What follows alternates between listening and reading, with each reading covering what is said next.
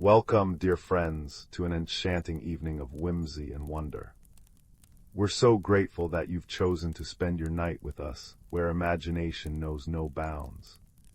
Snuggle up and let the gentle narration guide you into delightful, calming stories that await. For an uninterrupted journey through these magical tales, join us on Patreon for ad-free adventures. Now, relax and let your dreams take flight. Story 1. Deep within the swirling nebula of the celestial spiral, the colossal Wayfarer Station hummed like a sleeping giant. In its quietest sector, Sector 7, where maintenance droids whirred and forgotten cargo gathered dust, two very lost souls huddled in the shadows. One was a young Terran boy named Ben, clutching a worn plush rocket ship, his eyes wide with fright. The other was a creature from the crystalline world of Zephyr, a being whose body shimmered like captured moonlight, composed of interlocking geometric facets that refracted the station's dim emergency lights into soft rainbows. Zephyr pulsed with low, anxious frequencies, a sound like wind chimes caught in a nervous breeze. Their first meeting had been pure panic. Ben, separated from his parents during a sudden gravity fluctuation, had stumbled into the echoing storage bay. Seeing Zephyr's shifting, faceted form, he'd screamed, mistaking the Xylosian for a malfunctioning service drone. Zephyr, whose species communicated through complex light patterns and resonant hums, interpreted Ben's terrified shout as a hostile sonic attack. Zephyr had flared defensively, bathing the bay in blinding, strobing light, which only confirmed Ben's fears. They'd retreated to opposite corners, trembling Ben sniffling into his rocket ship, Zephyr's facets dimming to a mournful gray. Hours crawled by. The station's comforting ambient hum was replaced by an ominous, intermittent clanging. Sector 7 was scheduled for emergency decommissioning due to a plasma leak in the lower decks. SEALs were engaging, section by section, cutting off escape routes. A low, synthesized voice echoed, "Containment protocol initiated. Evacuate Sector 7 immediately." Fear, colder than the void outside the station's hull, seeped into Ben's bones. He peeked towards Zephyr's corner. The Xylosian wasn't shimmering defensively anymore. Instead, a single, steady beam of soft blue light pointed towards a ventilation grate near the ceiling. It pulsed slowly, deliberately. Was it a threat? A signal?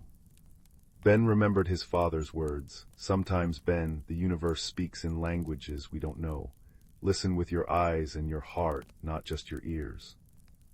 Taking a shaky breath, Ben mimicked the pulsing light with his own small flashlight, clicking it on and off slowly. Click off, click off. Zephyr's light flickered in surprise, then shifted to a warm, amber glow.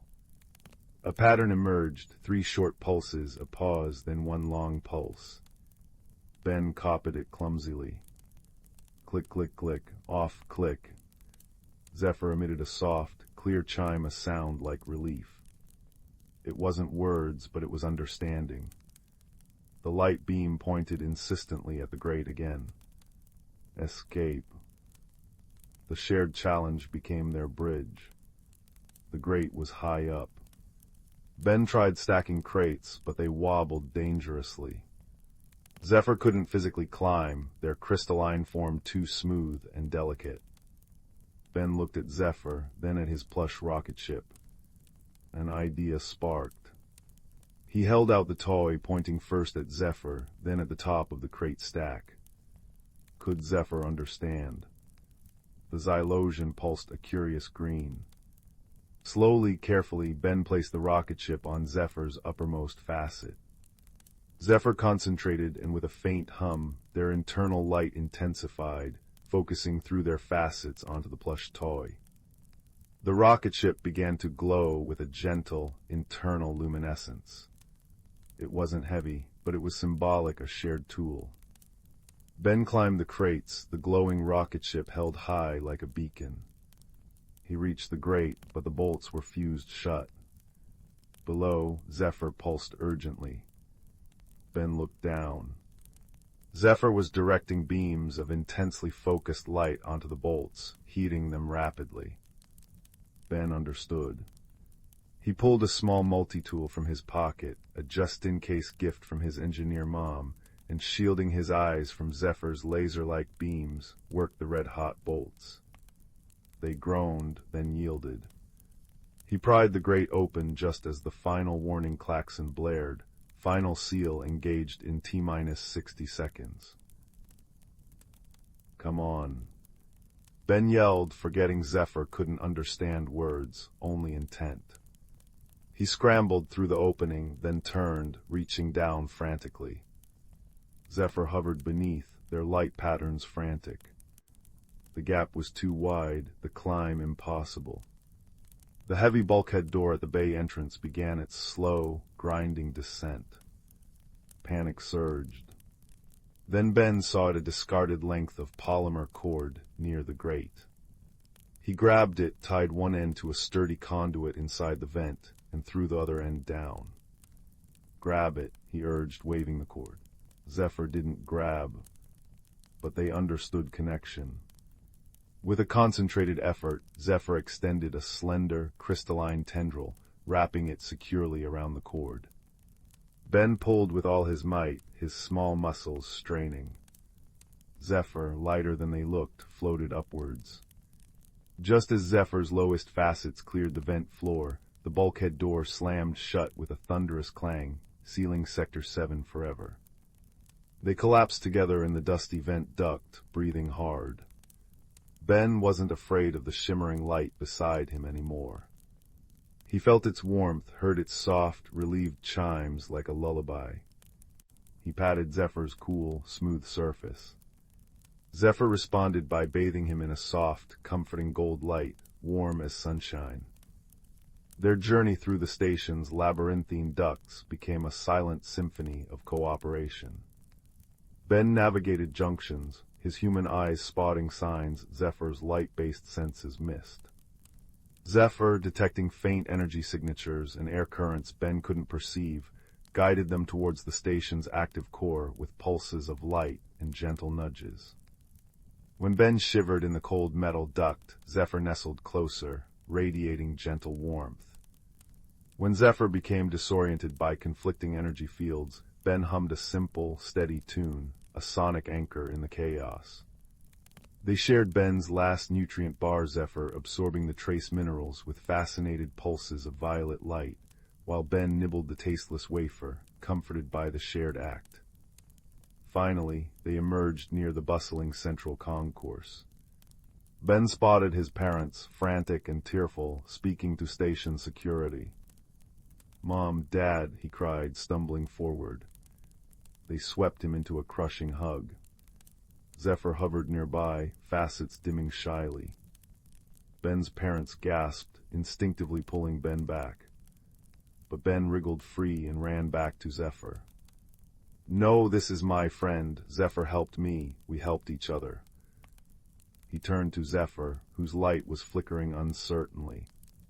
How could he explain? Ben remembered the patterns. Slowly, deliberately, he took his flashlight and pulsed it, 3 short, 1 long, the first signal Zephyr had taught him in the bay. Friend. Zephyr's entire form ignited in a burst of pure, dazzling gold light, swirling with patterns of deep blue and emerald green joy, gratitude, understanding. A nearby Xylosian diplomat, alerted by the unique light signature, rushed over, emitting complex, chiming harmonies. Zephyr pulsed back, their light weaving a story of darkness, fear, a lost Terran boy, a glowing rocket ship, a shared cord, and warm light in cold ducts. As the diplomat gently guided Zephyr away, Ben felt a pang. But Zephyr paused. One slender crystalline tendril extended, not to grab, but to gently touch Ben's outstretched hand. It was cool and smooth, humming with a gentle, resonant frequency that vibrated up Ben's arm and settled warmly in his chest. A final, complex pattern of light sapphire blue for sorrow at parting, sunflower yellow for joy found, and interwoven silver strands for enduring connection washed over Ben. Then with a soft chime like a distant star song, Zephyr was led away. Ben stood on the concourse, the plush rocket ship still clutched in his hand, now faintly warm where Zephyr's light had touched it. The bustling station sounds faded as he looked out a vast viewport. The nebula swirled, countless stars glittering like Zephyr's facets. He didn't need shared words. He carried the warmth of shared fear, the strength of shared effort, and the quiet, luminous understanding that friendship wasn't about being the same.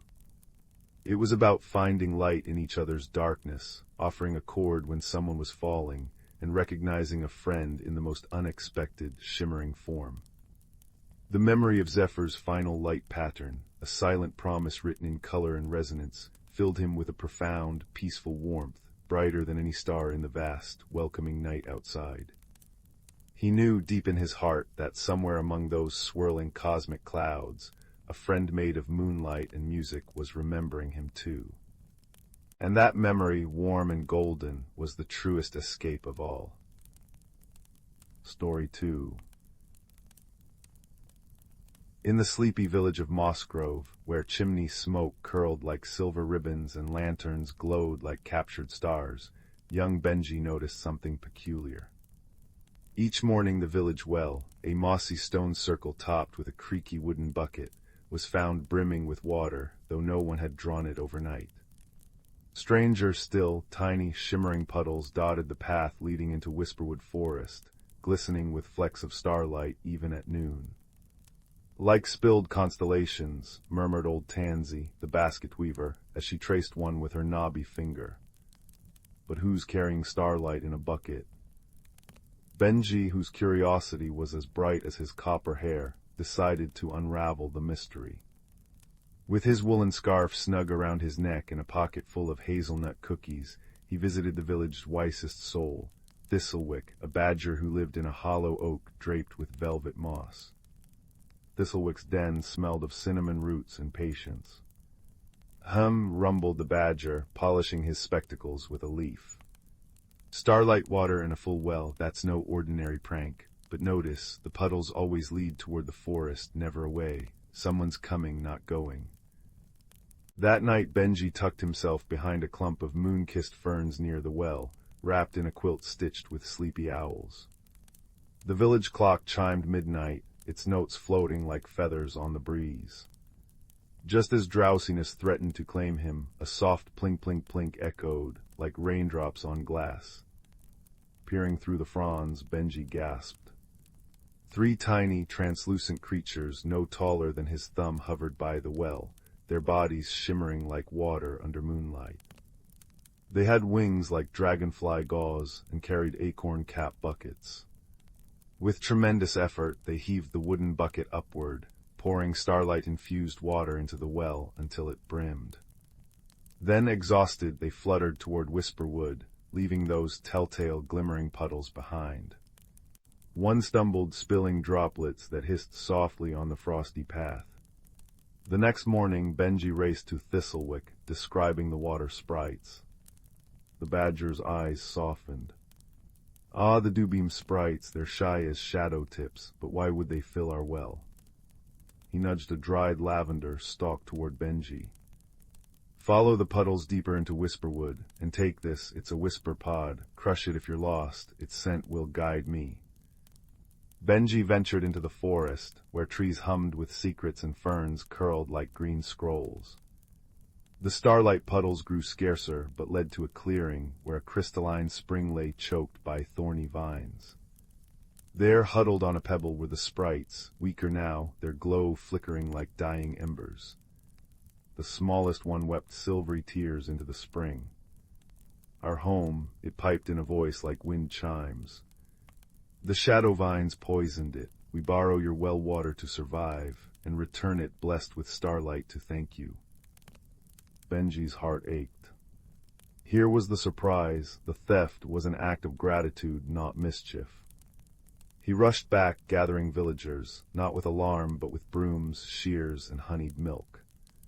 Old Tansy wove thorn-proof gloves from willow reeds. The blacksmith's children sang vine-withering tunes taught by Thistlewick. Together they cleared the vines, their kindness melting the poison like sunshine on frost. As the spring bubbled clear again, the sprites danced above it, weaving ribbons of pure starlight into the water, a gift that made moss groves well forever taste of cool, sweet dreams. That evening, as fireflies blinked like floating lanterns, Benji sat by his window. Below, the well shimmered with captured starlight, and new puddles gleamed along the path, this time leading from the forest to the village, inviting sprites for moonberry cakes. Thistlewick chuckled, sipping chamomile tea beside him. Sometimes, little one, mysteries aren't puzzles to solve, but doors to open. You didn't just find an answer, you found friends.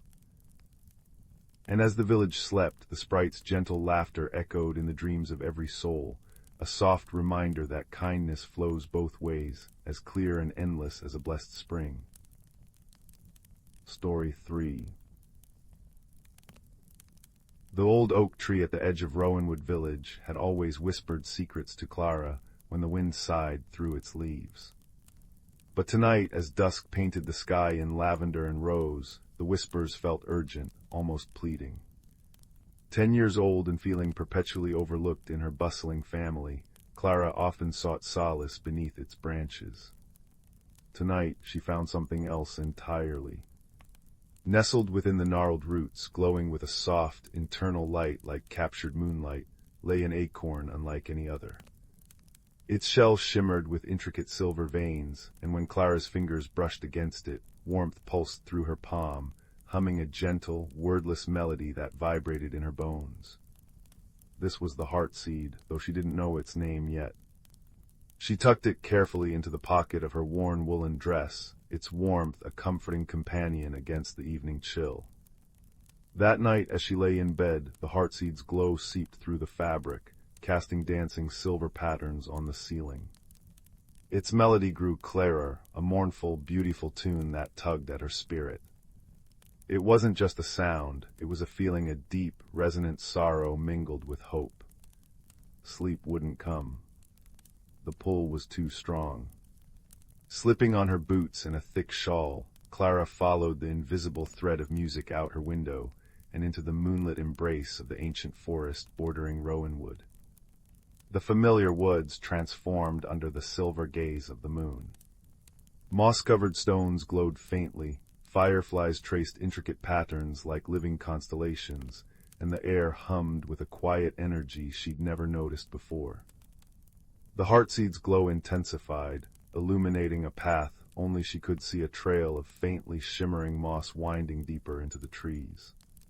She walked for what felt like hours, the forest growing denser, the trees older and stranger, their bark etched with faces that seemed to watch her pass. The melody led her to a colossal, ancient willow tree, its curtain of silver leaves shimmering like liquid mercury. In the center of its drooping branches was a doorway woven from living vines and moonlight. Taking a deep breath, Clara stepped through. The air shifted instantly, becoming warmer, sweeter, carrying the scent of unknown blossoms and damp earth. She stood on the edge of a hidden world. Luminescent mushrooms dotted the forest floor like fallen stars, casting pools of soft blue and green light. Gigantic bioluminescent flowers nodded sleepily, their petals shifting colors. Crystal-clear streams chuckled over stones that sang faint chimes when touched. This was Veridia, the Heartwood realm, a place where the spirit of the forest resided. But all was not well. Patches of the glowing moss were dull and gray. Some flowers drooped, their light flickering weakly. A creeping shadow seemed to cling to the edges of the vibrant life, a blight-spreading silence where music should be. A gruff voice startled her. Lost are you, humans usually are. From behind a giant, luminous toadstool emerged a large, elderly badger. His fur was grizzled gray around his muzzle, and he leaned heavily on a knotted root staff. His eyes, however, were sharp and intelligent, holding centuries of forest wisdom. Name's Bramble, and you're carrying something that shouldn't be in clumsy human hands. He sniffed pointedly at her pocket where the heartseed pulsed. Clara instinctively covered it. It called to me, it's sad. Bramble's gruff expression softened a fraction. Sad, aye, and so it should be. That's the heartseed of Veridia. It belongs to the forest guardian, and it's fading because she is fading. The blight deepens. He gestured with his staff towards the sickly patches. The guardian's sorrow is poisoning the roots of this world. Clara learned the tale as Bramble guided her deeper into Veridia. The guardian, Arantha, was the ancient spirit bound to the oldest tree at the realm's center. Centuries ago, her closest companion, a being of starlight and song named Lyrian, had sacrificed himself to seal a rift torn by careless human sorcery on the other side. Arantha had never recovered from the loss. Her grief, unspoken and festering, had slowly manifested as the blight, draining Veridia's life force. The heartseed was her essence, and its fading light mirrored her despair. Their journey towards Arantha's tree was fraught with the blight's effects. Paths crumbled underfoot where roots had withered. Once friendly glow moths now buzzed with a lethargic menace in darkened areas. Crossing a singing bridge made of woven vines, a section gave way. Clara stumbled, the heartseed tumbling from her pocket towards the churning, shadow-touched water below. A streak of brilliant golden light darted past her face. A tiny figure no larger than her hand zipped down, caught the falling acorn midair, and zoomed back, depositing it gently into Clara's astonished hands before buzzing excitedly around her head. It was a firefly sprite, but unlike the others. His light was pure, unwavering gold, and his wings shimmered like spun sunlight. He chittered in a language of clicks and chimes. Flicker. Bramble barked, though there was relief in his voice. Show off, couldn't resist the shiny, could you? Flicker landed on Clara's shoulder, his tiny light warm against her neck. He chirped indignantly. Bramble sighed. Flicker's, well, he's trouble sprite folk, flighty, mischievous, unreliable, not to be trusted with serious guardian business. Flicker buzzed angrily, zapping Bramble's ear with a tiny, harmless spark. Clara couldn't help but smile. Despite Bramble's warnings, she felt an instant kinship with the sparkling sprite. He'd saved the heartseed. Flicker insisted on accompanying them, darting ahead to scout paths, his bright light pushing back the encroaching shadows. He led them away from a patch of deceptive, blight-mimicking flowers that tried to ensnare Bramble's staff. He found clear springs when they were parched. Slowly, even Bramble's gruff exterior cracked. "All right, Sparkles," he grumbled after Flicker located a safe passage through a treacherous bog. "Maybe you're not completely useless." Flicker did a joyful loop-the-loop. The blight grew thicker as they neared the heart of Veridia.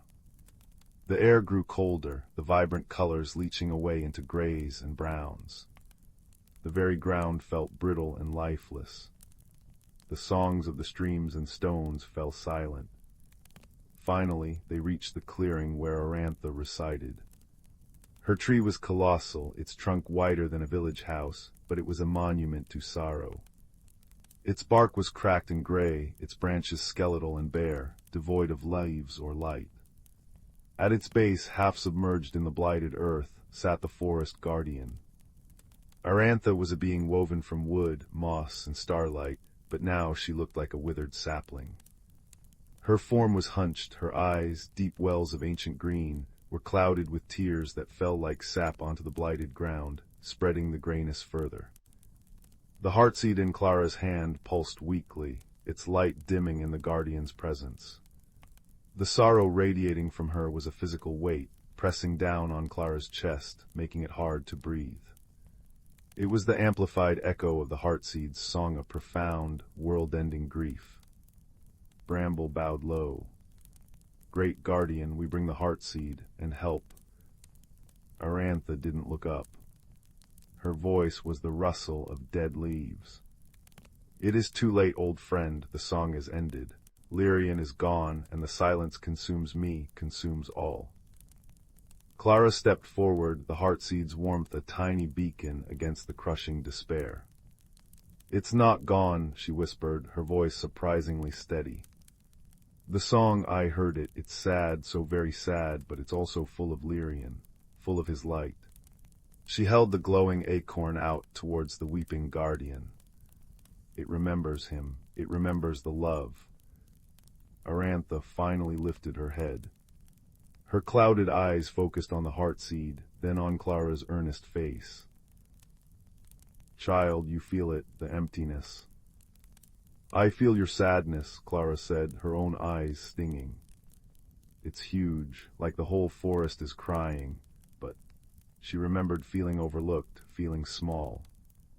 "But holding on to the sadness so tightly, it's making everything else fade away, even the good memories, even Lyrian's light inside you." She knelt carefully on the brittle ground, ignoring the chill. "The heartseed showed me it's not just your sorrow, it's your love too, and the forest needs that love." Flicker, buzzing softly, landed on Clara's outstretched hand beside the heartseed. His golden light mingled with the acorn's silver glow, creating a soft, warm halo. He chirped a series of gentle, chiming notes, a simple, hopeful melody. Bramble, moved by Clara's words and the sprite's courage, placed a gnarled paw on Arantha's root-like hand. "She speaks true, guardian. The blight is your grief untended. Let the child help. Let us help." Arantha stared at the combined light, the heartseed's fading silver, Clara's human warmth, Flicker's defiant gold, Bramble's steadfast presence. A single clear tear, not of sap but of pure starlight, escaped her eye. It traced a path down her wooden cheek and fell onto the blighted earth where Clara knelt. Where it landed, a tiny patch of gray receded, replaced by vibrant green moss and a single perfect bluebell that chimed softly. Lyrian. Arantha breathed, the name a sigh filled with centuries of pain.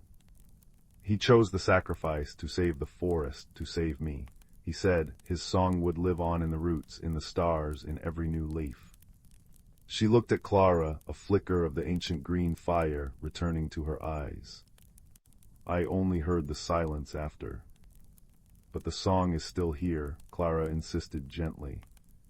She placed the heartseed on the patch of earth where the starlight tear had fallen. "Listen, not just to the silence. Listen deeper." Arantha closed her eyes. Clara, Bramble, and Flicker stayed perfectly still. The oppressive silence stretched. Then faintly beneath the weight of grief came the sound Clara had first heard, the heartseed's melody, but stronger now, intertwined with Flicker's hopeful chime, with the sigh of Bramble's breath, with the steady beat of Clara's own heart. It wasn't just sorrow. It was the whisper of wind through healthy leaves, the chuckle of a clean stream, the chirp of a waking bird, the memory of Lyrian's laughter echoing in starlight. It was the song of life, enduring. Arantha opened her eyes. They were clear now, deep pools of emerald green, reflecting the combined light before her. A shudder went through her wooden form, then through the great tree behind her. A soft, golden light began to pulse from within the heartseed, where it lay on the earth. It grew brighter, warmer, spreading outwards in ripples. Where the light touched the blight, the grayness dissolved like mist under the morning sun. Color flooded back into the moss, the flowers straightened, their bioluminescence rekindling with vibrant hues. The singing stones resumed their gentle chimes, the streams their cheerful burble. The light flowed up Arantha's form, filling the cracks in her bark, smoothing the grayness. Fresh, vibrant moss spread over her limbs, and tiny silver leaves sprouted from her hair-like branches. She stood taller, radiating a gentle, powerful warmth. The great tree behind her groaned, then sighed, a sound like a mountain finding peace. Buds swelled along its skeletal branches, unfurling into shimmering silver leaves that caught the renewed light of Viridia, casting a dappled, living glow over the clearing. Arantha knelt before Clara, her hand, now warm and vibrant, gently cupping the girl's cheek. "You heard the song within the silence, child. You reminded me that love endures, even in loss. you brought light into my darkest route. She looked at Bramble and Flicker, her gaze encompassing them all. You all did. Friendship, unexpected and true, is the strongest magic of all. The heartseed pulsed one last, brilliant flash of silver-gold light. Then, with a soft sigh, it sank into the earth. Where it vanished, a tiny shoot pushed through the moss. It grew with astonishing speed, unfurling delicate silver leaves, its slender trunk glowing with the same internal light. It was a sapling born of sorrow transformed, of friendship, and of enduring love, the new heart of Viridia. The journey back through the restored Viridia was a celebration. Colors were brighter, songs were sweeter, and the air hummed with pure joy. Glow moths danced in complex patterns, flowers showered them with harmless, sweet-scented pollen, and the path itself seemed to spring more firmly underfoot. Bramble walked with a lighter step, his gruffness replaced by a quiet pride. Flicker zipped and zoomed, his golden light painting streaks in the air, chittering excitedly about their adventure. Arantha walked with them for a time, her presence a gentle, life-giving warmth. At the edge of Viridia, near the willow doorway, she stopped. "Your world calls you back, little song-bearer," she said to Clara, her voice like wind through healthy leaves. "But Viridia will always remember you. A piece of its heart now walks with you." She touched Clara's chest gently. "And you carry a piece of its magic. Look for the song in the quiet places. Listen with your heart." Clara hugged Bramble, feeling his coarse fur and steady strength. She held out her finger for Flicker to land on. "Will I see you again?" The old badger huffed. "Doubt it. Got roots to tend, blight scars to watch, but the forest remembers." There was a warmth in his eyes. Flicker buzzed, nuzzled her cheek with his tiny head, then zipped off into the glowing foliage, a streak of gold vanishing into the green. Stepping back through the willow doorway felt like emerging from a warm bath into cool air. The familiar woods outside Rowanwood seemed different somehow. The moonlight felt brighter, the rustle of leaves held a melody she could almost understand, and the scent of pine and earth was richer, deeper. The heartseed was gone, planted in another world, but its warmth lingered in her chest, a comforting ember. She felt seen. Not overlooked but connected, a small part of a vast, singing world. Back in her room, Dawn was painting the sky with pale gold and pink. She climbed into bed, the scent of Viridia's blossoms still clinging faintly to her shawl. As sleep finally claimed her, she didn't feel small anymore. She felt like the sapling in Viridia, rooted, growing, filled with a quiet, resilient light. The old oak tree outside her window rustled softly in the morning breeze, and Clara smiled. She knew its secret now. It wasn't just whispering. It was singing. And she could finally hear the tune. She closed her eyes, the ember of warmth in her chest pulsing gently, a lullaby of forests healed, friendships forged, and the enduring song of life that plays on, even after the deepest sorrow, waiting only for a heart brave enough to listen. The wind sighed through the leaves, a soft counterpoint to her steady breath, wrapping her in a cocoon of peace as deep and timeless as the roots of the world. Sleep came not as an escape, but as a gentle continuation of the wonder, carrying her into dreams woven with silver leaves and golden light, where badgers grumbled fondly and sprites sparkled like captured stars, forever guarding the song within the silence. Story 4. The village of Willowbrook nestled in a valley where the air always smelled faintly of lavender and damp earth. Here, young Finn lived with his grandfather, tending their small garden patch known for growing the shyest moon petals and the most stubborn sunroot tubers. Finn loved the predictable rhythm of seeds and soil, the comforting cycle of seasons. Change, however, settled in his stomach like a cold, hard stone. Lately, the world felt different. His grandfather's hands shook a little more when he poured tea. The old windmill beside their cottage groaned with unfamiliar creaks. Worst of all, Finn himself felt restless, itchy under his skin, a feeling he couldn't name and didn't want. He clung fiercely to his routines, pruning the moon petals with meticulous care, digging around the sun roots at precisely the same hour each day. Any deviation felt like inviting chaos. He watched the vibrant butterflies flitting erratically across the meadow with a frown. Why couldn't everything just stay the same? Grandfather noticed. His eyes, the color of faded denim, held a gentle knowing. One crisp autumn morning, while the dew still sparkled like scattered diamonds on the cobwebs, he handed Finn a small, unassuming clay pot. Inside rested a single seed, dull brown and wrinkled, no bigger than a pebble. It felt strangely warm to the touch. "This," grandfather murmured, his voice like dry leaves rustling, "is a whisper seed. It came to me long ago when I felt much as you do now. It needs a special gardener, Finn, one who understands that stillness isn't the only kind of peace." Finn stared at the seed. "What does it grow?"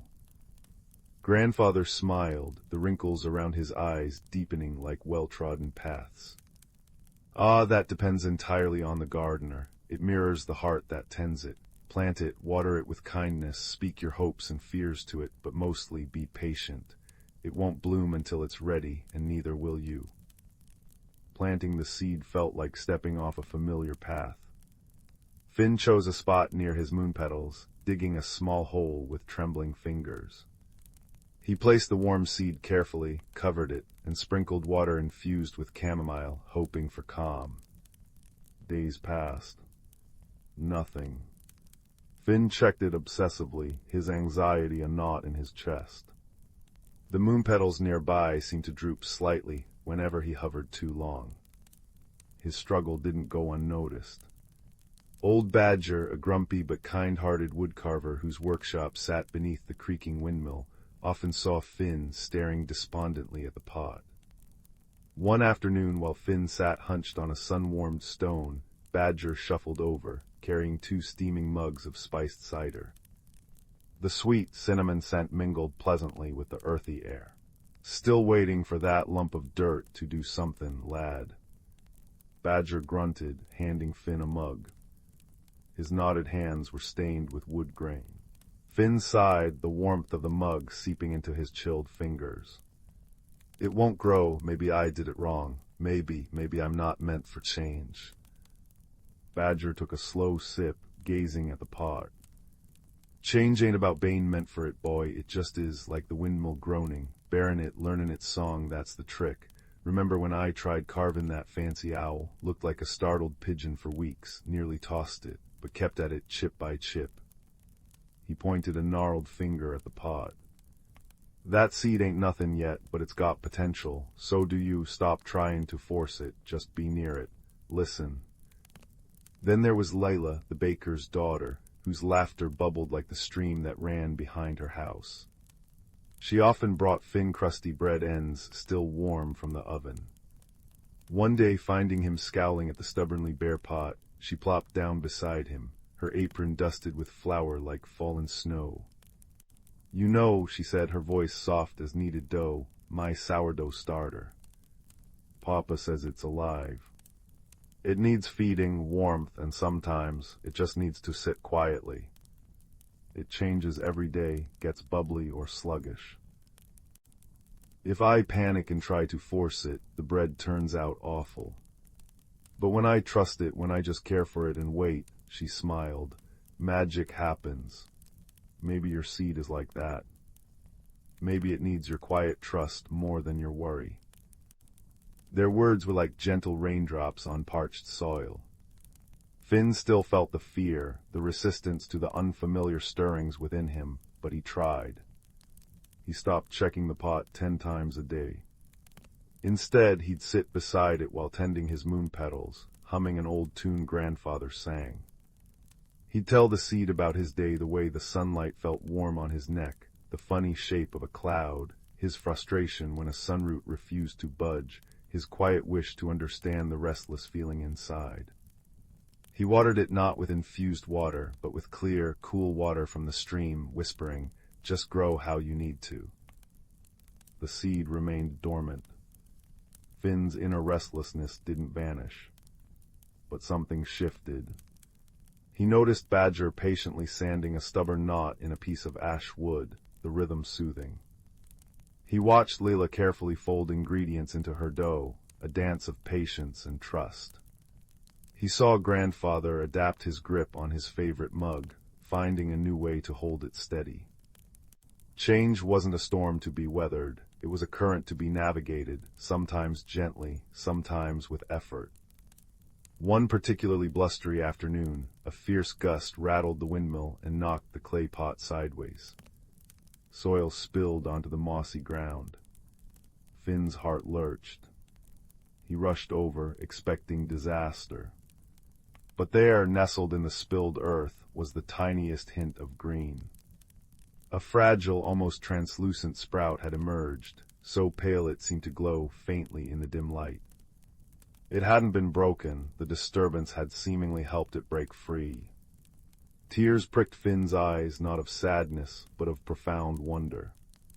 He carefully righted the pot, scooped the soil and the precious sprout back in. It felt symbolic. His carefully controlled world had been jostled, and instead of ruin, something new and vulnerable, yet resilient, had appeared. The sprout grew slowly, mirroring Finn's own unfolding understanding.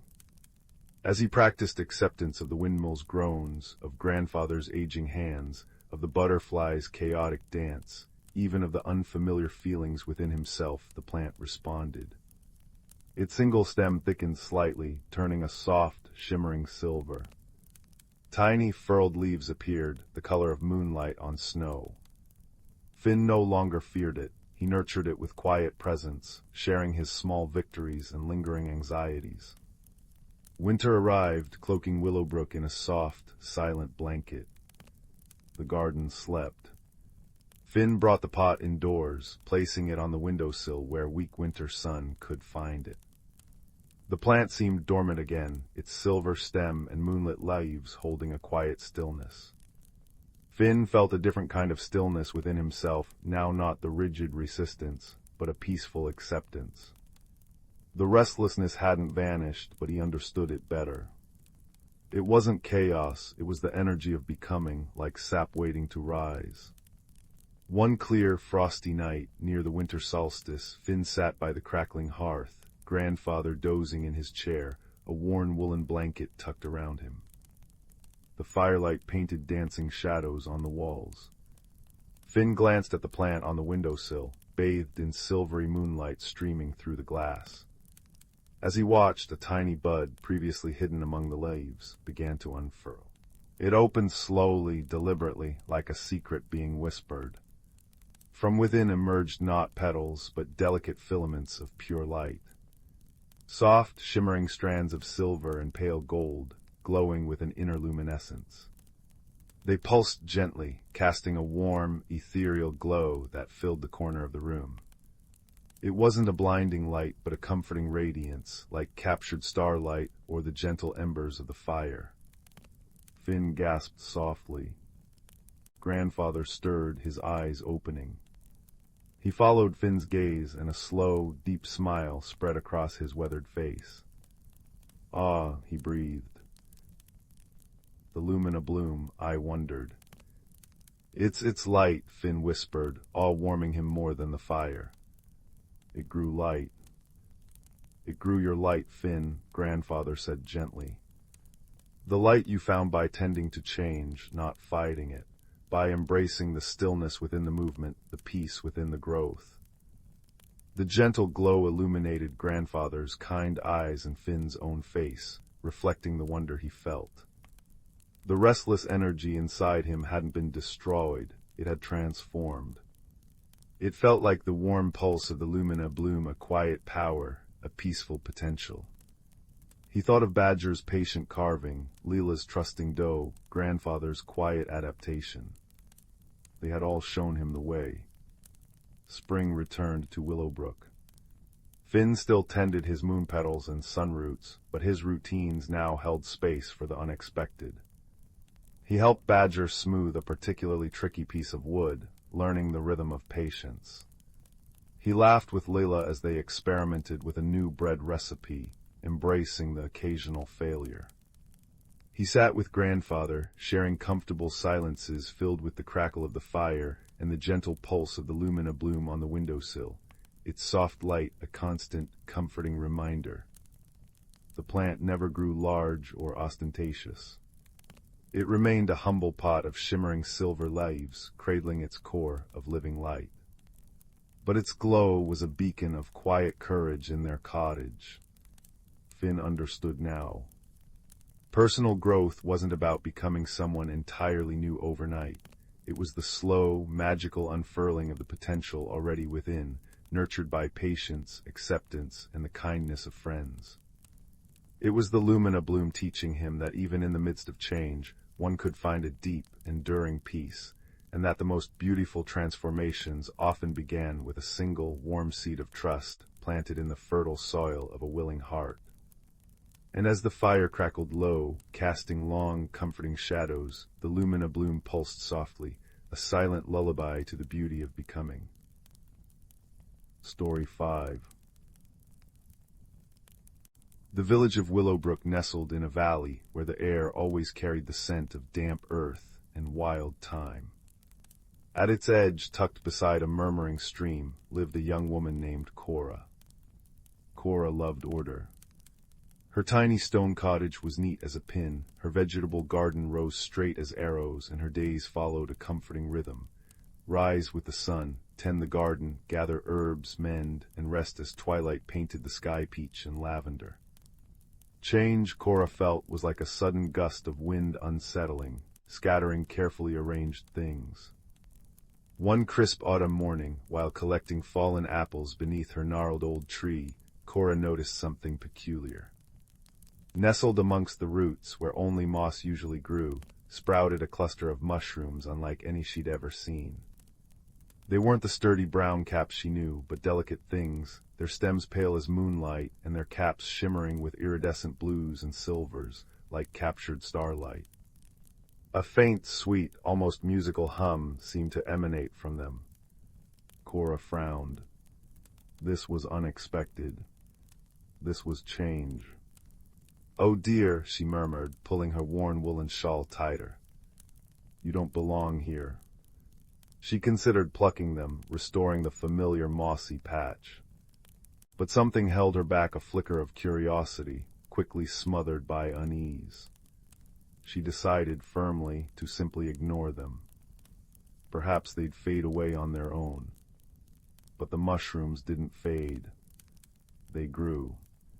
Each morning they seemed taller, their colors more vibrant, their soft hum a little louder, weaving through the rustle of falling leaves. Cora found herself taking longer paths around the apple tree, avoiding the strange sight. Her carefully ordered world felt, nudged. Her unease didn't go unnoticed. Cora had two dear friends. Old Man Hemlock, who lived further upstream, possessed hands knotted like ancient roots, but eyes as kind as summer rain. He spent his days carving intricate wind chimes from river-smoothed wood and knitting impossibly soft scarves. Then there was Miss Posy, the village baker, whose plump cheeks were perpetually dusted with flour and whose laugh bubbled like the stream. Her cinnamon rolls were legendary, smelling of comfort and home. One afternoon, Miss Posy arrived with a basket still warm from her oven. "Brought you some sunshine, Cora dear," she chimed, placing fragrant rolls on the scrubbed pine table. As Cora poured tea, her gaze kept drifting towards the window facing the apple tree. Miss Posy followed her look. My, what's that glimmering under your tree? Looks like a bit of fallen sky." Cora sighed, stirring her tea a little too vigorously. "Mushrooms, strange ones, just appeared, they hum." Miss Posy's eyes widened with delight. "Hum, how wonderful, like little earth singers. Have you touched them, sung to them?" "No," Cora said, perhaps too sharply. "I don't know what they are different, messing up my moss patch." The familiar anxiety tightened in her chest. Miss Posy patted her hand, her touch warm and flowery. Different isn't always bad, Duck. Sometimes the most beautiful things arrive unannounced. Remember my first attempt at sourdough? A disaster, but look at me now. She winked. Later that week, Old Man Hemlock ambled down the path, a new wind chime tinkling softly in his hands, carved feathers that caught the light. He paused by the apple tree, studying the mushrooms intently. Cora joined him, her arms crossed defensively. "Curious little fellows," Hemlock rumbled, his voice like stones tumbling in water. He didn't touch them, just observed. "Seen something like these long time ago, in my wandering days. Folk called them heart's echo mushrooms. Fickle things, they reflect what's inside, they say." "Reflect?" Cora asked, perplexed. "Reflect what?" Hemlock shrugged, a slow, ponderous movement. "Whatever needs reflecting, I suppose. Ignore em, they sulk. Tend em, well, who knows?" He hung the new wind chime on a low branch. Its soft notes mingled with the mushroom's hum. "Change is the stream, Cora. It keeps flowing. Trying to dam it up just makes the water restless." He gave her a knowing look and ambled off, leaving her with the echoing chimes and the shimmering, humming enigma. Winter arrived, draping Willowbrook in a thick, silent blanket of snow. Cora's world contracted to the warm circle of her hearth. Her garden slept. She focused on indoor tasks, mending, preserving, reading by the fire. Yet the thought of the mushrooms, buried under the snow, niggled at her. Were they frozen? Suffering? Had her ignoring them caused harm? Hemlock's words echoed, "Ignore em, they sulk. Tend em, well, who knows?" One bitterly cold morning, a fierce wind howled down the valley, rattling the shutters. Cora heard a sharp crack from outside. Peering through the frosted window, she saw disaster.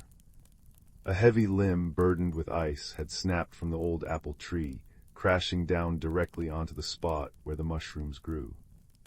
A jagged wound marred the tree's trunk, and snow was piled high over the mossy roots. Something shifted inside Cora. Not just worry for the tree, but a pang of genuine sorrow for those strange, humming mushrooms she tried so hard to dismiss. Ignoring them hadn't made them disappear. It hadn't stopped the wind or the ice. Her resistance hadn't preserved her perfect order. It had only left her unprepared for the damage. Bundling up in her thickest coat, scarf, one of Hemlock's softest, and mittens, Cora ventured out. The cold air bit her cheeks. She carefully brushed snow away from the fallen branch, her breath puffing white clouds. Beneath the heavy wood, the snow was packed hard. With numb fingers, she began to dig, the silence of the winter world broken only by her scraping and the mournful whistle of the wind through Hemlock's chime. It took time. Her fingers ached. Her nose grew cold. But she persisted, driven by a new feeling responsibility and a budding sense of care for the unexpected. Finally, she cleared the area around the tree roots. The moss was crushed, the earth churned. And there, nestled deep in a protected hollow she hadn't known existed, were the heart's echo mushrooms. They weren't shimmering blue anymore. They had transformed. Now they glowed with a gentle, warm amber light, like captured fireflies. Their caps were smaller, tighter, like closed fists, but the soft hum was still there, deeper, steadier, a comforting vibration against the cold. Touching them gently with a mitten, Cora felt a pulse of warmth spread up her arm, a feeling remarkably like resilience. "Oh," she breathed, the sound lost in the wind. "You're still here." She didn't try to move them. Instead, she carefully cleared more snow, propped up the damaged moss as best she could, and whispered, "Hold on. Spring will come." Over the long winter weeks, Cora visited the mushrooms regularly. She didn't bring water or food. Something told her they needed different tending. She brought her presents. Sometimes she sat on a cleared stump nearby, humming softly along with their steady vibration. Sometimes she read aloud, her voice weaving stories into the cold air. Sometimes she simply sat in quiet companionship, watching their warm amber glow defy the winter gray. She mended the tree's wound as best she could with a salve of beeswax and rosemary, talking softly to the old apple tree as she worked. Miss Posey noticed the change. "You've got a new light in your eyes, Cora," she remarked, delivering a fresh loaf of hearty rye bread. "Like you've found a secret spring." Hemlock, carving by his own fire while Cora visited, simply nodded with a small, satisfied smile as she described the mushroom's amber glow. "Told you they reflected what's inside. Looks like warmth found its way in." As the days slowly lengthened, the snow began its retreat, revealing patches of muddy earth. The amber glow of the mushrooms intensified. One bright morning, when the first brave crocuses pushed through the earth near her doorstep, Cora went to sit with her strange companions. As the weak sun touched the amber caps, something extraordinary happened. The mushrooms unfurled. Not just opened, but bloomed. From each tight cap emerged delicate, translucent petals the color of dawn's soft pinks, pale yellows, and the faintest lavender. They shimmered with an inner light, and their hum transformed into a clear, sweet melody, like tiny crystal bells. Cora gasped, tears pricking her eyes. The beauty was breathtaking, a fragile miracle born from winter's harshness and her own reluctant care. The transformation wasn't just the mushrooms, she felt it within herself. The tight knot of resistance she'd carried had loosened. The fear of the unexpected had softened into a quiet wonder. She had faced the disruption, tended to the damage, and witnessed something more beautiful emerge than she could have imagined in her rigid, ordered world. That spring, Cora's garden changed. The rose remained, but between the cabbages and carrots, she planted clusters of wildflowers, cosmos, poppies, and forget-me-nots, their cheerful chaos a splash of color against the neat greens. She visited Miss Posey more often, not just to receive, but to help knead dough, filling the bakery with shared laughter. She helped Hemlock gather interesting driftwood for his chimes, listening to his tales of long-ago travels, without feeling the need for everything to stay precisely the same. And the heart's echo mushrooms. They remained under the apple tree, their dawn-colored blooms glowing softly at dusk and dawn, their gentle bell song a constant, comforting presence. Cora no longer avoided them. They were part of her garden, part of her world. She understood now that growth wasn't about clinging to sameness, but about opening to the possibility within change, tended by kindness and friendship. One evening, as fireflies began to wink in the twilight, Cora sat on her repaired garden bench, a cup of chamomile tea warming her hands. Miss Posey and old man Hemlock sat beside her, sharing a plate of shortbread. The air was filled with the scent of honeysuckle, the murmur of the stream, the tinkling of Hemlock's chimes, and the soft, sweet song of the mushrooms. Cora looked at her friends, then at the shimmering blooms, and finally at the star-strewn sky. A deep sense of peace settled over her, warm as the hearth fire inside. The unexpected had arrived, and instead of scattering her world, it had helped her discover a deeper beauty within her garden, within her friendships, and most importantly, within her own, gently transformed heart. She smiled, a quiet, contented smile, knowing that the next unexpected thing wouldn't be a threat, but perhaps, just perhaps, another seed of wonder waiting to bloom. The night wrapped around Willowbrook like a soft, familiar blanket, full of peaceful magic and the comforting certainty that growth, in its own gentle time, was always possible. Story 6. The attic smelled of dust and memories, where forgotten things gathered like shy creatures in the shadows.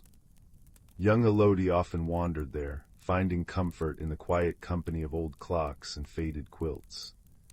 One rainy afternoon, while tracing the water-stained patterns on a wooden trunk, her fingers brushed against something cool and smooth, a simple teacup, ivory white with a single chip on its rim. It felt ordinary, yet when Elodie tilted it toward the dusty window light, the chip shimmered like a captured raindrop. That evening, as she sipped chamomile tea from her ordinary mug, Elodie absent-mindedly traced the chipped rim of her new treasure. Suddenly, the room dissolved into swirls of mist.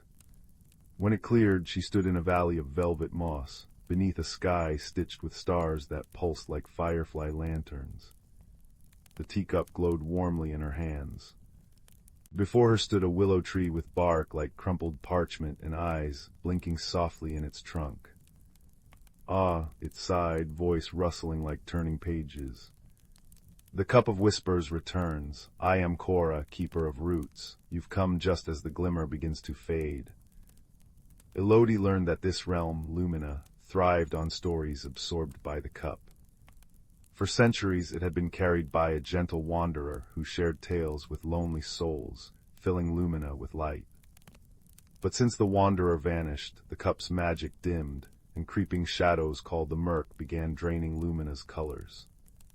"Without new stories," Cora murmured, "the murk will swallow us whole."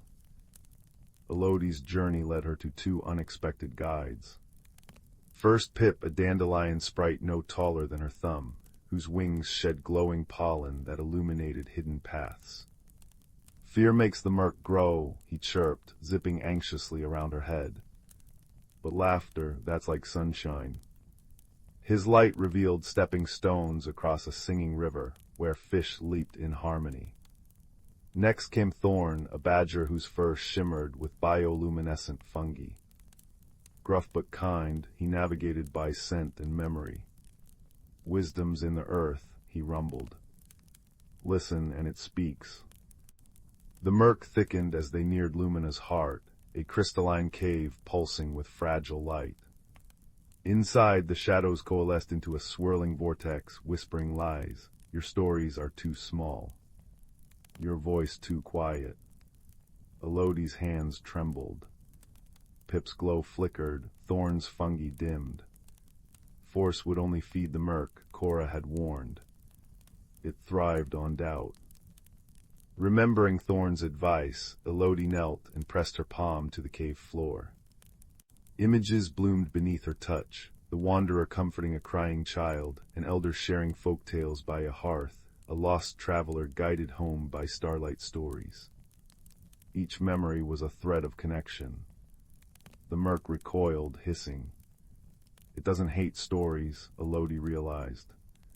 It's hungry for them, lonely. Gently, she lifted the cup of whispers. Not to capture tales, but to offer one. She spoke of her attic treasures, the clock that ticked lullabies, the quilt stitched with generations of dreams. As her voice wove through the cave, the murk's edges softened. Pip scattered laughing pollen, Thorn hummed an earthy hymn. The vortex stilled, revealing not a monster, but a wisp of smoke shaped like a forgotten song. "Everyone has a story," Elodie whispered to the wisp. "Even you." The wisp drifted into the cup, melting into a swirl of silver light that repaired the chip on the rim. Lumina blazed with color, flowers unfurling in kaleidoscope bursts, stars chiming like glass bells. The wanderer's spirit appeared, smiling. "You understood," they said. "Magic isn't taken, it's shared." Returning home, Elodie found the attic unchanged. But when she placed the cup on her windowsill, moonlight caught its repaired rim, casting tiny, dancing stars across the walls. Now she collects tales, not in trunks but in quiet moments, the baker's secret recipe for joy, the postman's ode to stubborn cats. Each night she whispers them to the cup, and dreams of Cora's roots deepening, Pip's laughter sparkling in dew, and Thorn teaching badger cubs to read the earth's slow, wise heartbeat. And if you listen very closely on still evenings, you might hear it, the soft chime of a teacup, brimming with stories, spinning starlight into the dark. Story 7. The fire crackled softly in the hearth, casting dancing shadows on the walls like shy woodland spirits. Outside, a gentle rain pattered against the window pane, a soothing lullaby for the night. Tonight's story begins in a little cottage nestled at the edge of Whisperwood, where a quiet child lived with their grandmother.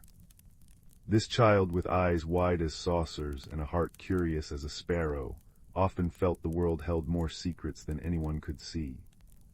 Grandmother kept a special cupboard filled with treasures: chipped porcelain, smooth river stones, a tarnished silver locket, and one item the child found endlessly fascinating: a small, blue-patterned teacup. It wasn't grand or gilded. Its handle had a tiny crack, and the blue flowers seemed faded. But grandmother always said, "Handle that one with care, my dear. It holds more than just memories." One crisp autumn afternoon, while grandmother napped, the child carefully lifted the teacup from its shelf. Sunlight, thick with dust motes like cinnamon sprinkles, streamed through the window. As the child turned the cup, admiring the intricate blue swirls, something extraordinary happened. The painted flowers seemed to shimmer. A tiny, perfect hummingbird, impossibly vibrant, flitted from a painted petal and hovered just above the rim. Its wings hummed with a sound like distant chimes. Startled, the child nearly dropped the cup. The hummingbird darted back into the painted design, vanishing as if it had never been. Heart pounding with excitement, the child peered closer. This time, when the sunlight hit the cup just right, the painted scene seemed to deepen. It wasn't just a pattern, it was a window. Through it, the child glimpsed a path winding through towering, luminous mushrooms, their caps glowing with soft blues and greens, leading deep into an impossibly vibrant forest that couldn't possibly exist behind the cottage wall. A yearning, bright and sharp, bloomed in the child's chest. This was the extraordinary secret. The teacup wasn't just a cup, it was a key. Holding it tightly, the child felt a gentle warmth spread from the porcelain into their palm. Whispering a promise to grandmother to return, the child lifted the cup towards the patch of sunlight on the floor. The painted path shimmered, and suddenly the sunlight solidified into the beginning of the glowing mushroom trail. With a deep breath, the child stepped through. The air in this hidden world, called Lumenwood, smelled like damp earth, crushed pine needles, and something sweet, like wild honey. The mushroom path felt springy underfoot, covered in soft, velvet moss. Almost immediately, a small, prickly shape trundled out from behind a giant toadstool. It was a hedgehog, but unlike any the child had seen. Its spines weren't brown, but shimmering shades of twilight purple and deep mossy green. It blinked large, intelligent eyes. "Hello," it chirped, its voice surprisingly clear and bright. "Bit lost, are we, or just exploring? I'm Bramble, keeper of the quiet paths, saw the lumen gate shimmer, haven't seen a key-bearer in an age." Bramble nudged the child's ankle gently with his cool nose. "Where's your heart leading you, key-bearer?" The child, still clutching the teacup, explained about the hummingbird, the window, and the sudden, overwhelming desire to follow the path. I just needed to see," the child finished softly. "Ah, the call." Bramble nodded sagely. "The cup shows what the heart truly seeks. Often it's wonder, sometimes it's something missing." He sniffed the air. "Your path feels wistful, like a song missing its last note. Come along, we'll need guidance deeper in. Old Featherwise will know." Bramble led the way down the winding path, pointing out glowing lichen that pulsed like tiny hearts, whispering ferns that unfurled as they passed, and crystal-clear streams where fish made of liquid moonlight darted. The deeper they went, the stronger a feeling grew in the child, a gentle ache, a sense of something precious fading, like the last ember of a fire. They arrived at a colossal, ancient oak tree. Its bark was silver gray, etched with deep patterns that seemed to shift in the dappled light. High in its branches, nestled amongst leaves that glowed like emeralds, sat a magnificent owl. Her feathers were the color of storm clouds shot through with silver threads, and her eyes held the depth and calm of a moonlit lake. "Featherwise," Bramble announced, puffing out his colorful chest. "A key-bearer has come, carrying the cup of whispers. Their heart song feels thin, Featherwise swiveled her head, her gaze settling on the child and the teacup. It was a gaze that felt like it could see through skin and bone, right down to the quiet longing. "Welcome, little traveler," she hooted, her voice a low, resonant murmur like wind through distant pines. "The cup reveals hidden paths and hidden hearts. What do you seek?" The child looked down at the teacup. The painted scene was different now. Instead of the vibrant forest path, it showed a cozy cottage hearth, but the fire was gray and cold, casting long, lonely shadows. A deep pang echoed in the child's chest. I didn't know," the child whispered, tears welling. "Grandmother's fire hasn't felt warm lately, not like it used to. She smiles, but her eyes, they look like the cold hearth in the cup. I didn't know she was sad, I just thought she was tired." Featherwise nodded slowly. "The cup shows the truth held within the holder's heart. You sense the fading warmth, the hidden sorrow your grandmother carries. That is your journey's true purpose, not just discovery, but understanding." "But how do I fix it?" the child asked, the teacup feeling suddenly heavy. "How do I make her fire warm again? Can I bring her something magical from here?" Featherwise gently fluttered down to a lower branch. "Force cannot reignite a heart's fire, little one, neither can trinkets, however magical. The cold hearth in the cup reflects a loneliness, a quiet grief perhaps, that needs tending, not replacing." She tilted her head. "What warms a hearth?" "Wood," the child ventured. "Wood feeds the flame," Featherwise agreed. "But what kindles it? What makes the difference between mere heat and warmth?" Bramble nudged the child again. "Remember the hummingbird. It came when you held the cup with care, with quiet attention. Fires like that, too." A realization dawned, slow and gentle as sunrise. "Kindling is small," the child said slowly.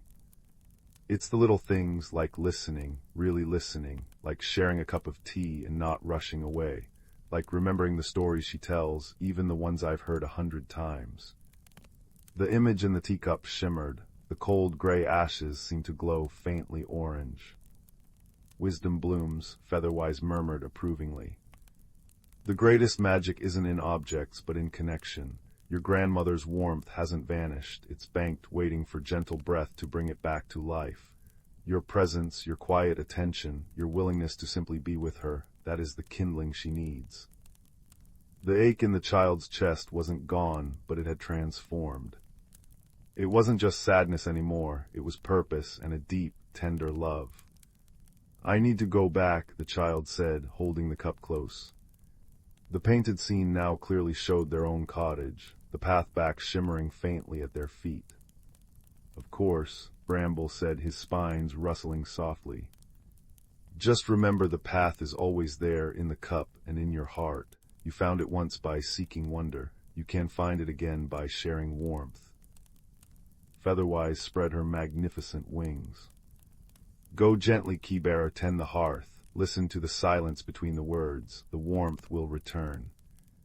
With a soft whoosh, she lifted back into her glowing tree. Bramble escorted the child back to the shimmering gateway of sunlight. "Good luck," he chirped. "And next time, bring a biscuit for the keeper of the quiet paths." With a final friendly nudge, he vanished into the luminous undergrowth. The child stepped back through the sunlight, finding themselves standing once more in the cozy cottage. The rain still fell softly outside. Grandmother was just stirring from her nap. The blue teacup felt warm and comforting in the child's hands, no longer shimmering, just a beautiful, slightly chipped cup. That evening, instead of playing alone, the child brought the blue teacup to grandmother. "Could we have tea?" the child asked softly. "And could you tell me the story about how you found this cup again?" A look of surprise, then deep tenderness, softened grandmother's eyes, the lines around them crinkling like warm folds of velvet. "Why, of course, my dear." As she prepared the tea, the child sat close, not fidgeting, just watching, listening. Grandmother told the old story, her voice weaving its familiar magic. The child noticed how her hands, though slightly shaky, moved with practiced grace. How her eyes sometimes looked far away, but always returned, warmed by the telling and the listening. Later, as they sat in companionable silence, the fire crackling merrily in the hearth, truly merry now, grandmother sighed, a soft sound of contentment. She reached over and gently squeezed the child's hand. "Thank you for the tea, my dear," she whispered. "And for listening. It feels warmer tonight." The child looked into the fire, seeing not just flames, but the reflection of Featherwise's wise eyes and Bramble's twinkling ones. The blue teacup sat on the table, ordinary and extraordinary, a silent guardian of hidden paths and found warmth. The journey hadn't been through luminous forests, but into the quiet landscape of the heart. The child understood now that the greatest magic, the kind that truly warmed the hearth and the soul, was woven from the simple, golden threads of presence, kindness, and listening.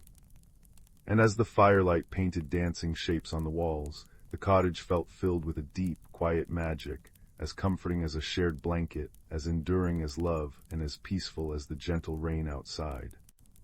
Sleep now, little one, wrapped in the warmth of understanding, where journeys of the heart always lead you safely home.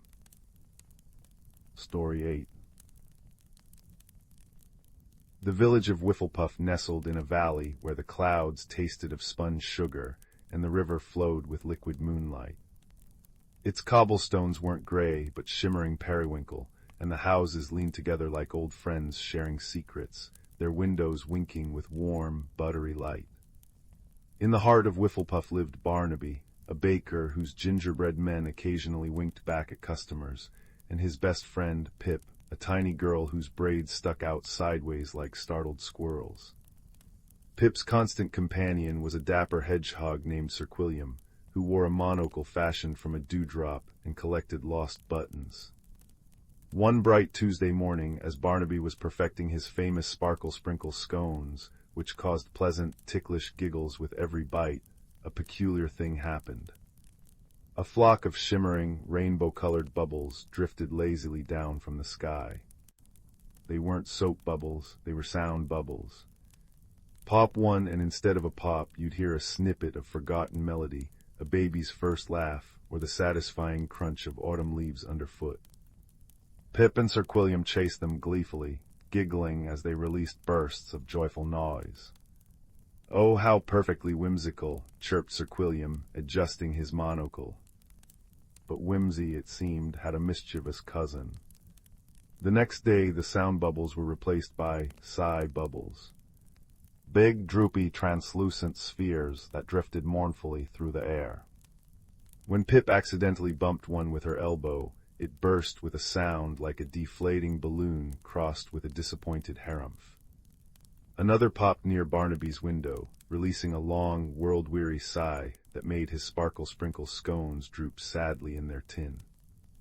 "Botheration!" exclaimed Barnaby, wiping flour from his brow. "My scones have lost their sparkle, and that sigh just made Mrs. Thistledown's prize-winning petunias wilt." Indeed, the usually vibrant village seemed muted. Colors looked a little gray, laughter sounded forced, and even the sugar clouds overhead seemed to sag. Pip, ever observant, noticed something else.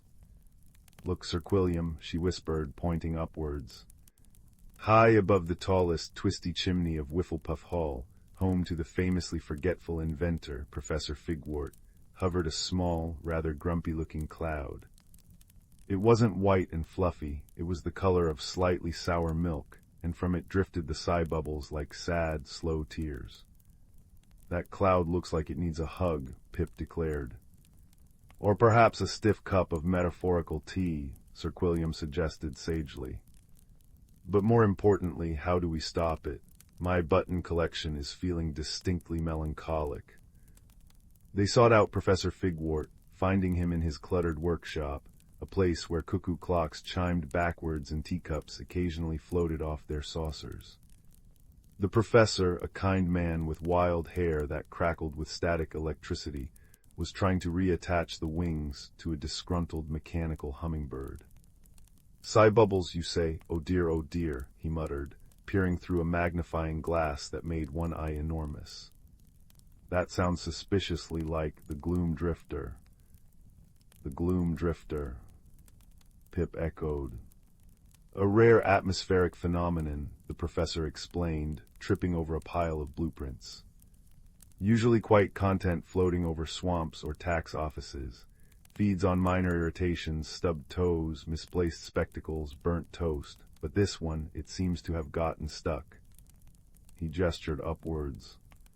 See that twisty chimney? It must have drifted down, gotten snagged on the weather vane shaped like a flying teapot, and now it's, well, leaking its gloominess all over Whifflepuff. Poor thing is probably very frustrated. The problem was clear, a disgruntled, trapped cloud leaking sigh bubbles and dampening the village's joy. Force wouldn't work. Clouds are notoriously ticklish and prone to thunderous tantrums. They needed something unexpected. I know, Pip cried, snapping her fingers. If it feeds on grumpiness, maybe it needs the opposite. Opposite, Barnaby frowned. Like cheerfulness. Precisely. Sir Quilliam tapped his tiny foot. A counter-irritant, but how to administer it? An idea sparked in Barnaby's flour-dusted mind. My sparkle sprinkle scones, they make you giggle, and Professor, don't you have that. The amplification abacus. The professor's eyes lit up. Of course, used it last Tuesday to make Mrs. Gable's sneeze echo across the valley. We could amplify the joy from the scones. He began rummaging frantically through drawers, sending springs and cogs flying. Aha, and the delivery dirigible. He pointed to a small, slightly lopsided hot air balloon woven from rainbow silk, tethered in the corner. They worked fast. Barnaby baked a fresh batch of scones, pouring extra love, and a pinch of stardust saved for special occasions into the batter. Pip decorated them with edible glitter that shimmered like captured rainbows. Sir Quilliam meticulously loaded them into the basket of the delivery dirigible, arranging them just so. The professor, humming a cheerful tune that made nearby screws vibrate happily, attached the amplification abacus to the balloon's basket with sticky tape and optimism. Pip climbed into the basket, Sir Quilliam perched on her shoulder. Ready, the professor called, adjusting dials on the abacus. Launching now. He released the tether. With a soft whoosh, the rainbow balloon, powered by pure whimsy and the professor's humming, floated gracefully upwards, trailing faint sparkles. The gloom drifter watched their approach with a suspicious puff of gray. Pip held out a scone. "Hello, Mr. Drifter," she called cheerfully. "We brought you a snack. You look like you could use a pick-me-up." The cloud rumbled softly, more confused than angry. Pip broke off a tiny piece of scone and tossed it gently. It passed right through the cloud's wispy form. Instantly, the amplification abacus whirred. A tiny fizzy pop sounded from within the cloud, followed by a giggle. Not a sigh, but a genuine, surprised little giggle. The cloud shuddered, turning a shade lighter. It worked. Pip cried. She broke off more pieces, tossing them carefully. Pop. A chuckle. Pop. A snort of laughter. Pop. Pop. Pop. Soon, the gloom drifter was vibrating with muffled mirth. The sigh bubbles stopped forming. Instead, little puffs of iridescent steam, smelling faintly of vanilla and sunshine, began to drift from it. As the cloud giggled, it also shrunk. Its trapped gloom was being replaced by joy, making it lighter and less substantial. Finally, with a particularly loud giggglesnort that made the dirigible wobble, the gloom drifter shrank down to the size of a dandelion puff and slipped free from the teapot weather vane with a soft plop.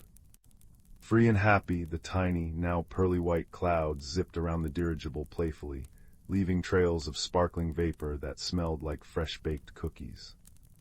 It gave Pip's nose a friendly little nudge, making her sneeze glitter, then zoomed high into the sky, joining the sugar clouds with a happy little whoosh. Down in Whifflepuff, the effect was immediate. Colors blazed back to life, brighter than before. The sparkle-sprinkle scones in Barnaby's window puffed up proudly, emitting merry little ting sounds. Mrs. Thistledown's petunias perked up and bloomed in polka dots. The river of liquid moonlight gurgled a cheerful tune. The village gathered in the square, marveling. Pip and Sir Quilliam landed the dirigible to cheers. Barnaby passed around his giggle-inducing scones. Professor Figwort beamed, his hair crackling with happy static. "Well," declared Sir Quilliam, nibbling a tiny crumb, "it appears the antidote to gloom is simply unexpected kindness and a well-timed giggle." The twist. The gloom drifter wasn't gone for good. Every now and then, on a particularly sunny afternoon, a tiny, pearly-white cloud would drift down, not leaking sighs, but releasing tiny, perfect bubbles filled with the pure, sweet sound of shared laughter.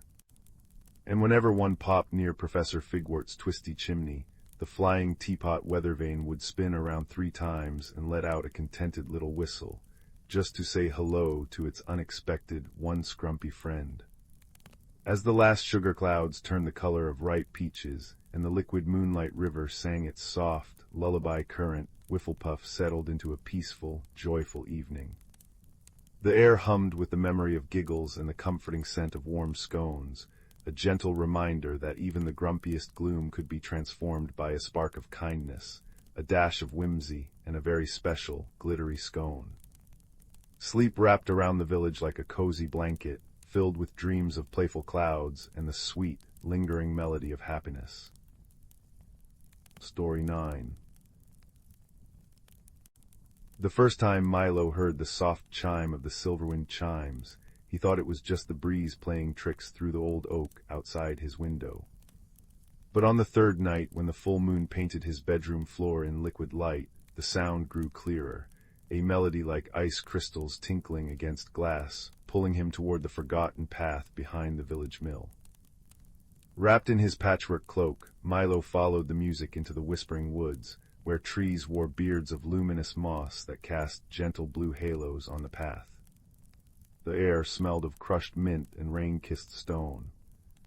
Deeper he wandered until the trees parted to reveal the Glimmerglass Vale, a hidden valley where flowers bloomed like captured starlight, their petals pulsing with soft gold and violet light.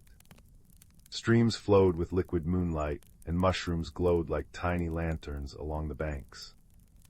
A gasp escaped Milo as a cluster of floating lights danced toward him. They resolved into tiny creatures, with wings of spun sugar and bodies like flickering candle flames. Glow wisps. Milo whispered, remembering his grandmother's tales. They chimed merrily, circling his head before darting toward a bridge woven from living vines. Crossing the bridge, Milo encountered the mossback guardians, 3 tortoises with shells like mossy hillocks and eyes like polished amber. They moved with the slowness of centuries, blocking the path to the valley's heart.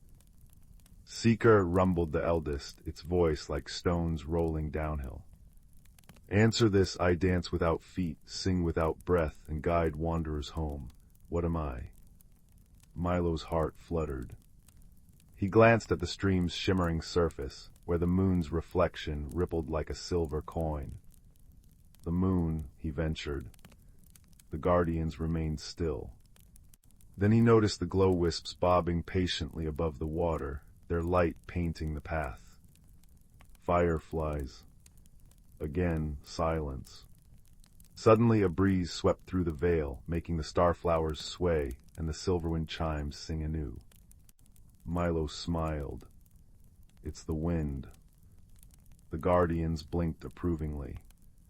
"Wisdom blooms in stillness," said the eldest, lumbering aside. "Pass, little listener." Beyond them lay the vale's heart, a meadow where the Silverwind chimes hung from a tree with bark like woven moonlight. Each chime was a teardrop of frozen starlight, singing a different note in the breeze. Beneath the tree sat a creature like a rabbit sculpted from cloud and dandelion fluff, its eyes 2 drops of twilight. It nudged a smooth, opalescent stone toward Milo with its nose. "Thank you," Milo breathed, pocketing the stone. It warmed his palm, humming softly. The cloud rabbit twitched its ears, and Milo understood without words, "Share this courage." As dawn tinged the sky peach, the veil began to fade. The glow wisps escorted Milo back to the vine bridge, chiming a farewell tune. He crossed just as the first sunbeam struck the valley, turning the starflowers to dew and the luminous streams to ordinary water. Back in his room, Milo placed the humming stone on his windowsill. It glowed softly, mirroring the moon's rhythm. That night and every night after, he'd touch its warmth and remember, the world brims with enchanted corners for those who listen to the wind's song. And though his feet stayed in his cozy bed, his heart would wander back to the glimmer-glass vale, where kindness was the compass, and wonders bloomed just beyond the edge of fear. He'd close his eyes, the stone's gentle pulse against his fingertips, and drift into dreams where mossback guardians whispered riddles, and cloud rabbits hopped through fields of endless starlight. And somewhere in the whispering woods, the silverwind chimes sang him a lullaby of brave beginnings and quiet returns. Story 10. The village of Willowbrook nestled in a valley where sunlight dripped like honey, and evenings smelled of damp earth and wood smoke. In a small, ivy-covered cottage lived a quiet boy named Leo. He often felt overlooked, like a pebble on a bustling path, especially compared to his boisterous siblings.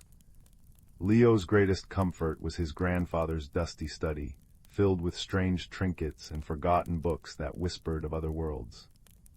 One rain-drumming afternoon, while searching for a misplaced astronomy chart, Leo nudged a chipped wooden box tucked high on a shelf. It tumbled down, spilling its contents, a bundle of faded letters, a smooth river stone, and a single, unremarkable teacup. It was plain white porcelain, thin and delicate, with a hairline crack running from rim to base like a silver tear. Nothing about it suggested magic. Yet as Leo picked it up, a faint warmth pulsed against his palm, and the crack seemed to shimmer for a fleeting second. Intrigued, he carefully set it on the cluttered desk. That evening, restless and feeling the familiar pang of invisibility, Leo sat at his window, tracing the crack on the cup. On impulse, he poured cold water from his bedside jug into it. The water swirled lazily, then suddenly stilled. Instead of reflecting his face, the water's surface rippled like a pond touched by a breeze, then cleared to show a path. Not the garden path outside, but a winding trail of moonlit cobblestones, bordered by luminous ferns and colossal, ancient trees draped in velvet moss. A silent invitation. Heart pounding with a mix of fear and thrilling curiosity, Leo felt the cup's warmth intensify. He touched the water's surface. It didn't feel wet, it felt cool and yielding, like mist. With a deep breath, he leaned closer and tumbled through the cup, landing softly on the mossy cobblestones he'd just seen. He stood in the whispering glade. The air hummed with unseen life, smelling of damp earth, crushed pine needles, and something sweet like wild strawberries. Bioluminescent mushrooms glowed softly underfoot, and fireflies winked like scattered emeralds. The teacup, now whole and pristine without its crack, rested beside him. When he picked it up, the crack reappeared faintly. Leo's journey began. The path led deeper into the glade, where towering trees formed archways dripping with silver moss. He felt watched, not menacingly, but with gentle curiosity. Soon the path forked. One way led into bright sunlight dappling a fern-filled clearing. The other plunged into deep, cool shadows beneath immense, gnarled roots. Leo hesitated, unsure. A slow, deliberate scraping sound drew his attention. From beneath a giant, mushroom-capped toadstool emerged Bramble, a tortoise whose shell was patterned like polished river stones and ancient bark. his eyes were deep pools of calm wisdom. Lost the thread before you've even begun weaving, young traveler. Bramble rumbled, his voice like stones shifting in a stream. The glade responds to intent, not haste. Where does your heart lie? I need to understand, Leo stammered, holding up the teacup. Why this, why me? Bramble blinked slowly. The cracked cup chooses those who listen beyond the noise. The sunlit path is pleasant, but it circles back. The shadowed path leads deeper, to the heartwood where answers might root, but shadows hold their own truths. Patience is your first companion. With that, Bramble retreated beneath his toadstool. Taking a steadying breath, Leo chose the shadowed path. The air grew cooler, the light dimmer, filtered through layers of canopy. Strange, glowing lichen painted patterns on the roots. He walked for what felt like hours, the path winding confusingly. He began to feel hopelessly lost. Then a soft, silvery giggle echoed above him. Perched on a luminous orchid was Luna, a moth with wings like frosted stained glass, shimmering with captured moonlight.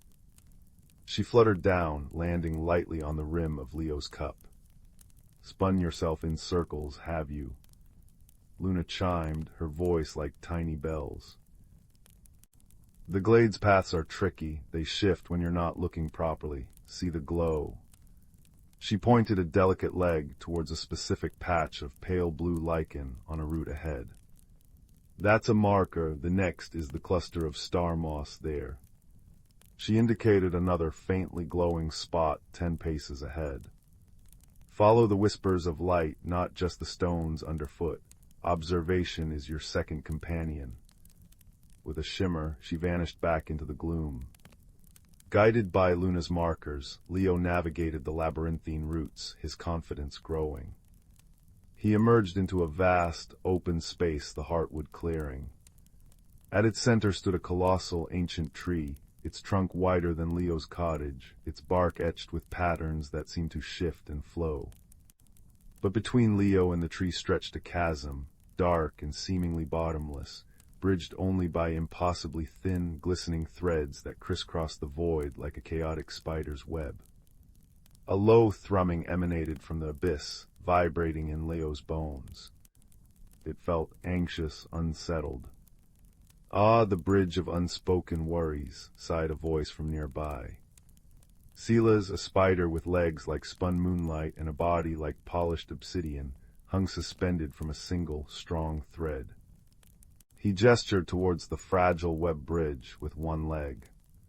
It feels the discord, the heartwood's roots are troubled. Something disrupts the glade's harmony. What can I do? Leo asked, daunted by the delicate bridge and the unsettling thrum. The bridge holds, Silas said calmly, but only for those who tread with absolute lightness of spirit. Heavy hearts, loud thoughts, frantic steps, they fray the threads. You carry the cracked cup. It resonates with the heartwood. Pour water from your cup onto the first thread. Leo knelt at the chasm's edge. He filled the cup from a small, clear spring that bubbled nearby. As he poured the water onto the nearest gossamer thread, something remarkable happened. The water didn't drip through, it flowed along the thread like liquid silver, tracing its path across the chasm. Where the silver water touched, the thread glowed with a steady, calming light, and the frantic thrumming beneath softened slightly. You must walk the path you illuminate, Silas instructed softly. Pour only where you step next. The cup's magic reveals the true strength, but only if your intention is pure and your step is gentle. Focus on calm, focus on the light. Kindness is your third companion. Taking a deep breath, Leo stepped onto the first, now silver-glowing thread. It held firm. He poured water onto the next thread he needed to reach, watching the silver light flow and steady it. Step by careful step, pour by gentle pour, he made his way across the chasm. He focused on the warmth of the cup, the soft glow of the water, the calming presence of Silas watching silently. He thought of Bramble's patience, Luna's observation, and now Silas's quiet guidance. He didn't force his way. He listened to the bridge, to the cup, to his own steadying breath. The unsettling thrum faded to a deep, peaceful hum. Reaching the other side, Leo stood before the immense heartwood. He placed his hand on the ancient bark. Images flooded his mind, the village of Willowbrook, the cottage, his grandfather's study. He saw the teacup, gifted to his grandfather long ago by a mysterious traveler who spoke of balance. He saw the crack appearing not from damage, but from an overflow of neglected magic when the cup was forgotten, its purpose unfulfilled. The heartwood showed him the glade's uneasy reflection of Leo's own feeling of being unseen and unheard, amplified by the cup's dormant power. The heartwood's silent message was clear. The cup was a conduit, meant to reveal hidden wonders and foster connection, but only for one who approached the world with quiet attentiveness, patience, observation, and kindness. Its crack was a reminder of fragility and the need for care. Leo's journey wasn't about finding grand power. It was about understanding his own quiet strength. Leo knelt.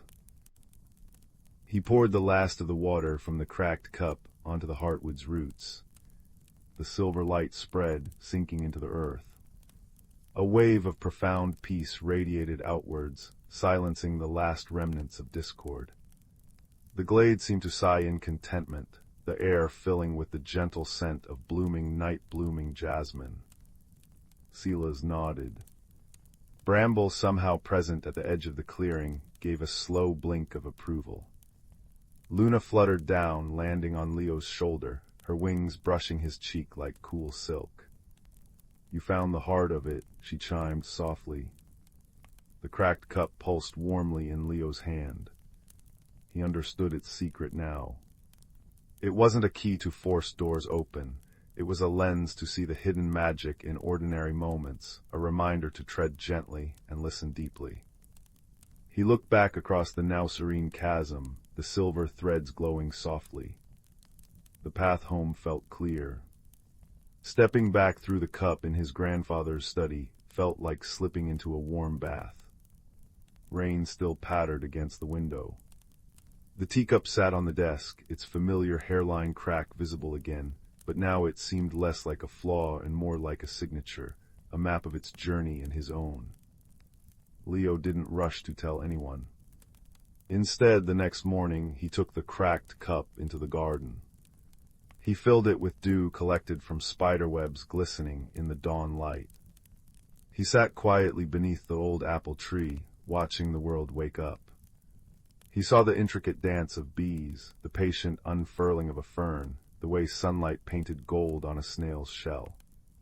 He felt the cup's gentle warmth, a constant, quiet companion. He poured the dew onto the earth, a silent thank you. He started noticing things he'd overlooked before, the worried wrinkle on his mother's brow, the way his little sister concentrated fiercely while tying her shoes, the lonely look of old Mr. Higgins tending his roses. Leo didn't shout or demand attention. He listened. He offered a quiet hand, a shared observation about a particularly bright beetle, a cup of chamomile tea made with careful attention. He used the cracked cup often filled with rainwater to show his sister the swirling patterns of fallen leaves, filled with starlight, or so it seemed to ease his mother's worries before bed. The magic wasn't flashy. It was connection, understanding, the gentle illumination of the small wonders and quiet needs around him. People began to see Leo differently. Not as loud, but as deeply present. He felt the pebble on the path become a warm stone in the sun, noticed and appreciated for its quiet steadiness. The cracked cup remained his secret, a constant reminder of the whispering glade and the companions who taught him that true strength lies in patience, seeing deeply, acting with kindness, and understanding that the most extraordinary magic often resides within the most ordinary things and within the gentle heart that knows how to see it. And every night before sleep he'd hold the cup, feeling its familiar warmth, knowing the glade slept peacefully too, connected by threads of magic as fine and strong as spider silk, woven by wisdom and a quiet boy who learned to listen. The fire crackled low in the hearth, casting dancing shadows, and Leo drifted into dreams filled with glowing paths and the gentle hum of ancient, contented trees, safe in the knowledge that wonder was always just a quiet moment away. Story 11. The old stone cottage nestled in the valley always smelled faintly of cinnamon and wood smoke, especially on chilly evenings like this one. Outside, the wind whispered secrets through the ancient oaks that guarded the hillside, their branches sketching intricate patterns against the deepening twilight sky. Inside, curled beneath a patchwork quilt the color of autumn leaves, sat a girl named Sylvie. She was small for her age, with wide, thoughtful eyes that seemed to absorb the world rather than merely see it. Sylvie often felt a little overlooked, like a pebble on a beach full of shells, quiet and content in her own corner. Her grandfather, a man whose face was as lined and warm as well-worn leather, settled into his armchair by the crackling hearth.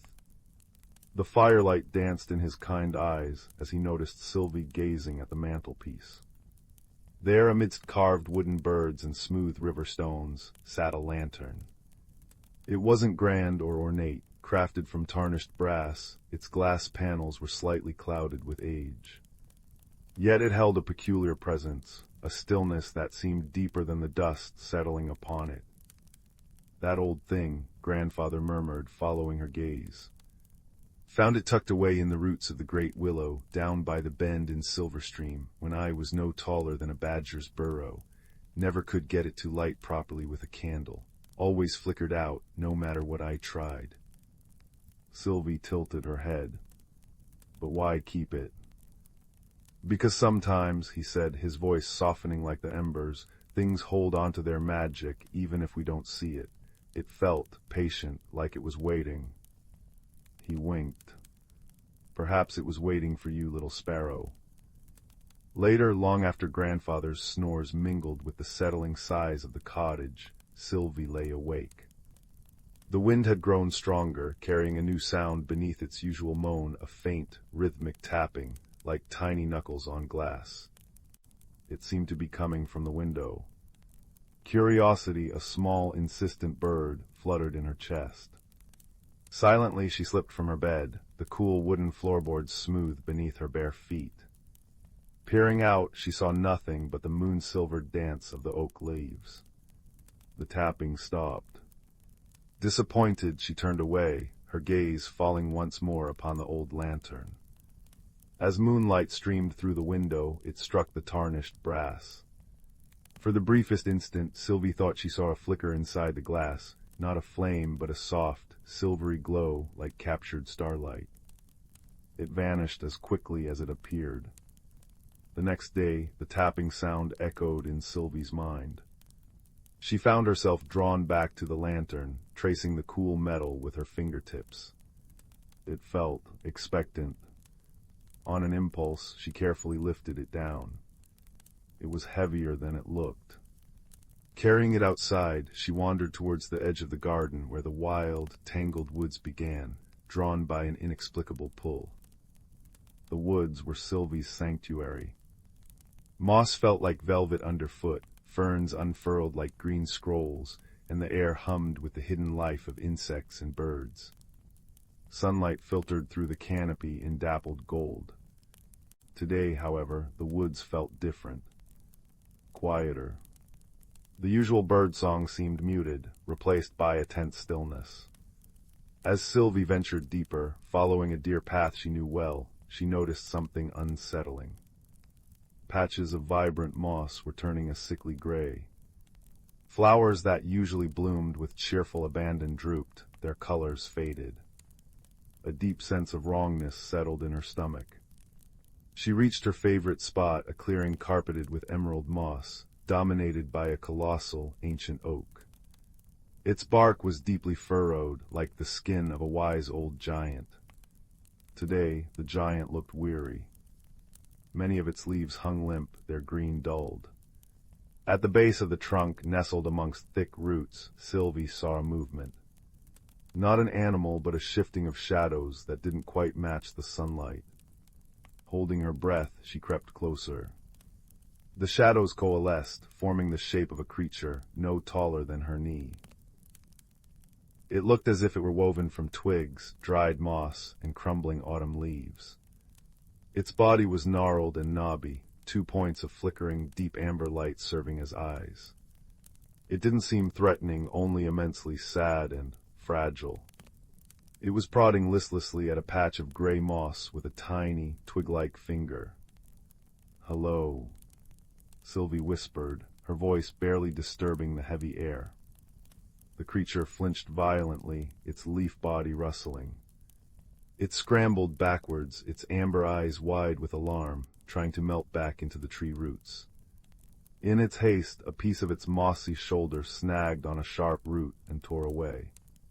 It let out a sound like dry leaves skittering across stone, a small, distressed rasp. "Oh, I'm sorry," Sylvie exclaimed, dropping the lantern gently. "I didn't mean to frighten you. Are you hurt?" The creature froze, watching her with intense suspicion. It clutched its torn shoulder, the exposed twigs beneath looking brittle. Sylvie slowly knelt, keeping her distance. She noticed the grayness seemed to radiate faintly from the creature itself, touching the moss and plants near it. The sadness emanating from it was palpable, a cold weight in the clearing. "What's wrong?" Sylvie asked softly. "Why is everything turning gray?" The creature tilted its head. It made a series of soft clicks and rustles. Sylvie couldn't understand the words, but the meaning felt clear. Sorrow, loss, fading. It gestured weakly towards the ancient oak, then towards the woods beyond, and finally hugged itself, a gesture of profound loneliness and despair.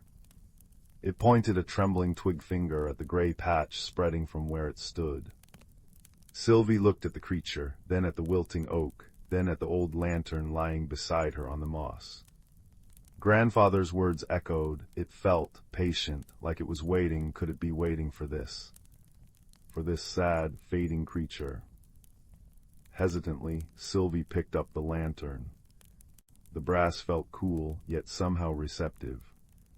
She held it towards the little woodland spirit. Can this help? The creature flinched again, but didn't retreat. Its amber eyes fixed on the lantern with a mixture of fear and desperate hope.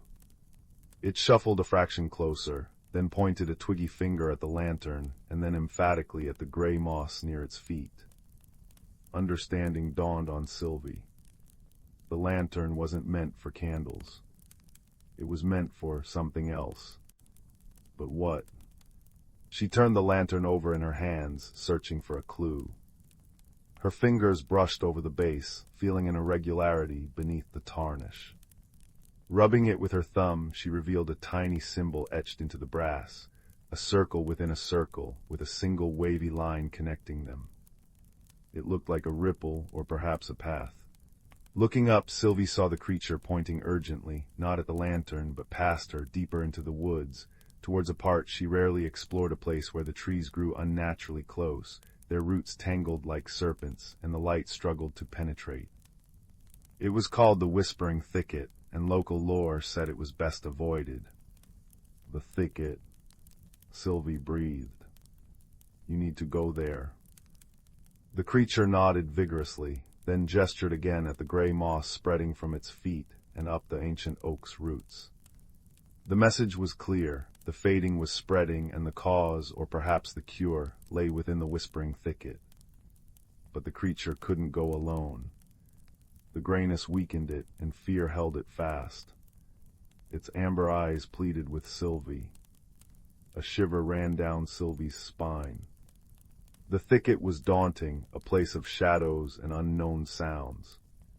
But seeing the despair in the little spirit's eyes, feeling the unnatural chill in the air, and witnessing the vibrant life of her beloved woods beginning to fade, her quiet heart swelled with a courage she didn't know she possessed.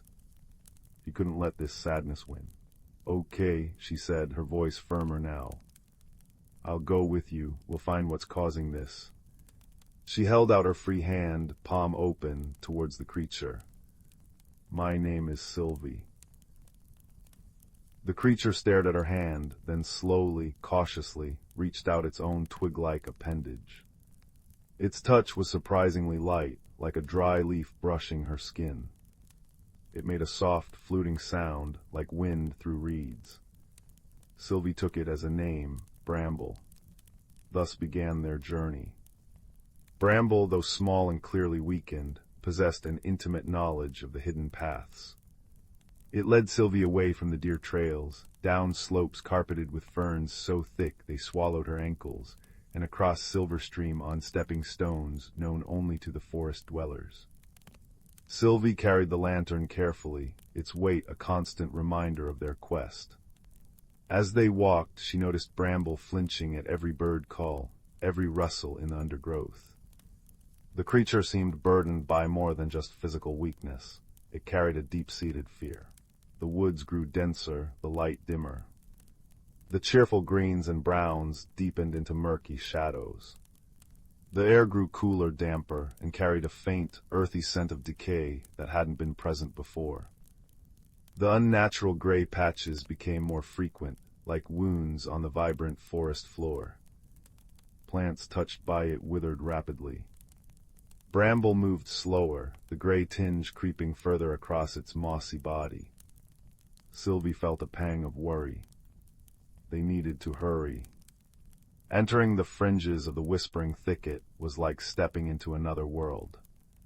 Ancient trees, gnarled and twisted, leaned towards each other, their branches interlaced to form a dense, shadowy roof. Thick curtains of ivy hung down, and thorny brambles clawed at their clothes.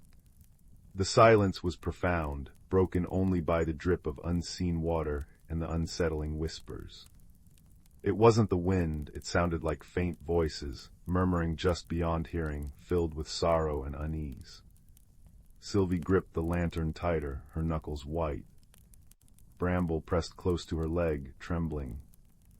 The path, if it could be called that, was treacherous. Roots snaked across the ground, eager to trip.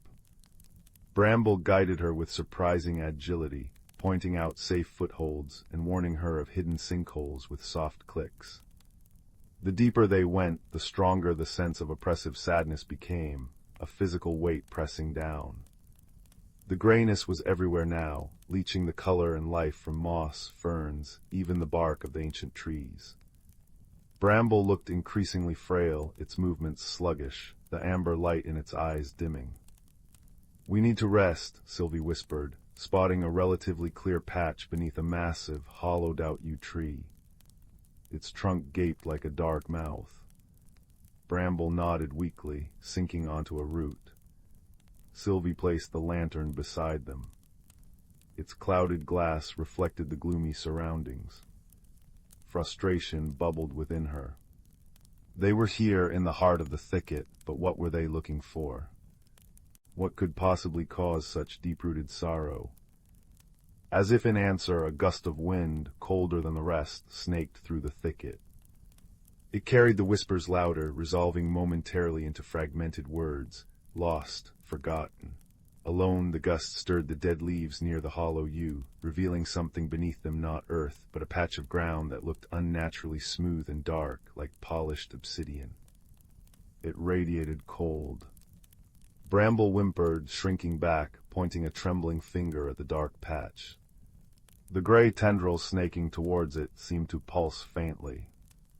Sylvie understood. This was the source. This cold, dark spot was spreading the sadness, the fading. But what was it? And how could they stop it? She looked at the lantern, then at the dark patch. Grandfather said it wouldn't hold a candle flame. Maybe it wasn't meant for fire. Remembering the symbol, the circle, the ripple, Sylvie had an idea. Holding the lantern carefully, she slowly lowered it towards the dark patch. As the tarnished brass base neared the obsidian-like surface, a faint vibration hummed through the metal into her hands. Suddenly, the clouded glass of the lantern glowed. Not with fire, but with that same soft, silvery light she thought she'd seen in the moonlight. It was faint, like the first star appearing at dusk, but undeniably present. It illuminated the area immediately around the lantern, pushing back the deepest shadows. Bramble gasped a sound like rustling parchment, its amber eyes widening in. The light fell upon the dark patch. Where the silvery glow touched the obsidian surface, it didn't dispel it, but revealed something within it. Flickering images appeared, indistinct at first, like reflections in troubled water. Sylvie leaned closer, her heart pounding. She saw glimpses, towering trees bathed in golden light, laughing spirits made of light and leaves, vibrant celebrations where the forest itself seemed to sing. Then she saw a smaller spirit, woven of moss and twigs like bramble, but glowing with vibrant green life, dancing joyfully amongst others. One of the larger, light-filled spirits held out a radiant crystal, pulsing with pure, harmonious energy. It was a scene of immense connection and joy. But then the image shifted. A tremor ran through the forest.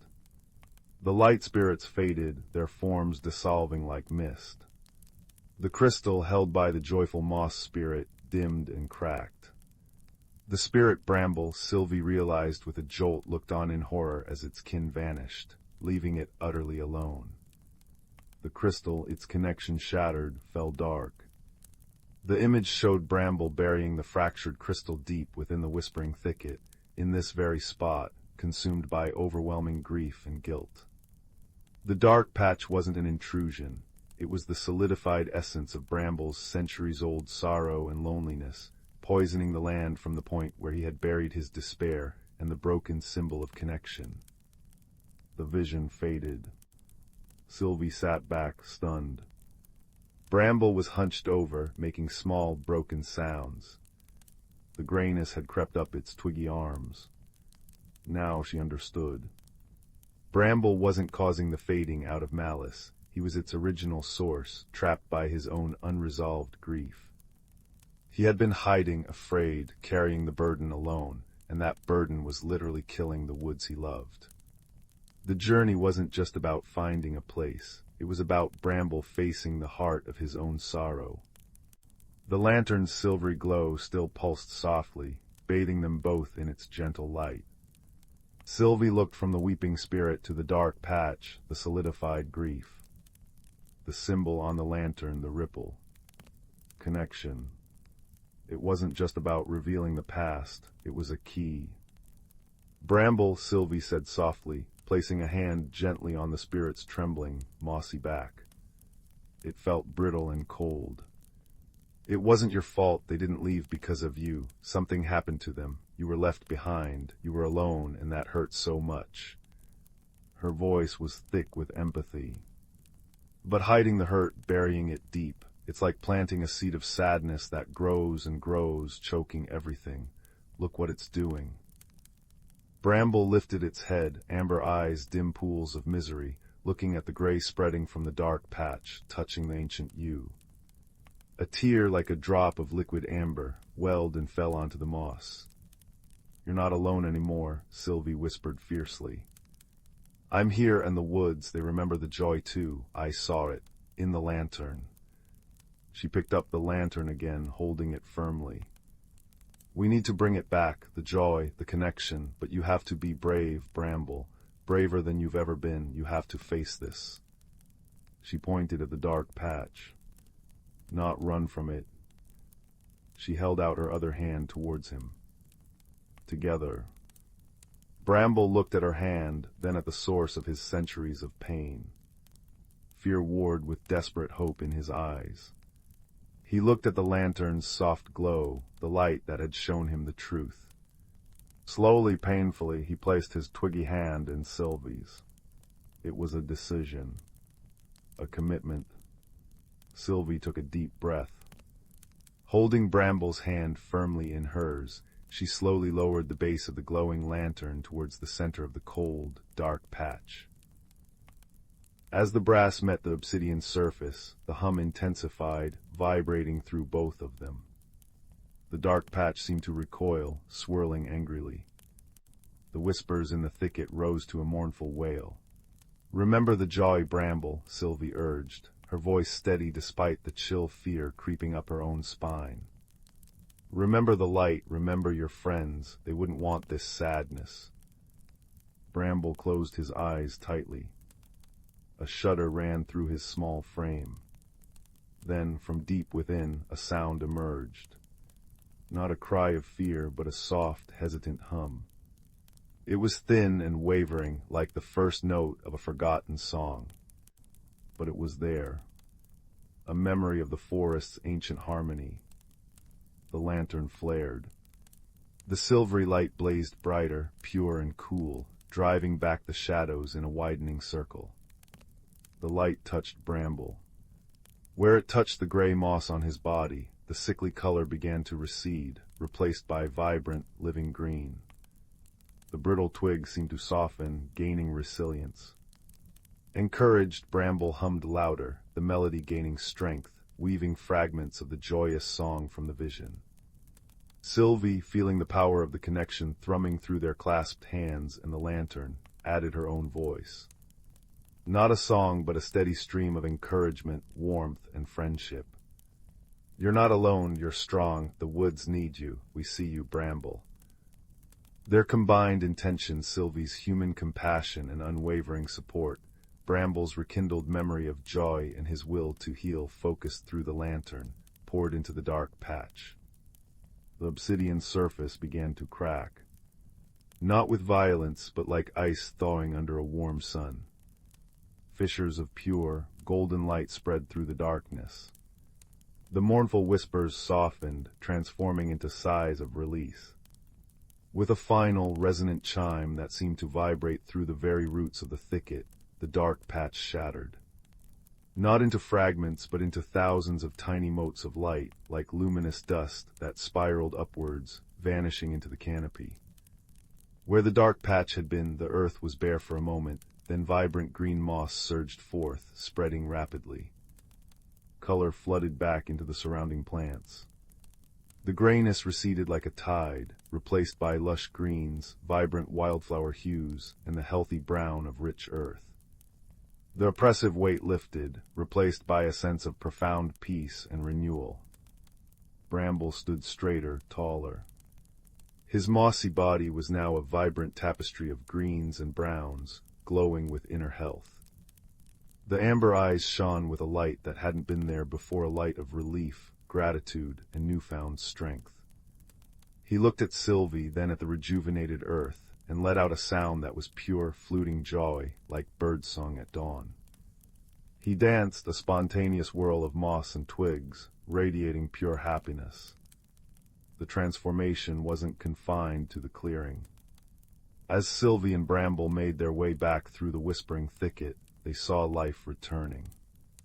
Gray faded to green, wilted plants straightened, and the oppressive whispers were replaced by the genuine sounds of the forest, rustling leaves, chirping insects, the distant call of a woodpecker. Sunlight, brighter than before, found its way through the canopy. The thicket was no longer a place of sorrow, but a testament to healing. Emerging into the main woods felt like stepping into a world washed clean. The air was fresh and sweet, buzzing with life. Bramble bounded ahead, his energy seemingly boundless, touching a leaf here, a flower there, his joy infecting the very air. They reached the ancient oak in Sylvie's clearing. Its leaves were already perking up, a healthy green replacing the dullness. The gray moss at its base was turning vibrant emerald. Bramble stopped before the great tree.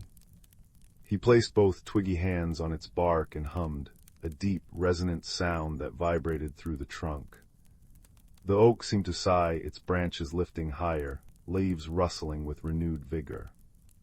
The forest sighed with it, a sound of deep contentment. Sylvie looked at the lantern in her hands. The silvery glow had faded. It was just an old, tarnished brass lantern again. But it felt different. Lighter. Warm not with heat, but with the memory of the light it had channeled, the connection it had facilitated. Bramble turned to Sylvie. His amber eyes held depths of gratitude words couldn't convey. He reached out and gently touched the lantern, then placed his other hand over his heart, his vibrant, green moss heart. He made a series of soft clicks and flutes, a promise. He would watch over the woods. He would remember the joy and tend the connection. He was no longer alone. Sylvie smiled, a warm feeling spreading through her chest, brighter than any lantern glow. I know you will, Bramble, and I'll visit, often. She looked around at the revitalized woods, buzzing, blooming, alive. It's beautiful again. Bramble nodded, then gestured towards the path leading back to the cottage. It was time for her to return. He accompanied her to the edge of the garden, where the tame flowers met the wild ones. He stopped, a creature of the deep woods once more, but forever changed. He gave a final musical chirp, a sound full of friendship, and then melted back into the ferns, a whisper of green movement. Sylvie walked back to the cottage, the old lantern swinging gently in her hand. The setting sun painted the sky in hues of apricot and lavender. Grandfather was on the porch, whittling a piece of wood. He looked up as she approached, his eyes crinkling at the corners. "Back from your wanderings, little sparrow?" he asked. Then his gaze fell on the lantern. He tilted his head, a thoughtful expression on his face. "You know," he murmured, "that old brass looks different, less tarnished somehow, like it's had a good polish from the inside out." He winked, a knowing glint in his eye. "Find anything interesting down by the stream?" Sylvie climbed the porch steps and sat beside him, placing the lantern carefully between them. She looked out at the woods, now vibrant and humming under the twilight sky. A firefly blinked nearby, a tiny echo of the lantern's magic. "Oh, Grandfather," she said, her voice soft but filled with a quiet certainty that hadn't been there before. "You wouldn't believe the wonders hidden just beneath the leaves, and the friends you can find when you're brave enough to look and kind enough to listen." She placed her hand on the cool brass of the lantern, feeling its patient warmth, a silent keeper of secrets, and a reminder that even the deepest sadness could be healed by friendship and a little bit of courage. The cottage, the woods, the world itself felt cozier, safer, full of unseen magic and renewed life, as the first stars began to twinkle like distant lanterns in the velvet sky, and Sylvie knew, deep in her heart, that she was no longer just a quiet pebble on the beach. She was a girl who had helped mend a forest and found her own light along the way. The gentle sigh of the wind through the oaks sounded like contentment, and the crackling fire within promised warmth and stories yet to be told. Story 12. Sila's always felt the forest humming. Not with sound, but with presence, like the quiet breath of something ancient beneath the oak and maple canopies surrounding his village. His grandmother's cottage sat right at the edge, where wildflowers bled into vegetable patches. She'd speak of roots often, stirring honey into tea. "Our blood remembers what our minds forget, child," she'd murmur, her eyes crinkling like old parchment. Silas listened, but the meaning felt just out of reach, like catching moonlight in his palms.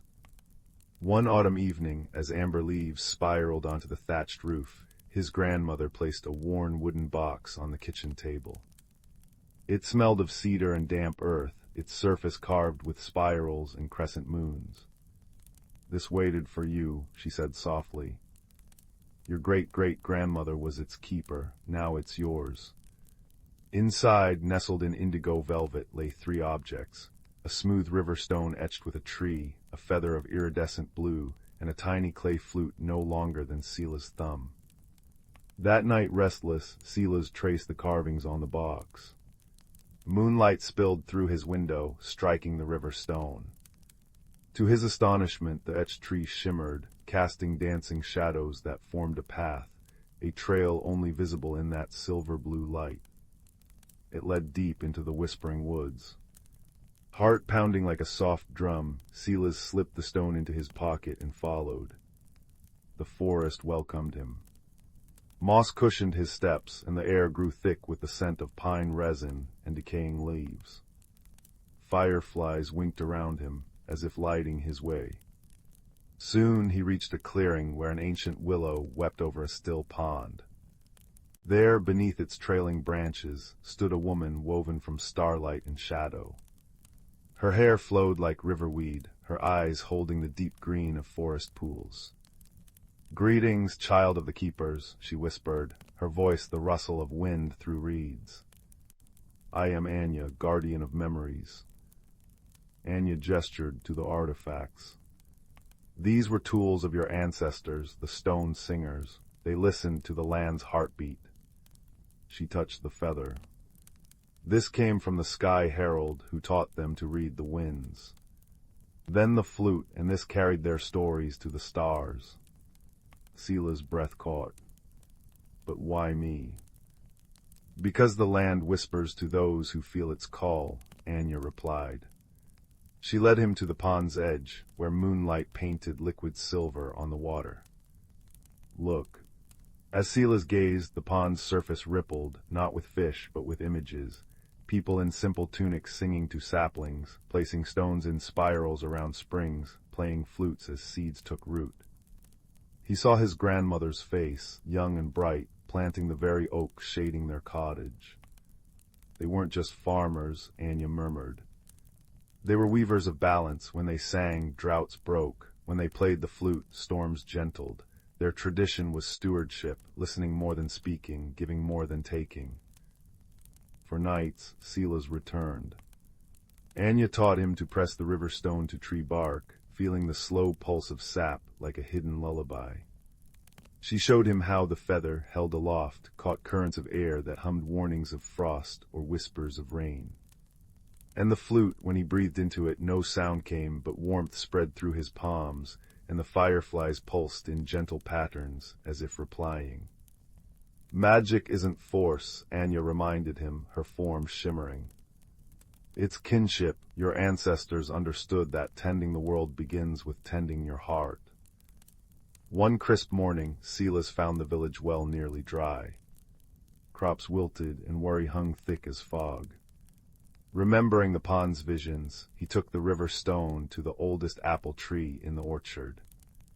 Pressing his palm to its gnarled trunk, he closed his eyes. Deep beneath the soil, he sensed a thread of water, thin but persistent, veering away from the roots. Following the stone's inner pull, he walked to a forgotten corner of the field where brambles choked the earth. There, half-buried, lay a cracked sandstone channel, part of an old irrigation system his ancestors built. Silas cleared the debris, his hands scratched but sure. As the last thorny vine fell away, water gurgled back into the channel, winding toward the parched fields. That evening, villagers gathered at the well, marveling as clear water rose. Sila's grandmother approached, her eyes moist. She placed her weathered hand over his on the river stone. "You found the song," she breathed. The legacy was never lost, just waiting for ears to hear it. At the next full moon, Silas returned to the willow. Anya's form was fainter now, like mist at dawn. "My guardianship ends," she said, her voice blending with the sighing leaves. "The land's memories live in you now. Keep singing its songs." She faded, but not before brushing his cheek, a cool, tender touch like a dewdrop. Where she stood, a single blue feather lay, identical to the one in his box. Silas added it to the artifacts. Now he sits beneath the great oak at twilight, flute in hand. Though it makes no audible sound, the fireflies gather, weaving constellations around him. The river stone rests in his pocket, warm and steady. Children from the village sit at his feet, eyes wide as he shares tales of stone singers and sky heralds. He speaks of roots that bind past to present, of how every kindness to the earth echoes through generations. And as stars pierce the velvet sky, they understand, not through grand lectures, but through the peace settling in their bones, like seeds finding fertile soil. Silas smiles, the forest humming softly around them, an ancient lullaby of belonging. Story 13. The village of Willowbrook nestled in a valley where the light always seemed softer, as if filtered through spun gold. At its edge lived a young man named Finn. Finn cherished routine. He knew the precise moment the first dew settled on his cabbages, the exact path the morning mist took as it curled through the orchard, and the comforting rhythm of his days. Tend the garden, gather herbs, mend fences, watch the sunset paint the western hills. Change to Finn felt like a pebble in his boot, unsettling and disruptive. Lately, however, Willowbrook itself seemed to be breathing differently. The seasons shifted more abruptly. Unusual flowers, like tiny star-shaped blooms that glowed faintly at dusk, began appearing near the old stone well. The wind carried whispers Finn couldn't quite decipher, rustling leaves in patterns that felt intentional. Most unsettling of all, Finn's own garden, his sanctuary of predictable green rows, began behaving strangely. Carrots grew spiraled, peas formed perfect geometric pods, and his prized moonflowers unfurled petals that shimmered with iridescent colors he'd never seen before. This wasn't his garden. This felt like chaos wearing familiar leaves.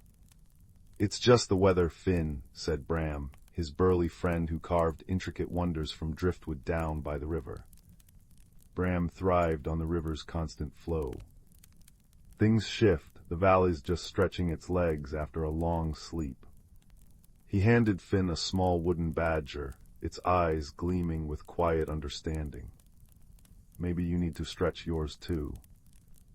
Finn sighed, running a calloused finger over the smooth wood. "Stretching feels like breaking, Bram. My cabbages shouldn't sing when the wind blows through them. It's unnatural." He gestured helplessly at a row of lettuce whose leaves formed delicate, overlapping patterns like lace. Later, seeking calming herbs for tea, Finn visited Alara, the village herbalist whose cottage smelled perpetually of earth and lavender. Her shelves overflowed with jars of roots, petals, and mysterious, softly glowing mosses. Alara listened, her wise eyes kind as Finn poured out his frustration about the singing cabbages and the glowing flowers by the well. Unnatural, Finn. Alara mused, crushing dried chamomile flowers, releasing their sweet, sleepy scent. Or perhaps more natural than we remember. Willowbrook has always held a gentle magic, like embers banked beneath hearthstones. It seems the embers are stirring. She handed him a teacup filled with steaming, golden liquid. "Change isn't the enemy, child. It's the soil where new things grow. Even strong oaks must bend in the wind or they snap." "But how?" Finn asked, the warmth of the cup barely touching the cold, knot of resistance in his chest. "How do you just accept everything turning upside down?" "You don't accept it all at once," Alara said softly. "You observe, you listen, you tend to what's before you, moment by moment. Even the strangest sprout needs water and sunlight." That night, unable to sleep, Finn walked into his transformed garden. Moonlight silvered the spiraled carrots and made the singing cabbages hum a low, melancholic tune.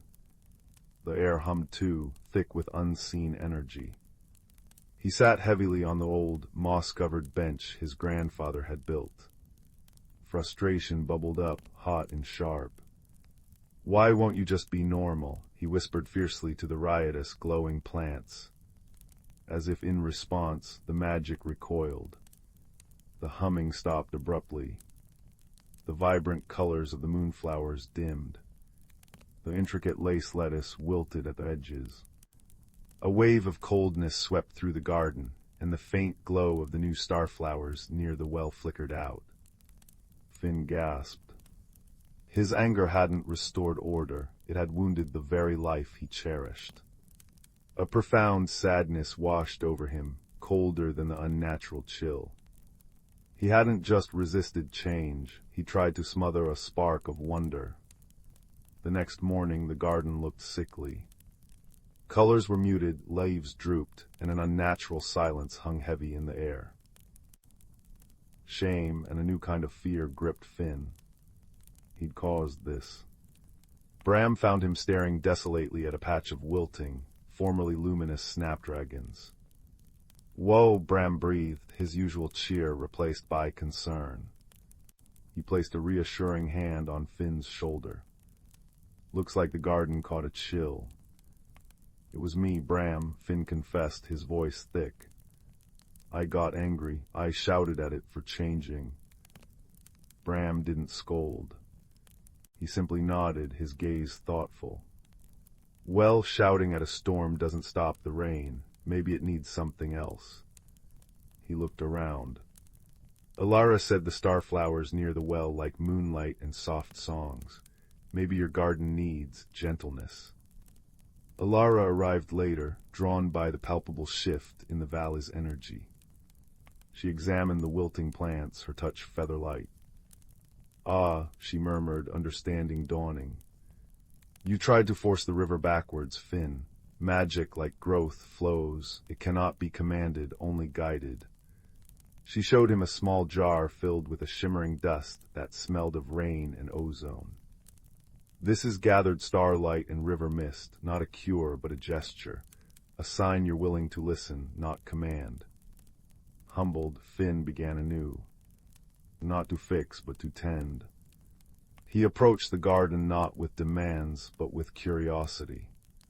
He watered the drooping lettuce not with resentment, but with a quiet apology. He sat near the silent cabbages and simply listened to the wind, trying to hear the whispers he'd once dismissed. He sprinkled the starlight dust Alara had given him, watching it settle like frost, glinting softly. He didn't try to make the carrots straight, he wondered why they spiraled. He noticed how the geometric pea pods caught the morning sun in dazzling patterns. Slowly, almost shyly, the garden responded. The wilted edges of the lettuce unfurled, stronger and greener. A single cabbage hummed a tentative, low note. A moonflower turned one shimmering petal towards him. Hope, fragile as a spiderweb, began to weave itself around Finn's heart. He sought out the new starflowers by the well, their glow faint but returning. He sat beside them as dusk fell, not speaking, just breathing in the cool air. As the first stars appeared, the tiny blooms began to emit a soft, silvery light, pulsing gently. Finn felt a strange resonance within himself, a quiet echo of that gentle pulse. It wasn't frightening, it felt like a connection. He shared his observations with Bram and Alara. Bram, with his artist's eye, pointed out how the garden's chaos created breathtaking beauty when seen as a whole. Alara taught him songs the valley's oldest trees were said to love, simple melodies about roots reaching deep and branches embracing the sky. Finn began humming them softly as he worked, his voice hesitant at first, then growing stronger. One evening, as Finn hummed an old song about acceptance under the rising moon, something extraordinary happened. Where his feet touched the earth near a particularly sad-looking snapdragon, tiny points of light, like captured fireflies, began to bloom in the soil. They weren't plants but pure, soft light, spreading outwards from where he stood. The wilting snapdragon shuddered, then straightened, its blossoms reigniting with warm, golden light far brighter than before. The light spread, touching the cabbages, which hummed a harmonious chord, the spiraled carrots, which gleamed like polished amber, and the moonflowers, whose petals now swirled with galaxies of color. Finn stood in the center of his garden, bathed in its own gentle, living luminescence. He wasn't commanding it, he was part of it. His fear, his resistance, had been like a dam. His newfound willingness to listen, to adapt, to offer gentleness instead of demands, had opened the flow. The magic wasn't separate from him, it was a reflection of his inner landscape. His struggle with change hadn't vanished, but he had discovered how to navigate it not by fighting the current, but by learning to swim with grace. The garden flourished like never before, a breathtaking tapestry of the familiar and the wondrously new, each element thriving in its unique way. Villagers would come to the edge just to watch the soft lights dance at dusk and hear the harmonious hum on the breeze. Finn still cherished his routines, but they now held space for delightful surprises. He learned the language of the whispering wind, understanding it spoke of shifting seasons and hidden springs. He discovered that the star flowers thrived when shared, and he gifted seedlings to neighbors, spreading their gentle light. Years later, Finn, his face lined with smiles as much as sun and wind, sat on his grandfather's bench beside a young villager overwhelmed by their own first unexpected sprouts. The garden glowed softly around them, a symphony of light and life. Change feels like a storm sometimes, doesn't it? Finn said gently, his voice as warm and steady as the hearth fire back home. The young villager nodded, eyes wide with worry. Finn gestured to a luminous snapdragon nearby, its light pulsing softly. I thought it was the enemy too, but see that light, it didn't come from forcing the flower. It came from learning its song, from tending it with kindness even when it looked strange.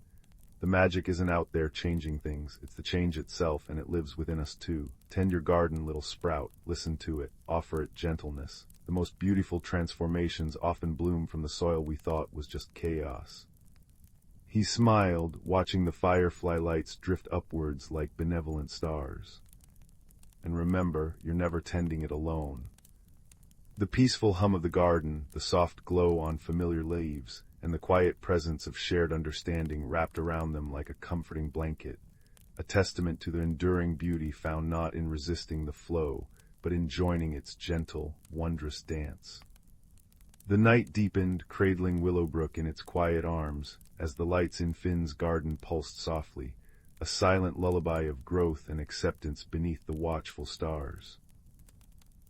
Story 14. The village of Willowbrook nestled in a valley where seasons danced with particular grace. Crisp autumn had always been young Clara's dearest friend, the rustle of amber leaves, the scent of wood smoke, the way pumpkins glowed like captured sunsets on doorsteps. But this year, as autumn deepened, a quiet dread settled over her. Winter's approach felt like a door closing, stealing the vibrant warmth she cherished. Change, Clara decided, was a thief. One frost-kissed morning, Clara wandered beyond the village to her favorite grove of ancient oaks. Beneath the largest tree, its roots cradling the earth like wise fingers, she found a peculiar acorn. Unlike its brown siblings, it shimmered with veins of silver, pulsing softly as if breathing. When she tucked it into her pocket, a whisper brushed her mind. To grow, you must let go. Startled, she dropped it. The acorn lay inert. That night, Clara placed the acorn on her windowsill. Outside, the first snowflakes spiraled down, feathery invaders turning her beloved orange world to monochrome. She scowled, pulling her quilt tighter. Why must everything fade? She murmured. As if in answer, the acorn gleamed, projecting a tiny hologram of a snowflake above it, intricate, delicate, and heartbreakingly beautiful. Clara blew it away like dandelion fluff. Her resistance grew as winter tightened its grip. Icicles daggered from rooftops, and the brook froze mid-gurgle. Clara avoided the village square, where children laughed skating on the ice. Her gloom deepened until Old Man Hemlock, the village gardener whose hands were mapped with soil and kindness, noticed her absence. He found her scowling at a frozen puddle, her breath puffing like a disgruntled dragon. Stubborn ice, eh? Hemlock chuckled, his voice a raspy hearth fire. Reminds me of a rosebush I once knew. Refused to bloom till it learned winters aren't prisons, they're nurseries. He handed her a sprig of evergreen. Breathe in, cold has its own perfume. Clara inhaled reluctantly, pine, frost, earth sleeping beneath. It smelled clean. Still, when Hemlock suggested she help him in the glass house, a jungle of warmth defying winter, she refused. I don't belong with growing things anymore, she muttered. That evening the acorn glowed fiercely. This time its light sculpted a miniature Clara, arms crossed, surrounded by walls of ice. A tiny crack appeared in the wall, revealing a sprout pushing through. Clara turned away. Her breakthrough came in the form of Pip, a red squirrel with a chipped ear and eyes like polished chestnuts. Pip scampered into her kitchen one blustery dawn, shaking snow from his fur. He'd gotten trapped, Clara freed him, grumbling about meddlesome winters. Instead of fleeing, Pip nudged the acorn toward her with his nose. When Clara picked it up, warmth spread up her arm. Pip chattered, pointing outside. Reluctantly, she followed him to the glass house. Hemlock was singing to a shivering lemon tree, his tune soft as a lullaby. "Ah, my winter-weary friend," he beamed. "Meet Pip's family." High in the rafters, Pip's mate nursed 3 newborn kits, their fur like dusted cinnamon. "Winter's harsh," Hemlock said, offering Clara a trowel, "but it teaches roots to dig deep. Even ice protects seeds." Clara hesitated, then sank her hands into warm soil repotting ferns. As she worked, she whispered to the plants, first complaints, then curiosities. One day, Hemlock gave her the silver acorn. "Plant it where you feel most stuck." Clara chose the frozen grove. Digging through iron-hard earth felt hopeless, but Pip dug beside her, paws a blur. When the acorn settled into the hole, Clara's tears fell, not of sadness but surrender. The magic unfurled at dawn. Where the acorn lay, a sapling pierced the snow, growing visible inch by inch. Its bark gleamed like moonlit water, and silver leaves chimed in the wind. But the true marvel was the roots. They glowed gold where they touched frozen ground, melting ice into rivulets that trickled toward the brook. With each droplet, Clara felt an old knot loosen inside her. Winter wasn't stealing color, it was weaving a different tapestry, the stark elegance of bare branches, the diamond glitter of frost, the hush that made hearths feel dearer. By spring, the sapling stood tall, its leaves now a cascade of emerald and silver. Villagers marveled, but Clara simply rested her palm on its trunk, feeling the hum of shared growth. Pip scampered up, dropping a real acorn in her hand, ordinary, brown, perfect. That night Clara sat by her window, watching the last snow dissolve under a pearl-gray moon. The sapling's magic hadn't banished winter's bite, but it had remade her sight. Change wasn't a thief, it was a gardener. Some roots needed frost to strengthen, some blooms required darkness to remember their hunger for light. She placed Pip's acorn on the sill beside a vase of snowdrops. As sleep tugged her under, the acorn glimmered once, not with silver, but with the quiet, resilient green of things that know how to wait and grow and begin again. Outside, the brook chuckled its thawing song, carrying winter's dreams toward spring. And Clara smiled into her pillow, finally at peace with the beautiful, necessary dance of letting go. Story 15. The village of Willowbrook nestled in a valley where seasons danced with particular grace. But young Theo watched autumn's arrival with a knot in his chest. Each falling crimson leaf felt like a goodbye he wasn't ready to say. He missed summer's lazy warmth, the predictable hum of bees in his mother's sunflowers. Now chilly winds whispered through the eaves, and the world felt restless, unfamiliar. "Why must things change?" he murmured, tracing frost patterns on his window pane. His hands, once steady while carving little wooden animals, now trembled. The shapes felt clumsy, wrong, as if the wood itself resisted him.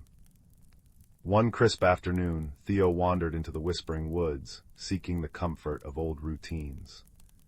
Instead, he found Elder Hemlock, the village's gentle woodcarver, sitting beneath a great oak. Beside him perched a squirrel with fur like spun copper, Pippin, who always dropped acorns into Theo's pockets. "Troubled young sprout?" Elder Hemlock asked, his voice as warm as embers. Theo confessed his fears, the dying flowers, his faltering carvings, the way even his favorite path seemed altered. "Ah," sighed the elder, stroking his beard. "Change is the forest's oldest magic. Watch." He pointed to a cluster of withered vines clinging to the oak. "See those silver thread vines? They look lifeless, yes, but touch one." Hesitantly, Theo brushed a brittle tendril. Instantly it glowed with soft blue light, and where his fingers lingered, tiny buds swelled like dewdrops. They only wake when met with kindness, Hemlock explained. Much like us, we must be gentle with ourselves when we feel brittle. Pippin chattered encouragement, nudging Theo's knee. He says you're trying to hold summer in your fists, Hemlock translated with a chuckle. But closed hands can't carve, nor can they catch new wonders. That night Theo dreamt of the vines, not as dead things, but as luminous rivers of light weaving through the dark. He awoke with an idea. The next morning he returned to the oak, carrying a block of pear wood. His hands still shook, but he recalled the vine's glow. Be gentle, he told himself. As he carved, he didn't fight the tremors. Instead, he let his knife follow the wood's natural curves, like water finding its path. Pippin brought him hazelnuts, and Hemlock hummed old tunes. Slowly the wood revealed not a rigid shape, but a swirling sapling, its branches reaching skyward, roots deep and strong. With each stroke, Theo whispered to his fears, "You may visit, but you cannot stay." A soft warmth bloomed in his chest. Around his feet, silver thread vines stirred. Where his tears fell, tears not of sadness but release. Vibrant blue flowers unfurled, their petals shimmering like captured starlight. Hemlock smiled. The glimmer blooms, they only grow where courage meets compassion. Theo realized the flowers mirrored his journey, once dormant, now radiant with inner change. Weeks passed. Autumn deepened, painting the woods in amber and gold.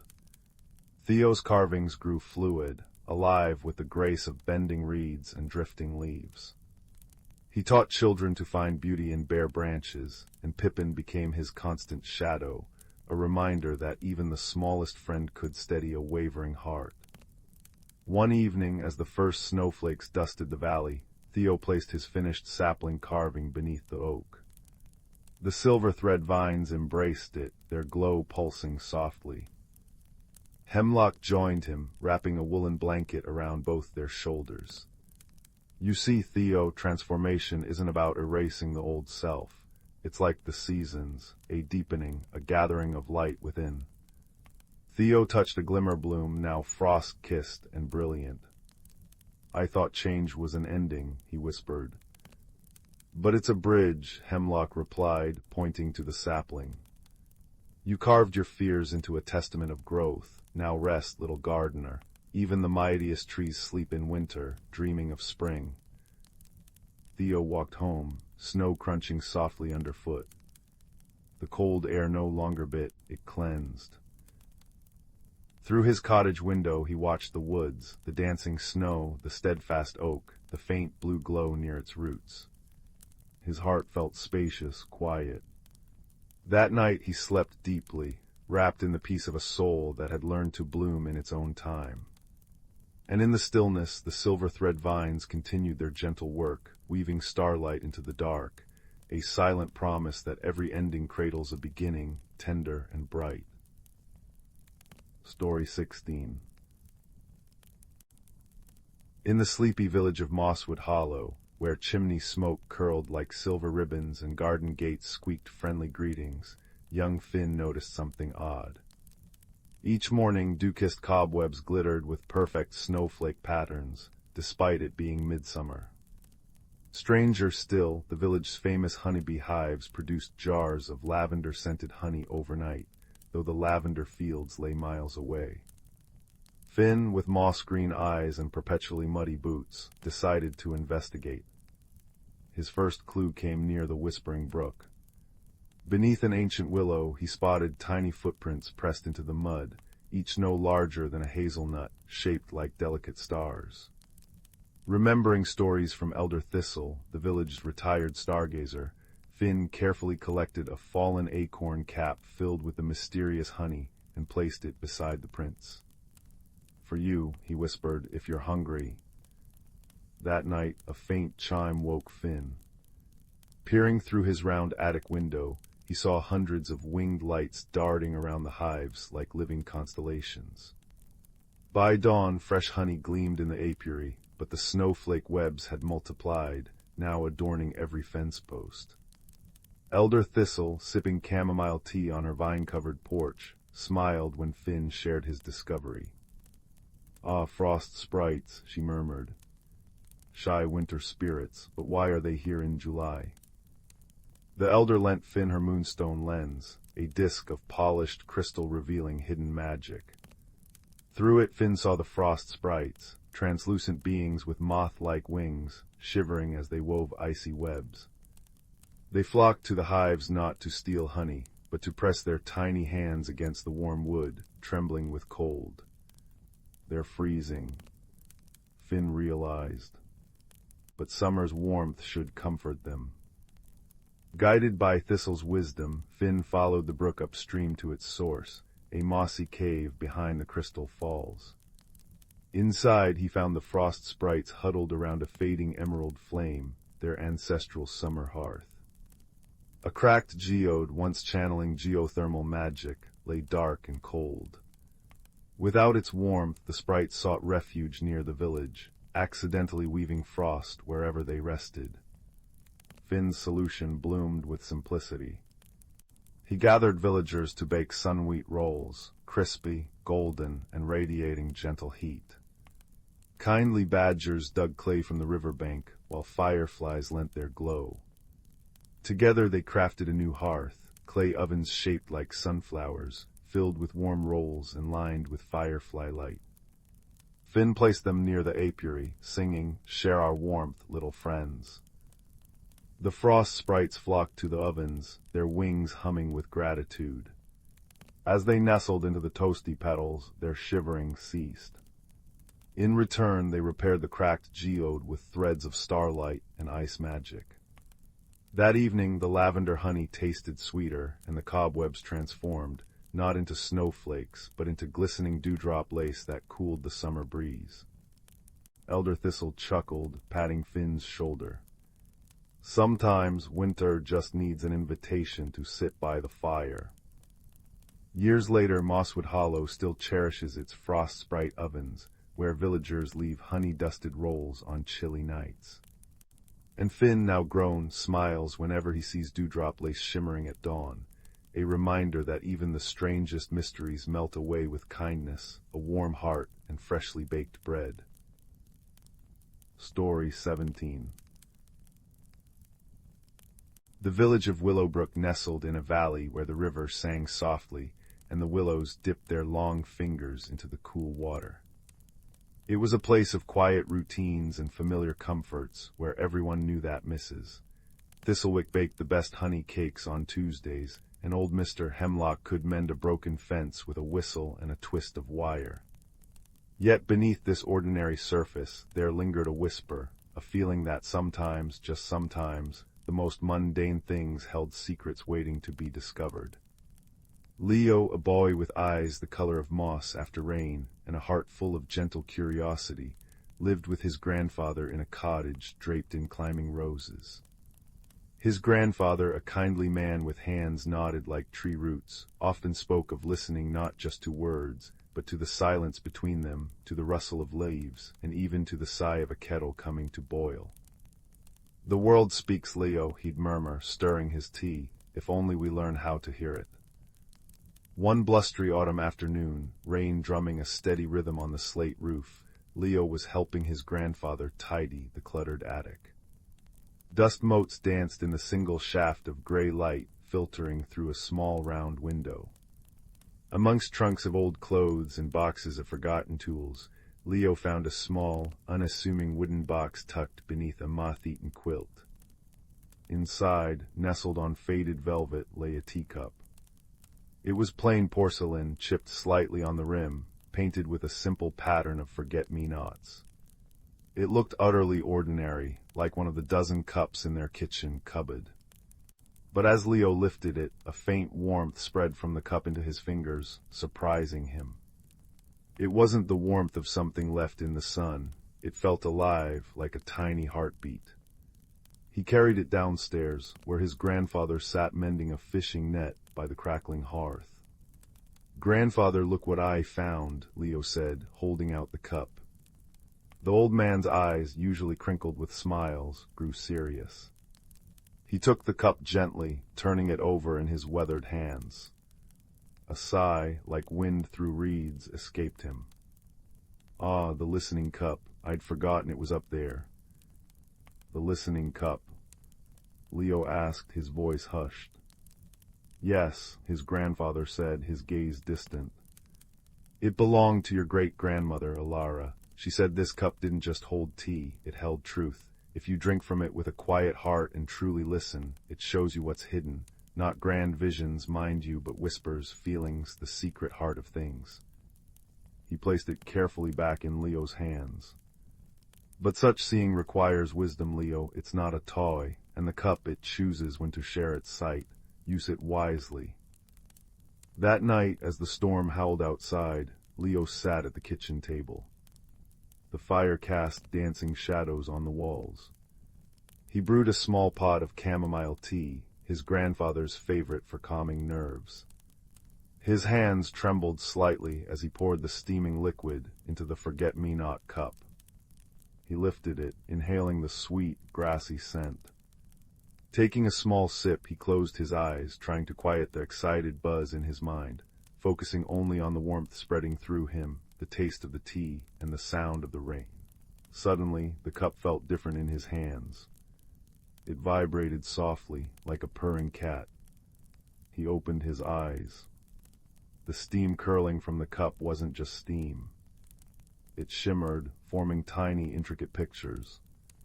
He saw a delicate spiderweb, glistening with raindrops, stretching between two rose bushes outside. He saw the worried face of Mrs. Thistlewick's tabby cat, sheltering under their porch, its fur plastered wetly to its sides. And then he saw something else, a faint, silvery light, flickering like a trapped star, deep within the ancient whispering woods that bordered the village. The light pulsed weakly, and Leo felt a pang of sadness, a sense of something precious fading. The image vanished as quickly as it appeared, leaving only the ordinary steam and the familiar kitchen. But the feeling remained a pull towards the woods, a quiet urgency. The listening cup had shown him something hidden, something in need. Leo knew he had to find that fading light. He packed a small knapsack with a flask of water, some oat biscuits, and carefully wrapped the listening cup in soft cloth. He left a note for his grandfather and slipped out at dawn, the world washed clean and sparkling after the storm, the air crisp and smelling of damp earth and pine. The entrance to the whispering woods felt different today. Usually it was a place of dappled sunlight and bird song. Now the trees seemed to huddle closer, their branches sighing with a low, anxious murmur. The vibrant greens looked dulled, the usual hum of insects strangely absent. Leo felt a prickle of unease, but remembered his grandfather's words, "Listen." He hadn't gone far when a rustle came from a thicket of ferns. A small, prickly head poked out, followed by bright, intelligent eyes. It was a hedgehog, but unlike any Leo had seen. This one wore tiny, round spectacles perched precariously on its snout, balanced by a leaf tucked behind one ear like a bookmark. "HMMPH, lost are we," the hedgehog sniffed, adjusting his spectacles. "Name's Pippin, keeper of the Fern Frond archives. Not many young humans venture in these days. Woods are unsettled." His voice was surprisingly clear, and carried a hint of scholarly concern. "I'm Leo said, crouching down. "I'm looking for a light, a silver light that's fading. I saw it in a teacup." Pippin's eyes widened behind his spectacles. "The listening cup, old Alara's cup, well, bless my spines, haven't heard of that in many a moon." He scurried out fully.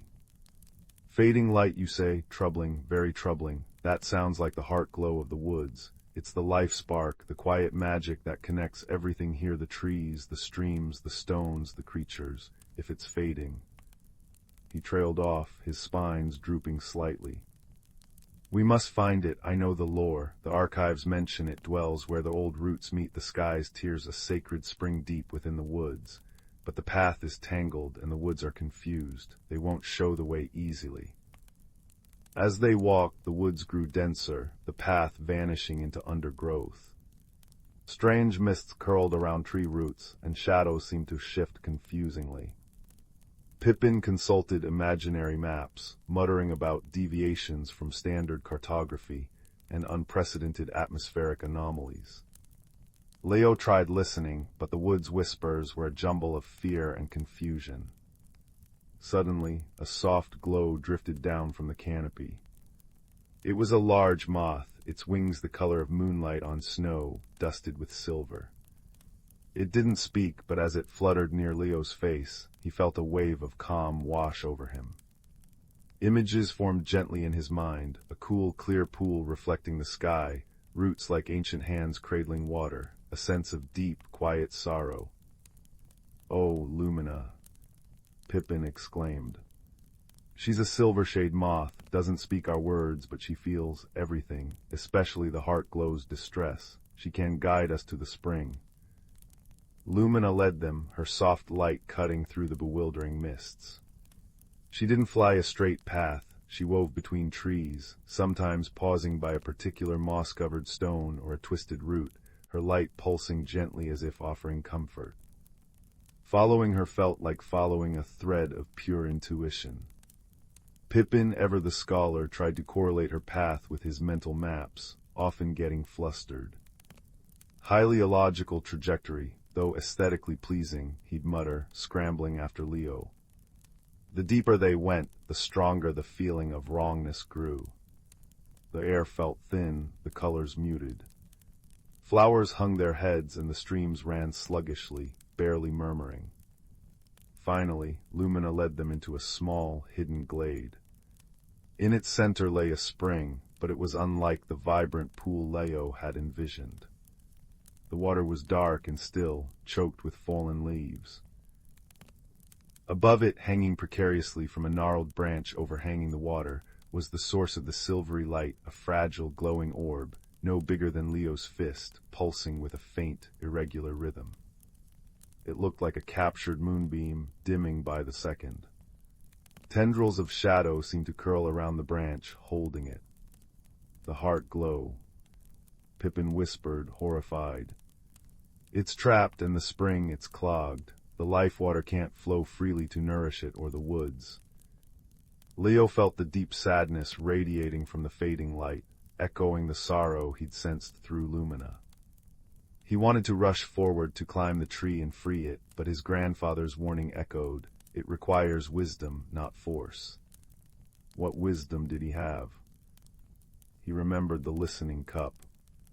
Carefully, he unwrapped it. He had no tea, but he knelt by the stagnant spring, scooped up some of the dark water in his hands, and poured it into the cup. He closed his eyes, quieting his fear, focusing on the water, the trapped light, the sorrowful woods. He listened with his whole being. The cup grew warm. He opened his eyes.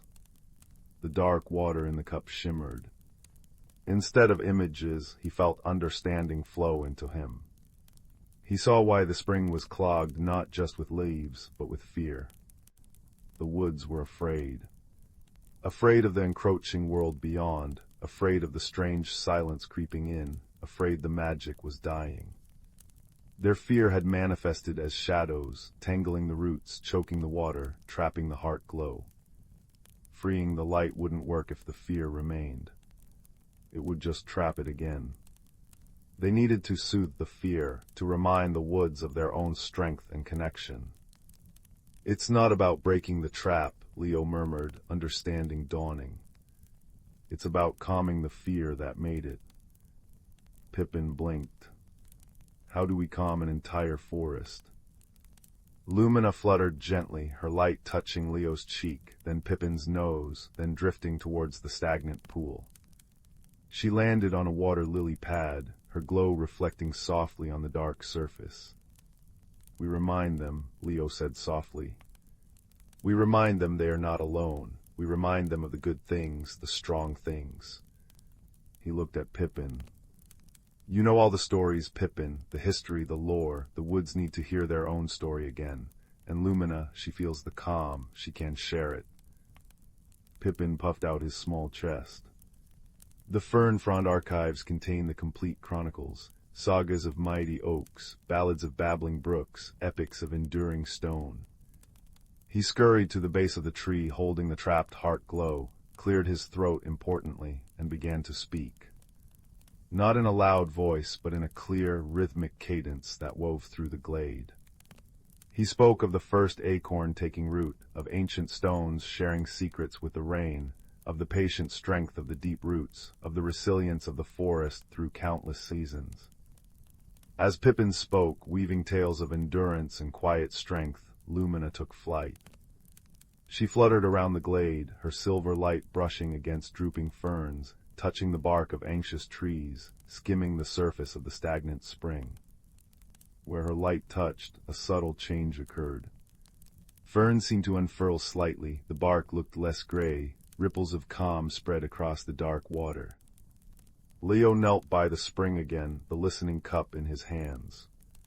He didn't look into it this time. He poured the understanding he felt back into the water.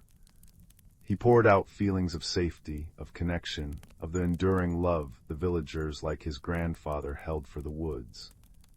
He poured out the memory of the river singing by Willowbrook, of children laughing on its banks, of the comforting smell of wood smoke and honey cakes. He poured out gratitude for the shelter, the beauty, the quiet magic. He poured it all, not with force, but with gentle intention, back into the spring through the cup. As Pippin's stories filled the air, as Lumina's calming light washed over everything, and as Leo's gentle offering flowed into the water, the shadows clinging to the branch holding the heart glow began to soften. They didn't vanish angrily, they simply loosened like knots untying, melting away like mist under morning sun. The clogging leaves in the spring seemed to dissolve into the water, which began to clear, bubbling gently from its source once more. The silvery orb pulsed brighter, stronger. With a final soft sigh, it drifted free from the branch. It hovered for a moment, glowing warmly, bathing the glade in soft, pure light. Then it sank gently into the center of the now clear spring. As it touched the water, a wave of shimmering silver radiance spread outwards, flowing through the spring's channels, soaking into the roots, rising into the trees. The transformation was immediate and profound. Color flooded back into the glade, vibrant greens, deep browns, the flash of wildflowers blooming instantly. The air hummed with renewed life, insects buzzed, birdsong erupted joyfully from the canopy, the very leaves rustled with a sound like contented sighs. The whispering woods breathed again, filled with peace and restored magic. Pippin stopped his tail, his spectacles misting slightly. Lumina settled on Leo's shoulder, her glow warm and steady. The heart glow pulsed serenely within the spring, its light now strong and constant, reflecting the clear sky above. The journey back felt like walking through a different world, vibrant, welcoming, alive. The woods seemed to guide them gently, sunlight dappling a clear path. When Leo emerged near Willowbrook, the late afternoon sun gilded the village rooftops. He found his grandfather sitting on the porch, a knowing smile on his face. "The woods feel happier," his grandfather said simply, his eyes twinkling as he saw the listening cup carefully held in Leo's hands. "And so do you." Leo sat beside him, placing the plain forget-me-not cup on the small table between them. It looked just like it always had, chipped rim and all. But Leo knew its secret, and the woods knew theirs. He told his grandfather everything: Pippin's stories, Lumina's calm light, the trapped heart glow, the clogged spring of fear, and the wisdom of listening and offering kindness instead of force. His grandfather listened quietly, stirring his tea. "The greatest magic, Leo," he said softly, "isn't in seeing the hidden, though that's a wonder. It's in understanding what you see and having the heart to act with kindness.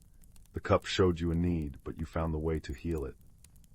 That night, as fireflies blinked like tiny stars outside his window, Leo held the listening cup. He didn't need to drink from it to feel its gentle warmth, a reminder of the hidden wonders in ordinary things, and the quiet power of listening with a kind heart. He thought of Pippin, probably deep in his fern-frond archives, adding a new chapter. He thought of Lumina, a soft silver light flitting through the peaceful woods. He thought of the heart glow pulsing steadily in its clear spring, connecting everything. The scent of chamomile from his grandfather's teacup drifted in the air, mingling with the sweet night breeze. Leo drifted off to sleep, the gentle rhythm of the river singing a lullaby outside, safe in the knowledge that the world was full of extraordinary secrets, held safe by kindness, wisdom, and the quiet magic of simply listening. The cup sat on his bedside table, an ordinary vessel holding an extraordinary peace. Story 18. The village of Willowbrook nestled in a valley where sunbeams danced like liquid gold through ancient oaks, and the air always smelled faintly of warm cinnamon and damp earth after rain. It was a place of quiet magic, where garden gnomes helped with the weeding and fireflies held impromptu light shows over the duck pond. Everyone knew everyone, and life flowed as gently as the willow-lined brook itself. Young Oliver, the baker's son, noticed it first. Every morning for 3 days, when he opened the bakery's heavy oak door just as the first blush of dawn painted the sky, something was off. The meticulously arranged shelves, usually boasting plump loaves of honey oat bread and trays of berry-studded scones, held gaps. Not large gaps, mind you, but definite absences. Monday it was the entire basket of sweet, sticky raisin buns meant for old Mrs. Figwort. Tuesday, a dozen of his special lavender shortbread stars vanished. Wednesday, half a wheel of his father's prized moon cheese, made from the milk of cows who grazed under the full moon, was simply gone. No crumbs, no signs of forced entry, just an empty space where deliciousness had been. Oliver's father, a kind man with flour perpetually dusting his eyebrows, simply sighed. Perhaps it's the borrowers, he mused, kneading dough with strong, gentle hands. Tiny folk needing a midnight snack. They usually leave a thimble of dew or a polished pebble in return, though nothing this time. But Oliver, a boy with eyes that missed little and a mind that loved puzzles, felt a prickle of unease. This felt different. Borrowers were careful, respectful. This felt hungry and a little careless. That evening, as the fireflies began their luminous dance outside his window, Oliver decided to investigate. He tucked a small notebook and a stub of charcoal pencil into his pocket, wrapped himself in his softest woolen blanket, and crept downstairs, settling himself in the deep shadows behind the flour sacks near the bakery counter. The air was thick with the comforting scent of yeast and vanilla, the only light the soft silver glow of moonlight filtering through the high window. He waited. The old grandfather clock ticked ponderously in the corner. Crickets chirped their nightly symphony outside. Just as Oliver's eyelids began to feel heavy, a faint, almost imperceptible sound reached his ears. It wasn't footsteps. It was more like rustling. A soft, papery rustling, like dry leaves brushing together. And then a gentle, golden light began to bloom near the shelf, where the morning's batch of sunbeam rolls sat cooling. Oliver held his breath, peering around the sack. He saw them. Not borrowers, but something else entirely. Dozens of tiny creatures, no bigger than his thumb, fluttered around the rolls. They looked like luminous moths, their wings shimmering with soft gold and amber light, casting dancing shadows on the wall. Their bodies were fuzzy and brown, and they moved with astonishing speed and coordination. Using delicate, thread-like filaments they seemed to spin from their tiny bodies, they were carefully, silently, lifting an entire sunbeam roll, working together like a well-oiled machine.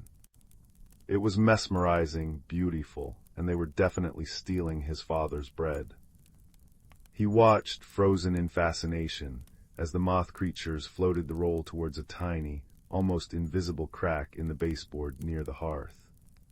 They vanished inside, the golden light winking out, leaving the bakery silent and seemingly undisturbed once more, save for the missing roll. The next morning, Oliver shared his discovery. His father looked thoughtful, stroking his flowery chin. Luminous loaf lifters, never heard of such a thing stealing baked goods. They usually sip nectar from moonflowers.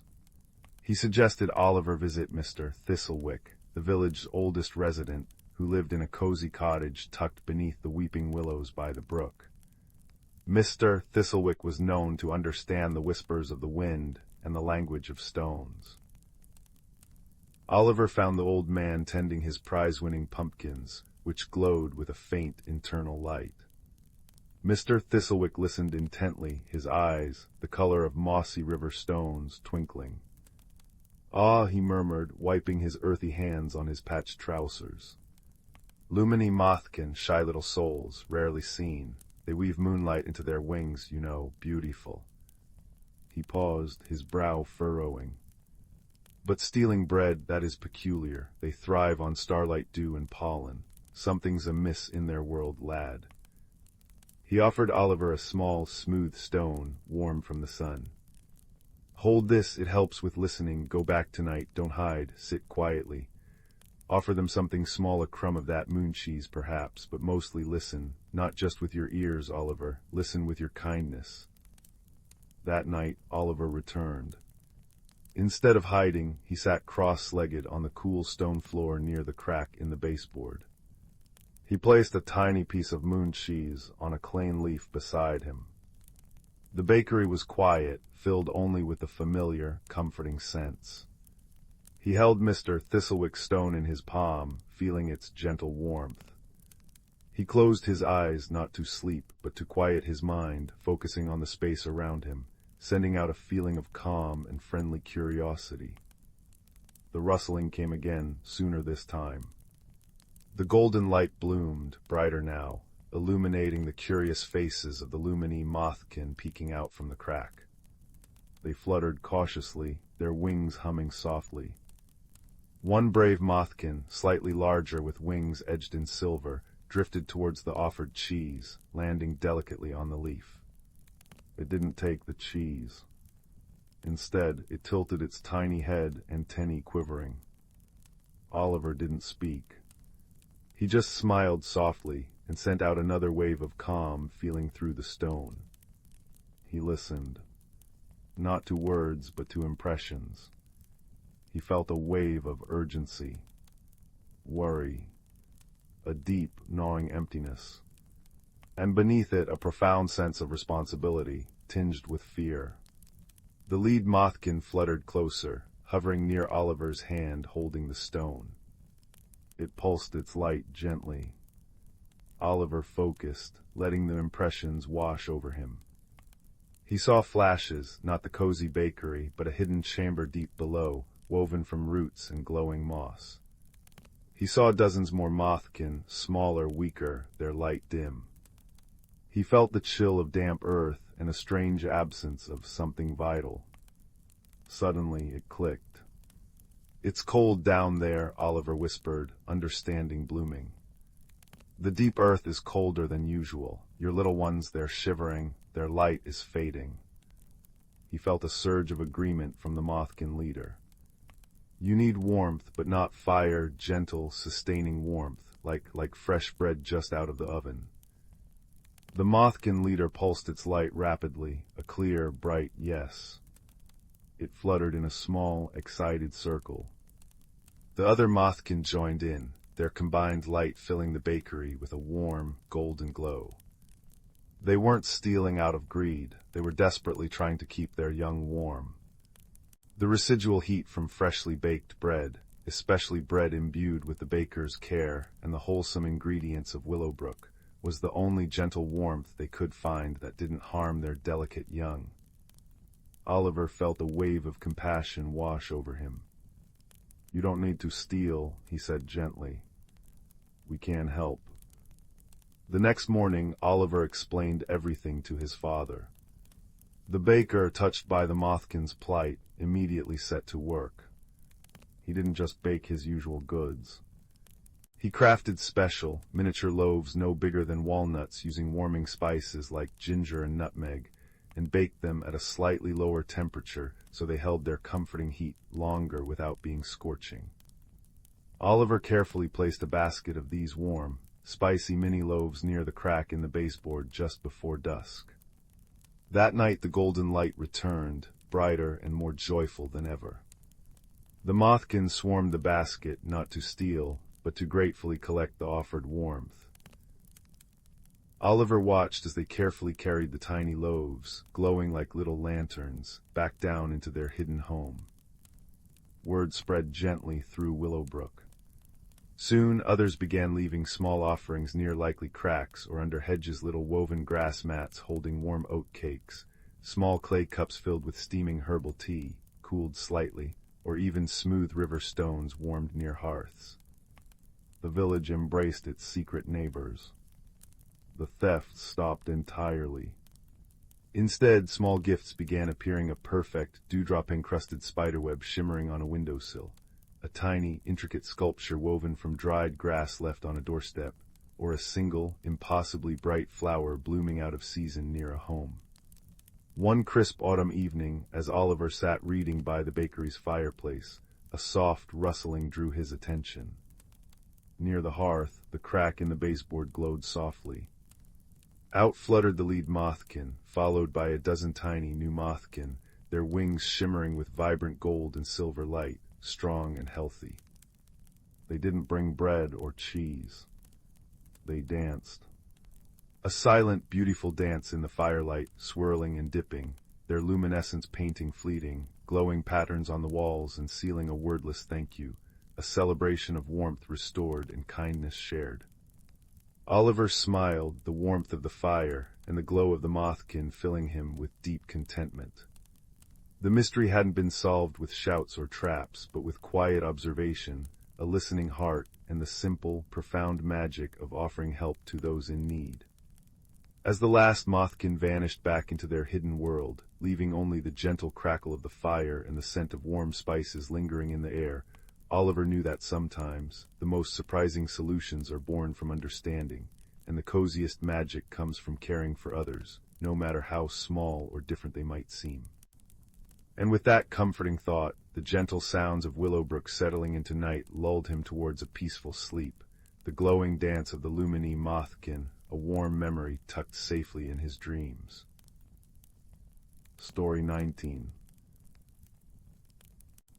Deep within the whispering woods, where sunlight dappled the forest floor like scattered gold coins, and the air hummed with the scent of damp earth and cedar resin, lived a world unseen by human eyes. Here ancient oaks groaned softly with the weight of centuries, their bark etched with stories older than kingdoms. Ferns unfurled in emerald spirals, and velvet moss cushioned every stone and root. It was a place where reality shimmered, and magic was as natural as the rustle of leaves. High in the gnarled branches of a grandfather maple lived Fern, a small squirrel with fur the color of twilight shadows and eyes as bright as polished acorns.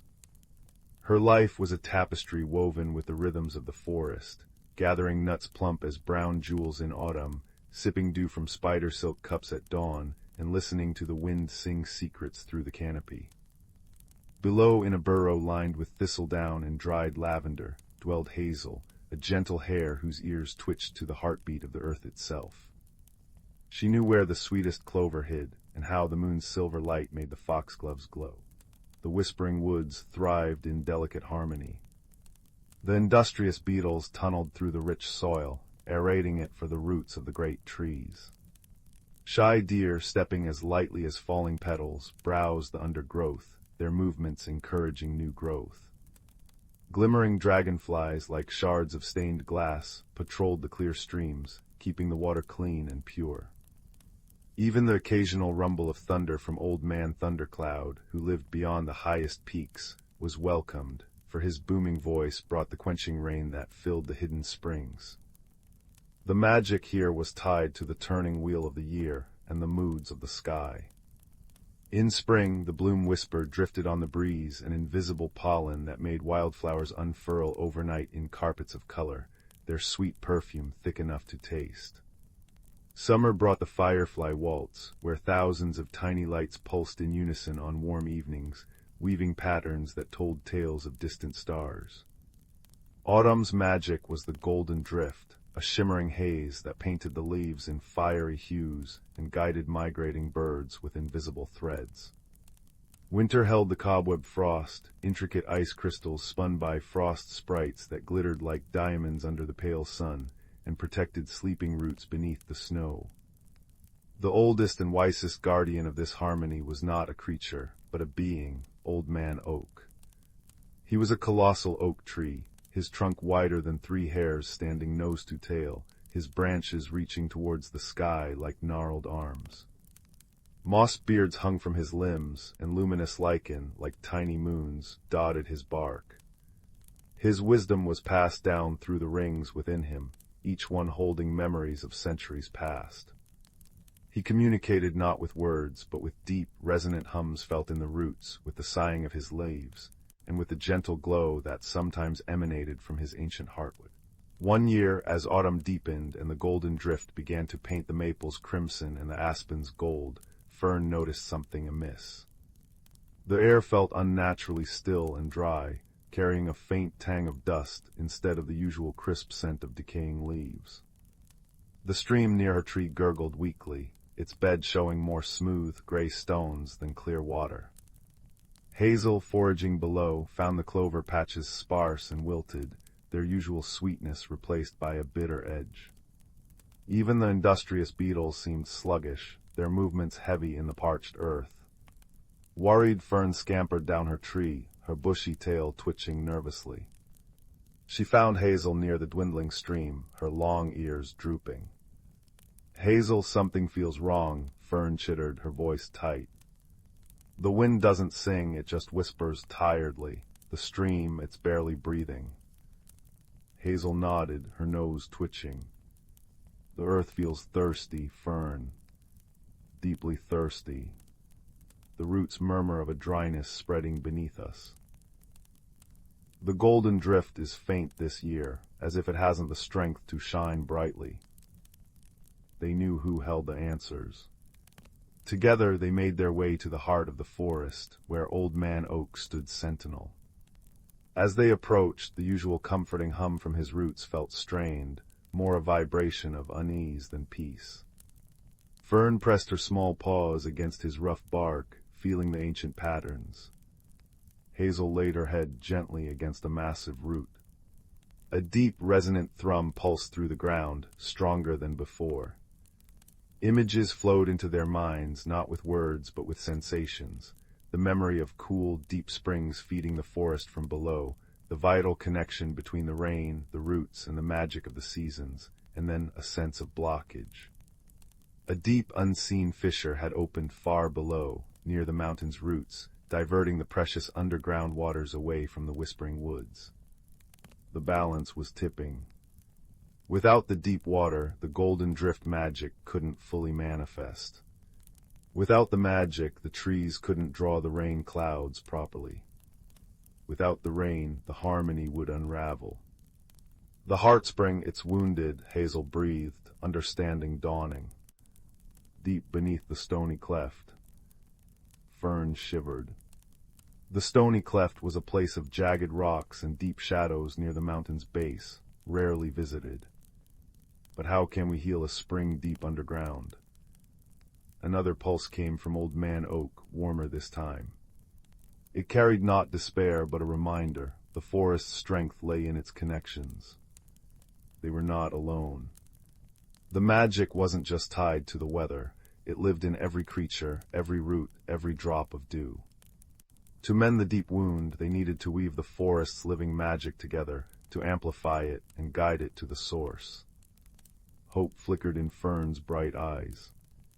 "We need help, everyone." Word spread through the hidden pathways of the forest. Fern darted through the canopy, her chitters carrying the urgent message to every bird, squirrel, and gliding possum. Hazel bounded through the undergrowth, her powerful legs carrying her to every burrow, thicket, and fern grove, her quiet voice explaining the need to the badgers, hedgehogs, and shy mice. They spoke of the blocked heartspring, of the fading golden drift, and of old man Oak's wisdom. They spoke not of fear, but of unity. As the sun began its descent, painting the sky in hues of apricot and lavender, creatures gathered around Old Man Oak. Fireflies arrived first, their tiny lanterns blinking like hopeful stars.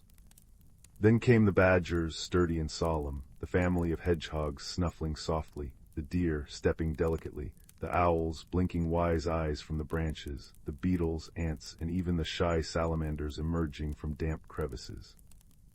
Birds of every feather perched on Old Man Oak's lower branches, robins, thrushes, wrens, and a wise old crow with feathers like polished coal. Old Man Oak hummed again, a deep, grounding sound that vibrated through every paw, hoof, and root. The message was clear: focus. Together. Remember the forest. Remember the rain, the roots, the life flowing through all. As twilight deepened, the creatures settled. The fireflies drifted upwards, forming a shimmering canopy above the clearing. The birds began to sing, not their daytime songs, but a softer, ancient melody, a song of roots reaching deep, of water flowing unseen, of rain clouds gathering on the horizon. Hazel closed her eyes, pressing her paws into the cool earth, feeling the network of roots spreading far beneath her. She focused all her gentle spirit on the memory of cool, clear water, of its nourishing touch. Fern, perched high on Old Man Oak, closed her eyes too. She thought of the wind carrying rain, of the scent of petrichor rising from thirsty soil, of the golden drift magic she loved so much, picturing it strong and bright, flowing like liquid sunlight down into the earth. The beetles clicked rhythmically against stones. The deer lowered their heads, breathing slowly and deeply, their breath misting in the cooling air. The badgers gently tapped the ground with their claws, a steady heartbeat for the earth. The owls hooted a low, resonant counterpoint to the birdsong. Even the tiny ants marched in intricate patterns, adding their minuscule energy to the collective will. A warmth began to build, not from fire, but from shared intention. It started as a gentle glow around Old Man Oak's roots, then spread like liquid light along the mossy ground, touching every creature. The fireflies pulsed brighter, their light merging into a soft, golden radiance that filled the clearing. The air itself seemed to thicken with magic, tasting of ozone and wet stone, smelling of deep forests and approaching storms. Deep below, at the stony cleft, the magic converged. The focused will of the forest, amplified by Old Man Oak's ancient power, and woven together by the creature's unity, flowed like a river of light down through rock and root. It reached the blocked fissure, a jagged wound in the earth's fabric. The golden light, infused with the memory of rain and the strength of roots, seeped into the crack. It wasn't force, it was gentle persuasion, a reminder of the natural flow. It coaxed the surrounding rock, whispering of balance, of the forest above thirsting, of the vital connection. High above, Fern felt a tremor, not of fear, but of release. Hazel felt a deep sigh travel through the roots beneath her paws. Around the clearing, the golden light pulsed once, brilliantly, then softened. And then a new sound joined the birdsong and the tapping claws. Faint at first, then growing stronger, the sound of water trickling. Not from the stream nearby, but a deep, resonant gurgling that seemed to come from the very bones of the earth. It was the sound of the heartspring finding its path again. Days later, the change was undeniable. The air lost its dusty taste, replaced by the crisp, clean scent of true autumn. Rain clouds, drawn by the restored magic and the forest's renewed call, gathered over the whispering woods. Gentle, life-giving rain began to fall, pattering softly on the canopy, dripping onto the moss, and seeping deep into the thirsty soil. The stream swelled, its voice a happy burble once more. The clover perked up, its sweetness returning. The golden drift magic, no longer faint, blazed with vibrant intensity. Leaves shimmered in hues of molten copper, ripe pumpkin, and deep burgundy, drifting down in a breathtaking dance. The forest sighed in collective relief, a sound like wind through a million leaves.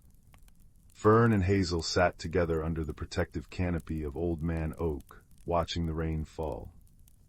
The ancient tree hummed a deep, contented song that vibrated comfortingly through the ground. His lichen glowed softly, a gentle beacon in the twilight rain. Old Man Oak knew, Hazel murmured, rainwater beating on her soft fur.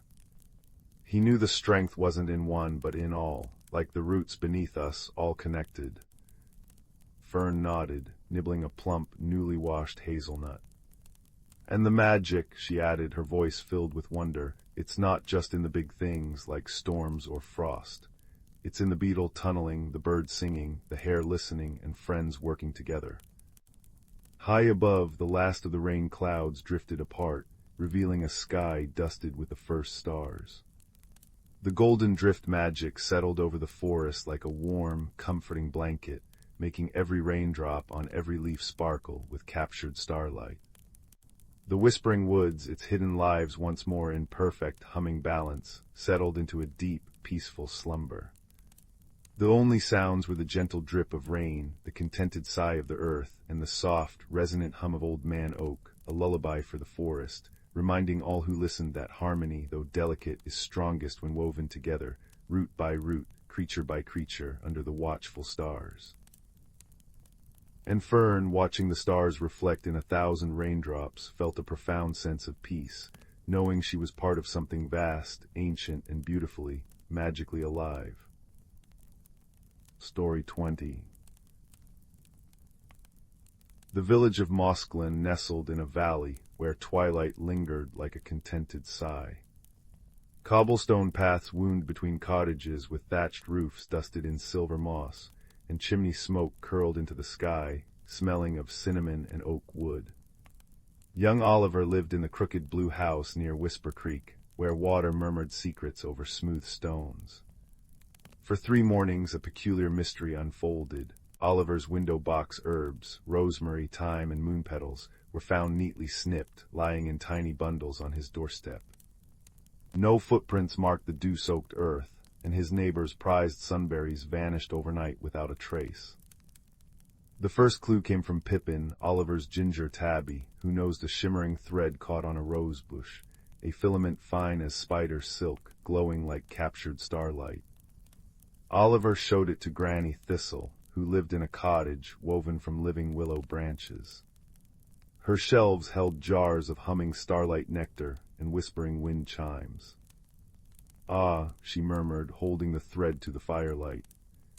"This belongs to the Glimmer folk, gentle sprites who weave dreams from midnight dewdrops, but why would they gather herbs by moonlight?" That evening Oliver tucked himself beneath his quilted comforter, listening. Just past midnight a soft chime echoed, like crystal raindrops, followed by a flurry of whispers.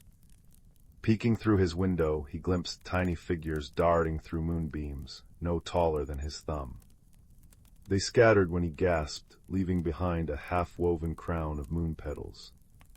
"They're frightened," Oliver realized. But why work in secret? The next day the village baker found her saffron buns rearranged into spirals, and the blacksmith's anvil rang with faint, off-key melodies at dawn. Granny Thistle stroked her silver braid. The Glimmer folk only gather when balance falters. Something troubles the heartwood tree. The ancient tree stood at Mosclin's center, its roots deep beneath the creek, its branches holding nests of slumbering songbirds. Oliver and Pippin crept to the heartwood at dusk. There they found withered leaves crusted in sickly violet moss, a blight spreading up the trunk. The Glimmer folk flitted anxiously around it, their tiny hands patting the bark as if soothing a fever. "Of course," whispered Oliver. "Moon petals heal poisoned soil, sunberries brighten fading magic, and saffron sparks warmth in roots." The sprites needed the village's plants to cure the heartwood, but feared waking humans who might mistake them for thieves. With Granny Thistle's guidance, Oliver left offerings, a thimble of honey on a mossy stone, a whistle carved from elderwood. Slowly, the Glimmer folk emerged.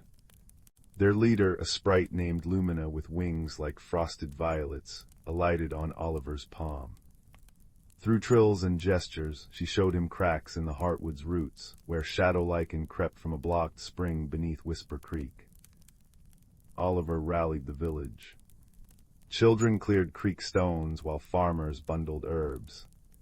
At midnight the Glimmerfolk sang, a sound like bells and wind through reeds, guiding their tiny hands to braid moon petals into the roots.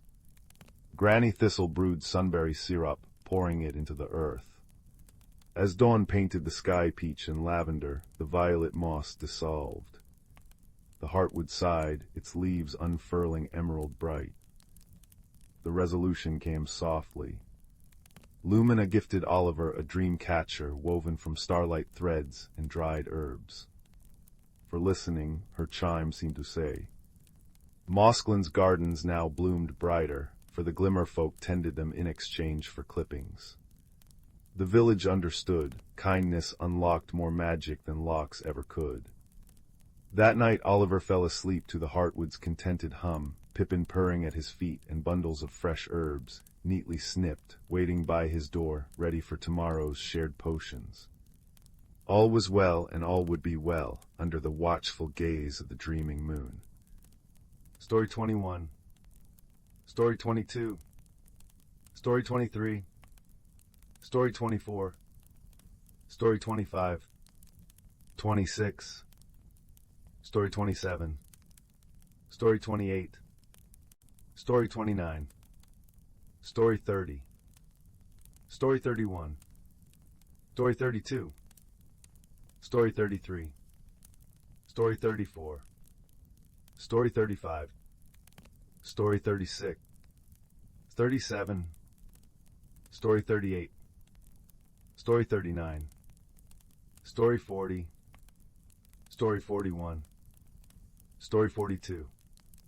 Story 43. Story 44.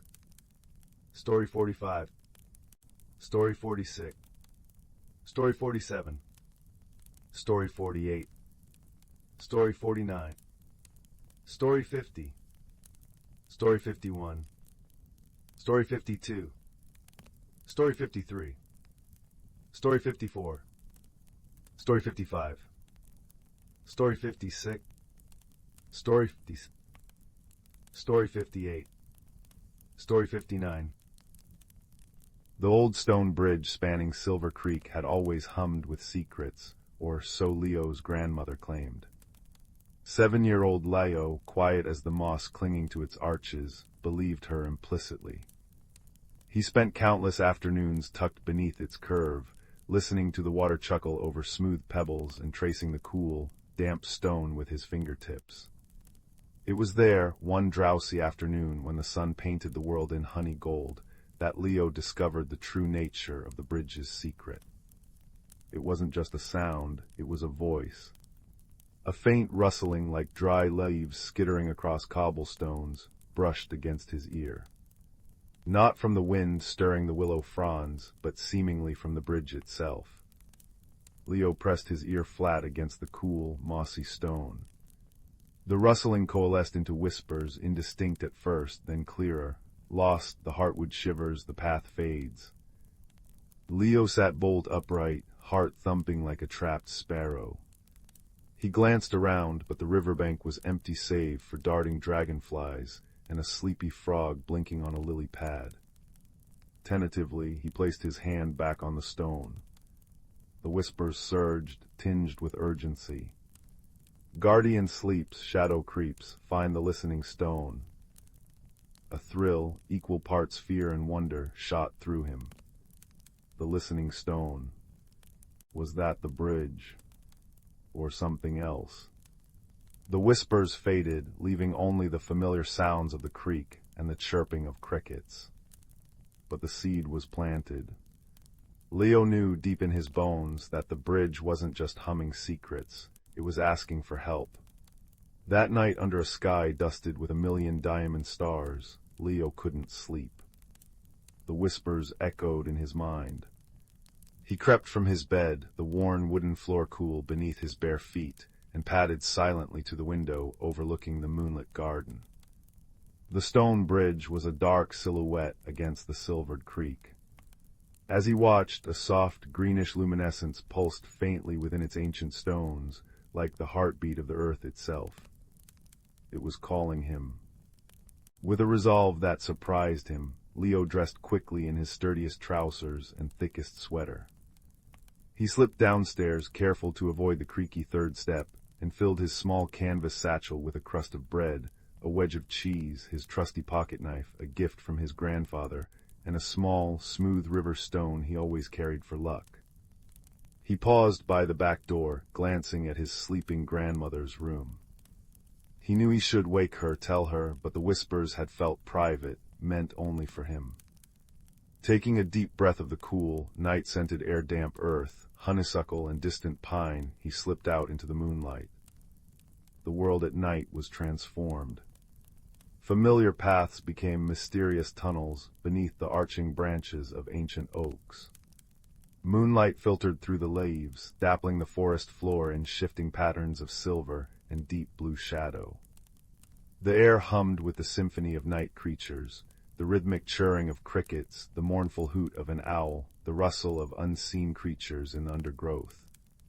Leo followed the creek upstream, past the humming bridge, guided by an instinct he couldn't name and the faint, persistent tug of the whispers that seemed to resonate within him now, not just from the stone. He walked for what felt like hours, the path becoming less distinct, the trees denser and older. Giant ferns unfurled like sleeping giants, and moss hung thick and soft from gnarled branches, glowing faintly with an eerie phosphorescence. Just as weariness began to creep into his legs, the creek widened into a still, dark pool, reflecting the star-strewn sky. On the far side, partially obscured by cascading ferns and draped with luminous moss, stood an archway Leo had never seen before. It wasn't built of stone or wood, but seemed woven from the living roots of two colossal, intertwined trees. Their bark shimmered with the same soft green light he'd seen in the bridge. The whispers within Leo intensified, becoming a chorus. The whispering gate stepped through, find the stone, taking a deep breath. Leo waded through the cool, shallow water, the pebbles smooth beneath his feet. As he passed beneath the arch of living roots, a strange sensation washed over him, like stepping through a curtain of cool, charged air. The world shifted. On the other side, the air was warmer, sweeter, thick with the scent of unfamiliar blossoms and damp, rich earth. Giant bioluminescent mushrooms dotted the forest floor like scattered lanterns, casting pools of soft blue and violet light.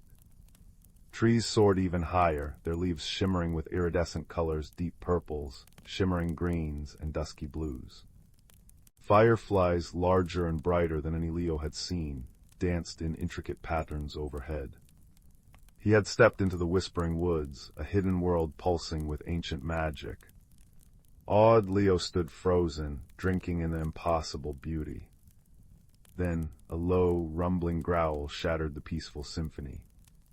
From behind a cluster of giant, glowing toadstools, a creature emerged. Leo's breath caught. It was roughly the size of a large dog, but built like a sturdy badger covered in thick, mossy fur. Its skin looked like rough-hewn stone, dark gray and deeply textured. 4 powerful legs ended in broad, clawed paws. Its head was blocky, dominated by 2 large, dark eyes that glowed with an inner amber light, currently fixed intently on Leo. It lowered its head, rumbling again, a sound like distant rocks tumbling down a mountainside. Fear, cold and sharp, pricked at Leo. This was no gentle woodland sprite. He remembered the whispers, guardian sleeps, shadow creeps. Was this the guardian? Or the shadow? He took a cautious step back, his hand instinctively closing around the smooth river stone in his pocket. The creature took a slow, deliberate step forward, its stone-like hide scraping softly against the moss. It sniffed the air, its blunt snout twitching. Leo noticed something then. Tangled within the moss covering its flank were strands of thorny, dark vines that seemed to pulse with an unhealthy purple-black light. The creature flinched as it moved, as if the vines caused it pain. Its rumbling wasn't entirely hostile, it sounded distressed. The whispers surged within Leo, softer now, layered with meaning. Not shadow, trapped, hurting, listen. Could he listen? Not just to the whispers inside him, but to this strange, stony creature. Summoning every ounce of courage, Leo slowly knelt, making himself smaller, less threatening.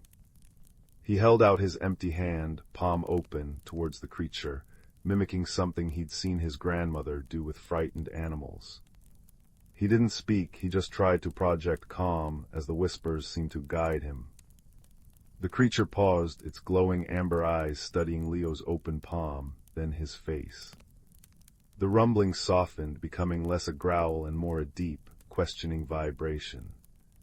It took another step closer, its movements stiff, hindered by the thorny vines. It sniffed Leo's hand, a surprisingly warm breath puffing against his skin. The touch sent a jolt through Leo, not of fear, but of understanding. Images flashed in his mind, not words, but sensations. Deep earth, cool stone, the comfort of moss, and then sharp, stinging pain, a creeping darkness stealing warmth. The whispers confirmed it, bramblethorn, steals warmth, steals voice, guardian wounded. This creature was the guardian of the whispering woods. It wasn't threatening Leo, it was hurt. The shadow creeping through the woods was this parasitic bramblethorn, draining the guardian's strength and silencing the natural magic of the place. Leo understood now why the bridge had called. The guardian needed help.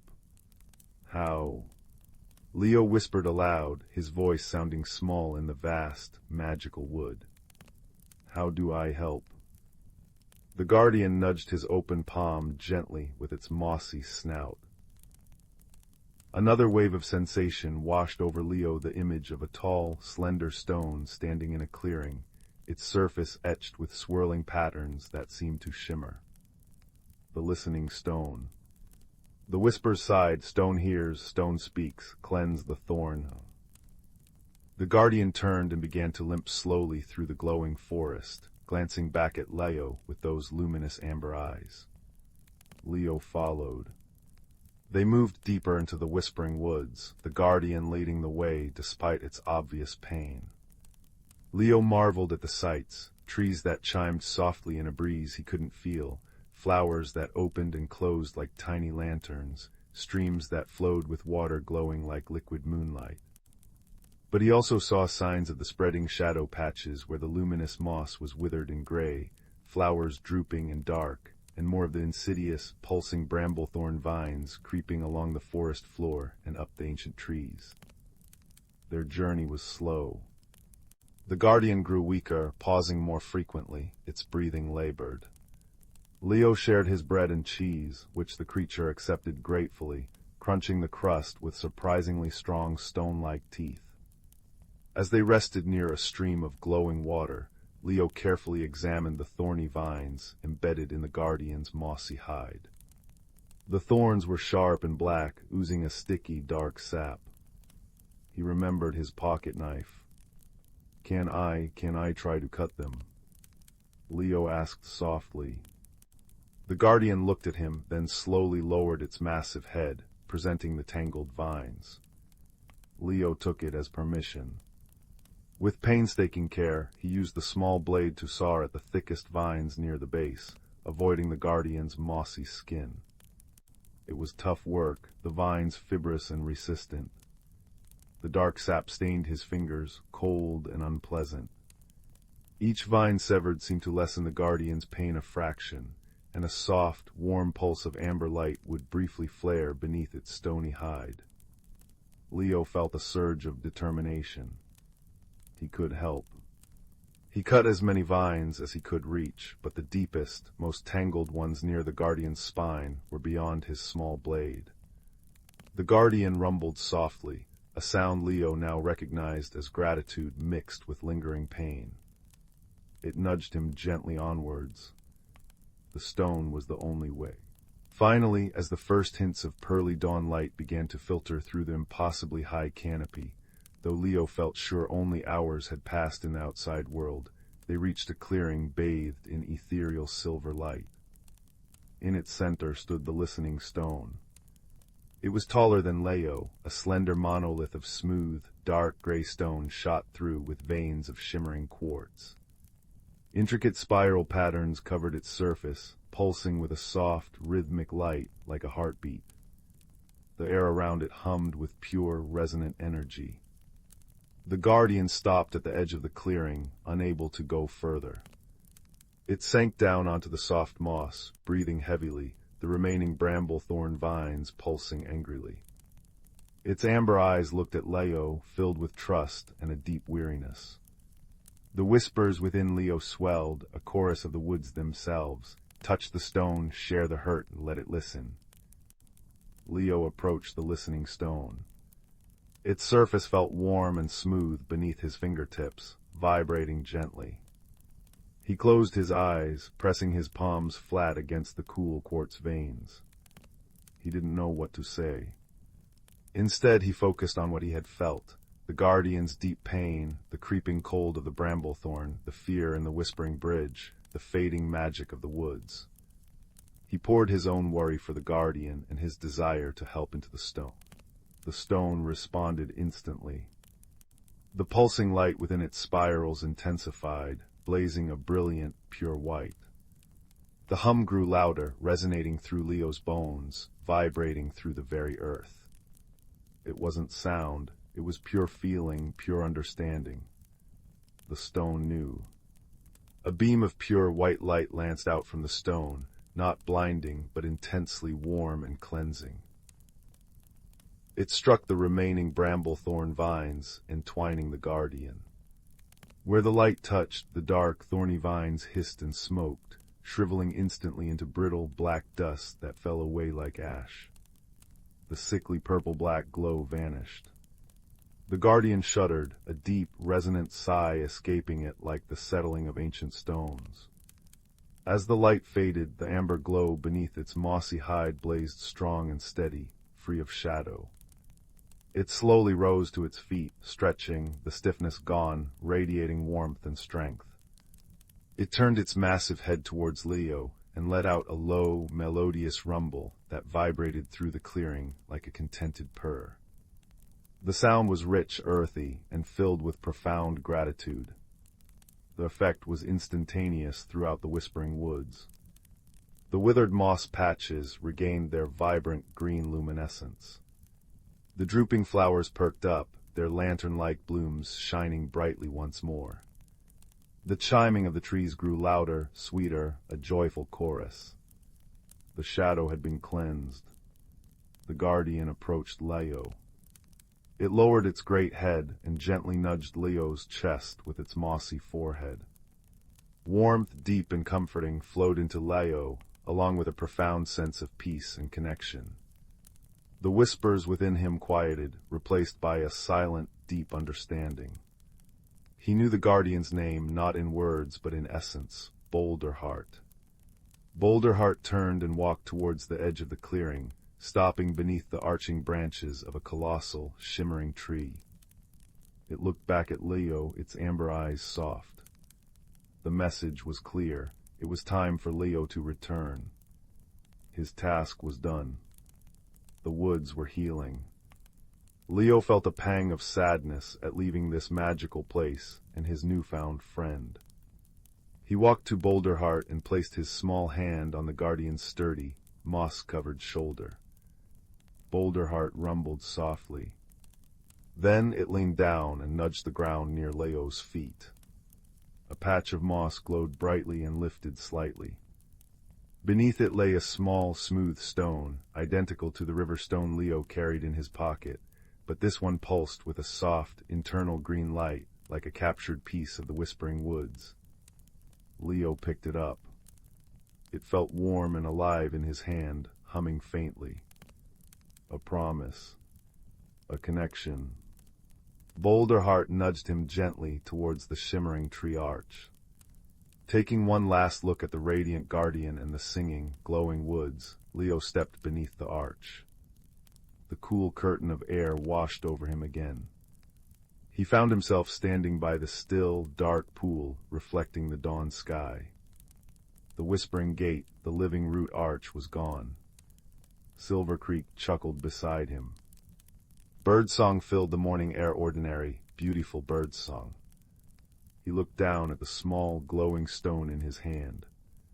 It pulsed gently, a warm ember against his palm. He wasn't sure if hours or minutes had passed, but the sun was just cresting the horizon, painting the sky in streaks of pink and gold. Leo walked slowly back along the creek, the familiar path seeming both the same and utterly transformed. He felt different. Quieter inside, yet filled with a profound warmth and a deep understanding of the hidden life pulsing just beneath the surface of the world. He stopped at the old stone bridge. He placed his hand on its cool, mossy stone. No frantic whispers greeted him, only a deep, contented hum, like a giant cat purring in the sunlight. The stone felt warm, strong, and at peace. As Leo slipped back into his quiet house, the scent of baking bread already filling the air, he tucked the warm, glowing stone deep into his pocket. He joined his grandmother at the kitchen table. She looked up from her knitting, her kind eyes studying his face, still touched with the wonder of the night. "You look like you've been on quite an adventure, my little owl," she said softly, a knowing smile playing on her lips. Leo smiled back, a secret warmth glowing in his chest, as bright as the stone hidden in his pocket. He took a deep breath of the warm, bread-scented air, listening to the familiar creak of the old house and the distant chuckle of Silver Creek. The world was full of whispers, he knew now, not just in hidden woods, but everywhere in the rustle of leaves, the murmur of water, the sigh of the wind. You just had to know how to listen. Not just with your ears, but with your heart. And sometimes the quietest listener could become the most important voice of all. He reached for a slice of warm bread, the simple, comforting taste grounding him, the gentle hum of the bridge and the warm pulse of the stone in his pocket, a constant, comforting reminder of a friendship forged in moonlight and magic, and a world that sang just beneath the silence. He knew Boulder Heart was watching over the woods, strong and healed, and the bridge hummed its contented song, a guardian reassured. Leo took another bite, the warmth spreading through him, a quiet hero carrying a piece of the whispering world within him, forever changed. The adventure was over, but the listening, the true magic, had only just begun. And the world, both seen and unseen, felt beautifully, peacefully whole. Story 60. 61. Story 62. Story 63. Story 64. Story 65. Story 66. Story 67. Story 68. Story 69. Story 70. Story 71. Story 72. Story 73. Story 74. Story 75. Story 76. Story 77. Story 78. Story 79. Story 80. Story 81. Story 82. Story 83. Story 84. In the heart of an ancient forest, where the whispers of time brushed through the leaves and the sunlight danced in dappled patterns on the forest floor, there lived a community of creatures whose lives were woven together like the roots of the towering trees. This forest, known only to those who listened to the secrets of the earth, was a sanctuary where magic and reality intertwined as naturally as the rivers flow. The creatures of this forest were gentle beings, each unique yet connected by the threads of their environment. There was Silva, the wise old owl, whose feathers shimmered like silver under the moonlight, and whose eyes held the knowledge of countless seasons. Her perch was an ancient oak, its gnarled branches stretching high above the canopy, offering a vantage point from which she could observe the world below. Beneath her, nestled in the soft moss that blanketed the forest floor, was a family of rabbits. The youngest among them, a curious little one named Thistle, was known for his playful spirit and boundless curiosity. His fur was the color of autumn leaves, and he moved with a nimbleness that spoke of his youth and his wonder for the world. Every year, as spring whispered its promise of renewal, the forest came alive with a symphony of sights and sounds. The babbling brook that wound through the trees became a ribbon of laughter, its banks adorned with clusters of wildflowers that swayed in the gentle breeze. The air was sweet with the fragrance of blooming honeysuckle, and the sunlight, warm and golden, filtered through the canopy in soft beams that kissed the earth. This particular spring, however, brought with it a peculiar phenomenon. As the first rains of the season fell, their droplets seemed to glisten with an ethereal glow, casting a rainbow of colors across the forest. It was said among the creatures that these were not ordinary rains, but the tears of joy from the spirit of the forest, celebrating the harmony and balance that had been preserved through the ages. Silva, with her keen wisdom, gathered the creatures for a meeting beneath her oak. The air was filled with anticipation as they assembled, each eager to hear the owl's insights. Her voice, when she spoke, was soft yet resonant, like the rustle of leaves in a gentle wind.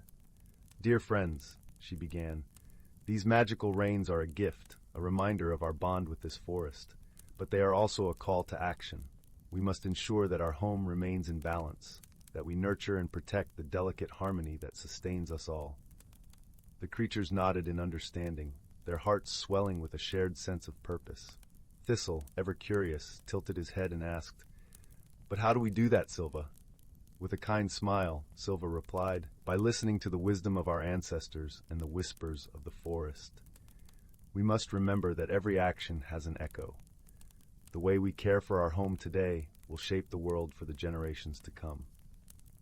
As the days passed, the creatures set about their tasks, each contributing in their own way to the health of their shared home.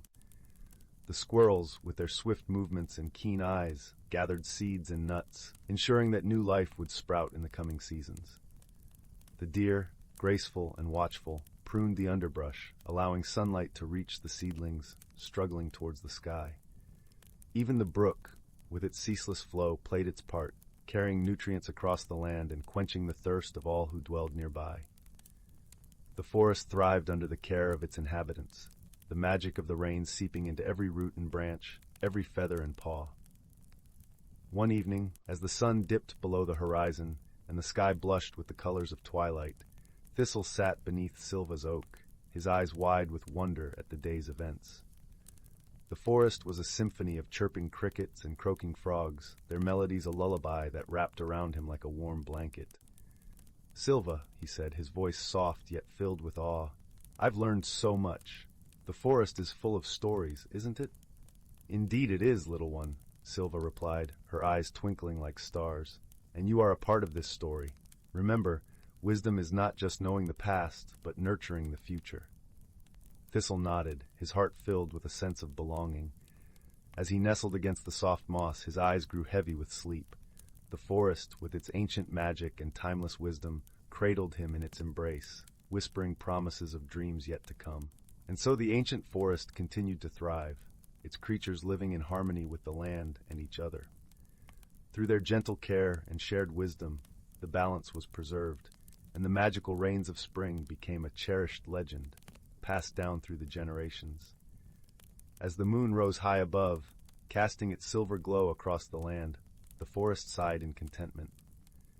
For in this hidden world where magic and reality danced together, the heart of nature beat strong and true, a testament to the power of friendship, wisdom, and the enduring beauty of life. Story 85. Story 86. Story 87. Story 88. Story 89. Story 90. The attic above young Ben's house smelled of dust and forgotten summers. Cobwebs draped like lace across beams thick with the memory of old trees, and sunlight, thick and golden as honey, streamed through the single round window, illuminating galaxies of swirling dust motes. Ben wasn't supposed to be up there. The ladder was rickety, his mother said, but the pull of hidden treasures was too strong. That's where he found the button box. It wasn't fancy. Just an old, slightly dented biscuit tin, its floral pattern faded. Inside, however, wasn't a jumble of ordinary buttons. These buttons shimmered.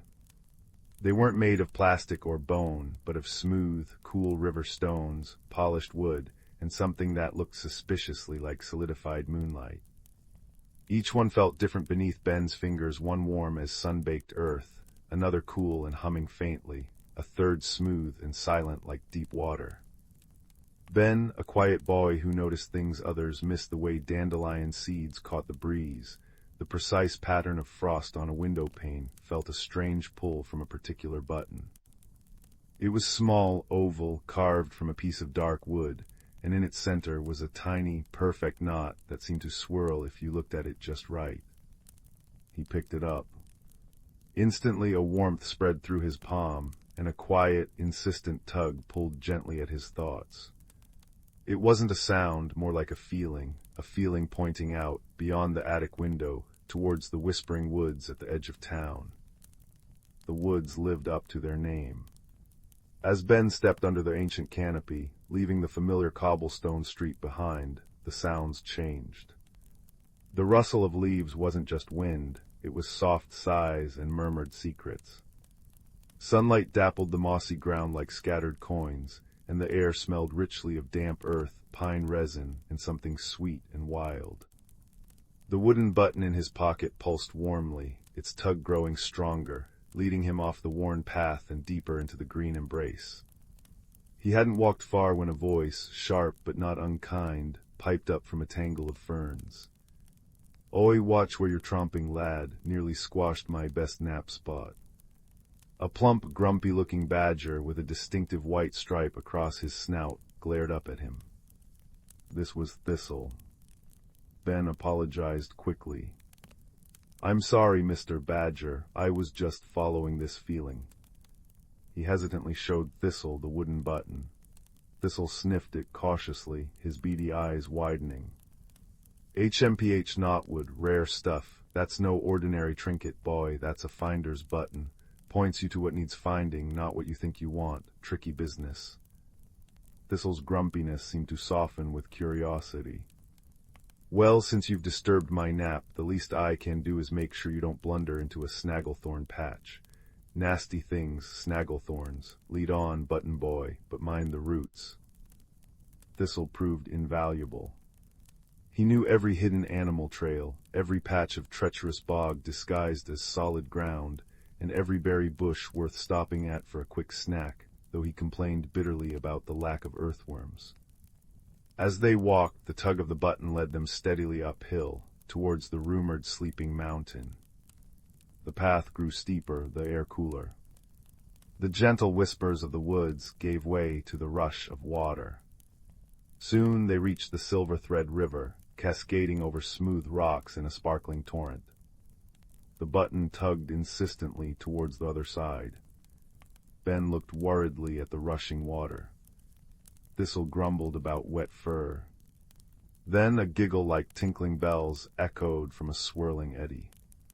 A head crowned with water lilies and hair the color of river foam popped up. "Lost your way, landwalkers?" asked the river spirit, her eyes shifting like sunlight on water. Her name was Rill, and she was perpetually forgetful. "We need to cross, Lady Rill," Ben said politely, holding up the button. "The finder's button leads us across." Rill drifted closer, peering at the knotwood. "Ooh, shiny and warm. Makes me think of something important." Oh dear, what was it? She tapped her chin, sending ripples across the water. "Something lost, something cold," she sighed dramatically. "Crossing. Yes. Hop on the stepping stones, but only where the water laughs. Step on the grumpy stones and splash." She pointed to stones barely visible beneath the churning surface. "Listen." Ben took a deep breath. He closed his eyes, letting the roar of the river fill his ears. Thistle nudged him impatiently, but Ben focused. Beneath the main roar, he heard it faint, musical chuckles coming from certain rocks. He stepped onto the first chuckling stone. It felt firm. Step by careful step, listening intently to the water's hidden laughter, Ben crossed. Thistle followed, surprisingly nimble, muttering about soggy badgers and ridiculous spirits. Rill waved cheerfully, already forgetting them, humming a watery tune. On the other side, the slope grew even steeper, leading towards the mist-shrouded peak of the sleeping mountain. The air grew thin and crisp. The button's tug was strong now, almost vibrating in Ben's pocket. As they climbed above the tree line, the world opened up. Vast valleys spread below, painted in shades of green and purple shadow. But the path ahead vanished into a wall of shifting, gray mist. The mountain seemed to breathe, the mist swirling and thickening, obscuring any trail. Thistle sniffed the air. Mist maze, mountain's way of guarding its secrets. Get lost in there and you might wander forever, or step off a ledge you never saw coming. Nasty business. Ben felt a flutter of fear. How could they navigate this? He pulled out the finder's button. It glowed softly in his palm, the knot swirling faster, but the tug felt confused, pulled in several directions at once by the shifting mist. Force wouldn't work. Shouting wouldn't help. He remembered Rill's lesson listening. He sat down on a cool, smooth rock. "We need to be still," he said softly to Thistle. "We need to listen beyond the mountain's breath." Thistle, surprisingly, didn't argue.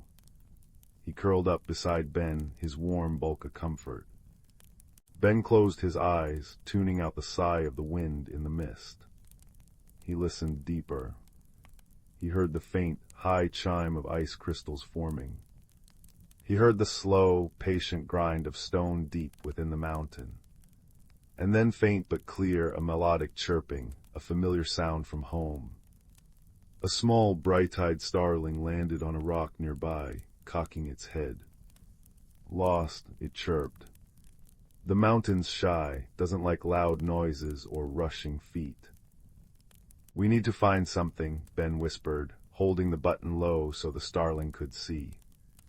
"It's important. The button led us here." The starling hopped closer. Finder's button points to what needs finding. Clever thing, the mountain it hides because it aches. Something is cold inside where it should be warm, makes it grumpy, like old Thistle here before breakfast. The badger harumphed. "The path through the mist isn't a path you see," the starling continued. "It's a path you feel. Follow the warmth. The mountain hides the warmth it misses, deep in its heart." Ben understood. The button wasn't confused by the mist. It was reacting to the mountain's need. He closed his eyes again, the button warm in his hand. This time, instead of a tug, he sought a thread of warmth emanating from the mountain itself, a fragile pulse beneath the cold mist. He felt it, a faint, golden thread of warmth, like a hidden heartbeat, leading into the swirling gray. "Follow me," Ben said with newfound certainty. Follow the warmth. Step by careful step, Ben led the way, his hand outstretched, feeling for the subtle warmth radiating from the mountain's hidden heart. Thistle followed his footsteps precisely, and the starling flitted overhead, calling out encouragement. The mist swirled and billowed, sometimes thinning to reveal dizzying drops, sometimes thickening into an impenetrable wall, but the thread of warmth remained constant, an invisible guide. It led them not upwards towards the peak, but sideways along a narrow ledge, finally dipping down into a hidden crevice. Inside was a small cave, surprisingly dry and sheltered. And there, nestled in a bed of soft, glowing moss, lay the source of the warmth, not a treasure of gold or gems, but a large, perfectly smooth river stone. But this stone pulsed with a gentle internal light, radiating a soothing, deep warmth. It was beautiful, but it looked cold. Frost patterns etched its surface, and its light flickered weakly. "This is it," Ben breathed. "This is what needed finding." He remembered Rill's words, something lost, something cold. This was the mountain's heartstone, lost and growing cold. But how to warm it? They had no fire. Ben looked at the finder's button in his hand, still warm. He looked at Thistle, radiating his own cozy body heat. He looked at the starling, fluffing its feathers. Wisdom, not force. Friendship is warm, Ben said softly. He placed the wooden finder's button gently against the cold heart stone. Then he sat beside it, leaning close. Thistle, understanding without words, curled his warm, furry body around the stone on one side. The starling nestled into the moss on the other, spreading its wings like a tiny blanket. Together they sat in the quiet cave. Ben placed his hands gently on the stone, sharing his own warmth. They didn't speak, they simply were together, a circle of quiet companionship and shared heat. Slowly, slowly, the frost on the heartstone began to melt. The flickering light within grew steadier, brighter, bathing the cave in a soft, golden glow. The warmth radiating from it grew stronger, pulsing outwards like a gentle sigh of relief. Outside the cave, the mist began to thin, not vanishing entirely, but parting like a curtain, revealing clear, safe paths winding up and down the mountainside. The mountain itself seemed to sigh, a deep, contented rumble that vibrated gently through the rock beneath them.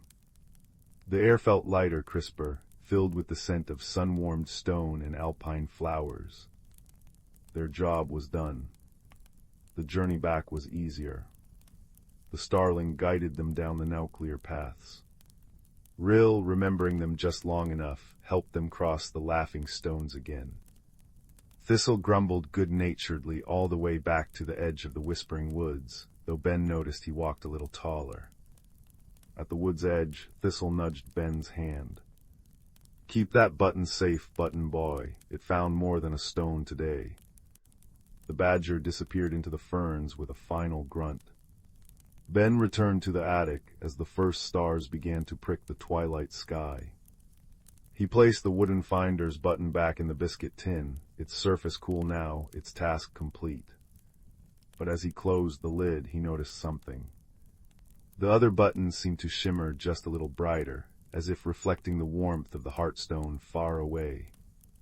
He climbed down the ladder, the scent of dust replaced by the comforting aroma of soup from the kitchen below. He didn't tell his mother about the badger, the river spirit, the starling, or the mountain's heart. Some discoveries were treasures meant to be held quietly in the heart. But as he lay in bed that night, listening to the familiar creaks of the house, he felt different. He felt the quiet courage of the journey, the warmth of unexpected friendship, and the profound understanding that the greatest magic often lies not in seeking power, but in answering a call for warmth with an open heart and helping hands.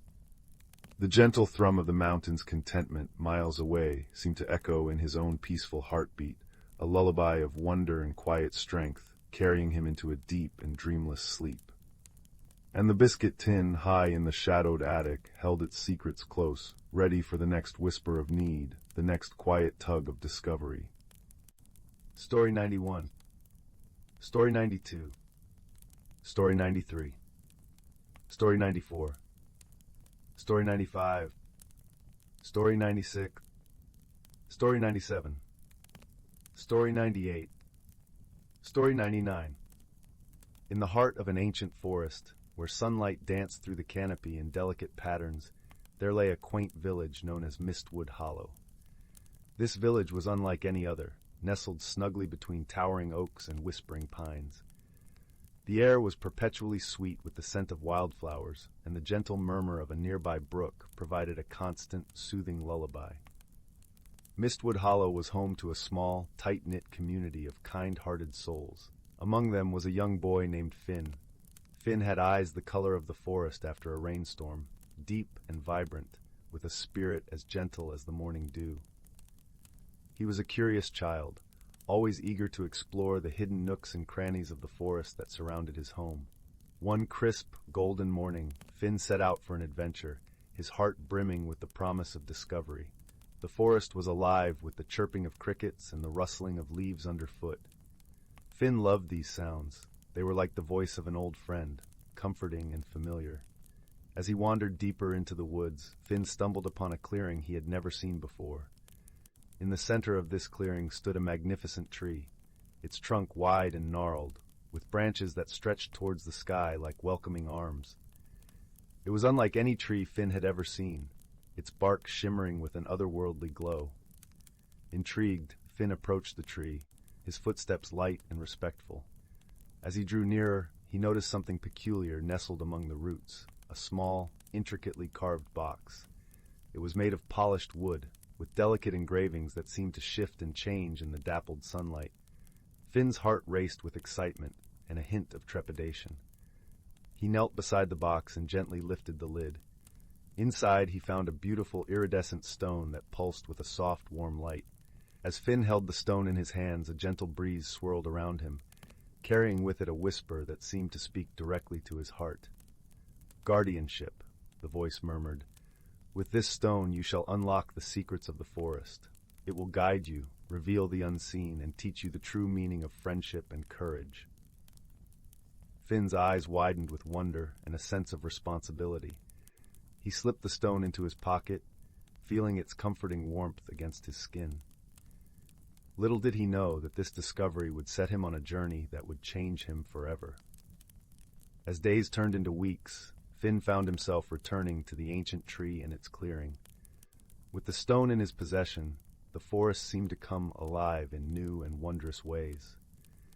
He could hear the whispered conversations of the trees, feel the heartbeat of the earth beneath his feet, and see the hidden world that thrived within the natural environment. One misty afternoon, as Finn sat beneath the old tree, he met a peculiar creature.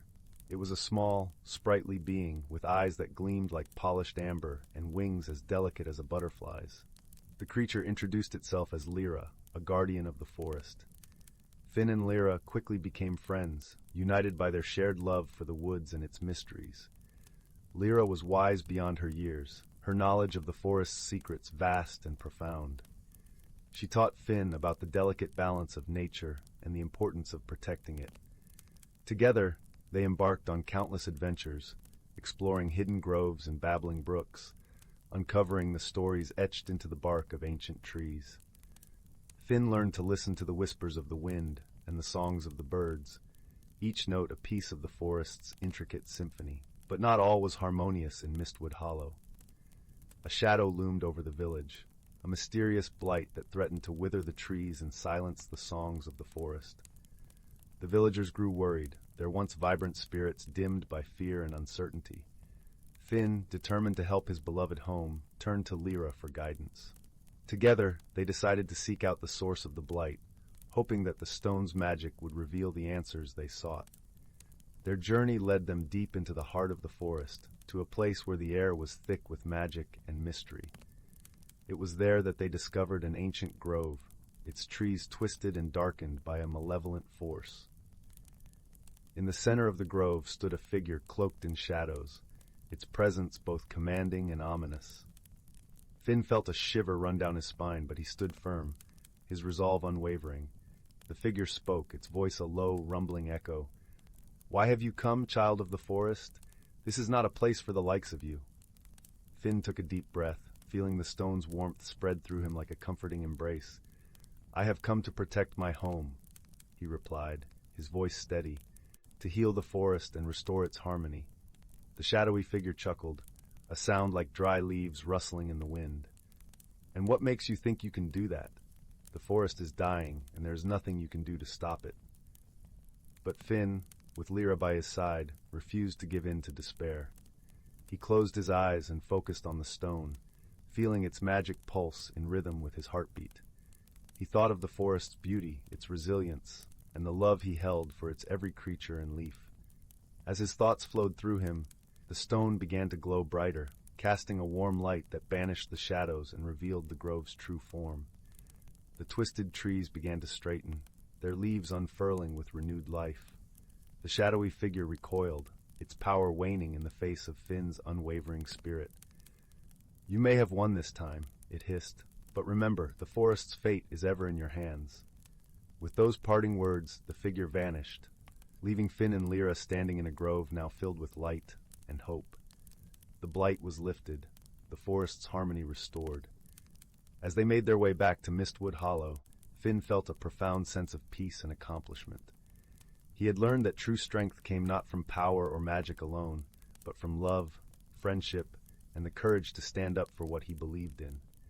The villagers welcomed Finn and Lyra with open arms, their joy and gratitude boundless. The forest thrived once more, its songs echoing through the trees like a promise of brighter days to come.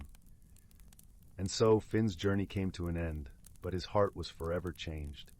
He had discovered the magic that lay within him, the power of friendship and the beauty of the world around him. And in the heart of Mistwood Hollow, beneath the ancient tree that had started it all, Finn found his place, a guardian of the forest, a keeper of its secrets, and a friend to all who called it home. As the sun dipped below the horizon, casting the forest in a soft golden glow, Finn sat beneath the ancient tree, the iridescent stone in his hand. He watched as the stars began to twinkle in the sky, each one a reminder of the vast, wondrous world he was a part of. Beside him, Lyra perched on a low-hanging branch, her wings shimmering in the moonlight. "You did well, Finn," she said, her voice a gentle melody. "The forest is alive and thriving because of you." Finn smiled, a warmth spreading through his heart. "I couldn't have done it without you, Lyra. Thank you for being my friend and guide." Lyra fluttered down to sit beside him, her eyes sparkling with affection. "We make a good team, don't we?" Finn nodded, feeling a deep sense of contentment. The forest was safe, its harmony restored, and he had found a friend in Lyra, someone who understood and shared his love for the natural world. As they sat together beneath the stars, Finn realized that his journey was far from over. There were still countless mysteries to uncover, lessons to learn, and adventures to embark upon. But he knew that with Lyra by his side and the magic of the forest in his heart, there was nothing he couldn't face. And so, in the heart of Mistwood Hollow, surrounded by the beauty and magic of the forest, Finn found his place in the world, a place where he belonged, where he was loved, and where he could make a difference. With a deep sense of peace and gratitude, Finn closed his eyes, the soft murmur of the forest lulling him into a gentle slumber. And as he drifted off to sleep, he knew that he was home, in the heart of the forest, in the company of friends, where dreams and reality intertwined in a tapestry of magic and wonder. The end. In the heart of an ancient forest, where the whispers of time brushed through the leaves and the sunlight danced in dappled patterns on the forest floor, there lived a community of creatures whose lives were woven together like the roots of the towering trees. This forest, known only to those who listened to the secrets of the earth, was a sanctuary where magic and reality intertwined as naturally as the rivers flow. The creatures of this forest were gentle beings, each unique yet connected by the threads of their environment. There was Silva, the wise old owl, whose feathers shimmered like silver under the moonlight, and whose eyes held the knowledge of countless seasons. Her perch was an ancient oak, its gnarled branches stretching high above the canopy, offering a vantage point from which she could observe the world below. Beneath her, nestled in the soft moss that blanketed the forest floor, was a family of rabbits. The youngest among them, a curious little one named Thistle, was known for his playful spirit and boundless curiosity. His fur was the color of autumn leaves, and he moved with a nimbleness that spoke of his youth and his wonder for the world.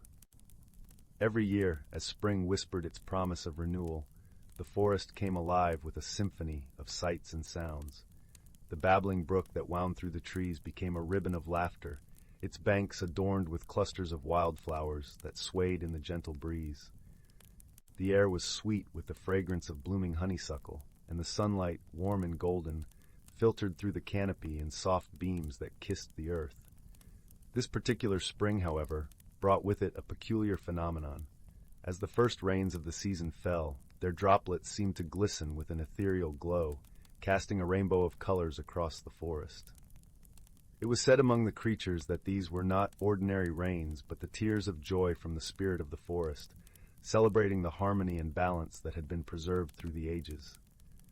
Silva, with her keen wisdom, gathered the creatures for a meeting beneath her oak. The air was filled with anticipation as they assembled, each eager to hear the owl's insights. Her voice, when she spoke, was soft yet resonant, like the rustle of leaves in a gentle wind. "Dear friends," she began, "these magical rains are a gift, a reminder of our bond with this forest, but they are also a call to action. We must ensure that our home remains in balance, that we nurture and protect the delicate harmony that sustains us all. The creatures nodded in understanding, their hearts swelling with a shared sense of purpose. Thistle, ever curious, tilted his head and asked, "But how do we do that, Silva?" With a kind smile, Silva replied, "By listening to the wisdom of our ancestors and the whispers of the forest. We must remember that every action has an echo. The way we care for our home today will shape the world for the generations to come." As the days passed, the creatures set about their tasks, each contributing in their own way to the health of their shared home. The squirrels, with their swift movements and keen eyes, gathered seeds and nuts, ensuring that new life would sprout in the coming seasons. The deer, graceful and watchful, pruned the underbrush, allowing sunlight to reach the seedlings, struggling towards the sky. Even the brook, with its ceaseless flow, played its part, carrying nutrients across the land and quenching the thirst of all who dwelled nearby. The forest thrived under the care of its inhabitants, the magic of the rain seeping into every root and branch, every feather and paw. One evening, as the sun dipped below the horizon and the sky blushed with the colors of twilight, Thistle sat beneath Silva's oak, his eyes wide with wonder at the day's events. The forest was a symphony of chirping crickets and croaking frogs, their melodies a lullaby that wrapped around him like a warm blanket. "Silva," he said, his voice soft yet filled with awe, "I've learned so much. The forest is full of stories, isn't it?" "Indeed it is, little one," Silva replied, her eyes twinkling like stars. "And you are a part of this story. Remember, wisdom is not just knowing the past, but nurturing the future." Thistle nodded, his heart filled with a sense of belonging. As he nestled against the soft moss, his eyes grew heavy with sleep. The forest, with its ancient magic and timeless wisdom, cradled him in its embrace, whispering promises of dreams yet to come. And so the ancient forest continued to thrive, its creatures living in harmony with the land and each other. Through their gentle care and shared wisdom, the balance was preserved, and the magical rains of spring became a cherished legend, passed down through the generations. As the moon rose high above, casting its silver glow across the land, the forest sighed in contentment. For in this hidden world where magic and reality danced together, the heart of nature beat strong and true, a testament to the power of friendship, wisdom, and the enduring beauty of life. In the quaint village of Willowbrook, nestled amidst rolling hills and flourishing meadows, there was a peculiar legend whispered among its inhabitants. It spoke of the enchanted lantern, a magical object that had the power to illuminate hidden paths and reveal truths unseen. It was said to be tucked away in the heart of the mystic woods, a lush and verdant forest that bordered the village, where old oaks and whispering pines guarded secrets untold. The villagers often spoke of the lantern with both awe and caution, for it was believed that only those pure of heart could unveil its mysteries. Among the listeners was a young boy named Finn, whose eyes sparkled with an insatiable curiosity. Finn was known for his gentle nature and boundless imagination. He loved exploring the woods with his best friend, a clever raccoon named Pip, who often perched on his shoulder or scurried alongside him. One crisp autumn afternoon, as golden leaves cascaded from the trees like gentle rain, Finn found himself drawn to the edge of the mystic woods. The air was crisp and filled with the scent of pine and earth. He and Pip had heard the legend many times over crackling fires and beneath starlit skies, but that day the call of adventure was too strong to resist. "Pip," Finn murmured, his breath a soft cloud in the cool air, "what if we find the enchanted lantern? What wonders could we discover?" Pip twitched his nose and chirped in agreement, his tiny paws patting Finn's shoulder as if to say, "Let's go! Let's see!" With a heart full of hope and wonder, Finn stepped into the mystic woods, the leaves crunching softly beneath his feet. The forest was alive with the sounds of nature, the rustling of leaves, the distant call of a songbird, and the gentle babble of a hidden brook. Sunlight filtered through the canopy, casting dappled patterns on the forest floor, creating a tapestry of light and shadow that seemed to dance with every breeze. As they ventured deeper, the world around them seemed to shift. The forest was more than just trees and trails. It was a living, breathing entity that wrapped them in its embrace. The path wound its way through towering ferns and beneath ancient trees whose branches reached out like welcoming arms. The deeper they went, the more Finn felt a change within himself, a sense of belonging, a connection to something greater than he had ever known. "Do you feel it, Pip?" Finn whispered, his voice a soft echo in the stillness. Pip nodded, his eyes wide with wonder as they peered into the depths of the forest, where shadows played and light danced. Hours passed like minutes as they wandered, until they came upon a clearing bathed in a gentle golden glow. In the center stood an old stone pedestal, and upon it rested the enchanted lantern. Its glass was etched with intricate patterns that seemed to shift and shimmer, reflecting the colors of the forest around it. Finn approached with reverence, his heart pounding with a mix of excitement and trepidation. He reached out a tentative hand, and as his fingers brushed the cool metal, a warm light blossomed from within the lantern, casting a soft radiance that filled the clearing. In that moment, Finn felt a warmth spread through him, a gentle reassurance that whispered of possibilities and dreams yet to be realized. The world seemed to hold its breath, and the forest hushed as if in anticipation. Pip chirped softly, his eyes reflecting the light of the lantern as he watched his friend with unwavering trust. With the lantern in hand, Finn turned to the path ahead, which now glowed with a luminescent trail that beckoned them onward. It was a path that wove through the heart of the forest, revealing vistas of breathtaking beauty, hidden groves where flowers bloomed in riotous colors, and crystal-clear streams that sang as they danced over stones. As they walked, the lantern's light revealed more than just the path. It illuminated memories and dreams, hopes and fears, all woven together in the tapestry of Finn's heart. He saw moments of kindness and courage, laughter shared with friends, and the quiet strength that came from knowing he was never truly alone. The journey was not without its challenges, but Finn faced them with a newfound wisdom and the steadfast companionship of Pip. They crossed rickety bridges that swayed over deep chasms, clambered over rocky outcrops that tested their resolve, and weathered sudden storms that sought to turn them back.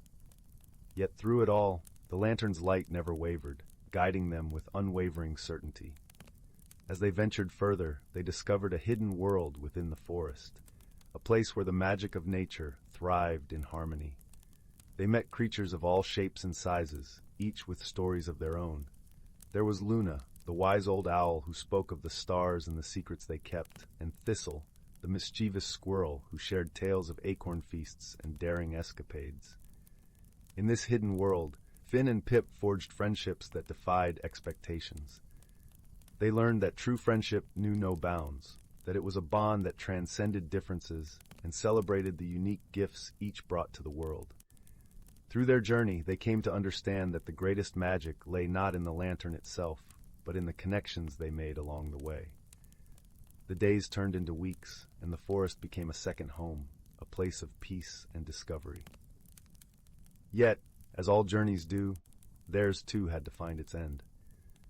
One evening, as the sun dipped below the horizon and painted the sky in hues of lavender and gold, Finn and Pip found themselves back at the edge of the mystic woods. The enchanted lantern, now a part of their story, rested gently in Finn's hands. He knew that its light was meant to be shared, that it was a gift for all who sought its wisdom.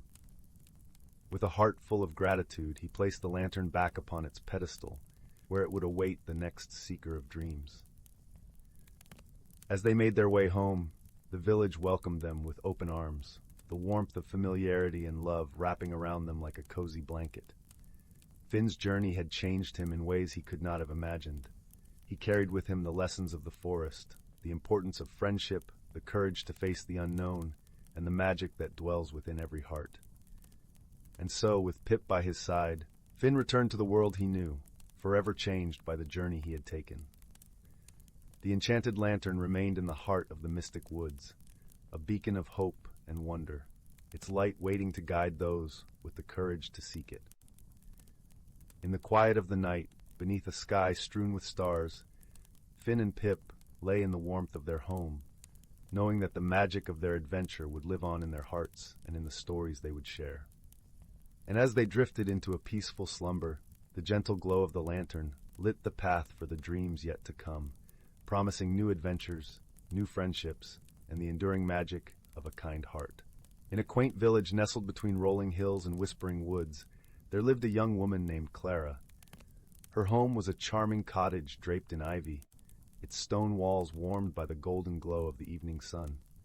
Clara was known for her gentle heart and a smile that could light up the darkest days. But beneath her cheerful exterior, Clara wrestled with a secret discomfort, an unease that stemmed from the changes she felt lurking in the shadows of her life. The seasons were shifting from summer's lush greenery to autumn's fiery palette, and with this change, Clara felt a stirring within her soul. She often strolled through the village, her feet crunching over fallen leaves, her thoughts a flurry of uncertainty. Why must things change? She would whisper to the rustling trees, as if seeking solace in their ancient wisdom. One crisp morning, while gathering herbs in the forest, Clara stumbled upon a peculiar sight. There, nestled among the roots of an old oak, was a tiny door, intricately carved with symbols that seemed to dance in the dappled sunlight. Curiosity piqued, Clara knelt down and lightly traced the carvings with her fingers. Suddenly she heard a soft, musical voice. "Do you wish to enter, dear one?" the voice asked, gentle as the breeze. Startled, Clara looked around but saw no one. With her heart fluttering like the wings of a sparrow, she nodded.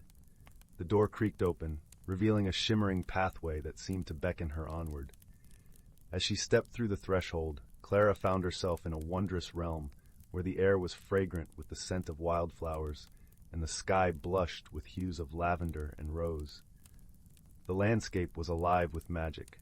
Trees with leaves spun from silver, streams that sang as they flowed, and creatures that glimmered with a luminescent glow.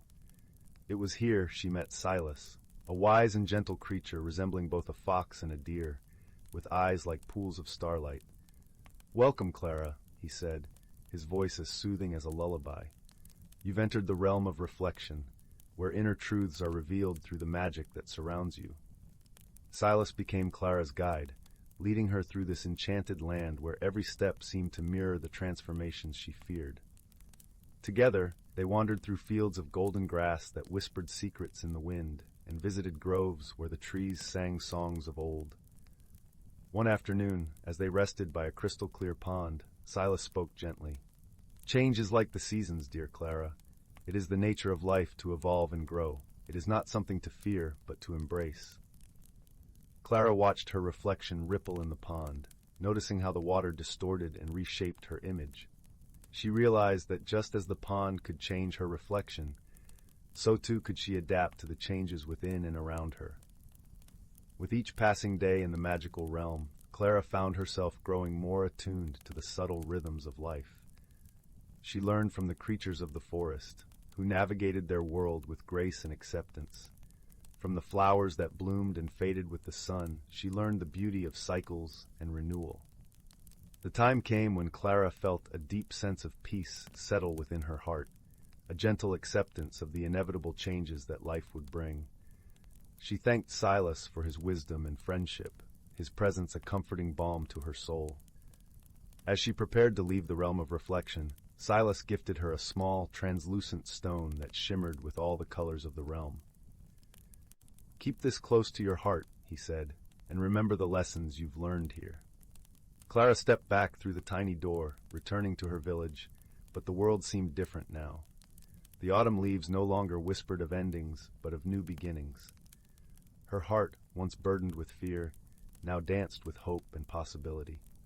As the days turned to weeks and autumn gave way to winter, Clara shared her newfound wisdom with her friends and neighbors, helping them see the beauty in life's ever-turning wheel. The stone from Silas remained a cherished keepsake, a reminder of the magical journey that had transformed her from within. And so, in the warmth of her cottage by the crackling fireplace, Clara found comfort in the knowledge that change was not a foe to be fought, but a friend to be welcomed. Her heart, now open and free, embraced the endless dance of seasons, carrying her ever forward on the gentle wings of transformation. In a quaint village nestled at the edge of the whispering woods, where the trees hummed soft lullabies and the air was sweet with the scent of blooming honeysuckle, there lived a young girl named Lila. Lila had chestnut curls that bounced as she walked, and eyes like polished amber, always alight with curiosity. Her home was a snug little cottage with a thatched roof, surrounded by a garden that danced with wildflowers. Every evening, as the sun dipped below the horizon and painted the sky with hues of lavender and rose, Lila would sit by the fire with her grandmother, a wise woman renowned throughout the village for her knowledge of herbs and lore. The hearth crackled warmly, casting a golden glow over the room, where shadows played gently on the walls. One particular evening, as Lila and her grandmother were preparing to settle down with steaming mugs of chamomile tea, a soft but persistent tapping echoed through the room. It seemed to be coming from the window, which overlooked the garden now blanketed in twilight's embrace. Curious, Lila padded over to the window and pulled back the lace curtain. To her astonishment, she found a small, peculiar creature perched on the windowsill. It was a moonbeam sprite, its delicate wings shimmering faintly in the dim light. The sprite's eyes were wide with worry, its tiny hands clasped together as if in prayer. "Oh, dear Lila," the sprite fluttered its wings, causing a gentle flutter of silvery dust to cascade around it. "Something strange is afoot in the whispering woods. The songbirds have fallen silent, and the fireflies are nowhere to be seen." Lila's grandmother joined her at the window, her expression thoughtful. "These are indeed curious happenings," she murmured, her voice as soft and comforting as a woolen shawl. "Perhaps it is time for a visit to the woods. They have secrets to share if one knows how to listen." The next morning, with the sun barely peeking over the horizon, Lila set off toward the whispering woods. The air was crisp and cool, carrying the earthy scent of dew-kissed leaves. As she entered the woods, the familiar rustle of leaves underfoot welcomed her, though the absence of birdsong was unmistakable. Lila walked deeper into the forest, her senses attuned to the subtle whispers of the trees. She soon came upon a clearing where the ancient oak known as Grandfather Tree stood proudly. Its gnarled branches stretched toward the heavens, and its bark was etched with the wisdom of centuries. "Welcome, young Lila," a voice rumbled softly, resonating from the heart of the oak. It was the tree guardian, an ethereal presence that watched over the woods. "I sense you seek answers." Lila nodded, her voice barely more than a whisper. "The forest feels different. Can you tell me what has happened?" The tree guardian seemed to sigh, a gentle breeze rustling through its leaves. "There is a disturbance in the balance. The nightshade, a mischievous creature, has been playing tricks, drawing the magic away from the woods." Lila listened carefully, her mind already turning with possibilities. "How might we restore the balance?" she asked. The tree guardian's response was a soft rustle.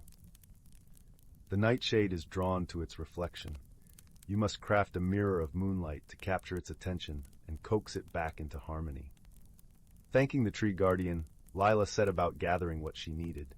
She collected a handful of silvery dew from the petals of moonflowers and a shard of smooth, reflective riverstone.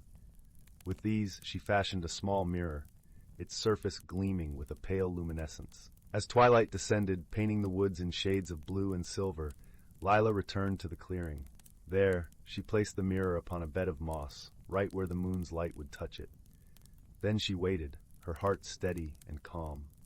Before long, a shadow flitted across the clearing, a dark, wispy shape that darted about with an impish energy.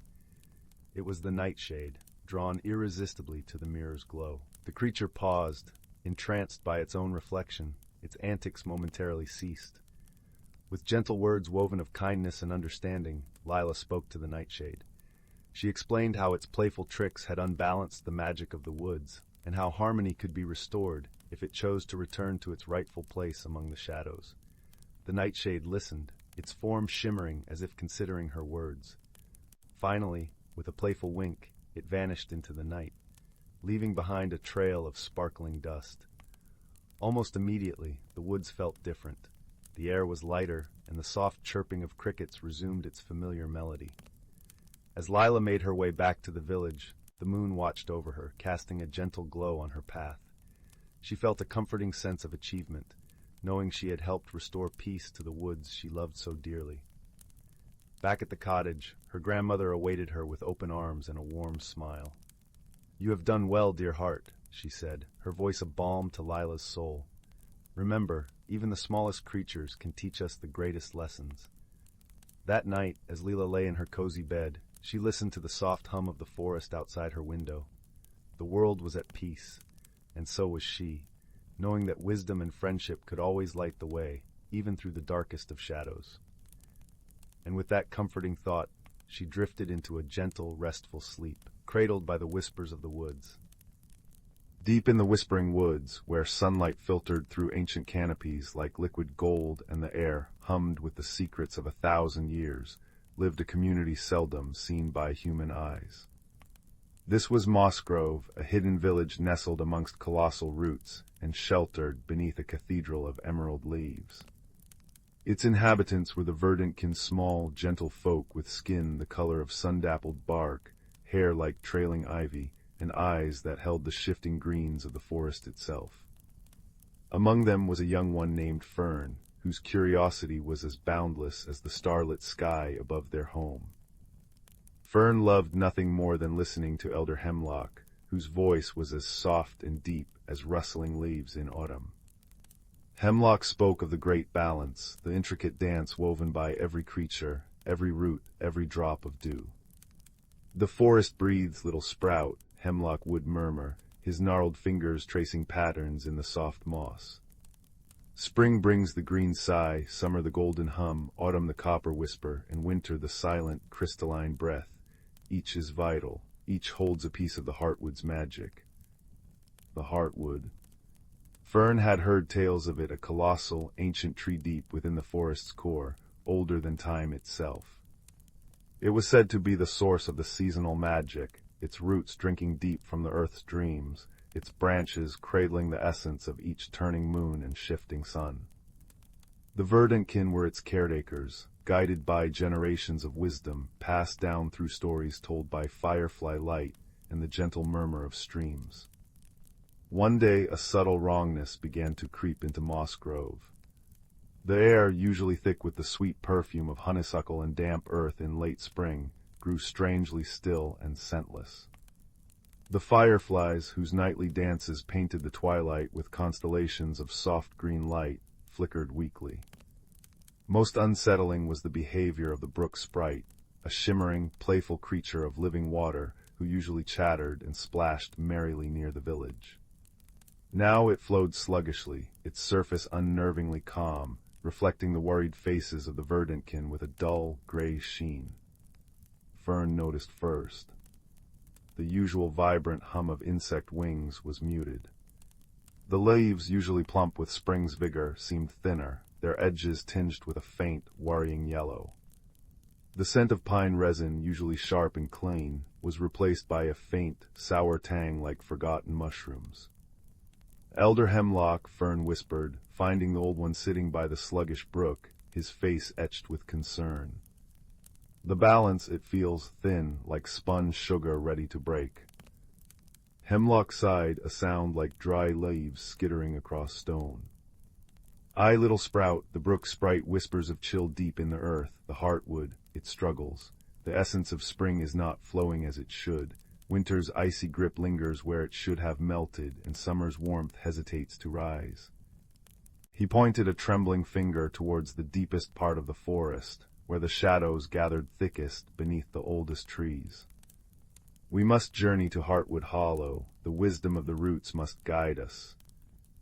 The journey was unlike any Fern had taken. The familiar, comforting paths felt muted. Sunlight struggled to pierce the denser canopy, casting long, cold shadows. The vibrant moss underfoot felt brittle, and the air held a lingering damp chill that seeped into their bones, despite it being late spring. They passed a family of badgers whose usually bustling set was quiet, the adults looking weary, their kits listless. A chorus of frogs by a pond croaked a slow, mournful song instead of their usual jubilant chorus. Fern felt the forest's unease like a physical weight, a prickling sensation against their skin. After a day and a night guided by the faint, troubled whispers carried on the wind through the leaves, they reached Heartwood Hollow. It was a vast, open glade bathed in an ethereal, shifting light. At its center stood the heartwood. Fern gasped. It wasn't just a tree, it was a living cathedral of wood and magic. Its trunk, wider than 20 Verdantkin houses, pulsed with a soft, internal luminescence. But the light was wrong. Instead of the vibrant, swirling greens and golds of spring fern had expected, it flickered erratically. Patches of weak green fought against stubborn veins of icy blue, and a dull, muddy brown where warm amber should have glowed. Around the base of the heartwood, figures moved with quiet urgency. Not just Verdantkin, but creatures Fern had only heard of in hemlock stories. Lumina moths with wings like stained glass, their light dimmed. Earth gnomes with skin like polished river stones, their faces etched with worry. Even a great ancient stag, his majestic antlers seeming to droop, his breath misting unnaturally in the cool air. The harmony was fractured. The hidden lives of the forest were laid bare in their shared distress. "The chill persists," rumbled the stag, his voice like stones grinding deep underground. "It festers in the deep roots fed by neglect." He lowered his massive head towards a section of the forest floor near the heartwood's base. Fern saw it then, a patch of ground choked with thorny, unnatural vines, dark, oily things that seemed to suck the very color from the air. They wrapped around smaller roots protruding from the earth, their grip tight and cruel. Nearby, the earth looked scarred and barren, as if something vital had been ripped away. "It is the strangling creeper," Hemlock said, his voice heavy with sorrow. "It takes hold where the forest's voice is silenced, where the small connections are broken. It feeds on imbalance, on forgotten duties." He explained how generations past had spoken of such blights, born not from malice, but from subtle neglect, a stream diverted carelessly by a landslide no one repaired, a clearing where too many saplings were lost, weakening the earth's song. The wisdom passed down was clear. Every creature, from the tiniest beetle turning the soil to the great trees breathing the air, played a part. Neglect one, and the thread of the tapestry unravels. "The heartwood draws strength from the harmony of all," murmured a lumina moth, its voice a soft chime. "When the small songs are silenced, its great song falters." Hope felt fragile. But looking around at the gathered creatures, the worried earth gnomes, the anxious Verdantkin, the sorrowful stag, the dimmed moth's Fern felt a spark ignite. "We are the small songs," Fern whispered, then spoke louder, their voice surprisingly steady in the hollow. "The wisdom says all must play their part. We are the harmony. Can we sing it back?" A ripple went through the assembly. The stag raised his head, a glimmer returning to his deep brown eyes. The earth gnomes nodded, their stony faces softening. The lumina moths fluttered their wings, shedding faint motes of light. The restoration began, a testament to the interconnected life Hemlock had always spoken of. Earth gnomes, strong and patient, began carefully digging around the base of the strangling creeper, loosening its grip on the precious roots without harming the heartwood itself. Their small hands worked with incredible precision, unearthing the dark tendrils. Lumina moths fluttered above, their dimmed light concentrating on the exposed vines. Where their soft glow touched the oily darkness, the creepers seemed to recoil, shriveling slightly, their malevolent energy disrupted. Fern and the other Verdantkin gathered nearby. They didn't fight the blight directly, their strength lay in connection. They knelt on the cold, troubled earth, placing their small hands on the moss, on the exposed, shivering roots of the heartwood, even on the cool flank of the patient stag. They closed their eyes and listened. Fern felt the deep, slow thrum of the heartwood, weak but persistent. They felt the stag's steady heartbeat, the quiet strength of the gnomes, the fragile hope of the moths. And they began to hum. It wasn't a complex song, but a simple, deep vibration, resonating from their chests into the earth.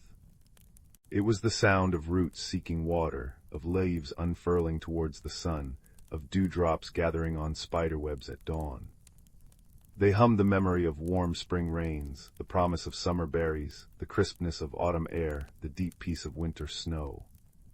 They hummed the song of moss grove, of the busy badgers, the croaking frogs, the whispering brook. they hummed the great balance. As they hummed, focusing their simple, collective will, a subtle warmth began to spread from their hands. It wasn't fire, but the gentle, life-giving warmth of the returning sun after a long frost. The moss beneath their fingers seemed to plump up, regaining its vibrant green. The exposed heartwood roots Fern touched pulsed once, faintly, with a warmer light. The earth gnomes, feeling the shift, redoubled their efforts. The lumina moths glowed brighter, their light now a soft, cleansing gold. The stag lowered his mighty head and breathed a warm, misty breath over the struggling patch of earth where the creepers writhed. The combined effort, the gnome's strength, the moth's light, the stag's breath, and the verdantkin's resonant song of connection became a tangible force. With a final, almost audible sigh, the strangling creeper lost its grip. The dark vines shriveled completely, turning to brittle black dust that scattered on a sudden warm breeze that hadn't been there moments before. Where they had choked the earth, tiny, vibrant green shoots immediately pushed through the soil, unfurling delicate leaves that glistened with fresh dew. The effect on the heartwood was immediate and profound. The flickering, conflicted light within its massive trunk steadied. The stubborn veins of icy blue dissolved like mist under a strong sun. The muddy brown warmed, transforming into a deep, rich amber. The vibrant green swelled, pure and strong, pulsing outwards in waves. The light filled the hollow, washing over everyone warm, comforting, and alive. It touched the stag, who straightened, his antlers seeming to catch the light and hold it. It touched the lumina moths, whose wings blazed with renewed, joyful colors. It touched the earth gnomes, whose stony skin gleamed with inner warmth. It flowed over Fern and the verdantkin, filling them with a profound sense of peace and belonging. The magic wasn't a sudden explosion, but a deep, resonant sigh of relief that echoed through the entire forest. Fern felt it travel along the roots, through the streams, up the trunks of trees, and into the very air. Back in Moss Grove, the brook sprite suddenly bubbled and leapt with renewed energy, its water sparkling clear and cold. The scent of honeysuckle and damp earth returned, rich and heady. Fireflies erupted from the ferns, painting the twilight with their joyful, emerald constellations. The badger kits tumbled playfully from their set, and the frogs resumed their boisterous chorus. Fern stood with elder hemlock near the now glorious heartwood, bathed in its gentle, multi-hued light. The stag nudged Fern gently with his velvety nose. "You remembered the wisdom, little one," he said, his voice warm and strong again. The smallest voice, raised in true understanding of the whole, can mend the greatest tear in the tapestry. Hemlock placed a hand on Fern's shoulder. "The balance is not a distant thing, little sprout. It lives in every connection, every act of care, every song sung for the whole, not just the self. The heartwood holds the magic, but we all of us, great and small, seen and unseen, we are the magic that feeds it. Remember this." The journey back to Moss Grove was a celebration of senses. The air was warm and fragrant. Moonlight silvered the path, dappling through leaves that rustled with a contented sound. The hum of insects was a soothing lullaby. Fern felt the cool, soft moss underfoot, heard the distant, joyful splash of the brook sprite, tasted the sweet nectar of a night-blooming flower offered by a grateful lumina moth. The forest was alive, vibrant, and deeply, peacefully in harmony once more. That night, curled in their cozy nest, woven from soft grasses and fragrant pine needles, Fern gazed out at the firefly-lit glade. The gentle murmur of the brook and the rustling leaves were a soothing melody. They thought of the heartwood pulsing with balanced light deep in the forest, and of the stag, the gnomes, the moths, the badgers, the frogs, and all the unseen threads that bound them together. The wisdom felt warm and solid inside them, as old as oak roots, as deep as the starry sky. It was the quiet understanding that true magic wasn't in grand gestures, but in the countless small acts of belonging, of care, of singing your part in the forest's eternal, beautiful song. And with that comforting thought, Cradled by the restored harmony of their ancient, magical home, Fern drifted into a sleep as deep and peaceful as the heart of the Whispering Woods itself. In a small, sleepy village nestled between rolling hills and whispering woods, where the air was always fragrant with the scent of wildflowers and the gentle hum of bees, lived a young girl named Ada. Her home, a quaint cottage with a thatched roof and weathered stone walls, stood at the edge of the village, where the forest began and secrets lingered in the shadows of ancient trees. Ada was known for her bright eyes and curious spirit, always eager to uncover the stories hidden in the rustle of leaves or the babbling of the brook that wound its way through the village. Yet, despite her love for tales of yore, Ada knew little of her own family's past. Her grandmother, the village's storyteller, had always hinted at a legacy rich with wonder, but Ada had never heard the full tale. One serene autumn afternoon, as the golden leaves danced in the crisp breeze and the sun dipped low in the sky, Ada found herself drawn towards the attic of her cottage, a place she seldom ventured. The attic was a realm of dust and shadows, filled with treasures and trinkets from generations past, each with its own story to tell. There, hidden beneath an old quilt, she discovered a wooden chest engraved with swirling patterns that seemed to shimmer in the dim light. The chest, she knew, had belonged to her grandmother's grandmother, a woman whispered to have been wise beyond her years.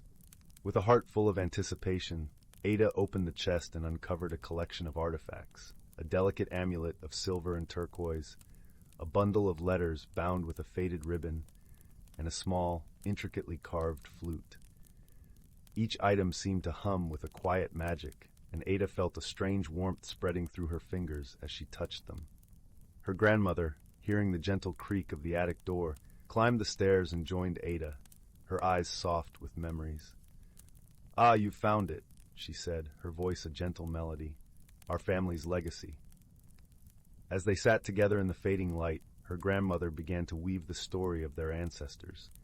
She spoke of a time long ago when their family had been the keepers of an ancient tradition, tasked with preserving the harmony between the village and the forest. The amulet, she explained, was a symbol of their bond with nature, its turquoise stone a gift from the river spirits.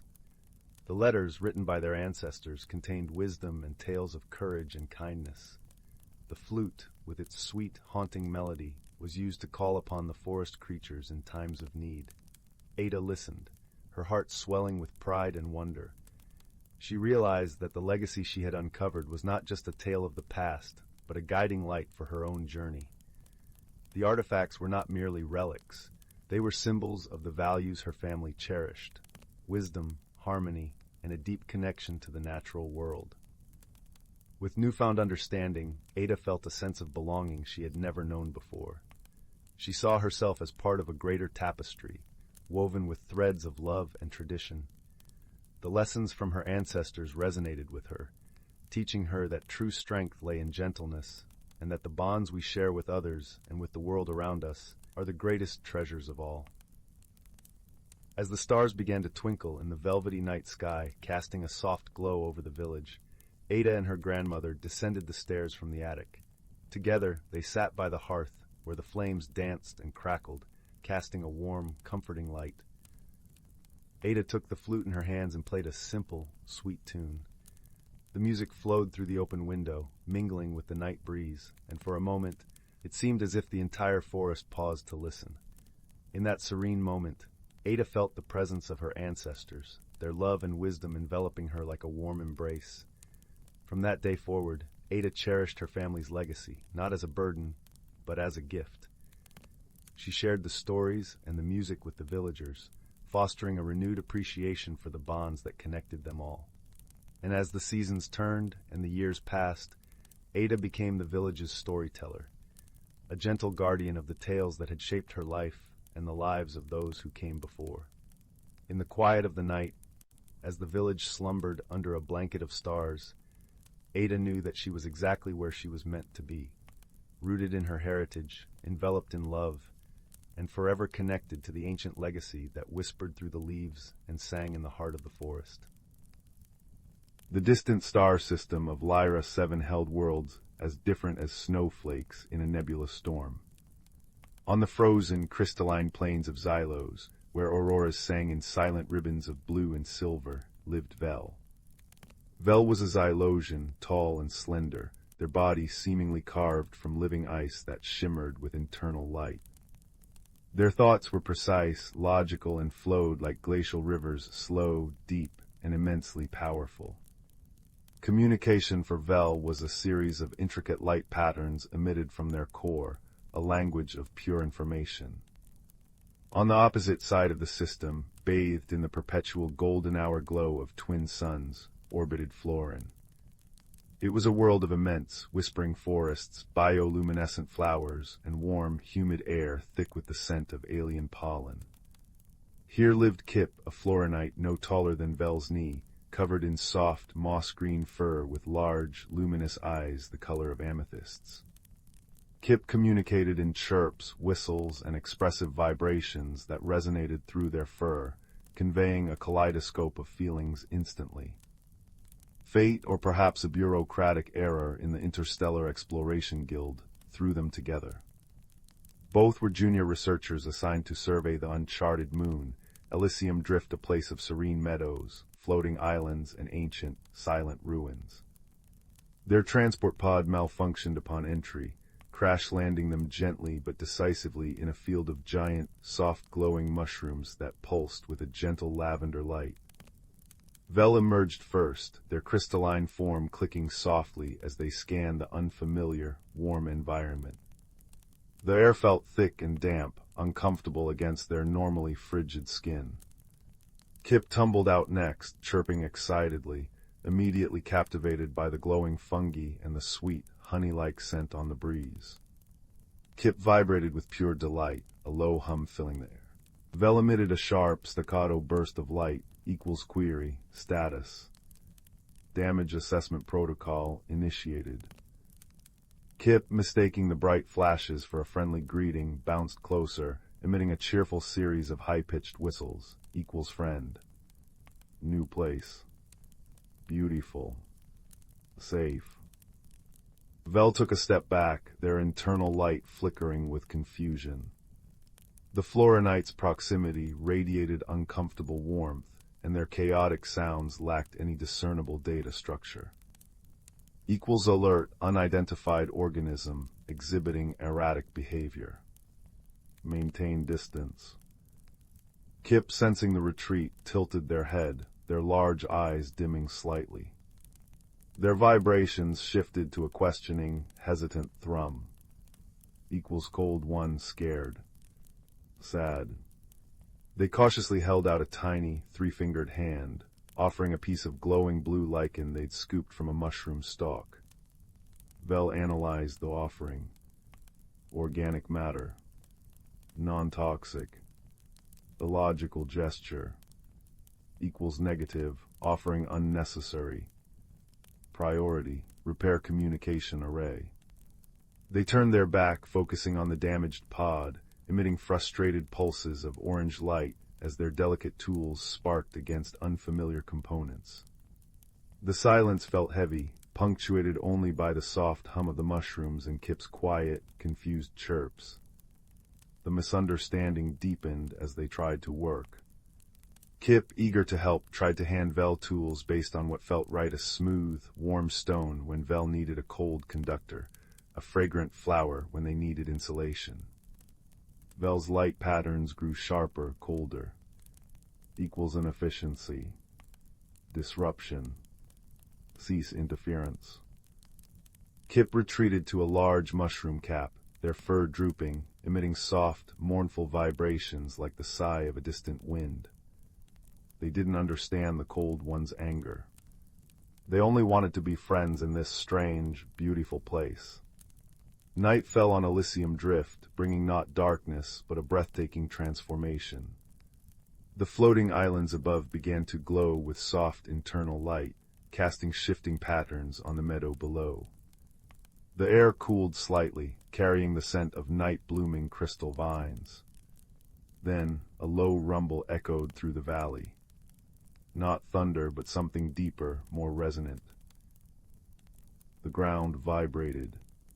Vel's sensors spiked. equals warning, seismic activity detected. Origin, subterranean geothermal vent instability. Probability of surface rupture, 87.4%. As if on cue, the ground nearby cracked open with a sound like shattering glass. Steam hissed out, superheated and dangerous.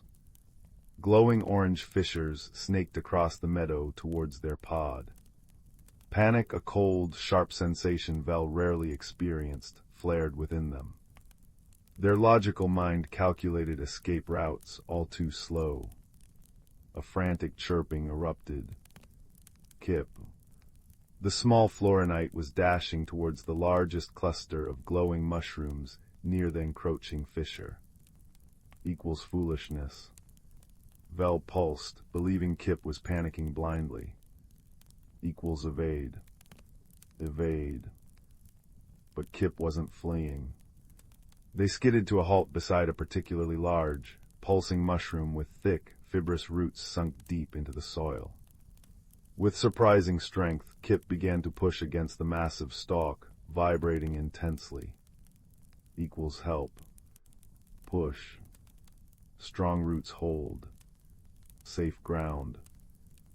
Understanding dawned on Vel, cutting through the panic like a laser. Kip wasn't acting erratically. They were sensing the stability of the ground through the interconnected root systems of the giant fungi, something Vel's sensors couldn't perceive. The florinite wasn't offering random gifts. They were trying to communicate comfort and help in their own way. The lichen, it had been a peace offering.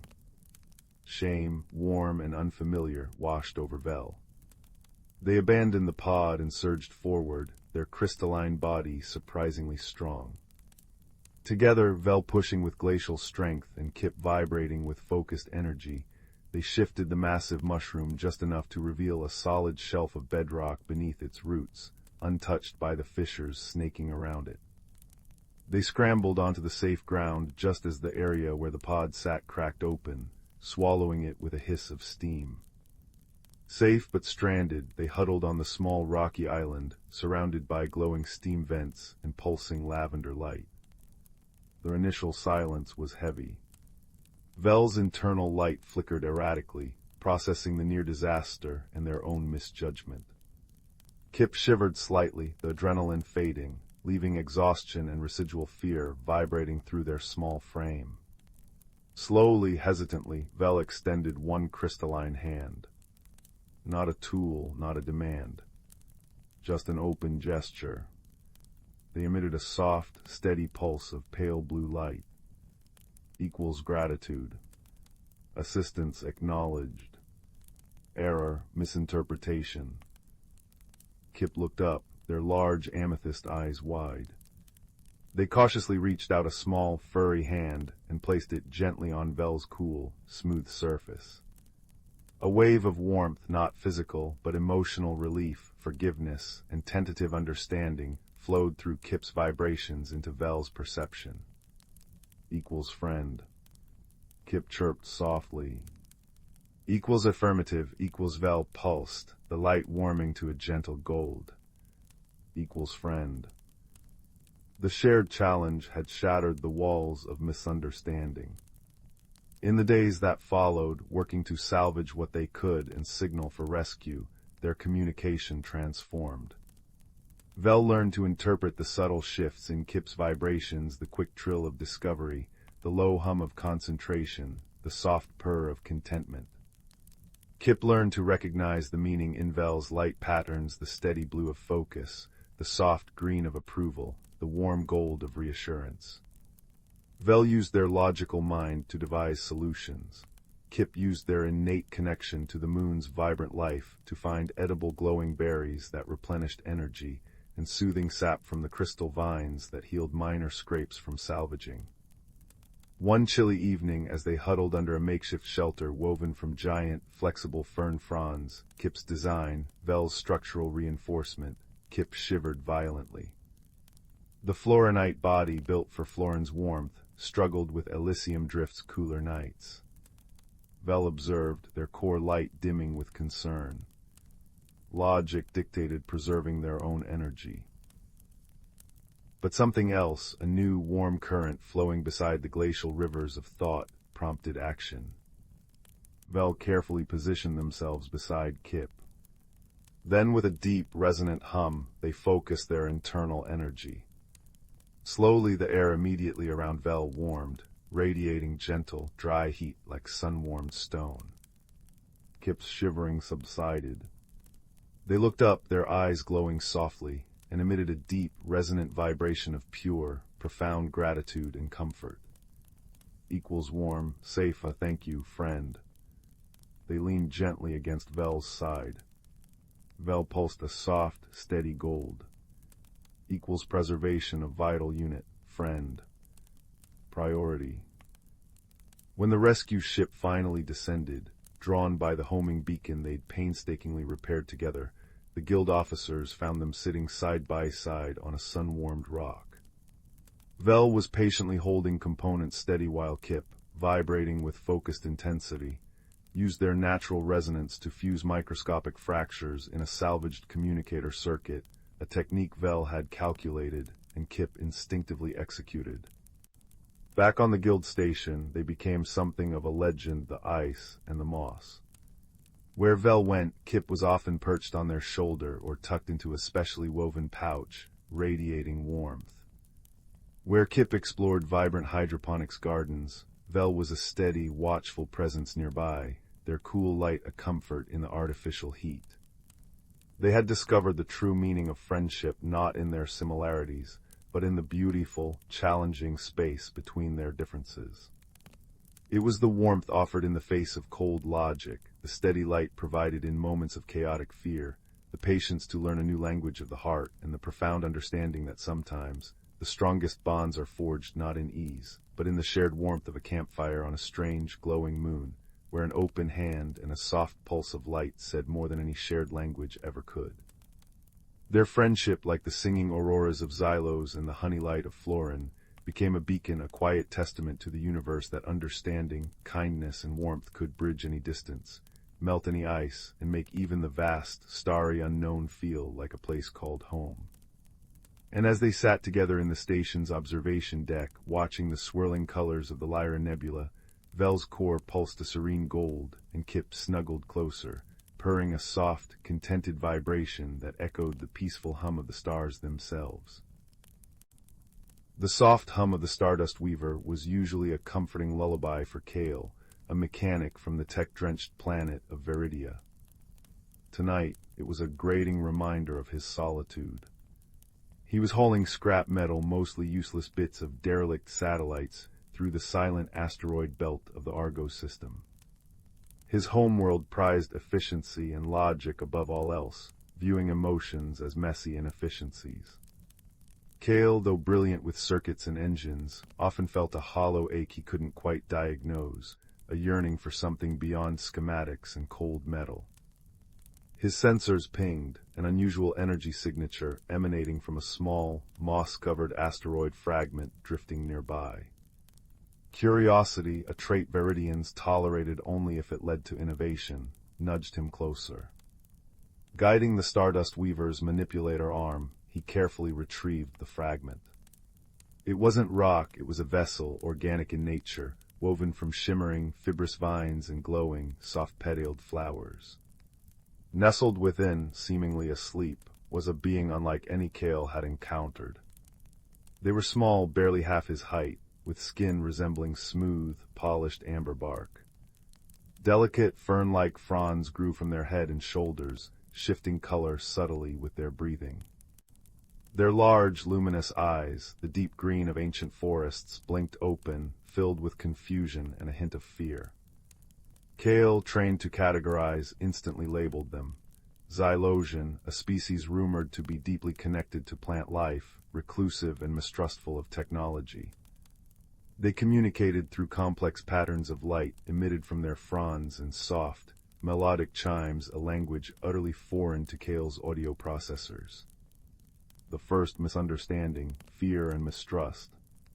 Kale, trying to be helpful, Veridian Protocol 7, assist stranded life forms when logistically feasible, extended a mechanical hand. The Xylosian recoiled violently, their fronds flashing a brilliant, warning crimson.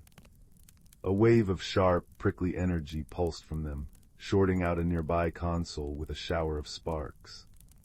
Kale jumped back, his own logical mind interpreting the reaction as hostility. Unstable biological entity, his internal systems flagged. Potential threat.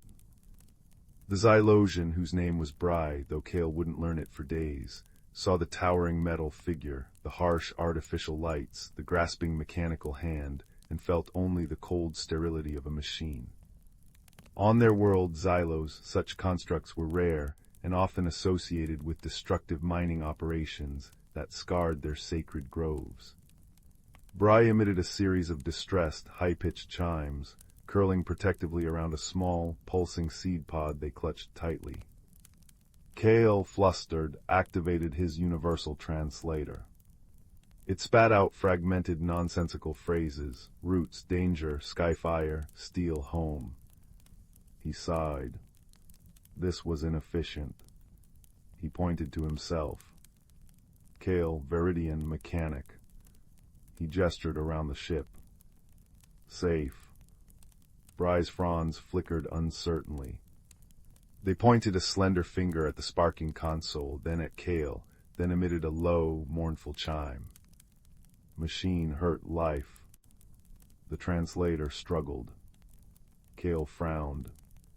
Console malfunction. Your energy pulse caused it, not intentional.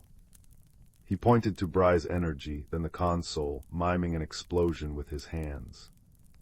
Bry flinched, misunderstanding the gesture as aggression.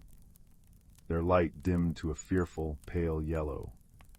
The gulf between them felt as vast as the void outside.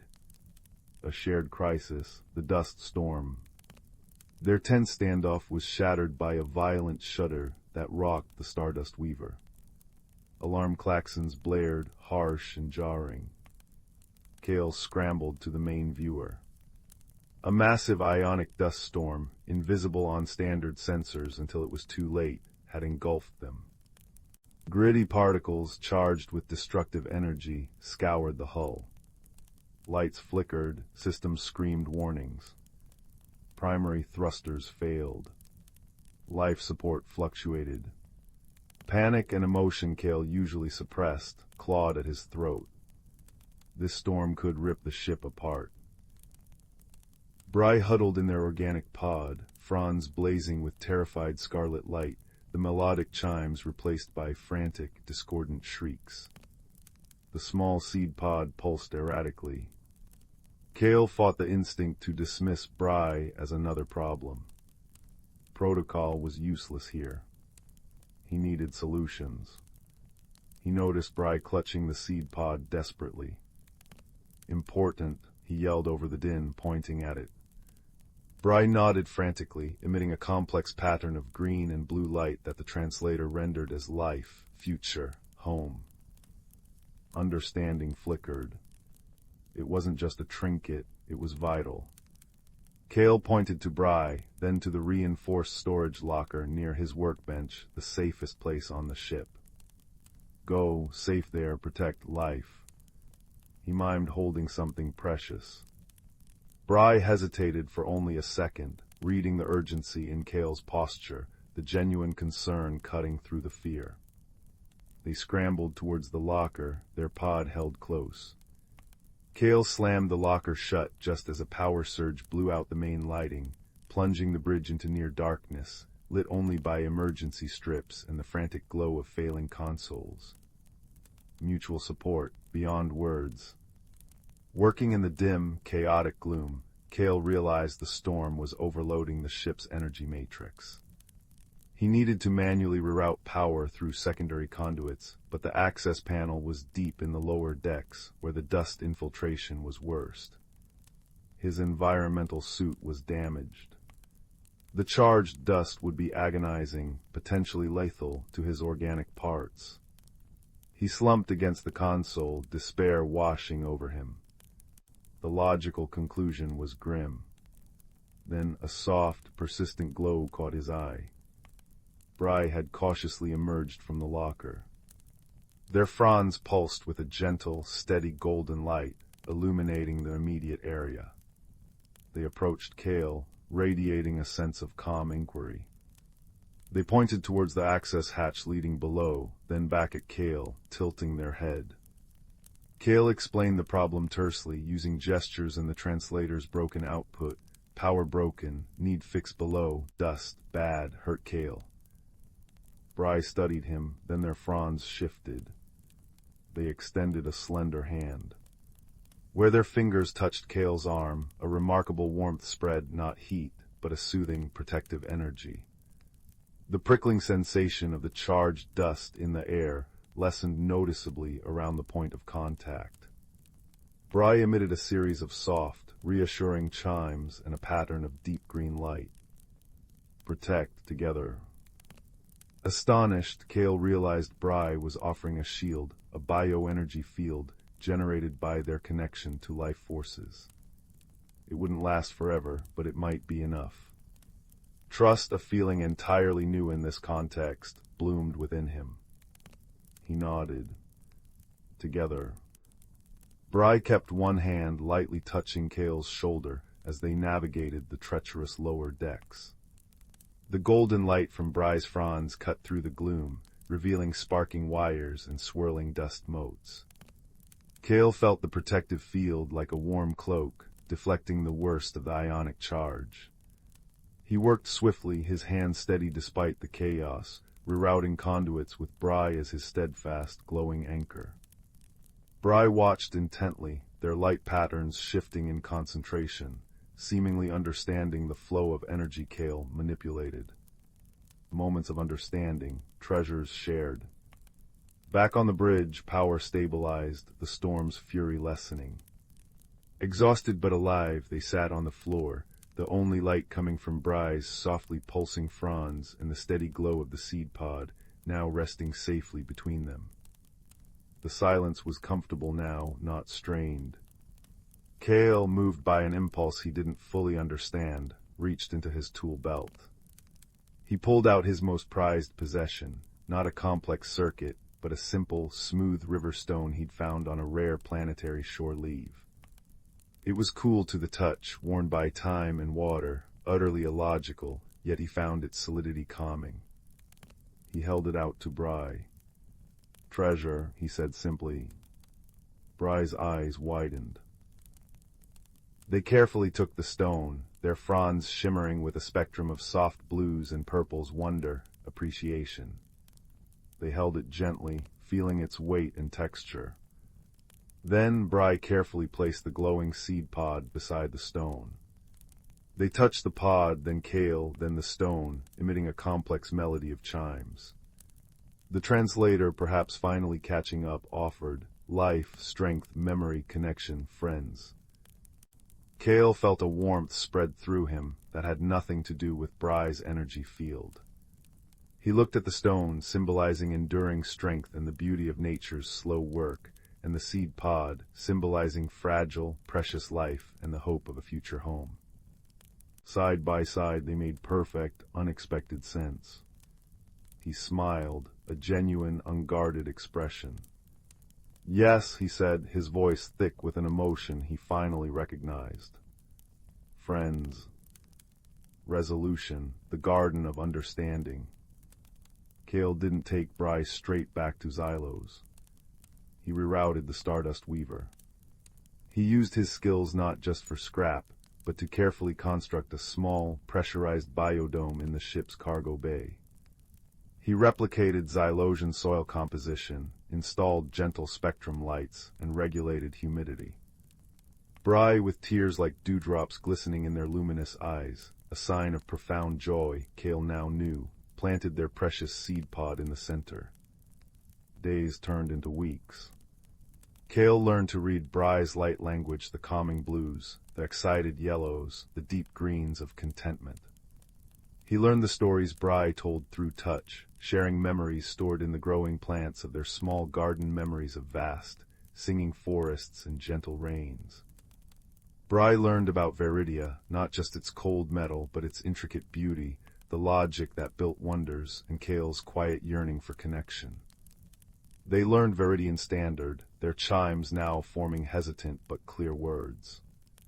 Kale learned to appreciate the slow unfurling of a leaf, the quiet hum of growing things, the profound comfort of simply sitting together in the warm, green-gold light of the garden. When they finally arrived at the outskirts of Xylosian space, Bry didn't rush to leave. They stood with Kale by the viewport, looking at the vibrant green planets swirling below. Bry touched Kale's hand, their fronds glowing with soft, intertwined patterns of Viridian silver and Xylosian green. Home is important, Bry chimed softly. But home can also be shared light, shared roots. Kale understood. He wouldn't stay on Xylos, and Bry wouldn't stay forever on the Stardust Weaver. But the bond they had forged, rooted in mutual rescue and watered with understanding, was unbreakable. The small garden in the cargo bay thrived, a living symbol of their friendship, technology and nature, logic and feeling, strength and tenderness, existing together, supporting each other. Kale continued his journeys through the stars, no longer alone. Bry often accompanied him, tending their garden, sharing stories, their gentle light a constant, comforting presence on the bridge. And sometimes, when navigating the quiet stretches between stars, Kale would hold his smooth river stone, Bry would hum their soft melodies, and they would simply be together, two beings from different worlds who had discovered that the truest meaning of friendship wasn't about being the same, but about choosing to understand, to protect, and to grow alongside each other, creating a warmth that outshone any sun. The void felt less cold, the journey less solitary, bathed in the golden green light of an unlikely but deeply cherished companionship. Once upon a time, nestled in the quiet village of Willowbrook, there was a little cottage with a thatched roof and ivy-covered walls. The cottage belonged to an elderly woman named Granny Willow, who was known for her kindness and the twinkle in her eye that suggested she knew more than the average person.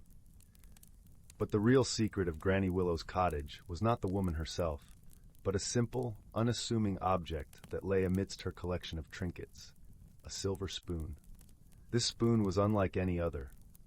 It had been passed down through generations, and its handle was etched with intricate patterns that seemed to shimmer when touched by the light of the moon. Many who visited Granny Willow would admire the spoon for its beauty, but only a few knew of its true magic. When held with a heart full of wonder, the spoon revealed a hidden world, a place where dreams could be tasted and where the impossible seemed possible. One brisk autumn evening, a young girl named Clara visited Granny Willow. Clara was a curious child, with eyes the color of the clearest morning sky and a heart eager for adventure. As she warmed her hands by Granny's crackling fireplace, the elderly woman offered Clara a cup of hot cocoa, stirring it gently with the silver spoon. Clara watched, mesmerized by the way the spoon caught the firelight, and she could not help but reach out to touch it. As her fingers brushed the cool metal, Clara felt a gentle tingling sensation spread through her hand and up her arm. Suddenly, the room around her seemed to blur, and she found herself standing in a forest unlike any she had ever seen. Towering trees with leaves of gold and silver swayed gently in a breeze that carried the scent of wildflowers and honey. It was a place both foreign and familiar, a place where magic felt as real as the earth beneath her feet. "Welcome, dear Clara," a melodious voice greeted her. Turning, Clara saw a small creature perched on a branch, a tiny bird with feathers of the deepest blue and eyes that sparkled with intelligence. "I am Leora, your guide in this enchanted place."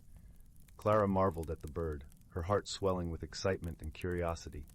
"Where am I?" she asked, her voice barely above a whisper. "You are in the land of whimsy, where the imagination knows no bounds," Leora replied, fluttering down to Clara's shoulder. "Here, you will find answers to questions you haven't yet asked, and perhaps discover things you didn't know you were seeking." Intrigued and a little daunted, Clara set off through the forest with Leora by her side. Along the way, they encountered a variety of creatures. A wise old tortoise named Humphrey, who spoke in riddles and had a shell that shimmered like the night sky. A playful fox named Finn, whose laughter was as infectious as a summer breeze. And a gentle deer named Seraphina, who moved with such grace that she seemed to float above the ground. Each new friend shared with Clara a piece of wisdom wrapped in a tale, teaching her about the importance of patience, the value of laughter, and the beauty of gentle strength. Clara listened intently, her mind and heart open to the lessons of this magical realm. Their journey through the land of whimsy was not without its challenges. At the heart of the forest lay a glade where time stood still, guarded by an ancient riddle that had puzzled even the wisest of creatures. It was said that the answer to the riddle would unlock the path to one's deepest desires and truths, but only those pure of heart could solve it. Clara approached the glade, her mind swirling with thoughts. The riddle echoed in her ears, a melody of words that seemed to dance just out of reach. What is that which, without being seen, guides us through the darkest of nights and the brightest of days? She pondered the question, her thoughts drifting to the friends she had made, the lessons she had learned, and the feeling of wonder that had filled her since she first touched the magical spoon. Then, with a dawning realization, she whispered, "Hope." As the word left her lips, the glade transformed, the trees shimmered with a golden light, and a pathway opened before her, leading to a clearing bathed in the soft glow of moonlight. In that moment, Clara understood that hope was the thread that wove through every story, every lesson, and every heart. With a sense of peace and fulfillment, Clara bid farewell to her new friends, promising to carry their wisdom back to her world. As she stepped onto the path, the forest began to dissolve, and she found herself once again in Granny Willow's cozy cottage, the silver spoon warm in her hand. Granny Willow, her eyes twinkling with understanding, smiled gently at Clara. "Did you find what you were looking for, my dear?" she asked. Clara nodded, her heart full of gratitude and newfound perspective. "I found more than I ever imagined," she replied, her voice filled with wonder. And so, Clara's journey through the land of whimsy came to an end, but the lessons she learned stayed with her, guiding her through the days and nights to come. She cherished the silver spoon and the magic it held, knowing that its true power lay not in the enchantment of a distant land, but in the hope and friendship it had awakened within her own heart. As the fire crackled softly and the shadows danced on the walls, Clara drifted into a peaceful sleep, her dreams filled with golden forests and the laughter of newfound friends. And somewhere in the quiet village of Willowbrook, a wise old tortoise, a playful fox, and a graceful deer watched over her, their spirits forever part of her story. And thus, the magic of ordinary things continued to weave its gentle spell, reminding all who listened that true wonder lies within the simplest of moments, waiting to be discovered by those who dare to dream. The fire crackled softly in the hearth, casting dancing shadows on the walls that seemed to whisper secrets of their own. Outside, a gentle rain pattered against the window pane, a soothing rhythm perfect for a journey into dreamland. So snuggle down, little one, and let me tell you a tale woven from moonlight, moss, and the quiet courage found in unlikely places. It begins with a child named Finn, whose footsteps were often as soft as falling snow. Finn lived on the very edge of the village of Oakhaven, where the neat cobbled streets and friendly chatter gradually gave way to wild hedgerows and the deep, ancient silence of the whispering woods. Most villagers spoke of the woods with a mixture of awe and caution, telling tales of shifting paths and voices on the wind. Finn, however, felt a strange pull towards its shadowed depths. While other children raced and shouted in the village square, Finn would sit beneath the old hawthorn tree at the forest's edge, listening. Not just to the birdsong or the rustle of leaves, but to something deeper, older, a quiet hum beneath the surface of the world. Finn was known for being quiet, perhaps too quiet for some. Words often tangled on their tongue, fears felt too big to voice, and the bustling energy of the village could feel overwhelming. But in the presence of the ancient trees, Finn felt a different kind of understanding, a calm that settled the restless flutters inside. One crisp autumn afternoon, as golden light slanted through the turning leaves, Finn felt the pull stronger than ever. A shimmer like sunlight catching on dew-laden spiderwebs seemed to beckon from just beyond the first line of towering oaks.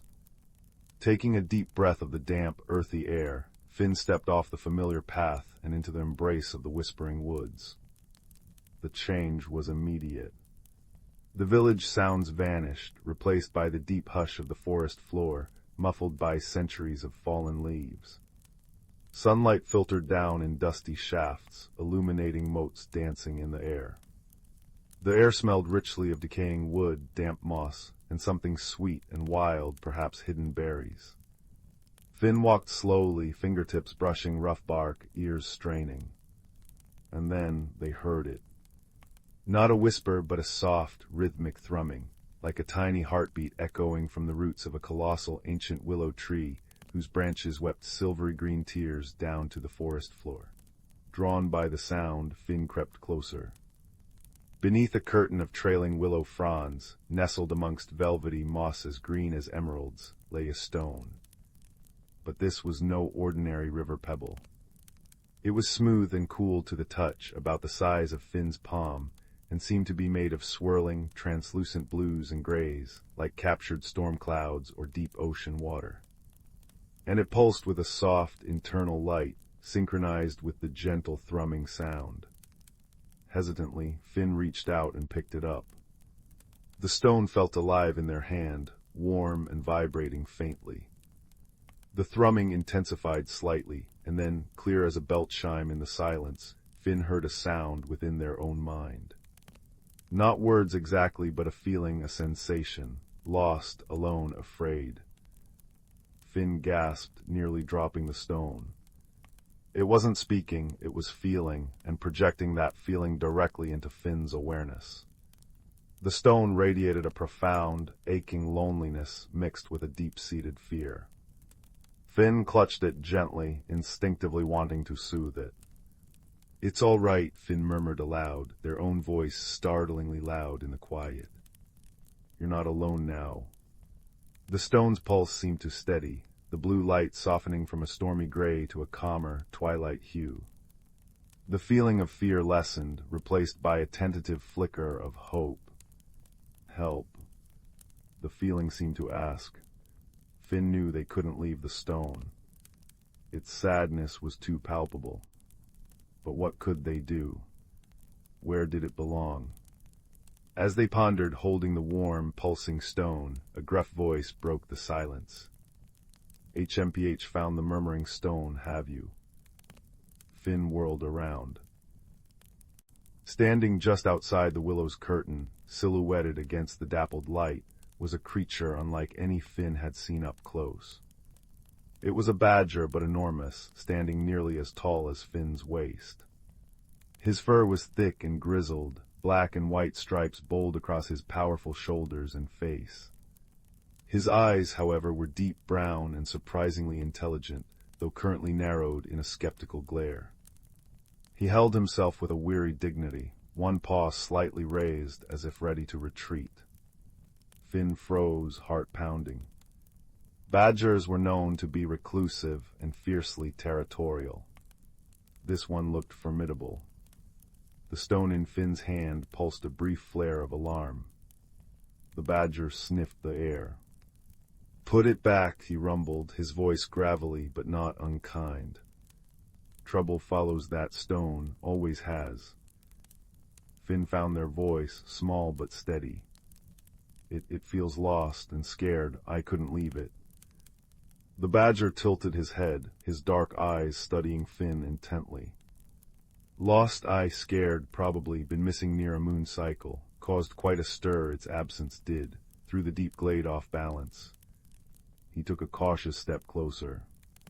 "Name's Thorn, keeper of the Tanglewood Warrens. And who might you be, venturing so deep and finding what season trackers couldn't?" "Finn," came the quiet reply. I live near the edge. I just listened." "Listened." Thorn huffed, a sound that might have been a chuckle. Rare skill that these days, especially amongst humans. He eyed the stone again. "Well, Finn who listens, you've found it, but finding is only the start. The murmuring stone belongs in the heart of the deep glade, cradled in the roots of the elder tree. Only there can its song be truly heard, the balance restored, and only there will its fear be soothed." He shifted his weight, looking uncomfortable. "Problem is the way to the deep glade isn't exactly straightforward. especially now. Paths have shifted since the stone went missing. Things are restless. Finn looked from the sad, pulsing stone in their hand to the gruff badger. Thorn seemed weary, burdened. "Do you know the way?" Finn asked softly. Thorn scratched behind his ear with a powerful hind leg. "Bits of it used to, but the woods are different without the stone's steady hum. The whispering gets confused, misleading." He sighed, a deep rumble from his chest.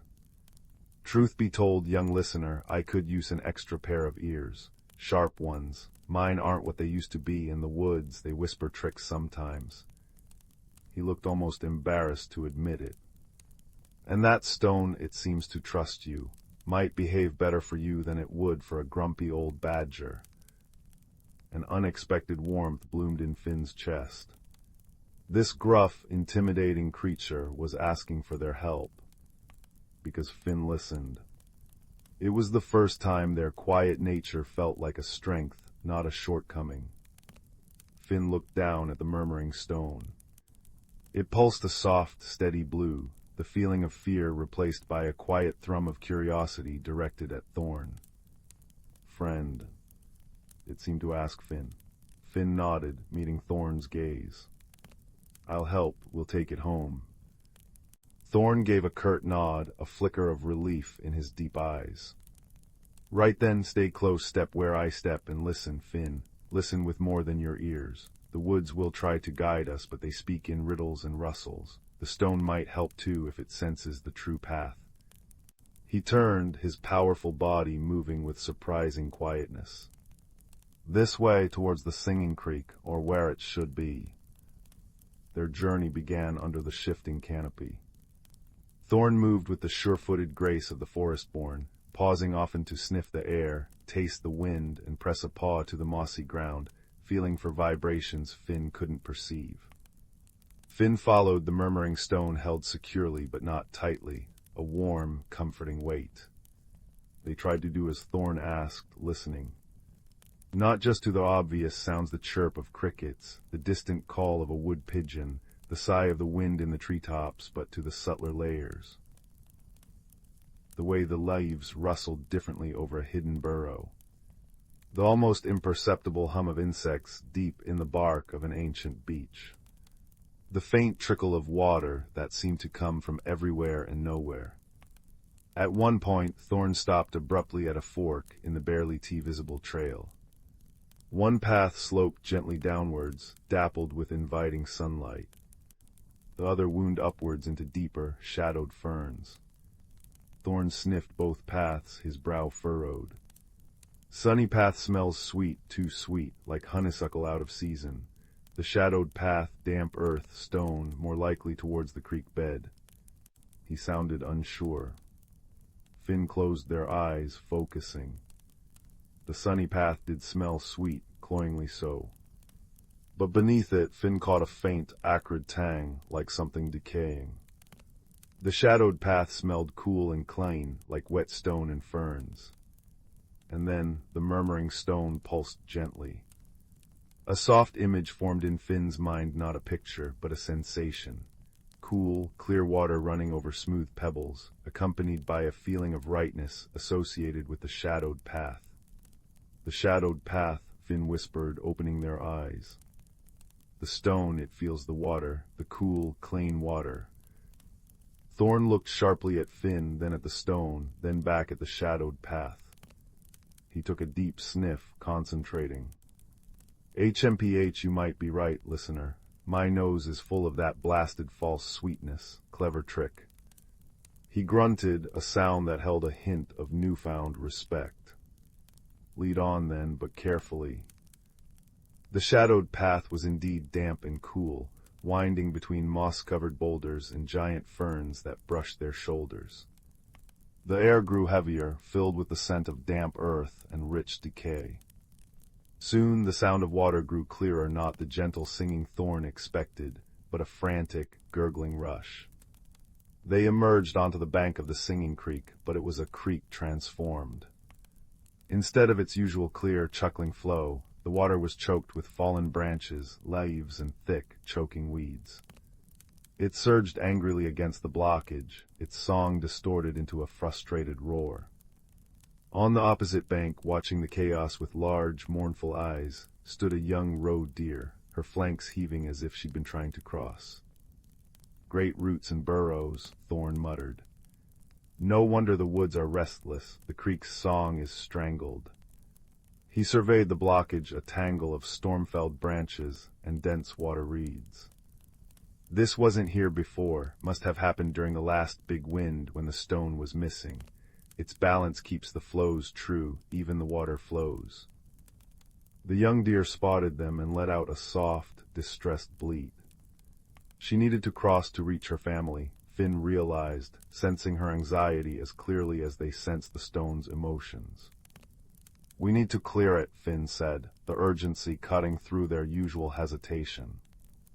Thorn assessed the situation. Dangerous, current strong, one slip. But he saw the deer's distress, saw the choked water, and knew it affected the whole wood. Right you, he pointed a claw at Finn, stay on the bank, find me a strong, long branch, sturdy as you can. I'll work from that flat rock midstream. Badgers are better swimmers than we look. He waded cautiously into the edge of the current, testing his footing. Finn scrambled along the bank, searching. They found a fallen ash branch, long and thick, but not too heavy. They dragged it to the water's edge near Thorn. The badger grabbed it with surprising strength. Now listen carefully. When I shove against the main tangle, you pull on that smaller branch poking out upstream. We need to loosen the whole mess, let the water do the rest. Ready? Finn nodded, gripping the smaller, slippery branch. Thorn braced his powerful body against the rock, took a deep breath, and pushed the thick ash branch with all his might against the central knot of debris. Finn pulled with all their strength on the upstream branch. For a moment, nothing happened. The water roared defiance. Finn's arms burned. Thorn grunted with effort. The murmuring stone pulsed warm against Finn's chest, not with fear now, but with fierce encouragement. Push. Pull. Suddenly, with a groan and a splintering crack, the central mass shifted. The upstream branch Finn was pulling on snapped free, sending them stumbling backwards. But the shift was enough. The pent-up water surged through the new gap with tremendous force, tearing at the rest of the blockage. Branches snapped, weeds ripped free, and the tangled mass began to unravel, carried downstream in a churning rush. The roar of frustration subsided into the creek's familiar, joyous singing as clear water bubbled freely over the stones once more.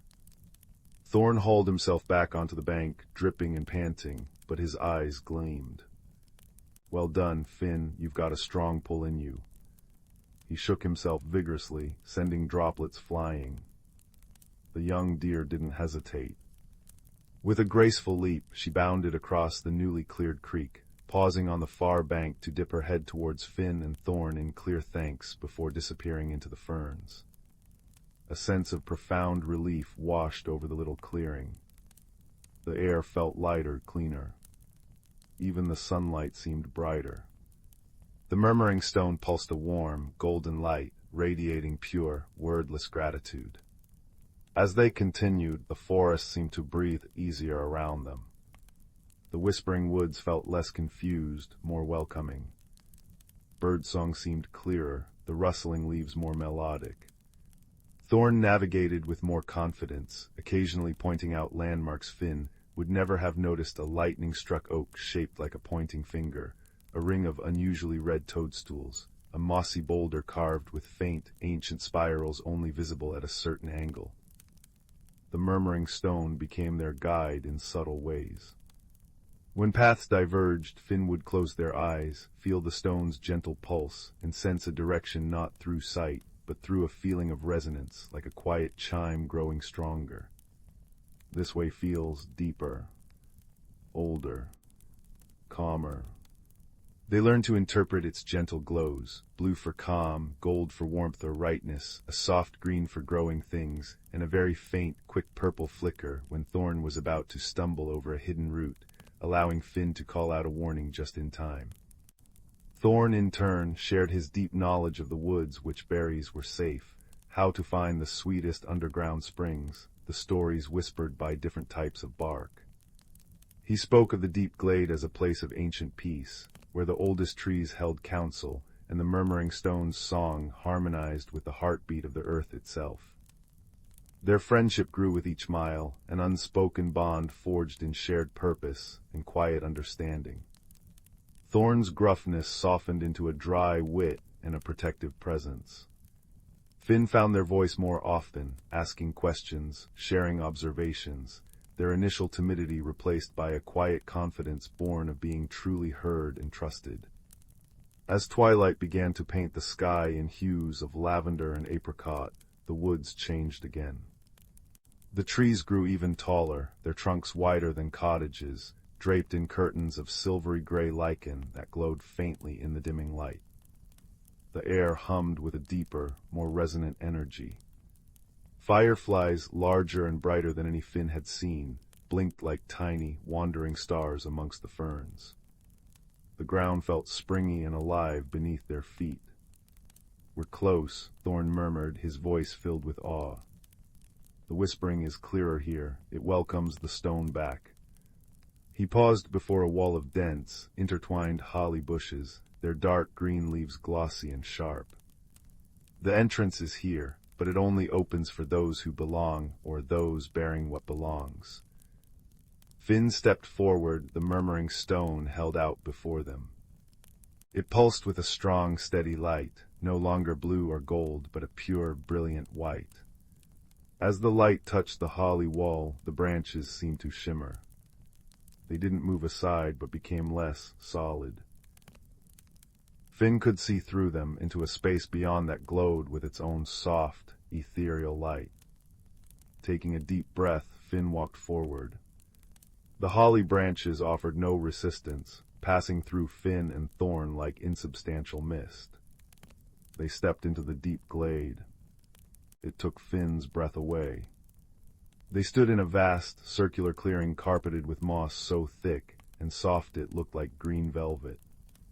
Towering trees formed a living wall around the glade, ancient oaks with bark like dragon scales, silver beeches that seemed to hold moonlight within their pale trunks, and massive yews radiating profound stillness. Their canopy was open to the darkening sky, where the first stars were beginning to prick through the deep blue.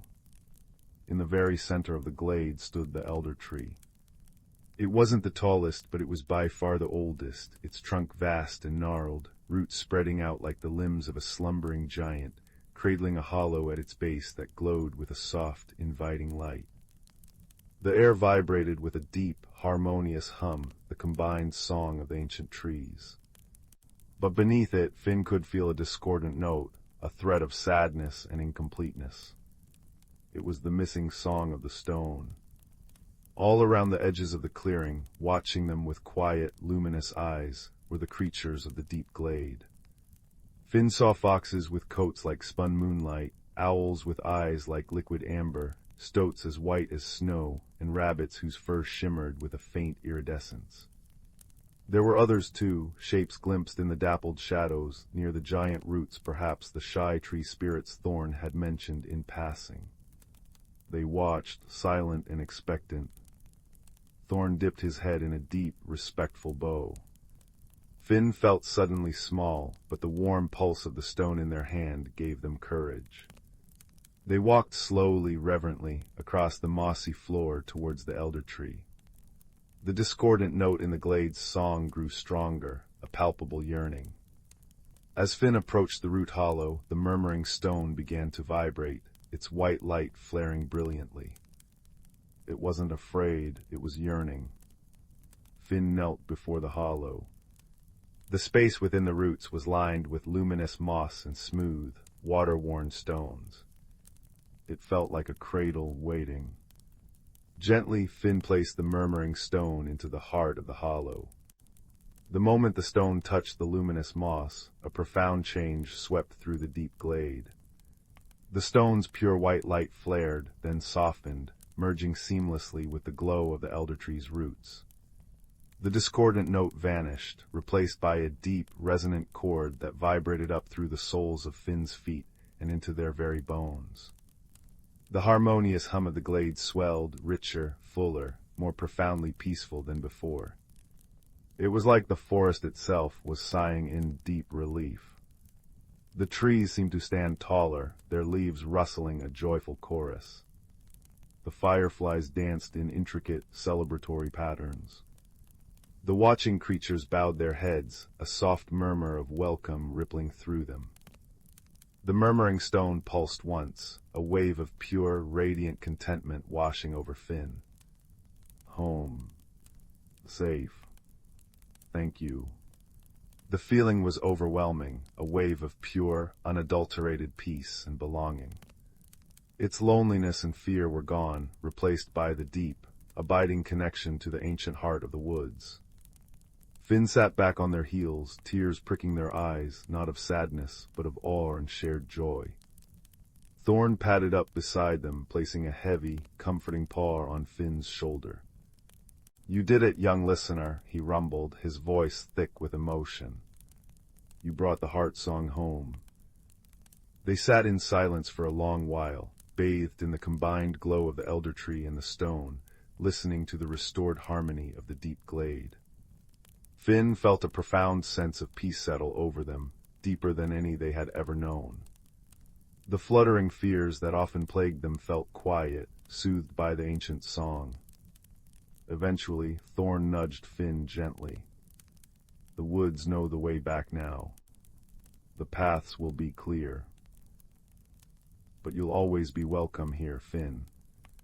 The deep glade remembers kindness." He looked at Finn, his dark eyes warm.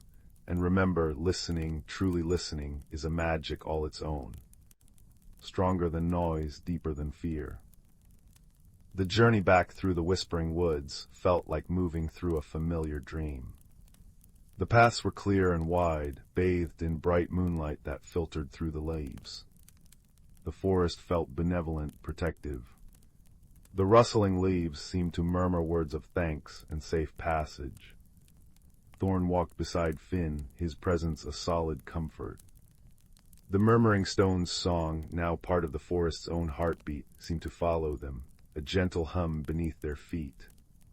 As they reached the edge of the woods, near Finn's hawthorn tree, dawn was just beginning to blush the eastern sky. Thorn stopped. "This is your path now, young listener. Mine lies deeper." He nudged Finn's hand with his nose. "Don't be a stranger to the wood's edge, and don't forget to listen. The world speaks in many ways." Finn knelt and, on an impulse born of deep gratitude, wrapped their arms gently around Thorn's thick neck. The badger stiffened for a second, then relaxed, giving a soft, rumbling purr deep in his chest. "Take care, Thorn, thank you." "Thank you, Finn," Thorn replied gruffly, but his eyes shone. "For listening, for helping an old badger remember the way." With a final nod, he turned and melted back into the shadows of the whispering woods, leaving Finn standing alone at the forest's edge. The village of Oakhaven was just beginning to stir. Smoke curled from chimneys, and the distant sound of a rooster crowed. Finn took a deep breath. The world looked the same, yet utterly different. The fluttering fears hadn't vanished entirely, but they felt smaller, manageable. Finn carried within them the deep peace of the deep glade, the echo of the murmuring stone's song, and the warm memory of Thorn's gruff friendship. They still preferred quiet, but now they understood its power. It wasn't about being small, it was about being open, receptive. It was a way of hearing the world's heart song, of finding hidden paths and forging bonds that defied expectation. Finn walked back towards the village, not with hurried steps, but with a quiet confidence. They paused beneath their hawthorn tree, listening. The wind rustled the leaves, carrying the distant song of the now clear creek, the chirp of waking birds, and beneath it all, faint but unmistakable, the deep, harmonious hum of the forest, whole once more. Finn smiled, a quiet, contented smile. They had ventured into the whispering unknown, helped heal a hidden heart, and found their own quiet strength reflected in the eyes of a gruff badger and the glow of a magical stone. The world was full of wonders, waiting for those willing to truly listen. And as the first rays of the sun warmed their face, Finn knew that bedtime stories weren't just tales. They were echoes of the magic that hummed just beneath the surface of the quiet world, waiting for a listening heart.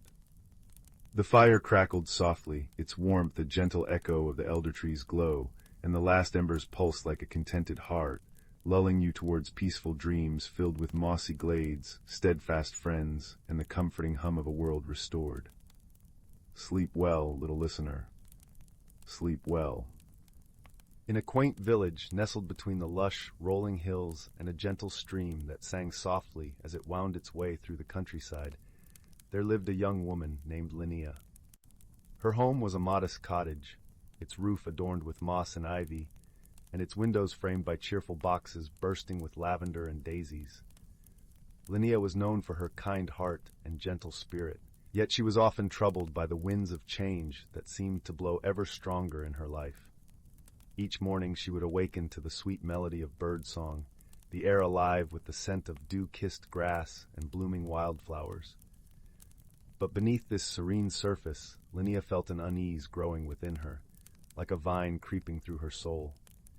She feared the unknown changes that loomed in the distance, much like the approaching autumn wind that rustled through the trees, turning their leaves to gold. Her life had been simple and predictable, revolving around the village and its gentle rhythms. She tended her garden, baked bread, and often helped her neighbors with their daily tasks. However, as the seasons turned, she felt a stirring within her, a yearning for something beyond what she knew, yet she was hesitant to embrace it, fearing what it might bring. One crisp, clear morning, as Linnea wandered through the village square, she noticed an unfamiliar figure setting up a colorful stall draped with vibrant silks and shimmering trinkets. This was Marisol, a traveling enchantress known for her wisdom and the magical wonders she carried in her caravan. Intrigued yet apprehensive, Linnea approached, her curiosity piqued by the mystical aura that surrounded Marisol. Marisol welcomed her with a warm smile, her eyes twinkling like stars. "Ah, dear Linnea," she said, her voice like a gentle breeze, "I see in you a heart that longs for growth and transformation, yet fears the journey it may require." Linnea nodded, her voice barely a whisper.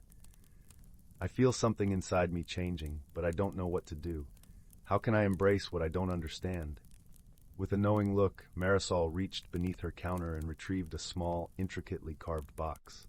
"This," she said, presenting it to Linnea, "is a seed of transformation. Plant it under the full moon, and it will guide you on your path to discovery." Clutching the box to her chest, Linnea thanked Marisol and returned home, her heart alight with a mix of hope and uncertainty. That evening, as the silver moon hung like a lantern in the sky, she ventured into her garden, the cool earth soft beneath her feet. With a deep breath, she planted the seed, feeling a strange warmth spread through her fingers as she covered it with soil.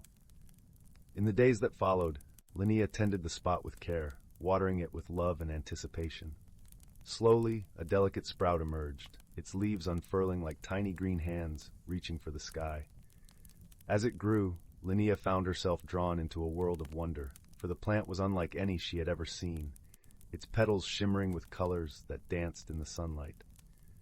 With each passing day, Linnea noticed changes within herself, mirroring the plant's growth. She became more attuned to the whispers of the wind, the rustle of leaves, and the songs of the birds. Her heart, once heavy with doubt, began to lighten, filled with a newfound sense of purpose and connection to the world around her. The villagers, too, noticed the change in Linnea. Her eyes sparkled with a vitality that seemed to brighten even the cloudiest days. Encouraged by her transformation, they sought her advice, drawn to her warmth and wisdom. Linnea, in turn, found joy in sharing her journey, realizing that by helping others, she was also nurturing her own spirit. One afternoon, as she sat beneath the shade of an ancient oak, her friend Tomas joined her. Tomas was a gentle soul with a love for stories and a knack for seeing the world in hues of wonder. "Linnea," he said, his voice soft and thoughtful, "the changes in you are like the seasons, inevitable and beautiful.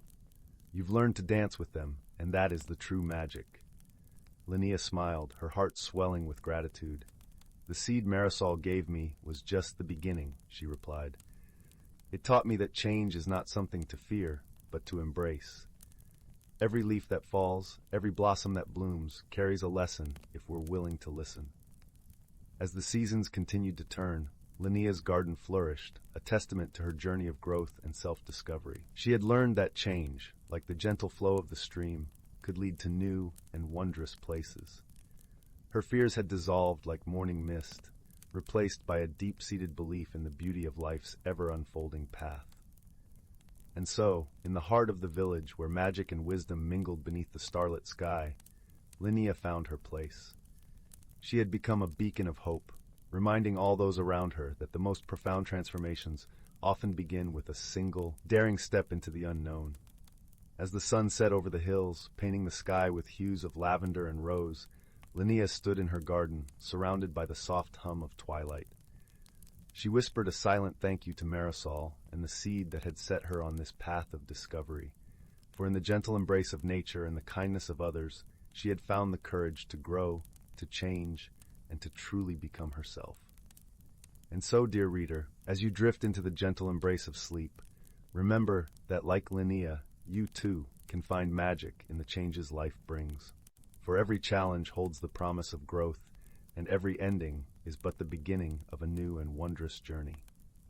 In the quiet village of Willowmere, where chimney smoke curled into shapes like sleeping cats and every garden gate squeaked in its own peculiar melody, there was a mystery brewing as soft as the steam from a teacup.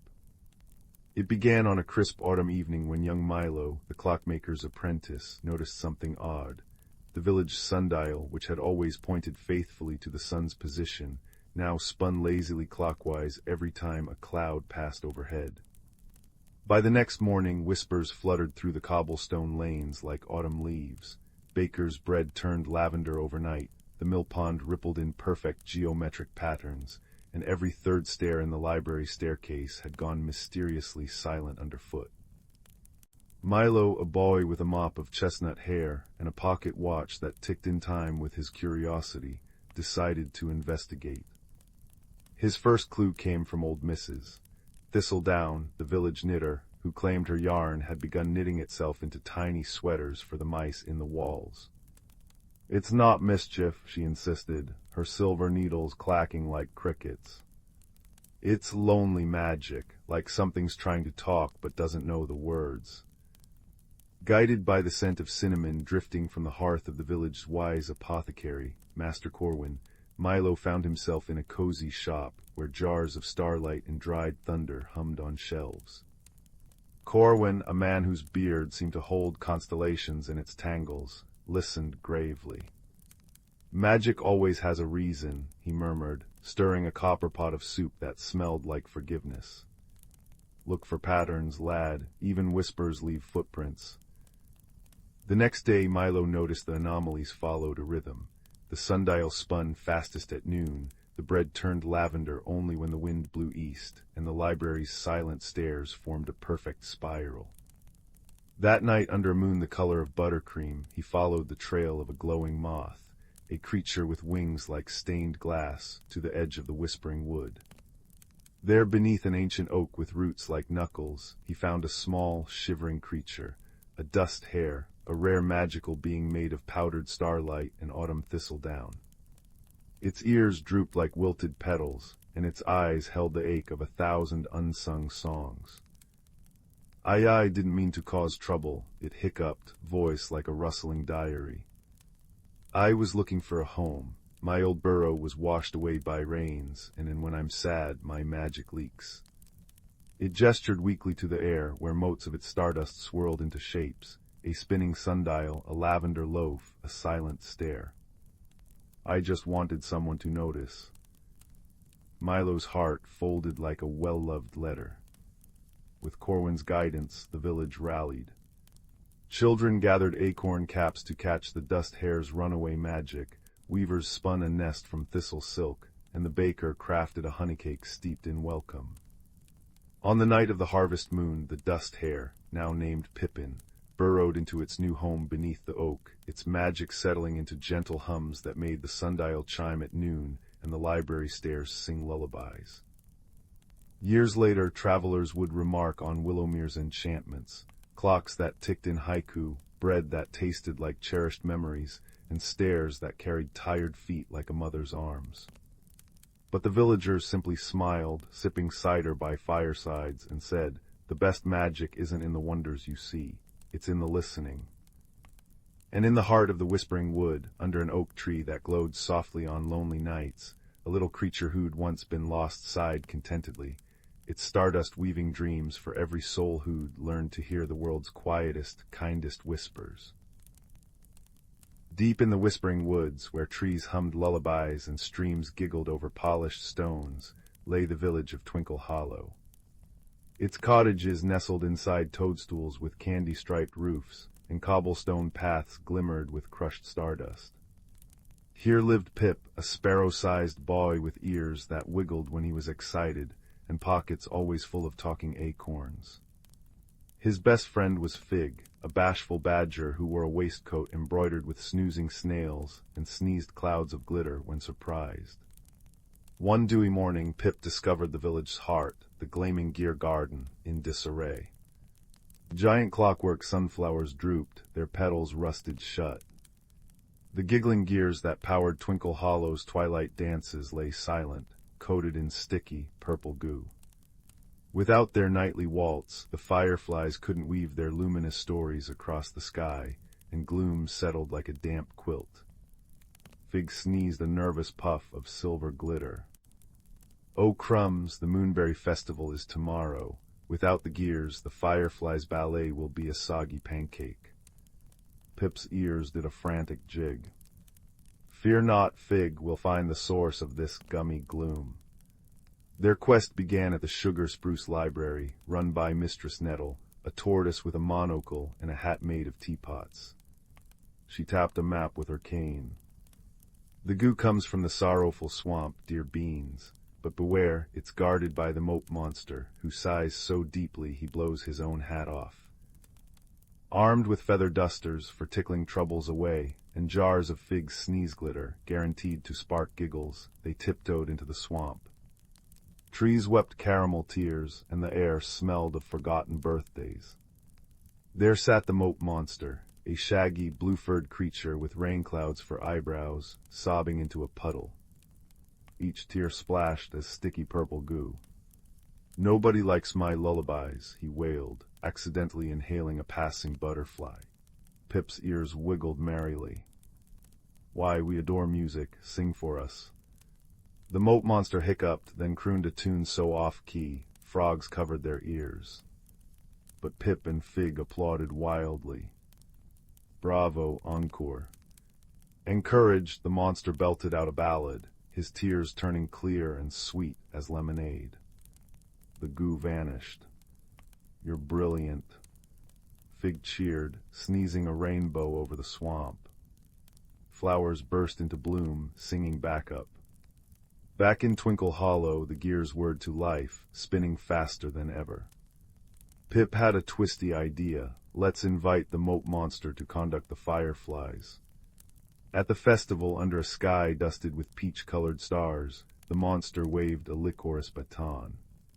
Fireflies spiraled into giggling constellations, while clockwork sunflowers clanged cymbals made of cookie tins. Villagers waltzed on marshmallow clouds, and Fig sneezed a finale of diamond dust that settled over everyone like cozy pajamas. As the last note faded, Pip curled in a hammock woven from moonbeams, Fig snoring softly beside him. The moat monster, now the maestro of merriment, conducted the stars in a soft, humming lullaby.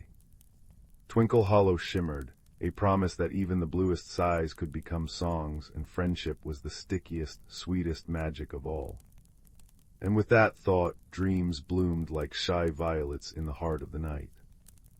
In a corner of the galaxy where stardust painted the skies with hues of lavender and gold, there existed a quaint little planet named Luminara. This planet was home to the Lumens, gentle beings who glowed softly in the dark, their light a beacon of warmth and kindness. They thrived in harmony, living amidst forests of shimmering crystal trees and lakes that reflected the swirling galaxies above. One evening, as the lumens prepared for their nightly glow gathering, a time when they would sing and share stories, a peculiar event disrupted the gentle rhythm of their lives. A streak of fiery light tore through the velvet sky, crashing into the heart of their tranquil forest. The lumens, curious and concerned, gathered around the smoking crater that had formed amidst the crystal trees. From the crater emerged a creature unlike any they had ever seen. It was a mechanical being, a construct of metal and wires, with eyes that flickered like tiny screens. It was a Arzan, a species known across the cosmos for their technological prowess and analytical minds. Its name was Quarren, and it had crash-landed on Luminara due to a navigation error in its spaceship.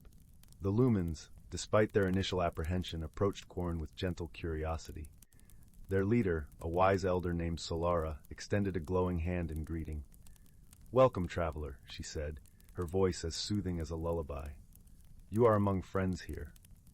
Quarren, though grateful for the hospitality, felt out of place. The Arzan were a solitary species, and the concept of friendship was as foreign to it as the lush, vibrant world it now found itself in. It communicated through a series of beeps and mechanical whirs, which the lumens found both fascinating and perplexing. Despite their differences, Solara invited Quarren to stay and recover. The lumens, in their gentle way, offered their help in repairing its ship. Quarren, though hesitant, accepted, knowing it had little choice but to rely on these strange, glowing beings. Days turned into weeks, and as the lumens worked to help Quarren rebuild its spaceship, they also shared their world with it. They showed Quarren the beauty of Luminara, the way the crystal leaves sang in the wind, the way the moonlight danced upon the lakes. In return, Quarren shared its knowledge of the stars and the stories of its travels through the cosmos. Yet misunderstandings were inevitable. The lumens, who thrived on emotion and intuition, often found Quarren's logical nature perplexing. One day, as they gathered by the lakeside, a young lumen named Lyra expressed her sadness over a wilting crystal tree. Quarren, in its analytical way, suggested cutting it down to make room for new growth. Lyra was taken aback, interpreting Quarren's suggestion as cold and unfeeling. Solara, sensing the tension, gently intervened. "Quarren did not mean to hurt you, Lyra," she soothed. "To the Arzan, logic is their language, just as light is ours. Let us listen with understanding, and we might learn something new." Quarren, realizing its mistake, attempted to explain. "In my world, we seek efficiency and order. I did not understand the emotional bond you share with the trees. I am sorry if I caused you distress." Lyra, with Solara's guidance, began to see beyond Quarren's mechanical exterior. "Perhaps," she said softly, "we can learn from each other. You teach us about the stars, and we will teach you about the heart." As time passed, Quarren began to understand the lumens in ways it never expected. It learned to appreciate the beauty of emotion, the strength in vulnerability. In turn, the lumens adopted some of Quarren's logical insights, finding ways to strengthen their homes and improve their community. Their bond deepened when a sudden storm threatened Luminara. Dark clouds loomed, and fierce winds howled through the crystal trees. The lumens, unaccustomed to such violent weather, were frightened. Quarren, with its knowledge of technology, suggested constructing a temporary shelter using materials from its spaceship. Together, lumens and Arzan worked side by side, their efforts a testament to their growing friendship. Quarren's careful calculations ensured the shelter was strong, while the lumens infused it with their light, creating a space of warmth and safety. As the storm raged outside, they huddled together, sharing stories and laughter, their fears dissipating in the glow of their companionship. Quarren, feeling a strange warmth in its circuits, realized it had found something it never knew it was missing, a sense of belonging. When the storm finally passed, leaving the air crisp and clean, Quarren's ship was finally ready. The lumens gathered to bid farewell, their hearts heavy yet full of gratitude for the lessons learned and the bonds forged. Before departing, Quarren addressed the lumens, its voice filled with newfound emotion. "I came to your planet as a stranger, and I leave as a friend. You have taught me the beauty of connection, the power of understanding. For that, I am eternally grateful." Solara smiled, her light brighter than ever. "And you have shown us the stars, Quarren. May your journey be safe, and may you carry our light with you wherever you go." With that, Quarren's ship ascended into the azure skies, its path marked by the shimmering luminescence of its newfound friends. The lumens watched until the ship was but a speck against the vast tapestry of the universe, their hearts aglow with the knowledge that true friendship transcends all boundaries, be they of stars, species, or worlds. And so, in the gentle embrace of Luminara's nights, the lumens continued their glow gatherings with stories of a mechanical being who taught them to see the stars and themselves anew. Once upon a time, in a verdant forest where the trees stretched their branches towards the heavens, there lived a community of creatures whose lives were intricately woven into the fabric of nature itself. In this enchanted realm, the whispers of the wind carried ancient melodies, and the babbling brooks sang softly of the secrets they had witnessed over the centuries. At the heart of this mystical forest dwelled a wise old oak tree, its gnarled bark etched with the memories of 1,000 summers. Perched among its branches was a family of owls, guardians of the woodland lore. The eldest owl, whose eyes shone like 2 moons, had seen the forest through countless cycles of rebirth and renewal. One crisp autumn evening, as the leaves danced in a gentle breeze, the young owlets gathered around their elder, eager to learn the ways of the forest. The wise old owl cleared his throat and began to speak, his voice rich and melodious. "My dear ones, this forest is a sacred place, where every living being plays a vital role in maintaining the delicate balance of nature. From the smallest insect to the mightiest oak, each creature has a purpose, a thread woven into the tapestry of life." The owlets listened intently, their feathers ruffling in the cool night air. "Look around you, my children," the elder continued. "See how the squirrels meticulously gather their winter stores, ensuring the survival of their kind. Observe the bees as they flit from flower to flower, pollinating the plants that sustain us all. Even the mushrooms that sprout from the fallen logs play their part, recycling the nutrients of the earth." As the wise owl spoke, the forest seemed to come alive with a symphony of sounds, the rustling of leaves, the chittering of insects, and the distant call of a nightingale. The owlets marveled at the intricate tapestry of life that surrounded them. "But our forest is not merely a place of survival," the elder added, his eyes twinkling with ancient wisdom. "It is a realm where magic breathes life into every season, where the cycles of nature are celebrated with reverence and wonder." With a sweep of his wing, the old owl gestured towards the distant horizon, where the first hints of autumn's fiery hues were beginning to blaze across the treetops.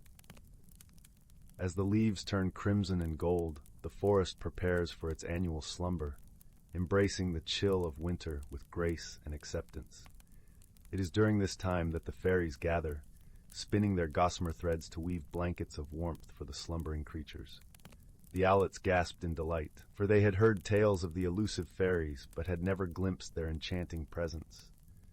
"And when the first snowflakes drift down from the heavens," the elder continued, "the spirits of the forest awaken, their icy breath painting intricate patterns upon the frozen ponds and streams. These spirits are the guardians of winter, ensuring that the forest rests peacefully until the first buds of spring emerge." As the night deepened, the old owl's voice grew softer, lulling the owlets into a state of tranquil wonder. He spoke of the magical renewal of springtime, when the earth awakened from its slumber, and the forest was alive with the songs of nesting birds and the gentle unfurling of new leaves. He described the vibrant energy of summer, when the forest basked in the warmth of the sun, and the air was thick with the fragrance of wildflowers. Throughout his tales, the wise old owl wove a tapestry of interconnectedness, reminding his young charges that every creature, every plant, and every element of the forest played a vital role in maintaining the delicate balance of nature. "Remember, my dear ones," he whispered as the first rays of dawn peeked through the canopy. "The wisdom of the forest has been passed down through generations, a sacred trust that we must honor and protect. For it is only through our reverence for the natural world that we can ensure its beauty and magic will endure for centuries to come." As the sun rose over the ancient forest, the owlets blinked sleepily, their hearts filled with a newfound appreciation for the wonders that surrounded them. They knew that the lessons of the wise old oak would guide them through their lives, reminding them of the sacred harmony that bound all creatures together in nature's eternal dance. Silas tended his moon-petal garden with trembling fingers. Each morning he checked the exact height of the silvery blooms, the precise angle of their glowing faces towards the east, the moisture level of the deep violet soil. Change was Silas's quiet dread. It whispered in the shifting wind and lurked in unexpected clouds. He preferred the gentle predictability of his walled garden, where everything stayed exactly as he nurtured it to be. Beyond the weathered stone walls, the whispering woods pulsed with wild magic and untamed growth, a thought that tightened Silas's chest. One crisp autumn morning, Silas found his prized moon petals drooping. Their usual radiant silver glow had dimmed to a dull pewter, and the soft chime they made at dawn was silent. Panic fluttered in his throat like a trapped moth. He checked the soil, the sunlight, the alignment of the protective crystals. Everything was exactly as it should be. Yet the plants were fading, their magic waning. The fear of losing them, the fear of this unwanted change, felt like a cold stone in his stomach. His friend Bryn, whose cottage nestled at the very edge of the whispering woods, found him staring helplessly at the wilting flowers. Bryn's hair was perpetually tangled with leaves, and her eyes held the deep green wisdom of the forest. "They feel your fear, Silas," she said softly, her voice like rustling parchment. "Moon petals thrive on gentle acceptance, not rigid control. They sense the storm inside you." "But I haven't changed anything," Silas protested, his voice tight. "Everything is perfect." Bryn knelt, brushing a fingertip against a drooping petal. It shivered faintly. "Perhaps perfect isn't what they need anymore. Perhaps they need to change, and you need to let them. The woods might hold an answer. The Heartstone Glade is stirring." The Heartstone Glade. Silas had heard whispers of it, a place deep within the whispering woods where the oldest magic pooled, reflecting the inner state of those who entered. Legend said it could show your true self in its crystalline waters. The thought of venturing so deep into the unknown, where paths shifted and shadows danced, filled him with icy dread. Yet the sight of his beloved moon petals, their light flickering like a dying candle, pushed him. He couldn't lose them. With a deep, shuddering breath, he agreed. Bryn led the way, her steps sure and silent on the mossy path. Silas followed, his heart pounding against his ribs like a trapped bird. The air in the woods smelled rich and ancient damp earth, decaying leaves, and the sweet tang of unseen berries.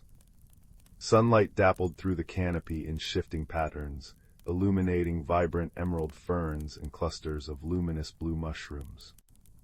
Every rustle, every creak of a branch felt amplified. Silas flinched when a squirrel chattered overhead, scattering acorns. "Breathe, Silas," Bryn murmured, pausing by a stream where water chuckled over smooth, gray stones. The woods sense tension, they respond to openness. She dipped her hand into the cool water, and tiny, phosphorescent fish darted around her fingers, leaving trails of soft light. See, no harm, only curiosity. As they walked deeper, the path became less defined. Silas stumbled over a hidden root, catching himself on the rough bark of an ancient oak. He felt a gentle thrum beneath his palm, a slow, steady pulse that echoed the beat of his own heart, calming him slightly. He looked up.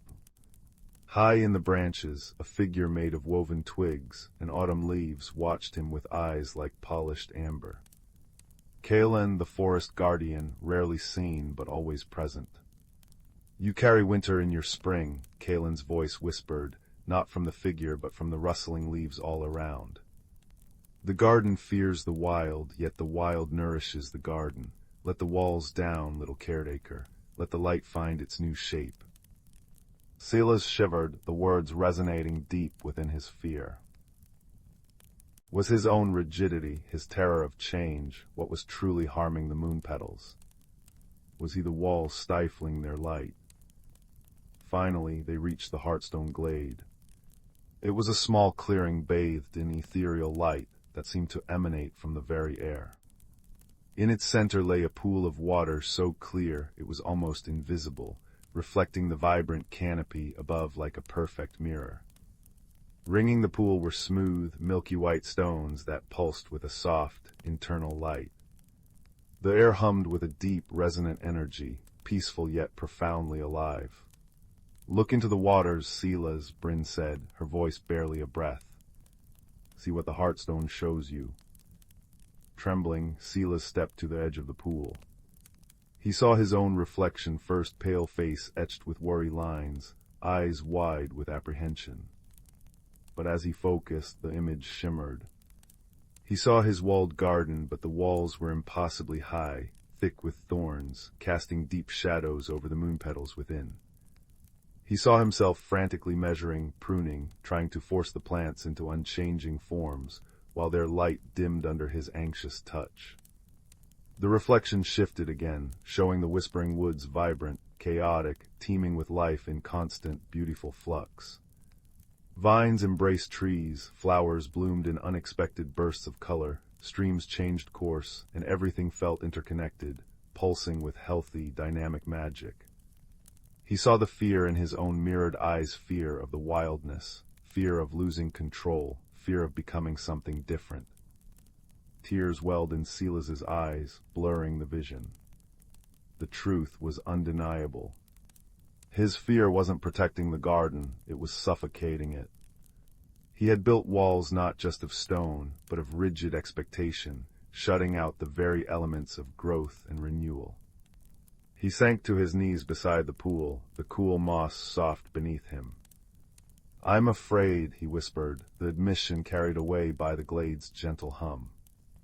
"I'm afraid of what happens when things change, when I might need to change." As he spoke his fear aloud, something remarkable happened. A single tear fell from his cheek into the crystalline water.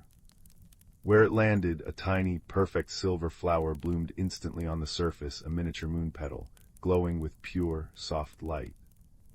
It floated for a moment, then dissolved into shimmering motes that drifted upwards like fireflies. The water rippled. Silas's reflection shimmered once more. This time he saw the garden walls crumble gently, not into ruin, but into low, moss-covered borders. Sunlight streamed freely onto the moon petals. He saw himself not rigidly measuring, but sitting peacefully among the plants, observing them with wonder as they stretched towards the light, their shapes slightly different, uniquely beautiful. He saw vines from the whispering woods curling over the low walls, bearing unfamiliar, star-shaped blossoms that complemented the moon petals' silver glow. He saw himself smiling, a quiet joy replacing the anxious lines on his face. He saw Bryn and Kaelin nearby, their presence a steady, supportive warmth. The reflection radiated peace and acceptance. A profound sense of calm washed over Silas, deeper than any he had ever known. It wasn't the absence of fear, but the understanding that change wasn't an enemy. It was the rhythm of life itself, the very force that allowed growth and beauty. He felt the rigid knot inside his chest loosen and dissolve, replaced by a gentle warmth, like the first rays of dawn after a long night. He looked up at Bryn, his eyes clear. "They need to grow," he said, his voice steady now, filled with a quiet wonder. "And so do I." Bryn smiled, a sunrise spreading across her face. "Then let's go home." The journey back felt different. The shifting shadows no longer seemed threatening, but playful. The rustling leaves sounded like welcoming whispers. Silas noticed details he'd missed before: the intricate pattern of frost on a spiderweb, the vibrant red flash of a cardinal's wing, the sweet scent of decaying wood nurturing new fungi. He felt connected, part of the vast, changing tapestry, not separate from it. Kaelin's twig and leaf figure watched them pass from a high branch, its amber eyes gleaming with quiet approval. When they reached the walled garden, Silas didn't rush to the moon petals. He stood before the heavy wooden gate, placing his palm flat against the weathered wood. He closed his eyes, remembering the vision in the Heartstone glade. He thought not of control but of trust, not of rigidity but of flow, not of fear but of possibility. He pushed the gate open. The change was immediate, magical. As Silas stepped inside, a gentle wave of silver light pulsed from the center of the garden, washing over the drooping moon petals. They shuddered, then slowly, gracefully, lifted their faces. Their glow intensified, not back to its old state, but into a richer, deeper silver, shimmering with hints of blue and violet. New buds swelled on stems that had seemed barren, unfurling into larger, more intricate blooms that chimed softly, a melody more complex and beautiful than before. The air hummed with their renewed magic, smelling like cool moonlight and fresh rain. Silas didn't measure. He walked slowly among them, feeling the cool, velvety petals brush his fingertips, listening to their gentle song. He saw that some stems leaned slightly, others curved uniquely, each bloom a distinct expression of moon-petal beauty. He noticed tendrils of Bryn's wild honeysuckle, which she'd planted long ago outside the wall, now finding tiny cracks in the stone and curling inward, their golden flowers adding warm counterpoints to the silver light. It wasn't the sterile perfection he'd clung to. It was vibrant, diverse, harmonious chaos. It was alive. He spent the afternoon simply being with his garden. He watered with a light touch, not a strict measure. He hummed along with the moon petals' chime. He welcomed the buzzing bees drawn to the honeysuckle. He felt a profound sense of peace settle over him, deeper than the quiet of routine. It was the peace of acceptance, of trusting the process of growth, both in his garden and within himself. That evening Bryn joined him, carrying 2 steaming mugs of spiced cider that smelled of cinnamon and cloves. They sat on a low stone bench Silas hadn't used in years, watching as the moon petals' glow intensified under the twilight sky, casting dancing silver shadows on the mossy ground. The low walls, now softened by vines and moss, felt welcoming, not confining. "They're more beautiful than ever," Bryn observed, her voice warm. Silas sipped the sweet, warm cider, feeling its comforting heat spread through him. "They needed to change," he said softly, watching a particularly large bloom slowly rotate to follow the rising moon. "And I needed to learn that change isn't loss, it's transformation. It's how we grow into who we're meant to be. Like the garden needed the wildness, I needed to let go of the walls I built." He looked at Bryn, his eyes reflecting the moon petals' gentle light. "Thank you for showing me the way." Bryn simply smiled and nudged his shoulder gently. Above them, in the branches of the old oak just outside the garden, Kaelin's amber eyes glowed softly, a silent guardian witnessing the quiet, magical bloom of courage and acceptance. The air was filled with the soft chime of moon petals, the hum of night insects, the comforting crackle of Bryn's small fire pit nearby, and the deep, peaceful sigh of the forest beyond the walls. Silas leaned back, breathing in the cool, fragrant air, no longer afraid of the changing seasons, the shifting winds, or the wild magic that flowed through everything.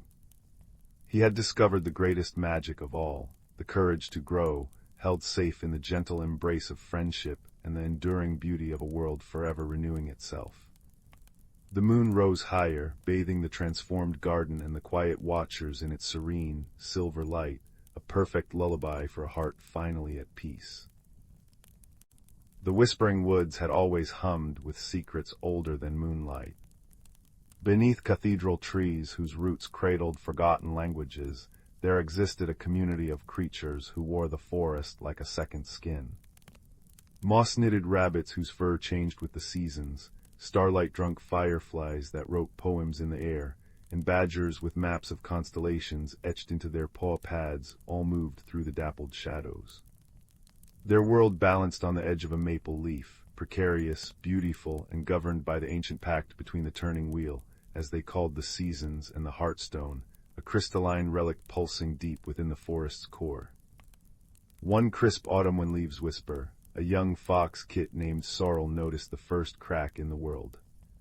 It appeared as she practiced painting frost patterns with her breath against a spider's web, a skill her grandmother had taught her when the last winter's snow still clung to the earth.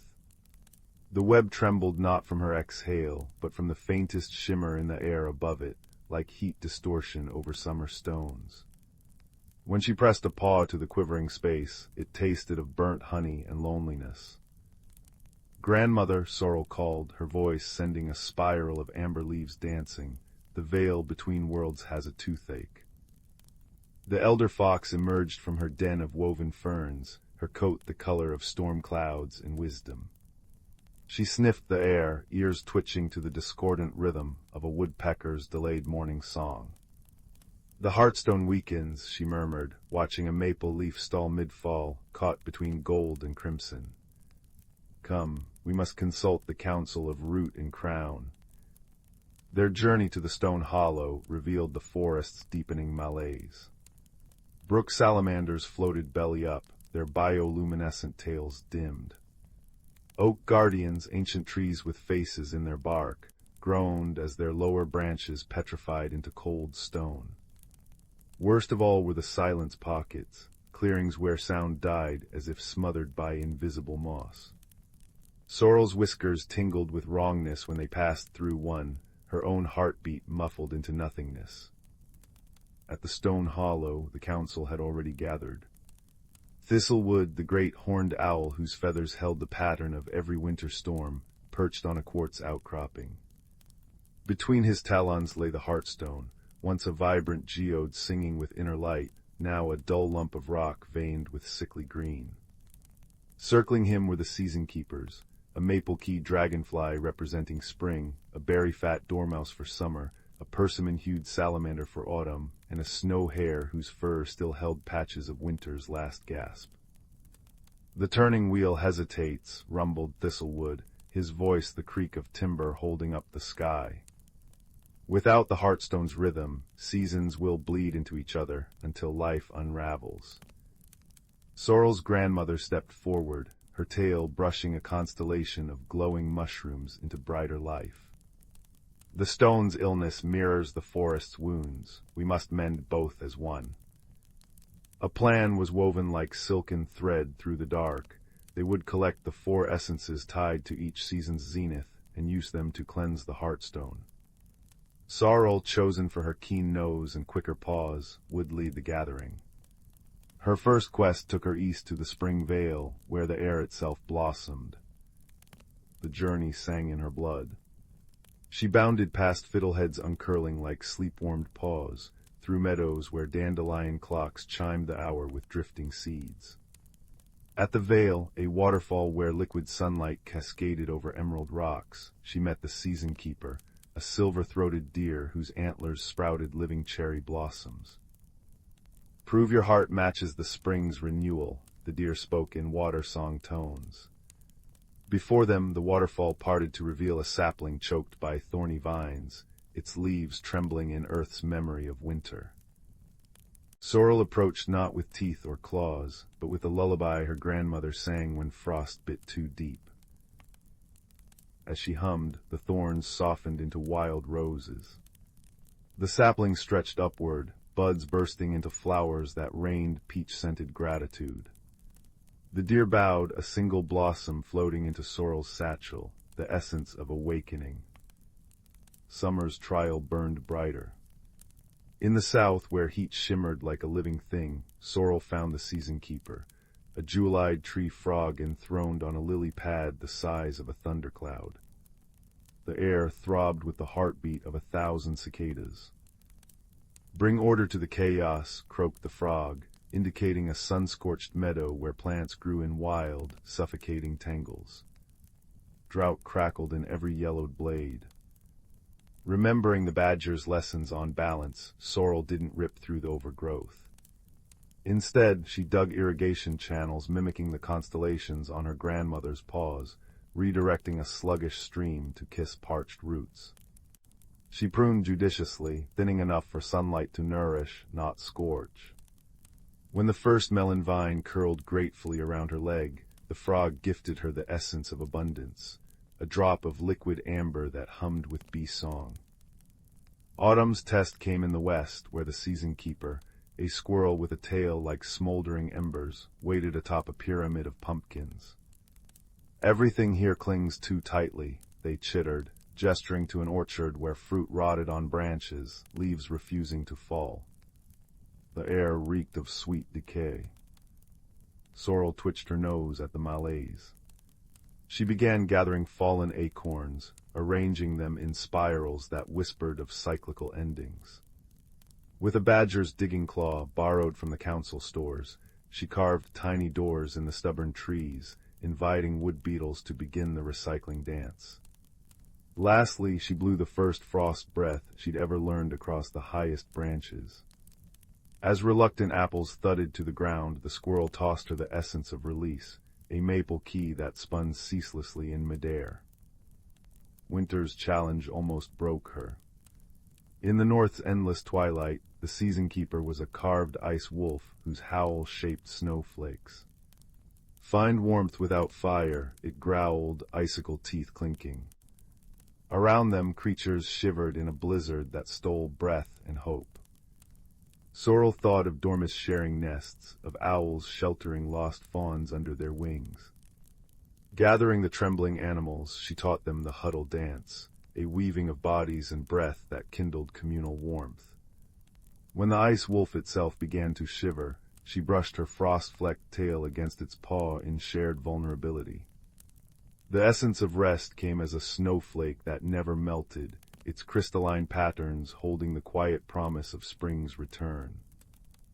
Back at Stone Hollow, the council blended the essences into a chalice of woven vines.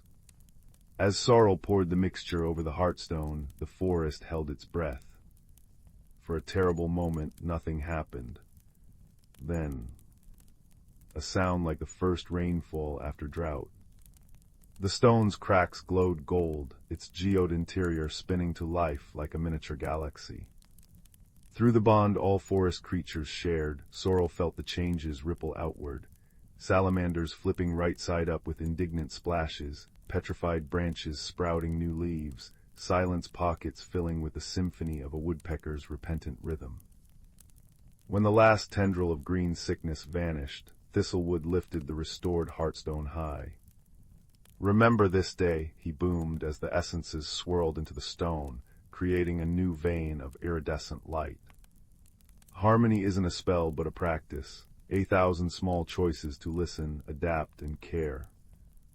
Years later, when Sorrel had cubs of her own with coats like dappled sunlight, she'd bring them to the stone hollow during the turning days.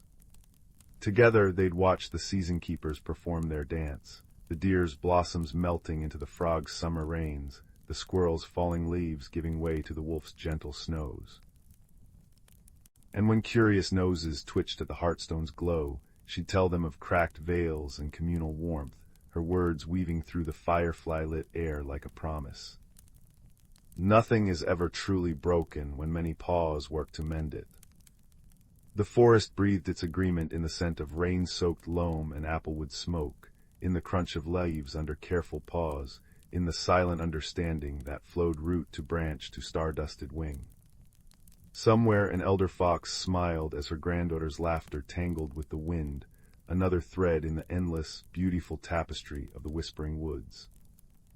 In the heart of an ancient forest where the towering trees whispered secrets to the winds and the ground was carpeted with soft moss, lived a community of creatures who knew the forest as both home and teacher. This forest, dense and boundless, was a place where the realms of reality and magic gracefully intertwined, making each day a new tapestry of wonders waiting to be discovered. Among the inhabitants of this lush haven was a wise old turtle named Bramble, whose shell bore the lines of countless seasons and stories. Bramble was the keeper of the forest's lore, a role he cherished with gentle pride. His days were spent beneath the sprawling canopy of a great oak, where he would share tales of old with the younger creatures who gathered around him, their eyes wide with curiosity. One cool morning, as the first whispers of autumn began to paint the leaves with strokes of gold and crimson, a young squirrel named Nibbles approached Bramble with a question that had been nibbling at his mind like an acorn on a breezy day. "Why do the leaves change color, Bramble?" Nibbles asked, his voice a mixture of wonder and innocence. Bramble chuckled softly, the sound a gentle rumble like distant thunder. "Ah, young one," he began, his eyes twinkling with the wisdom of ages. "The changing of leaves is one of nature's most beautiful dances. It is a sign of balance and renewal, orchestrated by the magic of the seasons." As Bramble spoke, the air around them seemed to shimmer with an unseen energy. The creatures of the forest paused in their daily activities, drawn into the story like moths to a gentle flame. "Long ago," Bramble continued, "the spirit of the forest, a wise and ancient being, wove a spell into the very fabric of our world. This spell ensured that each season would pass its gifts on to the next, maintaining harmony and balance. Spring brings renewal, summer warmth, autumn change, and winter rest. The changing colors of the leaves are autumn's gift, a reminder that change can be beautiful and necessary." Nibbles listened intently, his little heart swelling with understanding and appreciation. Around them, the forest seemed to nod in agreement, the leaves rustling softly in the breeze. "But Bramble," piped up a timid voice from the back of the gathering, belonging to a young rabbit named Thistle, "what happens if the balance is disturbed?" Bramble's expression grew thoughtful, and the forest seemed to hold its breath. "Balance is delicate, dear Thistle," he explained, "but it is also resilient. When the balance is disturbed, nature finds ways to restore it. Sometimes it takes the wisdom of the creatures who dwell within the forest to help guide it back." As if on cue, a gentle rain began to fall, each drop a tiny crystal of clarity and reflection. The creatures huddled closer, a sense of unity and purpose weaving through them like the tendrils of mist that danced among the trees.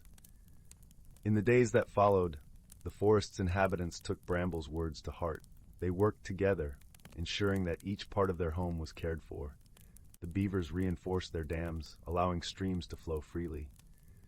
The birds spread seeds, encouraging new growth. Even the smallest insects played their part, aerating the soil with their tiny, industrious legs. Through their collective efforts, the forest thrived, its harmony restored. As the last leaves of autumn fluttered to the ground, a sense of peace settled over the land, as tangible as the fragrant earth beneath their feet. One evening, as the sun dipped below the horizon and the forest was bathed in the soft glow of twilight, Nibbles, Thistle, and the other creatures gathered around Bramble once more. The old turtle, with a smile as warm as the summer sun, spoke words that would echo in their hearts for generations to come. "Remember, dear friends, that we are all keepers of this forest. Through wisdom, friendship, and respect for the balance of nature, we ensure the magic of our world endures." With these words, the forest sighed contentedly, as if wrapping itself in a cozy blanket of serenity. And so, beneath a sky filled with twinkling stars and the gentle hum of the night, the creatures settled into the comforting rhythm of their lives, knowing that they were part of something wondrous and timeless. And there, in the embrace of the ancient forest, they found not just a home, but a sanctuary of harmony and magic, where the boundaries between reality and wonder were as seamless as the breeze that whispered through the trees. The village of Meadows Whisper nestled in a valley where sunlight always seemed softer and the air hummed with a quiet, comforting magic. Clara, a girl with eyes the color of storm clouds and a heart as curious as a sparrow, lived in a cottage with a thatched roof that sighed gently in the wind. Lately, however, strange little disturbances had ruffled the village's usual peace. It began with the butter. Every morning, Widow Honeysuckle would find her freshly churned butter, left overnight in its cool stone crock on the windowsill, mysteriously patterned with intricate swirls, like tiny, perfect whirlpools. Then the baker, Master Crust, discovered his best rolling pin, carved from smooth maple, missing every other morning, only to reappear later, polished to a gleaming shine and smelling faintly of wild mint. Finally, the cheerful clanging of the blacksmith's hammer, usually a steady heartbeat for the village, faltered when his smallest, most delicate tongs vanished from their hook, returning hours later wrapped in a leaf as soft as velvet. Whispers rustled through the lanes like dried leaves. "Pixie mischief," claimed one villager. "A forgetful wind sprite," suggested another. But Clara felt a prickle of curiosity, not fear. These weren't harmful pranks, they felt thoughtful, almost helpful, just terribly confusing. One crisp morning, Clara decided to investigate. She packed a small basket, warm oatcakes dusted with cinnamon, a jar of golden honey, and a flask of sweet mint tea. Her first stop was Widow Honeysuckle's cottage, fragrant with the scent of lavender and rising dough. "The swirls, dearie," the widow sighed, showing Clara the butter crock. "They're beautiful, truly, but why and how?" Clara peered closely. The swirls weren't random, they spiraled inward with astonishing precision. She touched the cold butter gently. "Did you notice anything else, widow? Any sounds, any unusual scents?" The widow thought, her brow furrowed like a plowed field. "Well, just before dawn yesterday, I thought I heard the tiniest chime, like a bell no bigger than a bluebell, and the air smelled greener, like moss after rain." Next, Clara visited Master Crust's warm, flour-dusted bakery. He gestured to his gleaming rolling pin. "It comes back smoother than ever, and that minty smell like someone polished it with a meadow." He scratched his head. "Heard a soft shushing sound last night, like little feet brushing stone." At the forge, the blacksmith, a gentle giant named Borin, held up the velvety leaf that had wrapped his tongs. "See, Moonpetal Leaf only grows deep in Whisperwood Glen. Who's climbing trees for my tongs?" Clara's mind whirred. Tiny chimes, green scents, shushing sounds, moonpetal leaves, and objects returned improved. This wasn't malice, it felt like appreciation. Or perhaps a misunderstanding. She needed wiser counsel. She walked the winding path to the edge of the village, where Old Man Thistle lived in a cottage, seemingly grown from the hillside itself. Vines clung to its stone walls, and the air buzzed with sleepy bees. Thistle wasn't a wizard, not exactly, but he understood the quiet language of roots, stones, and small creatures. He sat on a sun-warmed bench, carving a piece of fragrant cedar. "Ah, Clara," he rasped, his voice like dry leaves. "Come about the little disturbances, have you?" His eyes, bright as polished river stones, twinkled. Clara sat beside him, sharing her oat cakes and observations. She described the chimes, the scents, the shushing sounds, the moonpetal leaf, and the returned objects, the swirled butter, the polished wood, the clean tongs. Thistle listened, nodding slowly. He took a deep breath, smelling the air. Green scent like damp moss and crushed fern, chimes like tiny bells, shushing like soft fur on stone. He closed his eyes for a moment, and things returned better than before, touched by care. He opened his eyes. "Tell me, child, what do these things do? The butter, the rolling pin, the tongs." Clara thought. "The butter is spread on bread. The rolling pin shapes dough. The tongs handle hot metal." Thistle stroked his beard, made more of moss than hair. "Tools of creation and care, used to make things, to shape things, to handle things gently." He pointed a gnarled finger towards the whispering expanse of Whisperwood Glen. Deep in the oldest part of the glen, where the moon petals bloom, live the moss mice. Moss mice. Clara breathed. "Tiny creatures no bigger than your thumb," Thistle explained. "Fur like the softest moss, voices like tiny chimes, shy as shadows, gentle as dew. They revere things made by hand, things used with care and skill, especially things that shape." A spark ignited in Clara's mind.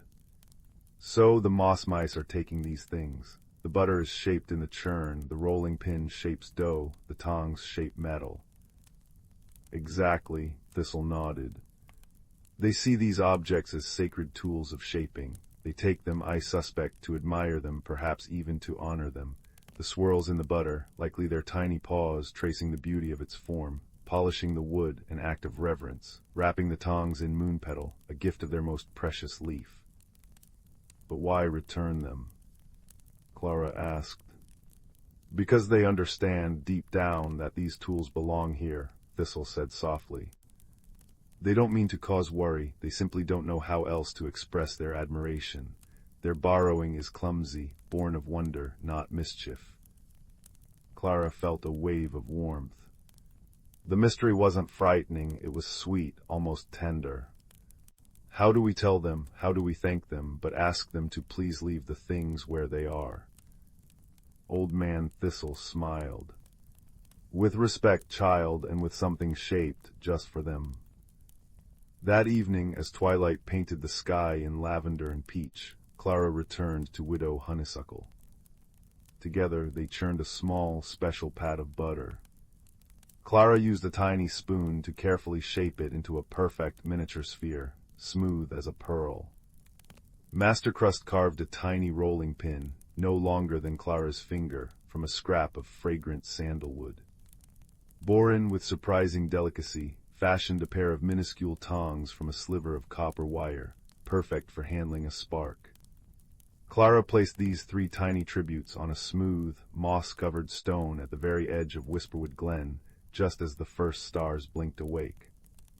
Beside them, she left a thimble-sized cup filled with the clearest honey and a single, perfect moonpetal leaf. She whispered into the gathering dusk, for the gentle shapers, with thanks for your care. Please enjoy these gifts made just for you. She retreated to the shadow of an ancient oak and waited, her breath held. The air grew still, filled only with the chirping of crickets. Then a soft, green scent drifted on the breeze. Tiny chimes, like a constellation of falling stars, tinkled softly. She saw, just for a fleeting moment, a flicker of movement, small, mossy shapes, fur gleaming faintly in the starlight, gathering around the stone. There were soft shushing sounds, gentle chimes of delight, and then silence. The tiny gifts were gone. The next morning, Widow Honeysuckle's butter was smooth and untouched. Master Crust's rolling pin rested heavily on its shelf. Borin's tongs hung firmly on their hook. The strange disturbances had ceased. But later that day, Clara found something on her own windowsill. 3 perfect, impossibly tiny circles of woven grass, each holding a single dewdrop that sparkled like a captured star. And the air around them carried the faintest, sweetest scent of moss and moonlight. The village of Meadows Whisper settled back into its cozy rhythm, warmed by the knowledge that they shared their valley with gentle, unseen neighbors who admired the quiet magic of skilled hands and caring hearts. Clara kept the tiny grass circles on her bedside table, a reminder that even the smallest mysteries could be solved with kindness, observation, and a willingness to see wonder in the world.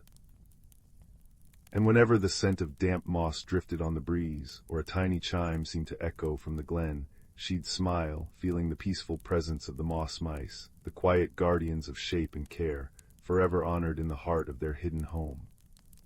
The night wrapped around Meadows Whisper like a soft, familiar blanket, holding its gentle secrets close.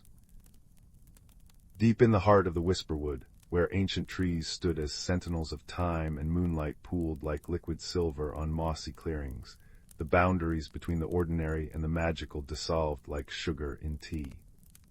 Here the rustle of leaves carried secrets older than rivers, and the air hummed with the quiet harmony of unseen lives. On this particular evening, as autumn's amber light faded into twilight, a young hedgehog named Pippin scurried along a root-ribboned path. His spines glistened with dew, and his nose twitched at the earthy perfume of decaying leaves and sweet, damp soil. He was late for his lesson with Elder Rowan, the great oak whose bark was etched with centuries of wisdom. Pip, pip, pip, chirped a voice from above. Bramble, a squirrel with fur the color of toasted acorns, leaped from a sycamore branch, landing softly beside him. Elder Rowan's waiting said it's about the frost whisper, the first winter wind that's late this year. Bramble's tail flicked anxiously. The forest feels too still. Pippin nodded, his small paws crunching through fallen maple keys. I know, the cricket stopped singing days ago, and the river's voice is thinner than spider silk. He paused, sniffing the air. Beneath the familiar scents of pine and loam, something cold and sharp lingered, a scent like frozen starlight. It was unnatural, a discordant note in the forest's symphony. They found Elder Rowan in a moon-drenched clearing, where the oak's gnarled roots cradled a circle of velvety moss. Fern, a sturdy badger with gentle eyes, already sat listening, her striped fur silvered by the moonlight. The great oak's voice rumbled like stones tumbling in a distant brook. "Children," he began, leaves rustling softly, "tonight we speak of the heartstone, the gem of seasons buried deep beneath our roots. It spins the wheel of the year, spring's bloom, summer's warmth, autumn's sigh, and winter's rest, but the frost whisper has not come. The heartstone sleeps too deeply, trapped by ice that should not be." As Elder Rowan spoke, Pippin closed his eyes, imagining the heartstone, a luminous crystal pulsing with the colors of cherry blossoms, sunflowers, maple flames, and snowdrifts. He felt its rhythm in his own heartbeat, a steady drum echoing through the soil. "Long ago," the oak murmured, "when the world was young, the forest's creatures learned that balance is held by harmony. If one season overstays, the others weaken. This endless autumn, it starves the roots of rest. The berries shrivel, the burrows grow cold, and the magic fades." Suddenly, a shiver ran through the earth. Frost flowers bloomed across the moss, sparkling like shattered glass. The air grew biting, and the moon's glow dimmed as if veiled. "The ice spreads," Fern whispered, her breath misting. "It's reaching for the heartstone." Pippin's spines bristled. "What can we do?" "The legends say," Elder Rowan replied, his voice a low, steady anchor, "that three things can melt unnatural ice: the warmth of friendship, the light of courage, and the memory of summer's song. You must journey to the stone's chamber beneath the crystal falls. But beware, the path is guarded by the shiverwillows, trees that feed on fear." With Bramble's nimbleness, Fern's strength, and Pippin's keen senses, they set off at dawn. The forest, once vibrant, now felt hushed and watchful. Leaves, frozen mid-fall, hung like amber tears. They followed the river upstream, where water murmured beneath a brittle skin of ice. Pippin led them through thickets of frost-rimed ferns, their fronds chiming like tiny bells when touched.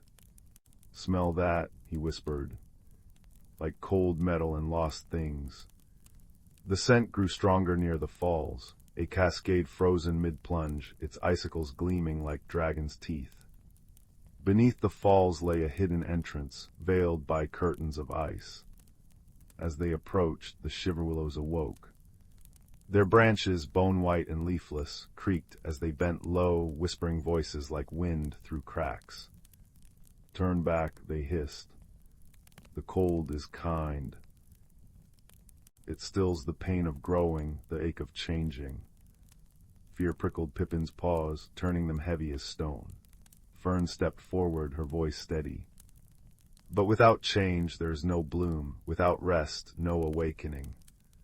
She hummed, a low, resonant sound her grandmother had taught her, the song badgers used to soothe their cubs in deepest winter. The willows shuddered, their whispers softening. Bramble darted up a frozen trunk, scattering hoarded nuts like tiny suns. "Remember summer," he called. "Warm rain on your leaves, bees in the clover." The nuts glowed faintly, casting buttery pools of light. Pippin closed his eyes. He thought of Elder Rowan's stories, of fireflies waltzing in June meadows, of sun-warmed earth under his paws. He thought of Bramble's laughter as they raced through bluebell carpets, of Fern sharing honeycomb in her cozy den. A warmth kindled in his chest, fierce and bright. "We carry summer inside us," he said softly. His spines began to glow, a soft, golden radiance that spread like dandelion fluff. The shiverwillows sighed.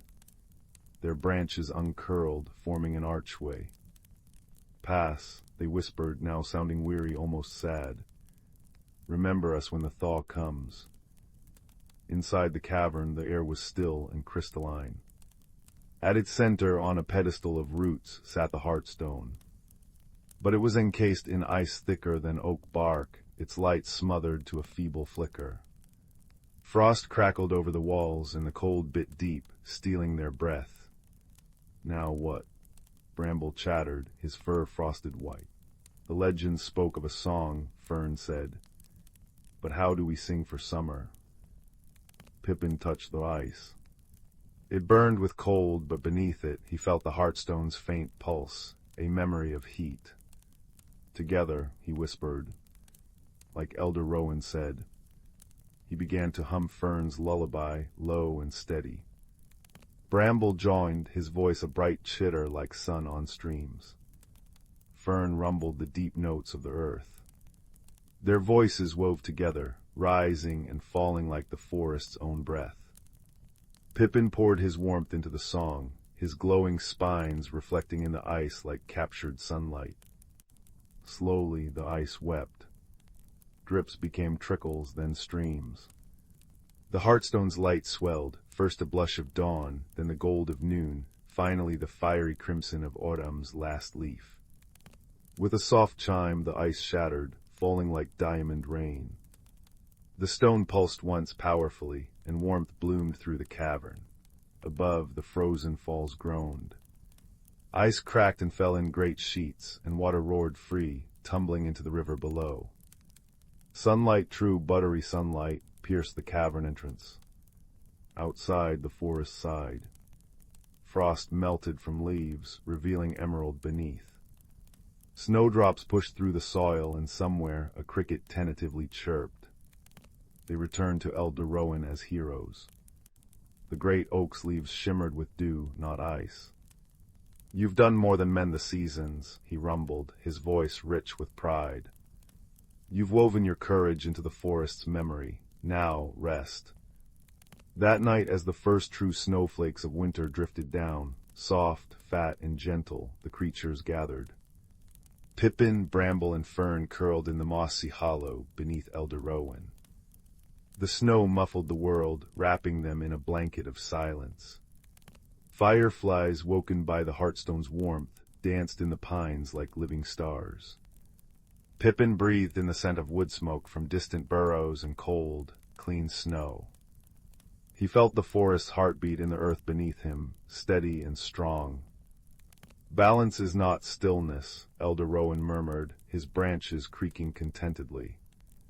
"It is the dance of giving and receiving, of waking and sleeping. Remember this when seasons change, little ones. Carry summer in your hearts, and winter will always be kind." As sleep claimed them, the frost whisper finally sighed through the trees, a soft, lullaby wind carrying the promise of spring in its chill. And in the heart of the whisperwood, where magic and reality embraced, all was warm, all was safe, and all was deeply, peacefully well.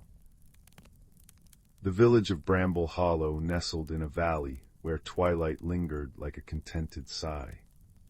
Every chimney puffed cinnamon-scented smoke, and lanterns shaped like dandelion seeds cast buttery light on cobblestone paths. Young Milo, with eyes like polished acorns and a patchwork satchel always at his side, first noticed the strangeness one dewy morning. Overnight, every front gate in the village had sprouted identical clusters of moon-pale mushrooms, not harmful, but perfectly circular, glowing faintly as if storing starlight. Like tiny fairy tables. Mrs. Gable whispered, brushing flour from her apron as villagers gathered, murmuring in puzzlement. 2 nights later, the mystery deepened. All the copper wind chimes hanging from porches played the same 3-note lullaby at dawn, though no breeze stirred. Old Man Hemlock's prize-winning sunflowers now faced west instead of east, their golden heads bowed as if sharing a secret. A gentle unease settled over Bramble Hollow. "It's not mischief," declared Milo, tracing a glowing mushroom cap with his fingertip. "It feels thoughtful, like someone's trying to say hello but forgot how." Milo decided to solve the riddle.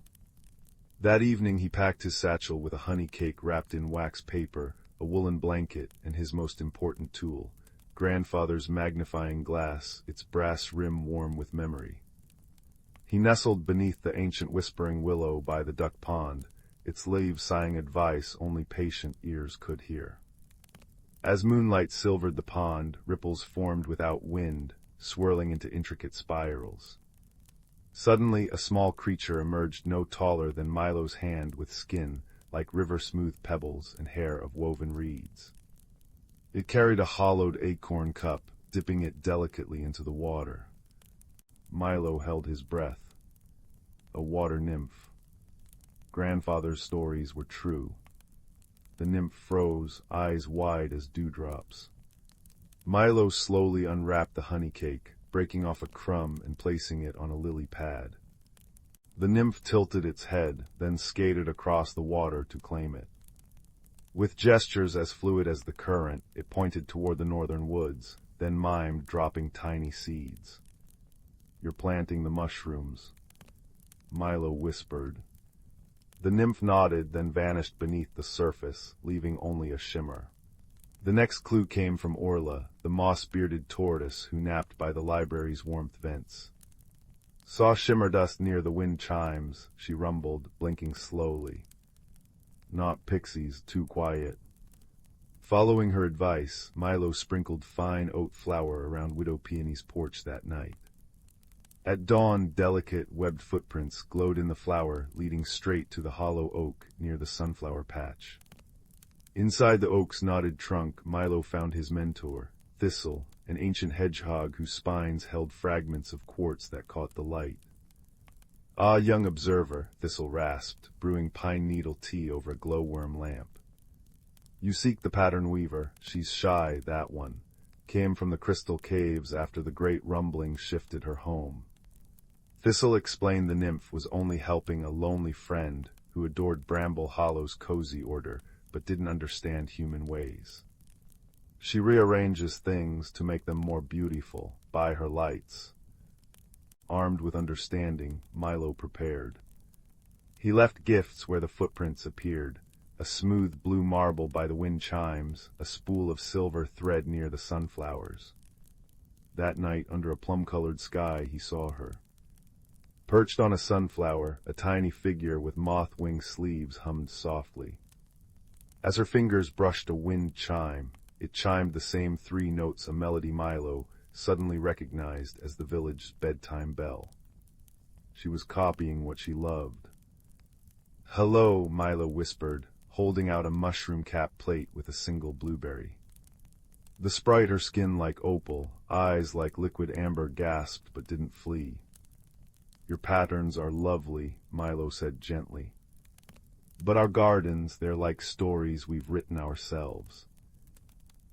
He sketched Bramble Hollow's map in the soil, showing how each garden was cherished just as it was. The sprite, whom he learned was named Lumina, trembled. "I only wanted to help the pretty sounds and colors stay," she chimed in a voice like tinkling ice. The solution came at dawn's first blush. Milo gathered the villagers. "Lumina needs a place to weave her patterns," he announced. In the communal meadow, children offered smooth stones, gardeners donated seeds and misses, Gable baked seed cakes. Together they built Lumina a glittering mosaic courtyard, stones arranged in spiraling constellations, wind chimes tuned to her lullaby, and soil where moon mushrooms could glow freely. Lumina wept shimmering tears that sprouted into tiny, glowing flowers. "You made me a story," she whispered to Milo. "Now, Bramble Hollow's twilight hums with new magic." Lumina's mosaics shift daily, telling tales of starlight and deep earth. The wind chimes sometimes play her lullaby just for sweet dreams, and sunflowers turn to watch children's laughter dance across the meadow. And every night, as Milo drifts to sleep, he sees a tiny opal hand placing a perfect, glowing mushroom cap on his windowsill, a silent thank you glowing in the dark, a secret shared between friends under the watchful, kind stars. All is calm, all is understood, and Bramble Hollow dreams on, cozier than ever before. The lantern light trembled in the crisp autumn air as Milo paused at the edge of the whisperwood, his breath making little clouds that danced with the falling maple leaves. He'd followed the peculiar map etched into the old library desk, the one that only appeared when moonlight struck the wood at precisely 8:03 p.m., and now stood before a path paved not with stones, but with luminous mushrooms arranged in spiral patterns. Their caps glowed softly in hues of periwinkle and primrose, casting long shadows that seemed to beckon with wiggling fingers of light. The forest exhaled a melody as he stepped onto the mushroom path. Not music exactly, but the creak of ancient trees swaying in conversation, the rustle of ferns unfurling silver fronds, and somewhere distant, the liquid chuckle of water over smooth stones. Milo's boots sank into moss so thick and springy it felt like walking on grandmother's feather quilt, each step releasing the scent of rain-soaked earth and something sweeter, vanilla, honeycomb. That made his stomach rumble despite the butterflies flapping within it. He nearly tripped over the first creature, a hedgehog no larger than his palm, its quills shimmering like polished hematite. It blinked up at him with eyes like molten amber, tiny paws clutching a bundle of acorns wrapped in cobweb thread. "Mind the step," it piped in a voice like wind through reeds, gesturing with its snout toward a root that had indeed begun to rise from the path. Milo crouched, fascinated, as the root reshaped itself into a small archway threaded with bioluminescent lichen. "Thank you," he whispered, but the hedgehog had already vanished, leaving behind a single acorn tied with golden thread. Milo pocketed it carefully, the shell warm against his fingers. Deeper into the wood, the air grew thicker with magic, not the scary sort from storybooks, but the kind that made his sweater sleeves tingle as if full of static. He paused by a brook where the water flowed upward, droplets catching starlight as they defied gravity to water clusters of upside-down violets growing on the underside of a granite shelf. It was there he met Lila, a fox whose fur shifted colors like oil on water, her tail tipped with what appeared to be actual stardust. "You're here for the moonlight market," she stated more than asked, patting circles around him. When Milo nodded, too awestruck to form words, she nosed a birch leaf into his hand. "Trade this at the third stall, and don't pet the willow cats, they shed prophecies and you're not ready for those." The market materialized as he crossed a bridge of woven ferns, lanterns blooming to life one by one like fireflies answering a summons. Stalls lined the clearing, tended by creatures both familiar and fantastical, an owl with books nested in its feathers haggling with a frog wearing a waistcoat, a badger stirring a cauldron of soup that smelled like every good memory Milo had ever tasted.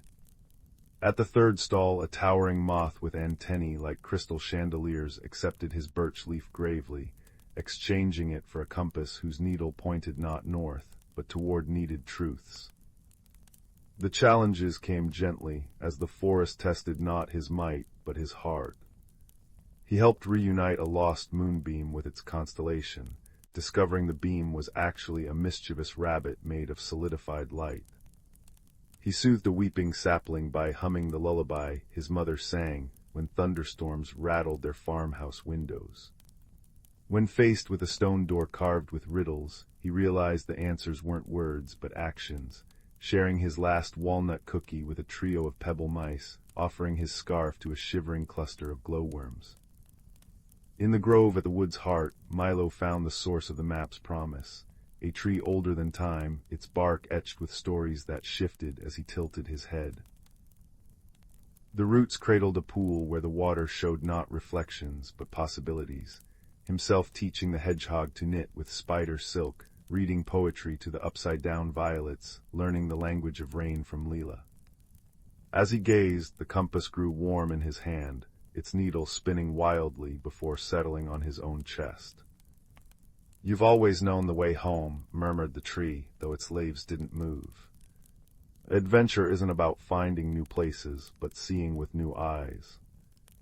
The return journey felt shorter yet richer, the forest now waving farewell with branches heavy with ripe persimmons, the path offering up a perfect heart-shaped stone that fit snugly in his palm.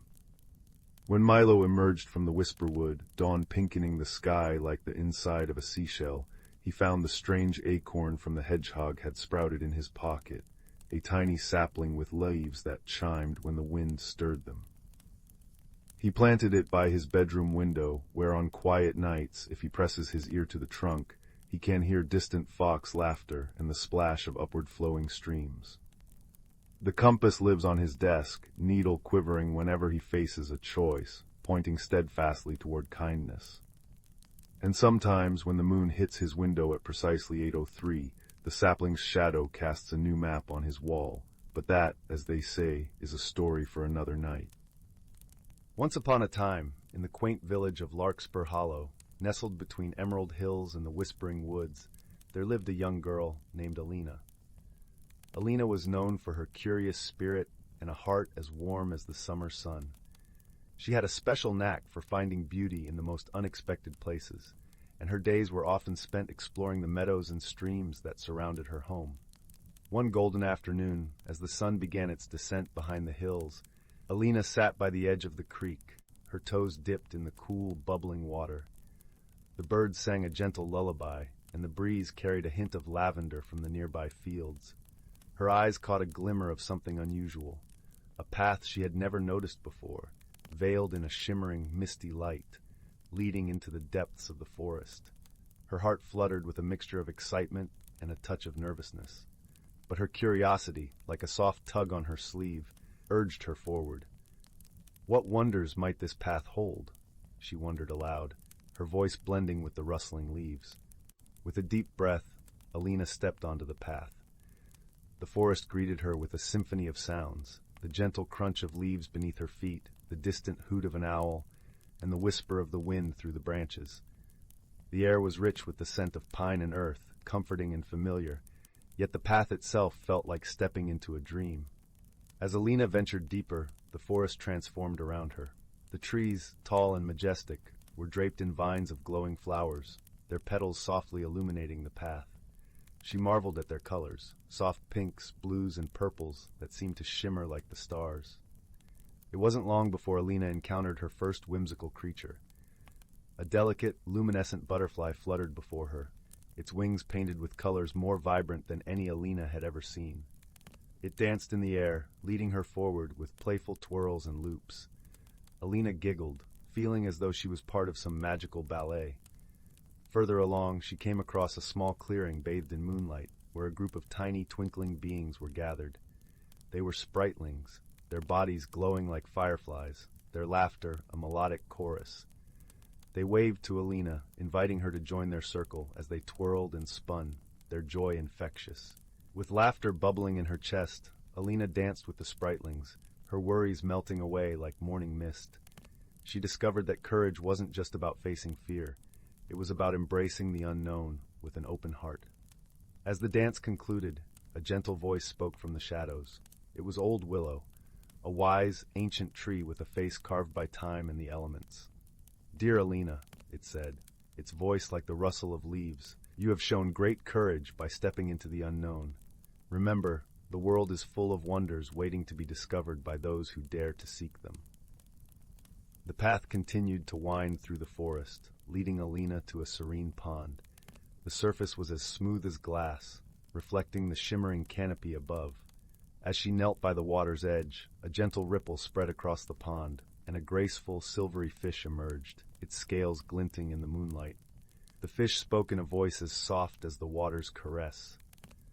"Brave traveler, your journey reminds us that with each step into the unknown, we uncover parts of ourselves we never knew existed." Feeling a sense of peace and understanding, Alina thanked the fish and continued on her way. The path eventually looped back to the village's edge, where the first glimmers of dawn painted the sky in hues of pink and gold. With a heart full of wonder and a mind alive with possibilities, Alina returned home, her spirit aglow with the magic of her adventure. She knew that, while the path had ended, her journey of exploration and courage was just beginning. And so, as the village of Larkspur Hollow awoke to a new day, Alina fell asleep with a smile, dreaming of the mysteries still waiting for her in the enchanting world beyond her doorstep.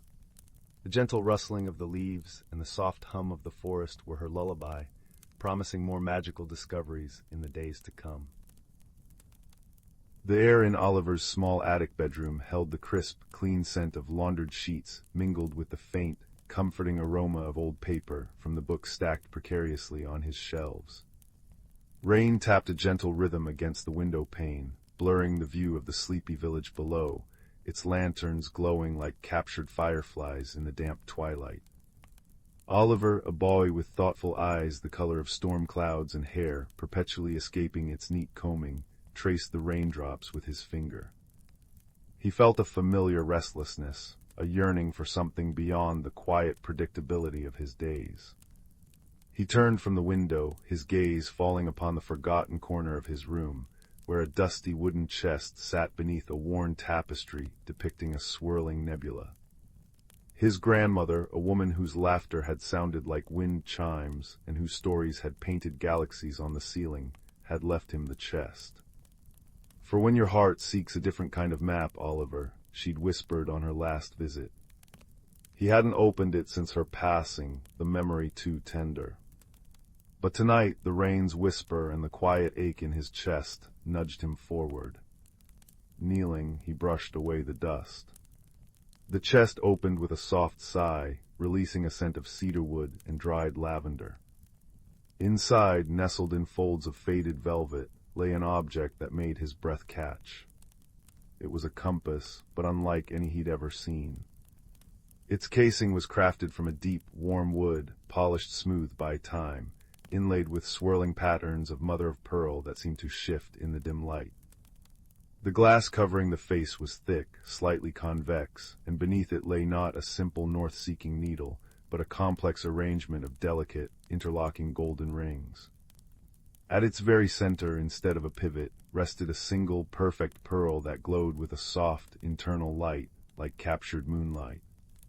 The cardinal points were marked not with letters, but with tiny, intricate symbols: a budding leaf, a snowflake, a sunburst, and a crescent moon. And around the edge, etched in a flowing script, were the words, "Seek the heartwood, find the light." Oliver's fingers trembled as he lifted it. The compass felt warm, alive almost, humming with a subtle vibration against his palm. As he held it, the central pearl pulsed brighter, and the golden rings began a slow, graceful dance, independent of each other, aligning and realigning in complex patterns. It wasn't pointing north, it seemed to be pointing inward towards the dense, ancient whisperwood forest that bordered the village, a place adults spoke of with hushed tones and warnings. A thrill, part fear and part irresistible excitement, shot through him. The restlessness coalesced into a single, clear impulse. He needed to follow it. Quietly he pulled on his sturdiest boots, a thick, knitted jumper the color of moss, and a waterproof cloak. He slipped the compass into his deepest pocket, its warmth a constant, reassuring presence against his leg. Creeping past the slumbering forms of his parents, he eased open the back door, stepping into the rain-kissed night. The whisperwood at night was a different world. Raindrops pattered on the canopy high above, creating a constant, soothing murmur. The air was cool and damp, thick with the scent of wet earth, decaying leaves, and the sharp, clean tang of pine. Moonlight, fractured by the dense foliage, painted shifting silver patterns on the forest floor. Guided solely by the warm pulse in his pocket and the soft, guiding glow he saw when he occasionally checked the compass, Oliver moved deeper than he ever had. The golden rings spun and settled, pointing unerringly towards a massive, ancient oak tree, its gnarled roots forming arches like the entrance to a cathedral. The compass pulsed strongly now, the pearl blazing like a tiny star. As Oliver approached the oak, he noticed something strange. Between two enormous roots, where the earth should have been dark, there shimmered a faint, silvery light, like water reflecting moonlight, but it wasn't water. It was an opening, a tear in the very fabric of the forest. The compass hummed, urging him forward. Taking a deep breath, Oliver stepped through the shimmering veil. The sensation was like walking through a curtain of cool silk. On the other side, the world changed utterly. The rain stopped. The air was warm and still, filled with a fragrance that was both floral and deeply earthy, unlike anything Oliver had ever smelled. He stood in a valley bathed in perpetual twilight, but a twilight alive with its own luminescence. Giant mushrooms taller than him glowed with soft blues, greens, and purples. Flowers with petals like spun glass shimmered, casting prismatic light. Trees with bark that looked like polished silver and leaves, like beaten copper, rustled gently. Overhead, instead of stars, thousands of tiny bioluminescent insects drifted like living constellations, their light a soft, continuous pulse. This was the Heartwood Vale, the place the compass had named. He stood mesmerized, the compass warm and quiet in his hand now, its journey seemingly complete. But his wonder was short-lived. A sharp, irritated voice shattered the serene silence. "Oi, what's this then, trampling my night-blooming moon moss, clumsy great oaf?" Oliver jumped, nearly dropping the compass. From beneath a cluster of luminous blue ferns, a creature emerged. It was about the size of a large cat, covered in spines that shimmered like polished obsidian. It had bright, intelligent eyes like chips of amber, and walked upright on surprisingly delicate hind legs. Its tiny front paws were planted firmly on its hips in a posture of profound indignation. A small, woven reed satchel was slung over one shoulder. I'm sorry," Oliver stammered, instinctively stepping back. "I didn't see any moss. Didn't see." The creature huffed, puffing out its chest, which made its spines rattle faintly. "Too busy gawping at the scenery, I suppose, typical outsider. No respect for the delicate ecosystems of the Vale. That moss takes decades to cultivate. Do you know how many phases of the glow moths it takes just for one patch?" It gestured dramatically with a tiny paw at the patch of ground Oliver had stepped on, where velvety moss emitted a faint, pearly light. "I truly didn't mean to," Oliver said earnestly, kneeling down to get closer to the creature's level. "My name's Oliver. I followed this compass." He held out the strange device. The creature's eyes widened, its bristling stance softening slightly as it peered at the compass. "The Heartwood Seeker," it breathed, its voice losing some of its sharpness. "Haven't seen one of those in, well, longer than your little legs have walked. Name's Quill." It gave a small, grudging nod. "Keeper of the moon moss and, apparently, reluctant guide to clumsy outsiders." It sighed dramatically, but Oliver saw a flicker of curiosity in its amber eyes. Quill proved to be prickly, pessimistic, and obsessed with the precise care of the Vale's luminous flora. Yet beneath the spines and grumbling, Oliver sensed a deep love for his home and a surprising loneliness. He learned that Quill was a Thornkin, one of the few guardians of the Heartwood Vale, a hidden sanctuary sustained by the natural magic of the world, a magic anchored in the legendary Heartwood tree deep within the valley. The Vale was a refuge for gentle, often overlooked creatures, glowing moths the size of butterflies, shy rock sprites that hummed melodies, and silent, moss-covered guardians that watched over ancient groves. "But things aren't right," Quill confided later, as they sat sharing a meal of sweet, glowing berries Oliver had found under Quill's strict supervision. "The glow moths are dimming, the starlight lilies aren't blooming as brightly, even the silverwood leaves are losing their shine. It's as if the Vale's light is draining away." Quill's small face was etched with worry. "The Heartwood tree must be weakening if it fails." He shuddered, unable to finish the thought. The living constellations above seemed to dim momentarily, as if echoing his fear. Oliver felt a pang of deep concern. This place, so wondrous and fragile, was in peril. He pulled out the compass. It felt warm, but the pearl's light was steady, not pulsing. The intricate rings were still. "Their inscription says seek the Heartwood, find the light," he said slowly. Maybe it brought me here to help." Quill snorted, but it lacked its usual bite. "Help? What can an outsider do against a fading of ancient magic? The Heartwood is deep within the crystal caves, dangerous place, full of echo wraiths that feed on doubt and lost memories. Even Thorn can avoid it." But Oliver remembered his grandmother's words, for when your heart seeks a different kind of map, he looked at Quill, small and spiny, burdened with worry for his home. He looked at the fading light of the veil.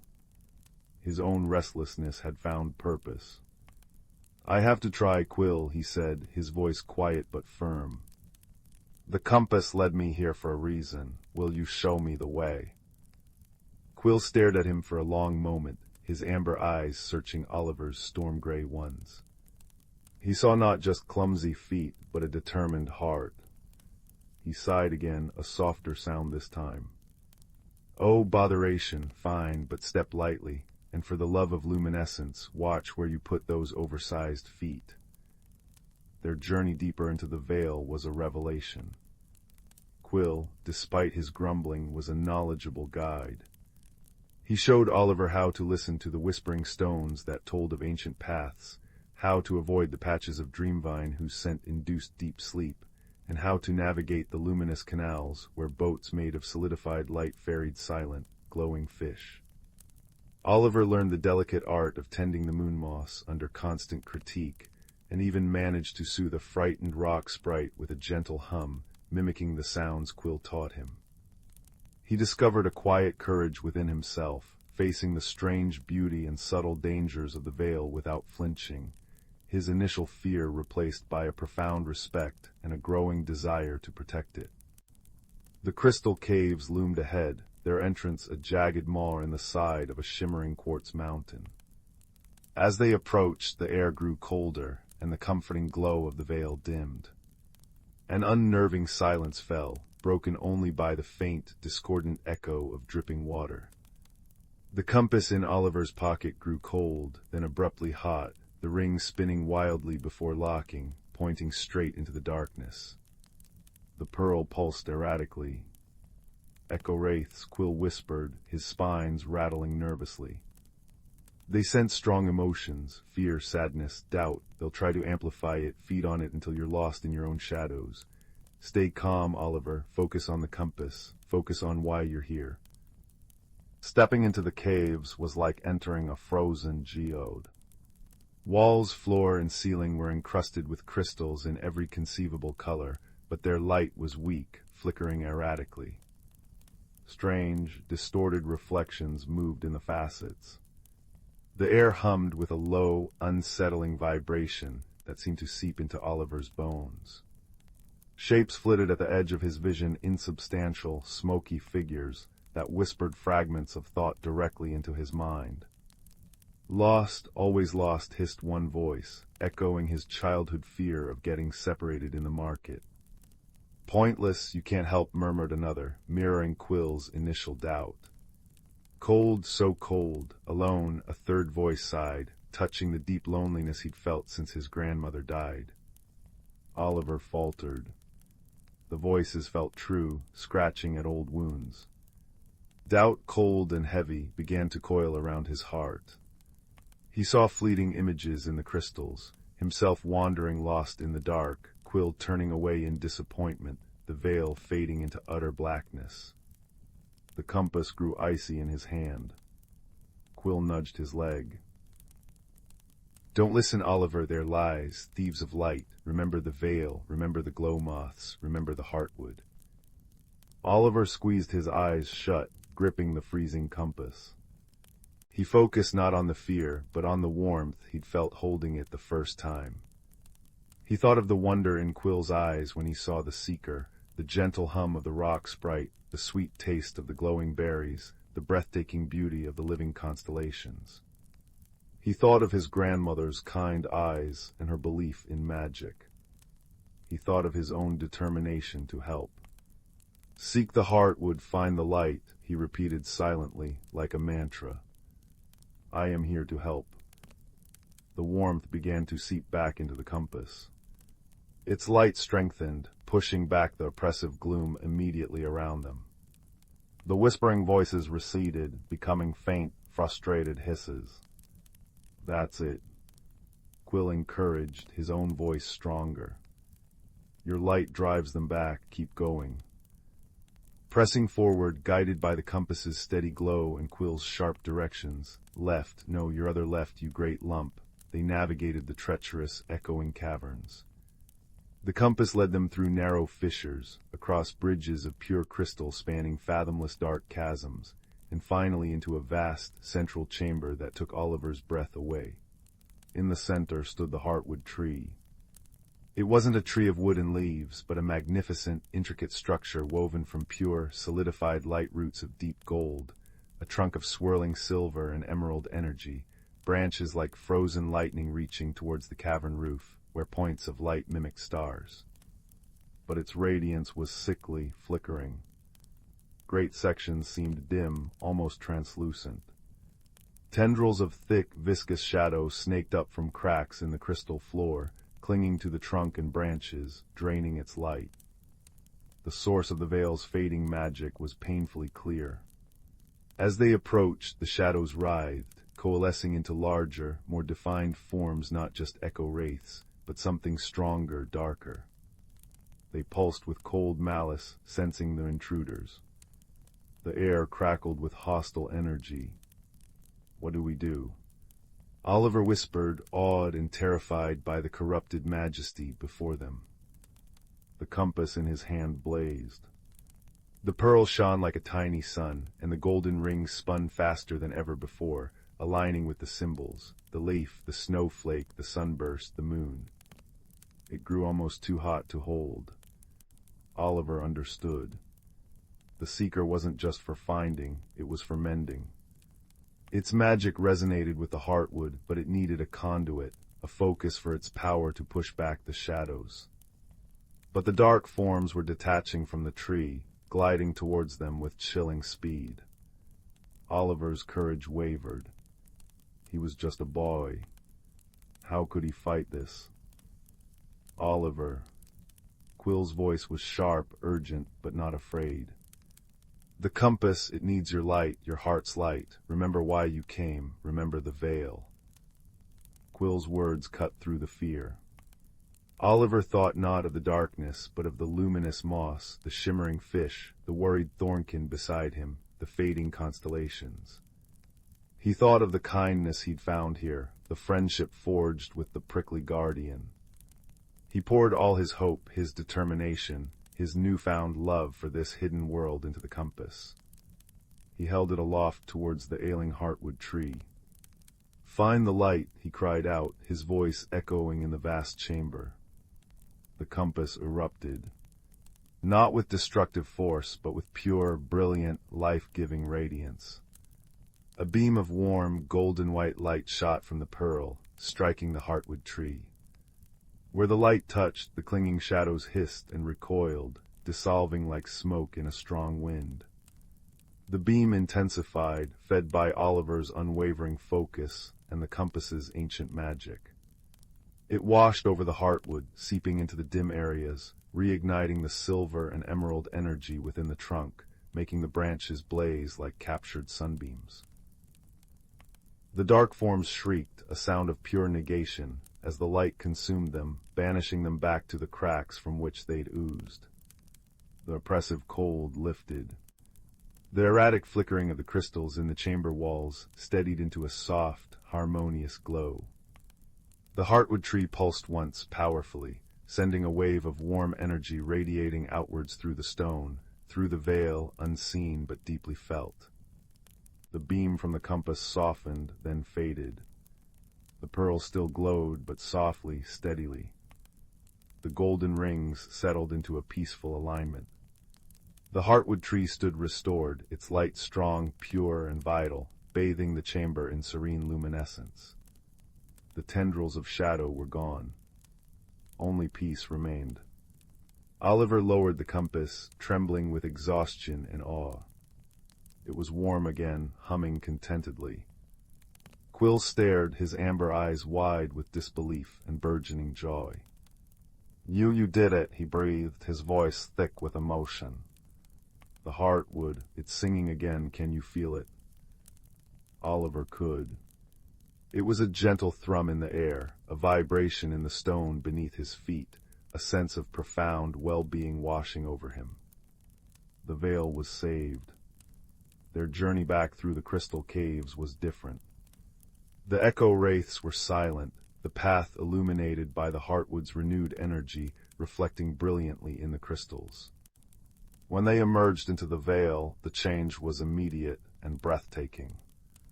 The glow moths blazed with renewed vigor, their light painting vibrant patterns in the air. The starlight lilies had unfurled enormous, luminous blooms, filling the air with their sweet, heady perfume. The silverwood trees shimmered like molten metal. The very air seemed brighter, warmer, humming with restored magic. Creatures emerged, blinking in the renewed light. Rock sprites hummed joyous melodies, luminous fish leaped higher in the canals, and the moss-covered guardians seemed to stand taller.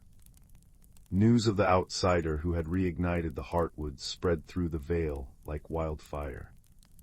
Oliver and Quill were welcomed as heroes.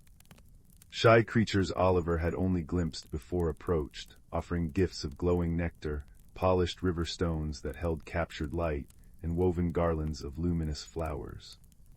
A celebration, quiet and profound, unfolded under the newly vibrant constellations. Sitting beside Quill on a bed of radiant moon moss, carefully chosen, Quill assured him, sharing sweet fruits, Oliver felt a deep sense of peace and belonging he'd never known. "You know," Quill said, uncharacteristically quiet, poking at a glowing berry, "I thought all outsiders were clumsy oafs with big feet. Turns out, some have rather large hearts to match." He offered Oliver a berry with a gruff gesture that couldn't hide his affection. Oliver smiled, the compass warm and quiet in his pocket. He knew his place was not permanently in the veil, wonderful as it was.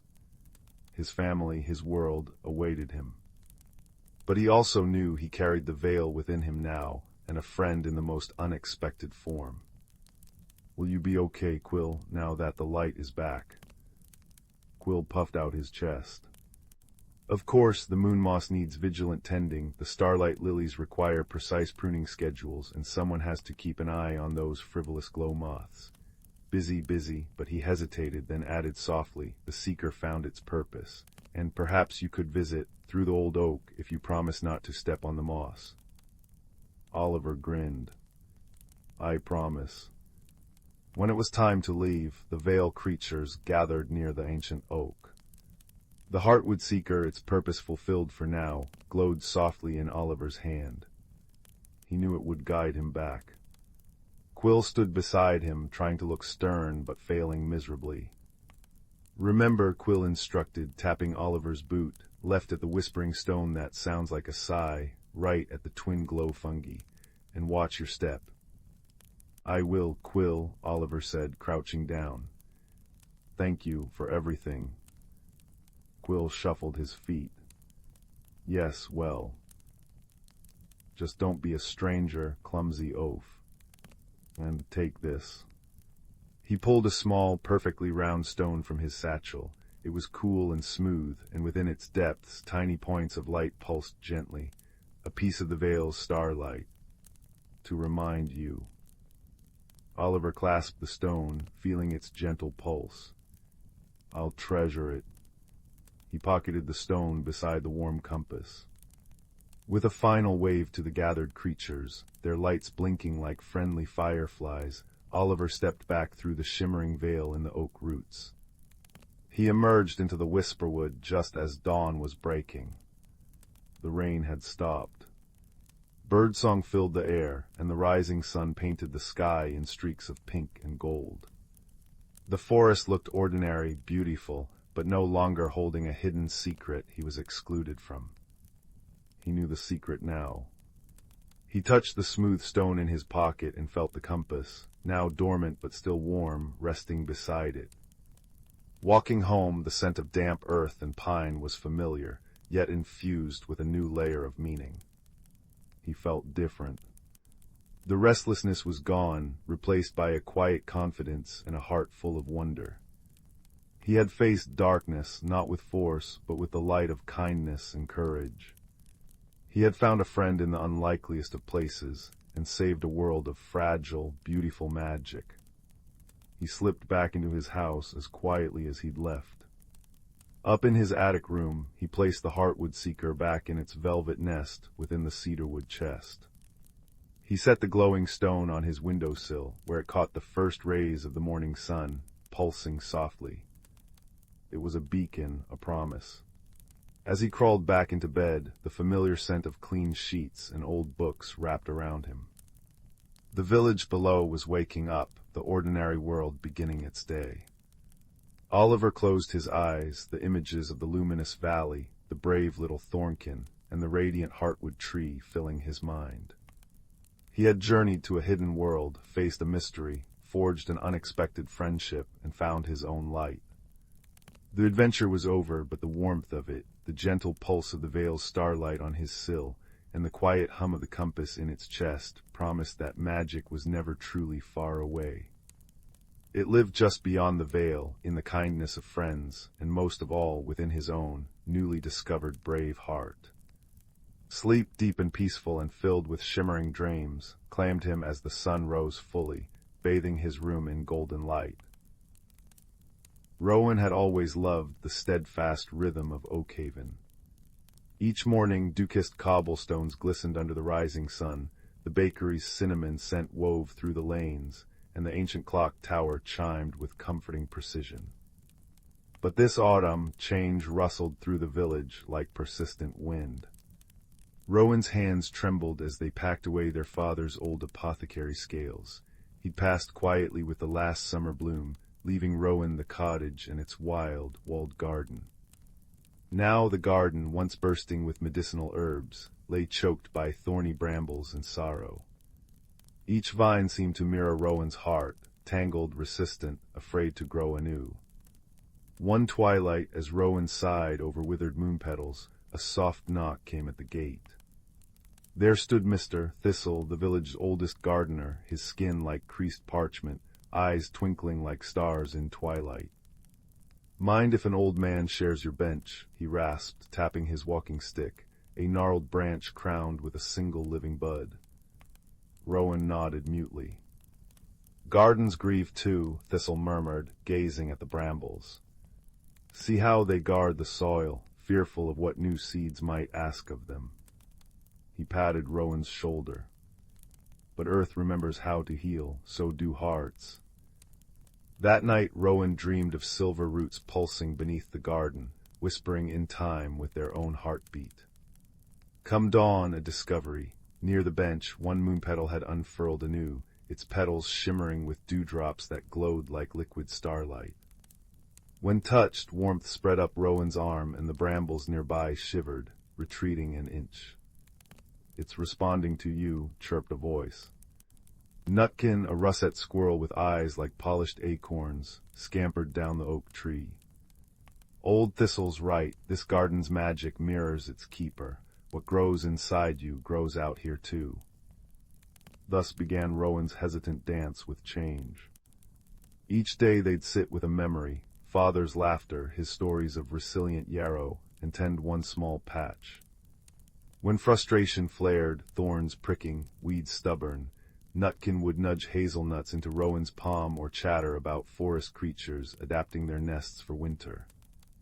"Even the river changes its song when stones shift," he'd squeak. Magical echoes bloomed with each effort. Where Rowan nurtured patience, violets sprouted in fractal patterns. Where they whispered forgiveness, brambles softened into flowering jasmine. Yet doubt lingered. One frosty evening, Rowan slumped before a frost-bitten rosemary bush, a symbol of remembrance now dying. "Why try?" they whispered. "Some roots won't take." A shadow glided overhead, Hoot, the great horned owl, alighting silently on the garden wall. Her feathers held the colors of twilight, deep indigo and burnt gold. "Child," she hooted, her voice a low, resonant hum, "growth is not a straight path. Even stars fade before they shine brightest." She gestured with a wing toward the moon petal. "You've nurtured light where darkness ruled. Trust the unseen roots."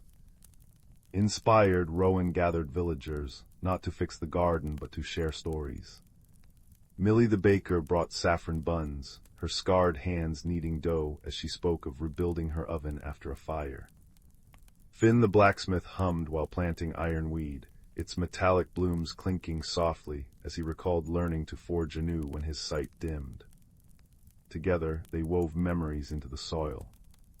Rowan's hands no longer shook as they placed father's scales beneath the old oak, whispering, "Thank you." That solstice night, magic surged. Rowan stood barefoot on the earth, breathing in petrichor and possibility. Moonlight drenched the garden, and where they stepped, luminescent moss spread like emerald constellations. Withered rosemary erupted into silver-blue flames that warmed without burning. Moon petals floated upward, becoming gentle lanterns. The brambles transformed into arches of golden honeysuckle, humming with contented bees. Rowan laughed, a sound like wind chimes, as their own skin glimmered faintly, inner peace made visible. Come spring, Oakhaven marveled. Rowan's garden was now a sanctuary where herbs healed with doubled potency, where anxious hearts found calm under the whispering oak. Rowan still kept the cottage's rhythms, but with newfound grace, teaching village children how whispering kindness to seeds made them sprout faster, or how tea brewed from moon petals eased bad dreams. Change, they realized, wasn't an ending, but the soil where deeper roots could grow. And on quiet evenings, Rowan would sit with Thistle, Nutkin dozing in their lap, Hoot watching from the oak, all soothed by the garden's song, a lullaby of resilience, sung by the wind through blossoming vines. Here, in the tender balance between loss and hope, Rowan had discovered the gentlest magic of all, the one that blooms when we dare to grow. Deep in the whisperwood, where ancient oaks wore cloaks of moss thicker than winter quilts and sunlight dappled the forest floor like scattered gold coins, lived creatures unseen by hurried human eyes. Here the air hummed with a quiet magic, older than the stones in the creek bed. It was a place where the boundaries between the world and something more were as thin and shimmering as a spider's web kissed by dawn dew. Among the gnarled roots of a grandfather oak named Old Man Thistle lived a community of mosskin. Small folk barely taller than a buttercup, they wore tunics woven from spider silk dyed with crushed berries and lichen. Their leader was a gentle elder named Birch, his face as lined and wise as the bark of his home tree. Birch's granddaughter, a bright-eyed sprite named Fern with hair the color of sun-dappled ferns, was known for her boundless curiosity about the Whisperwood's deepest secrets. The Whisperwood thrived on a delicate balance, a symphony conducted by the seasons. In spring, the lumina petals bloomed, their soft, internal light painting the forest floor with constellations that mirrored the sky above. Their sweet, honeyed scent summoned the dreamwing butterflies, whose iridescent wings scattered pollen carrying whispered wishes and gentle dreams. Summer brought the rain singers, tiny frog-like beings who lived in the crystal-clear pools. When clouds gathered, they climbed onto lily pads and sang complex, rhythmic songs that coaxed the rain down gently, drop by drop, ensuring no seedling thirsted. Autumn saw the leaf weavers, industrious squirrels with coats the color of russet leaves, meticulously guiding each falling leaf to blanket the earth, insulating roots and nurturing the soil with their decay. Winter belonged to the frost sprites, ethereal beings formed from the first breath of cold air. They danced silently on the frozen streams, tracing intricate, glittering patterns that held the promise of spring's return deep within their icy hearts. Fern loved listening to Birch recount the old ways beside their glowing hearth mushroom. The warm, earthy smell of the mushroom mingled with the comforting scent of cedar bark burning low. Birch's voice, soft as rustling leaves, wove tales of the great heartwood tree, rumored to stand at the very center of the Whisperwood. It was said to be the source of the forest's magic, its roots drinking deep from hidden springs of starlight, its leaves capturing the moon's silver song. The heartwood's rhythm pulsed through the forest, unseen but felt in the thrum of life, the unfurling of a bud, the steady beat of a woodpecker's drum. "Balance, little fern," Birch would murmur, the firelight dancing in his kind eyes, is the forest's truest magic. Each creature, each season, each drop of rain and ray of sun plays its part. We listen, we respect, and we give back. That is the wisdom carried on the wind through countless turnings of the seasons. One unusually crisp autumn morning, Fern felt a strange unease prickling beneath her skin, like static before a storm, but without the storm's promise. The air, usually crisp and scented with ripe nuts and damp earth, felt thin, brittle. The lumina petals, usually fading gently as autumn deepened, seemed to dim prematurely, their soft glow flickering weakly.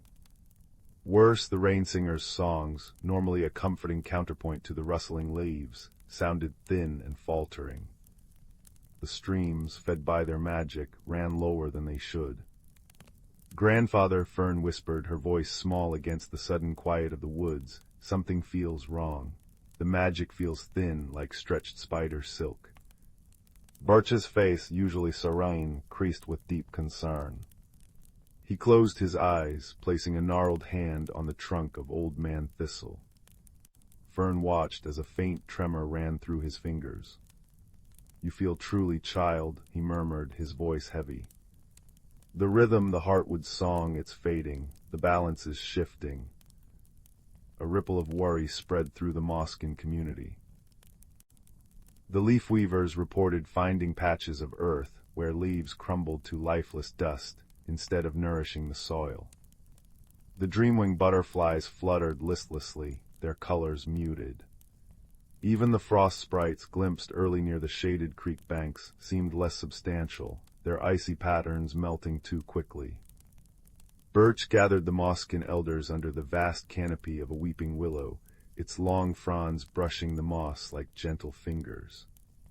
The air was cool, carrying the scent of damp earth and decaying leaves, a scent that now held an undercurrent of anxiety.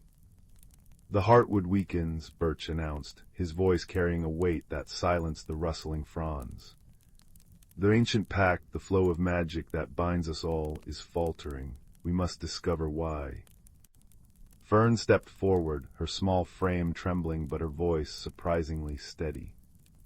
"I'll go, Grandfather, to the great heartwood. I can follow the old paths, the ones you told me about." Her heart hammered against her ribs, but the image of the dimming lumina petals and the rain singer's strained songs spurred her on. Birch looked at his granddaughter, seeing not just the child, but the spark of the forest's future. He nodded slowly. "The journey is long and the paths are guarded by the forest's oldest memories. Go with the wisdom of the wind, little Fern. Listen to the whispers of the trees, the guidance of the stones. Seek the keeper." Equipped with a pouch of nourishing seed cakes, sweet with wild blueberries, a cloak spun from shimmering moth wings for warmth, and a tiny lantern crafted from a hollowed firefly abdomen that glowed with a soft, steady light, Fern set out. The deeper she ventured into the whisper wood, the stronger the sense of imbalance grew. The air tasted stale. The usual chorus of bird song was replaced by an unsettling silence, broken only by the dry rattle of leaves. The scent of healthy decay was overpowered by a faint, acrid tang, like metal left in the rain. She crossed a meadow where lumina petals lay scattered, their light extinguished like fallen stars. The sight filled her with a profound sadness. Guided by Birch's teachings, Fern listened intently. She pressed her ear to the cool, damp bark of an ancient yew tree. A deep, sorrowful groan vibrated through the wood, speaking of choked roots and poisoned soil deeper within the forest. A cluster of smooth river stones, warmed by a rare patch of sunlight, hummed a warning of tainted water seeping from the direction of the distant mountains. A family of badgers, their faces etched with worry, spoke of strange, bitter smells carried on the wind from the north, where human settlements edged the forest. After days of travel, guided by the fading pulse of the forest's magic, and the subtle signs Birch had taught her to read the way moss grew thicker on one side of a tree, the specific constellation of mushrooms pointing the way Fern reached a hidden valley. It was shielded by towering, impossibly old sequoias whose bark felt like warm, living stone beneath her tiny hand. The air here was still thick with unease, but beneath it, Fern sensed a deep, resonant thrumming, weak but persistent. It was the heartbeat of the heartwood. In the center of the valley stood the great heartwood tree. It was magnificent beyond words, its trunk wider than a dozen Moscan homes, its branches reaching towards the sky like open arms, cradling the clouds. But Fern gasped. Great swaths of its bark were cracked and gray, like parched earth. Its leaves, normally a vibrant tapestry of emerald and silver, hung limp and dull, many already fallen, carpeting the ground in a sorrowful blanket. The air around it vibrated with a palpable sense of exhaustion and pain. The scent here was complex, the rich, ancient smell of deep wood, overlaid with the sickly sweetness of decay and a harsh, metallic tang that made Fern's eyes water. At the base of the immense trunk sat the keeper. Not a towering giant, but a figure woven from living vines, moss, and shifting shadows, shaped vaguely like an ancient, wise badger. Its eyes were pools of deep, still water reflecting the fading light. It radiated immense age and profound weariness. Little listener, the keeper's voice was the sound of wind sighing through deep canyons, low and resonant, echoing slightly in the quiet valley. You feel the fading song, you have journeyed far. Fern bowed low, her heart pounding. Keeper, the whisperwood is ill. The lumina dims, the rain singers falter, the balance breaks. We felt the heartwood's pain. What harms it? The keeper shifted, vines rustling like dry parchment. Its watery eyes seemed to gaze far beyond Fern. The harmony is frayed. From the north, beyond the stone-teeth mountains, comes a slow sickness. Humans dig deep, seeking bright stones that burn. They poison the earth's blood, the water that feeds my roots. They cut the ancient sentinels whose roots spoke to mine, whose leaves sang with the wind. The connection weakens, the magic starves. A deep sigh, like stones grinding together, escaped it. The old ways are forgotten, the pact of respect fades. Fern felt a chill deeper than winter's touch. But what can we do? We are so small, and the sickness comes from so far away. The keeper's form seemed to gather the fading light. Small you are, but connected. The heartwood's strength lies not just in itself, but in the web of life it sustains and which sustains it. The pact is not broken, only strained. The magic sleeps, it does not die. It needs remembrance. It needs the song. The song. Fern asked, hope flickering like her tiny lantern. The heart song, the keeper murmured. The song of belonging, of gratitude, of connection, sung not by one but by all. Sung with pure intent, it resonates with the heartwood's core, reminding it of the life that depends on its rhythm, strengthening the frayed threads. It is the oldest magic, passed down since the first leaf unfurled. Your elder knows the seed of it. Fern remembered. Birch on quiet evenings would hum a simple, wordless melody, a tune that felt like roots sinking into cool earth, like sunlight warming moss.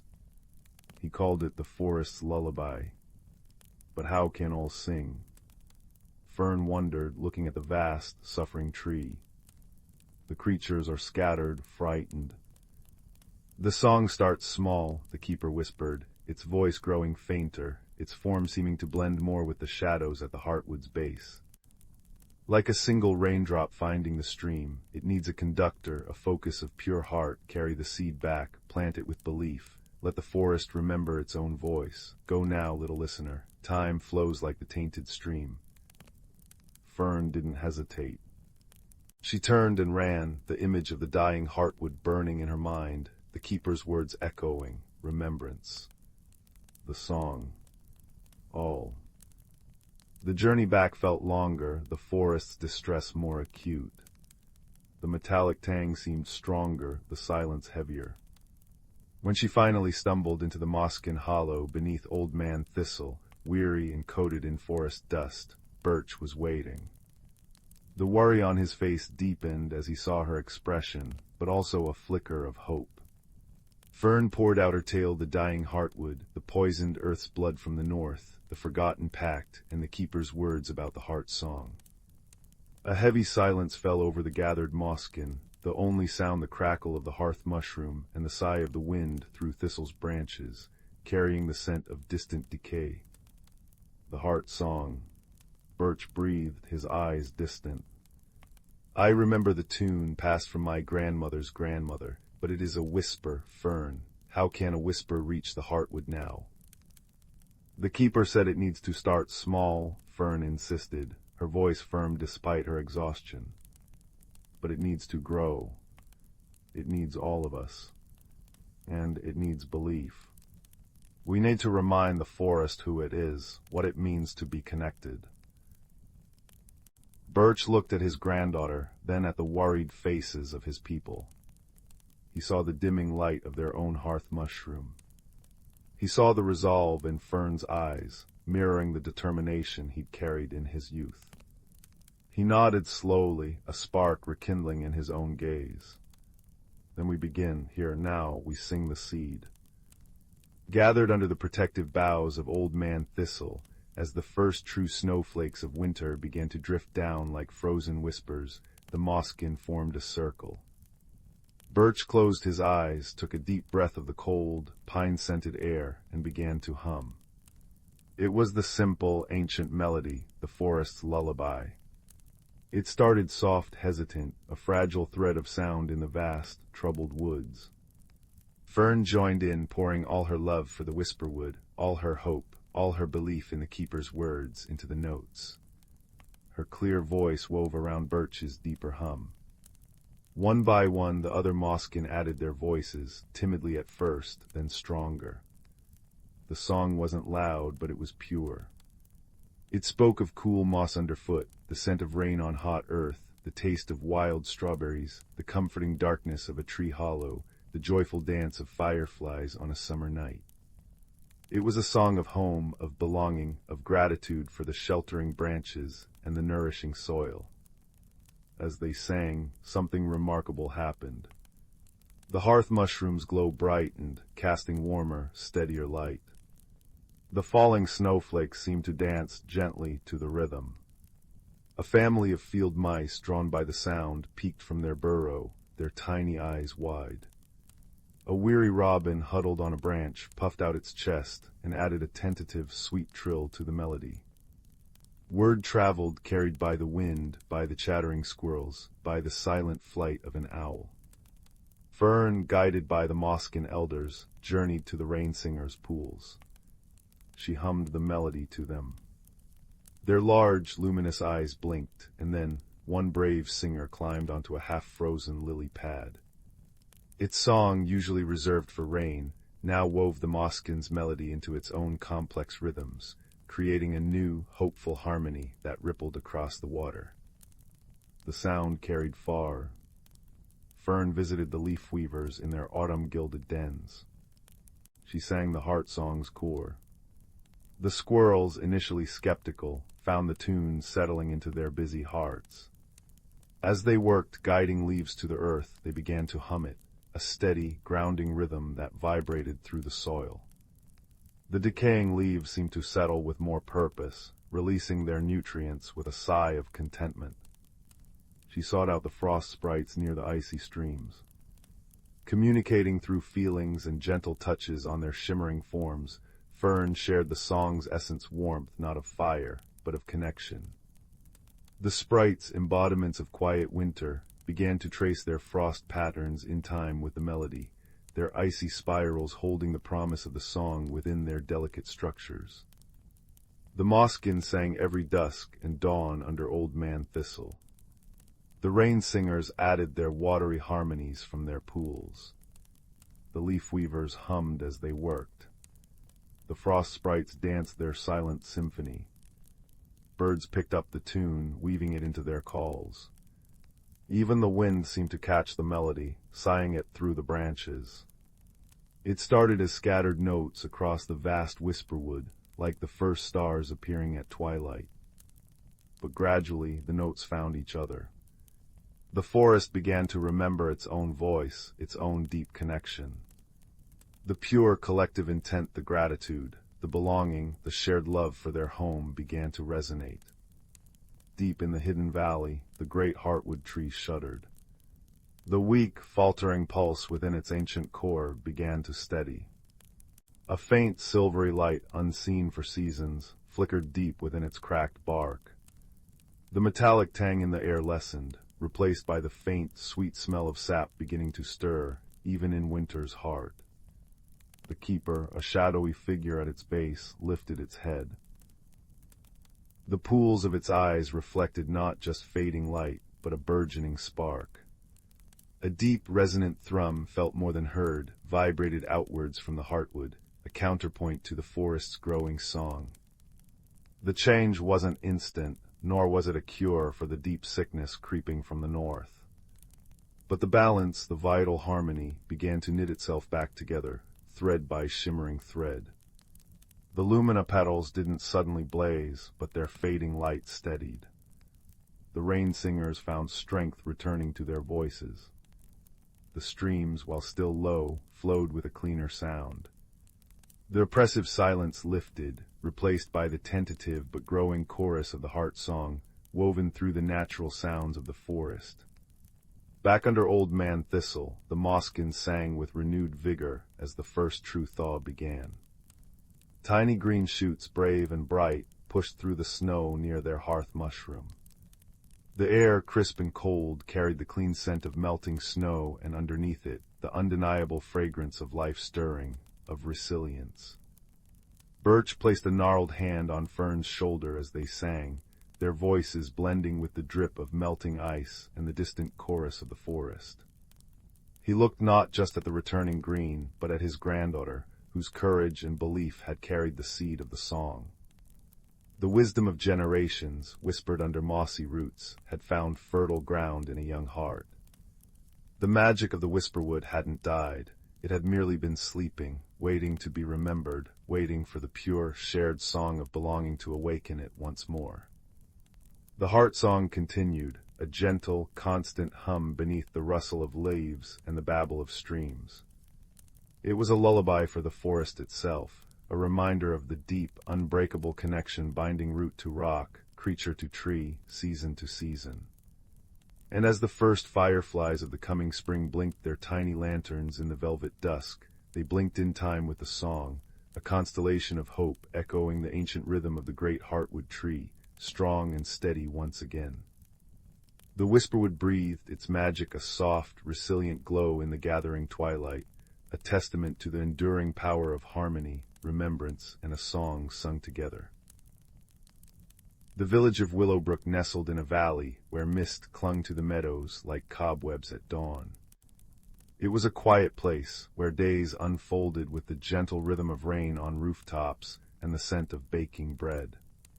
Young Theo, with eyes the color of storm clouds and a quiet disposition, often felt like a misplaced stitch in its comfortable tapestry. While others chased butterflies or built forts, Theo found solace in the dusty corners of his grandmother's attic, drawn to forgotten things. One rainy afternoon, while seeking shelter from a sudden downpour, Theo unearthed a small, unassuming wooden box tucked beneath a pile of yellowed lace. Inside, cushioned by velvet as soft as a moth's wing, lay a teacup. It wasn't grand porcelain or gleaming silver. It was simple earthenware, the color of warm honey, with a single hairline crack running from its rim. But as Theo's fingers brushed its surface, a shiver ran through him, not cold, but a hum, like the low note of a distant bell. He felt a warmth spread up his arm, carrying with it the faint scent of cinnamon and sunshine. Curiosity, a quiet but insistent friend, tugged at him. Theo filled the cup with rainwater dripping from the eaves. As the first drop touched the crack, something extraordinary happened. The water didn't leak. Instead, the crack shimmered faintly like trapped starlight, and the water inside changed. It wasn't just water anymore. Looking into the cup, Theo saw not his reflection, but a miniature scene. A sun-drenched meadow he'd never seen, filled with flowers that pulsed with soft, internal light. A wave of profound peace washed over him, settling into his bones like warm honey. This was the cup of whispers, his grandmother later murmured, her voice hushed with reverence. It showed not just places, but the hidden heart of things, their truest, calmest essence. Theo felt a shift within himself, a connection to the cup's quiet magic. But the village began to change subtly.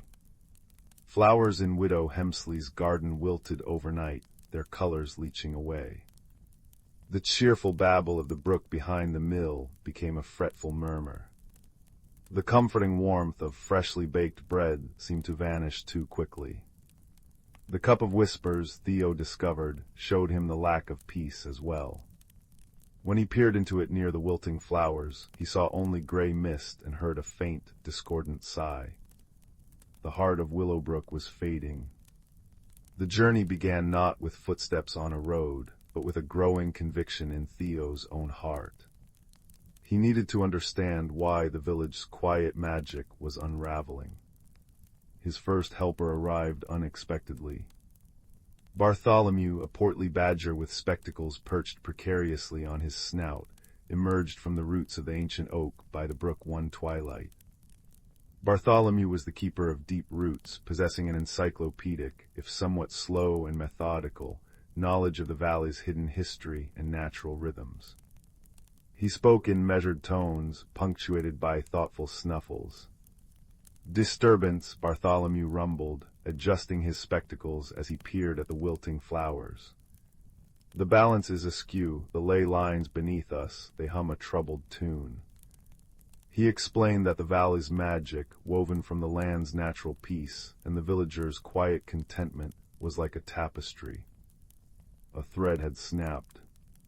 The second helper was Pip, a skittish finch with feathers the color of spun gold and a voice like tinkling bells. Pip was the messenger of sunbeams, flitting everywhere, seeing everything in bright, fleeting glimpses. The old stone. Pip chirruped one morning, landing on Theo's windowsill. By the north field it looks sad, dark moss grows where sunlight used to kiss it. Pip's perspective was fragmented, but vital. She noticed the small things others missed. Theo, Bartholomew, and Pip became an unlikely trio. Bartholomew provided the slow, deep understanding, the history of the standing stones that anchored the ley lines, the way the brook's song reflected the village spirit. Pip brought bright flashes of insight, a patch of unnaturally dark earth near the mill, the way the wind soughed mournfully around the old well. Theo, guided by the cup of whispers, learned to interpret its visions. Near the standing stone Pip mentioned, the cup showed only jagged shards of darkness where once there had been a warm, amber glow. The heart of the stone was wounded. The challenge wasn't a dragon or a dark wizard. It was a fracture, a deep, unseen crack in the ancient foundation stone of the northern boundary, likely caused by a recent, unnoticed tremor. This fracture was draining the valley's inherent peace, its quiet magic seeping away like water from a broken vessel. Force was useless. Trying to mend the stone physically would be like trying to glue back a shattered dream. Wisdom was needed. Theo gathered his friends under the gnarled branches of the oak. Bartholomew snuffled thoughtfully. "The magic is the land's breath, the village's calm heart. The fracture is a wound in that calm." Pip flitted nervously. "Can we sing to it, make it happy again?" Theo looked into the cup of whispers. He saw the valley not as it was, but as it could be, vibrant, peaceful, whole. He saw the fracture not as a jagged scar, but as a line waiting to be filled with light. "Not force," Theo murmured, understanding dawning. "Connection, we need to remind the valley of its own peace, its own wholeness. We need to weave the calm back together." It wasn't about fixing the stone. It was about healing the feeling the stone represented. Bartholomew nodded slowly, a deep rumble of approval in his chest. Pip chirped excitedly. Their plan was gentle, woven from the very essence of Willowbrook. On the night of the full moon, when the hidden currents of the world flowed strongest, they gathered at the fractured stone. Theo placed the cup of whispers carefully on the ground before it. Bartholomew, connecting his paws to the earth, began a low, resonant hum, a sound like roots growing deep into bedrock, steady and grounding. Pip, fluttering above, sang a melody pure and bright as sunlight on dew, weaving threads of joy and hope into the air. Theo closed his eyes, holding the image of the valley's heart from the cup, the peaceful meadows, the singing brook, the warm kitchens. He poured his own quiet wish for wholeness into the cup. As he focused, the hairline crack on the cup of whispers began to glow, not with the trapped starlight of before, but with a soft, golden radiance. This light spilled out not as a beam, but as a gentle mist, flowing towards the fracture in the standing stone. It wasn't an explosion, but a sigh of relief. The golden mist seeped into the dark crack in the ancient stone. Where it touched, the jagged darkness softened, filled with a warm, honey-colored light that pulsed gently, like a heartbeat. Bartholomew's hum deepened, resonating with the stone. Pip's song soared, clear and sweet. Theo felt the cup of whispers grow warm in his hands, a conduit for their combined intention not to force, but to remind, to reconnect. Slowly, steadily, the light filled the fracture completely. It didn't vanish, it became a luminous seam, a beautiful scar of mended magic. As the last tendril of mist settled, a wave of profound peace washed outwards, silent but immense. It flowed through the grass, rustled the leaves, and settled over Willowbrook like a warm blanket. Theo opened his eyes. The standing stone stood whole, the luminous seam fading to a soft, warm glow that matched the earthenware cup. In the cup of whispers, the water now showed the meadow bathed in moonlight, flowers glowing softly, utterly serene. The heart of the valley was whole again. The next morning, Widow Hemsley's flowers bloomed with impossible brilliance. The brook sang its cheerful song. The scent of baking bread seemed richer, warmer, lingering longer. Willowbrook hadn't changed drastically, it was simply more itself. More peaceful, more content, more deeply woven with quiet magic. Theo understood now. His journey hadn't taken him far in miles, but deep within himself and his connection to the world. He learned that the greatest magic wasn't in grand displays, but in quiet attention, in gentle connection, and in the courage to mend what was broken with understanding rather than force. He learned that even a crack like the one in the cup or the stone could hold light and become a thing of beauty, a testament to healing. Bartholomew returned to his roots, his spectacles glinting with quiet satisfaction. Pip continued her sunbeam messages, her song a little brighter. And Theo. He still visited the attic, but now he often sat by his window, the simple honey-colored cup in his hands. He'd fill it with water or tea and gaze into its depths, not always seeing visions, but always feeling the deep, resonant peace of his mended home, a gentle hum in his heart. The cup of whispers rested beside his bed, a quiet guardian, its hairline crack a luminous thread in the moonlight, a reminder that even the smallest things and the quietest hearts can hold extraordinary secrets and the power to heal. And with that comforting warmth settling around him like the softest quilt, Theo drifted into a peaceful sleep, the scent of cinnamon and sunshine a gentle lullaby in the quiet night.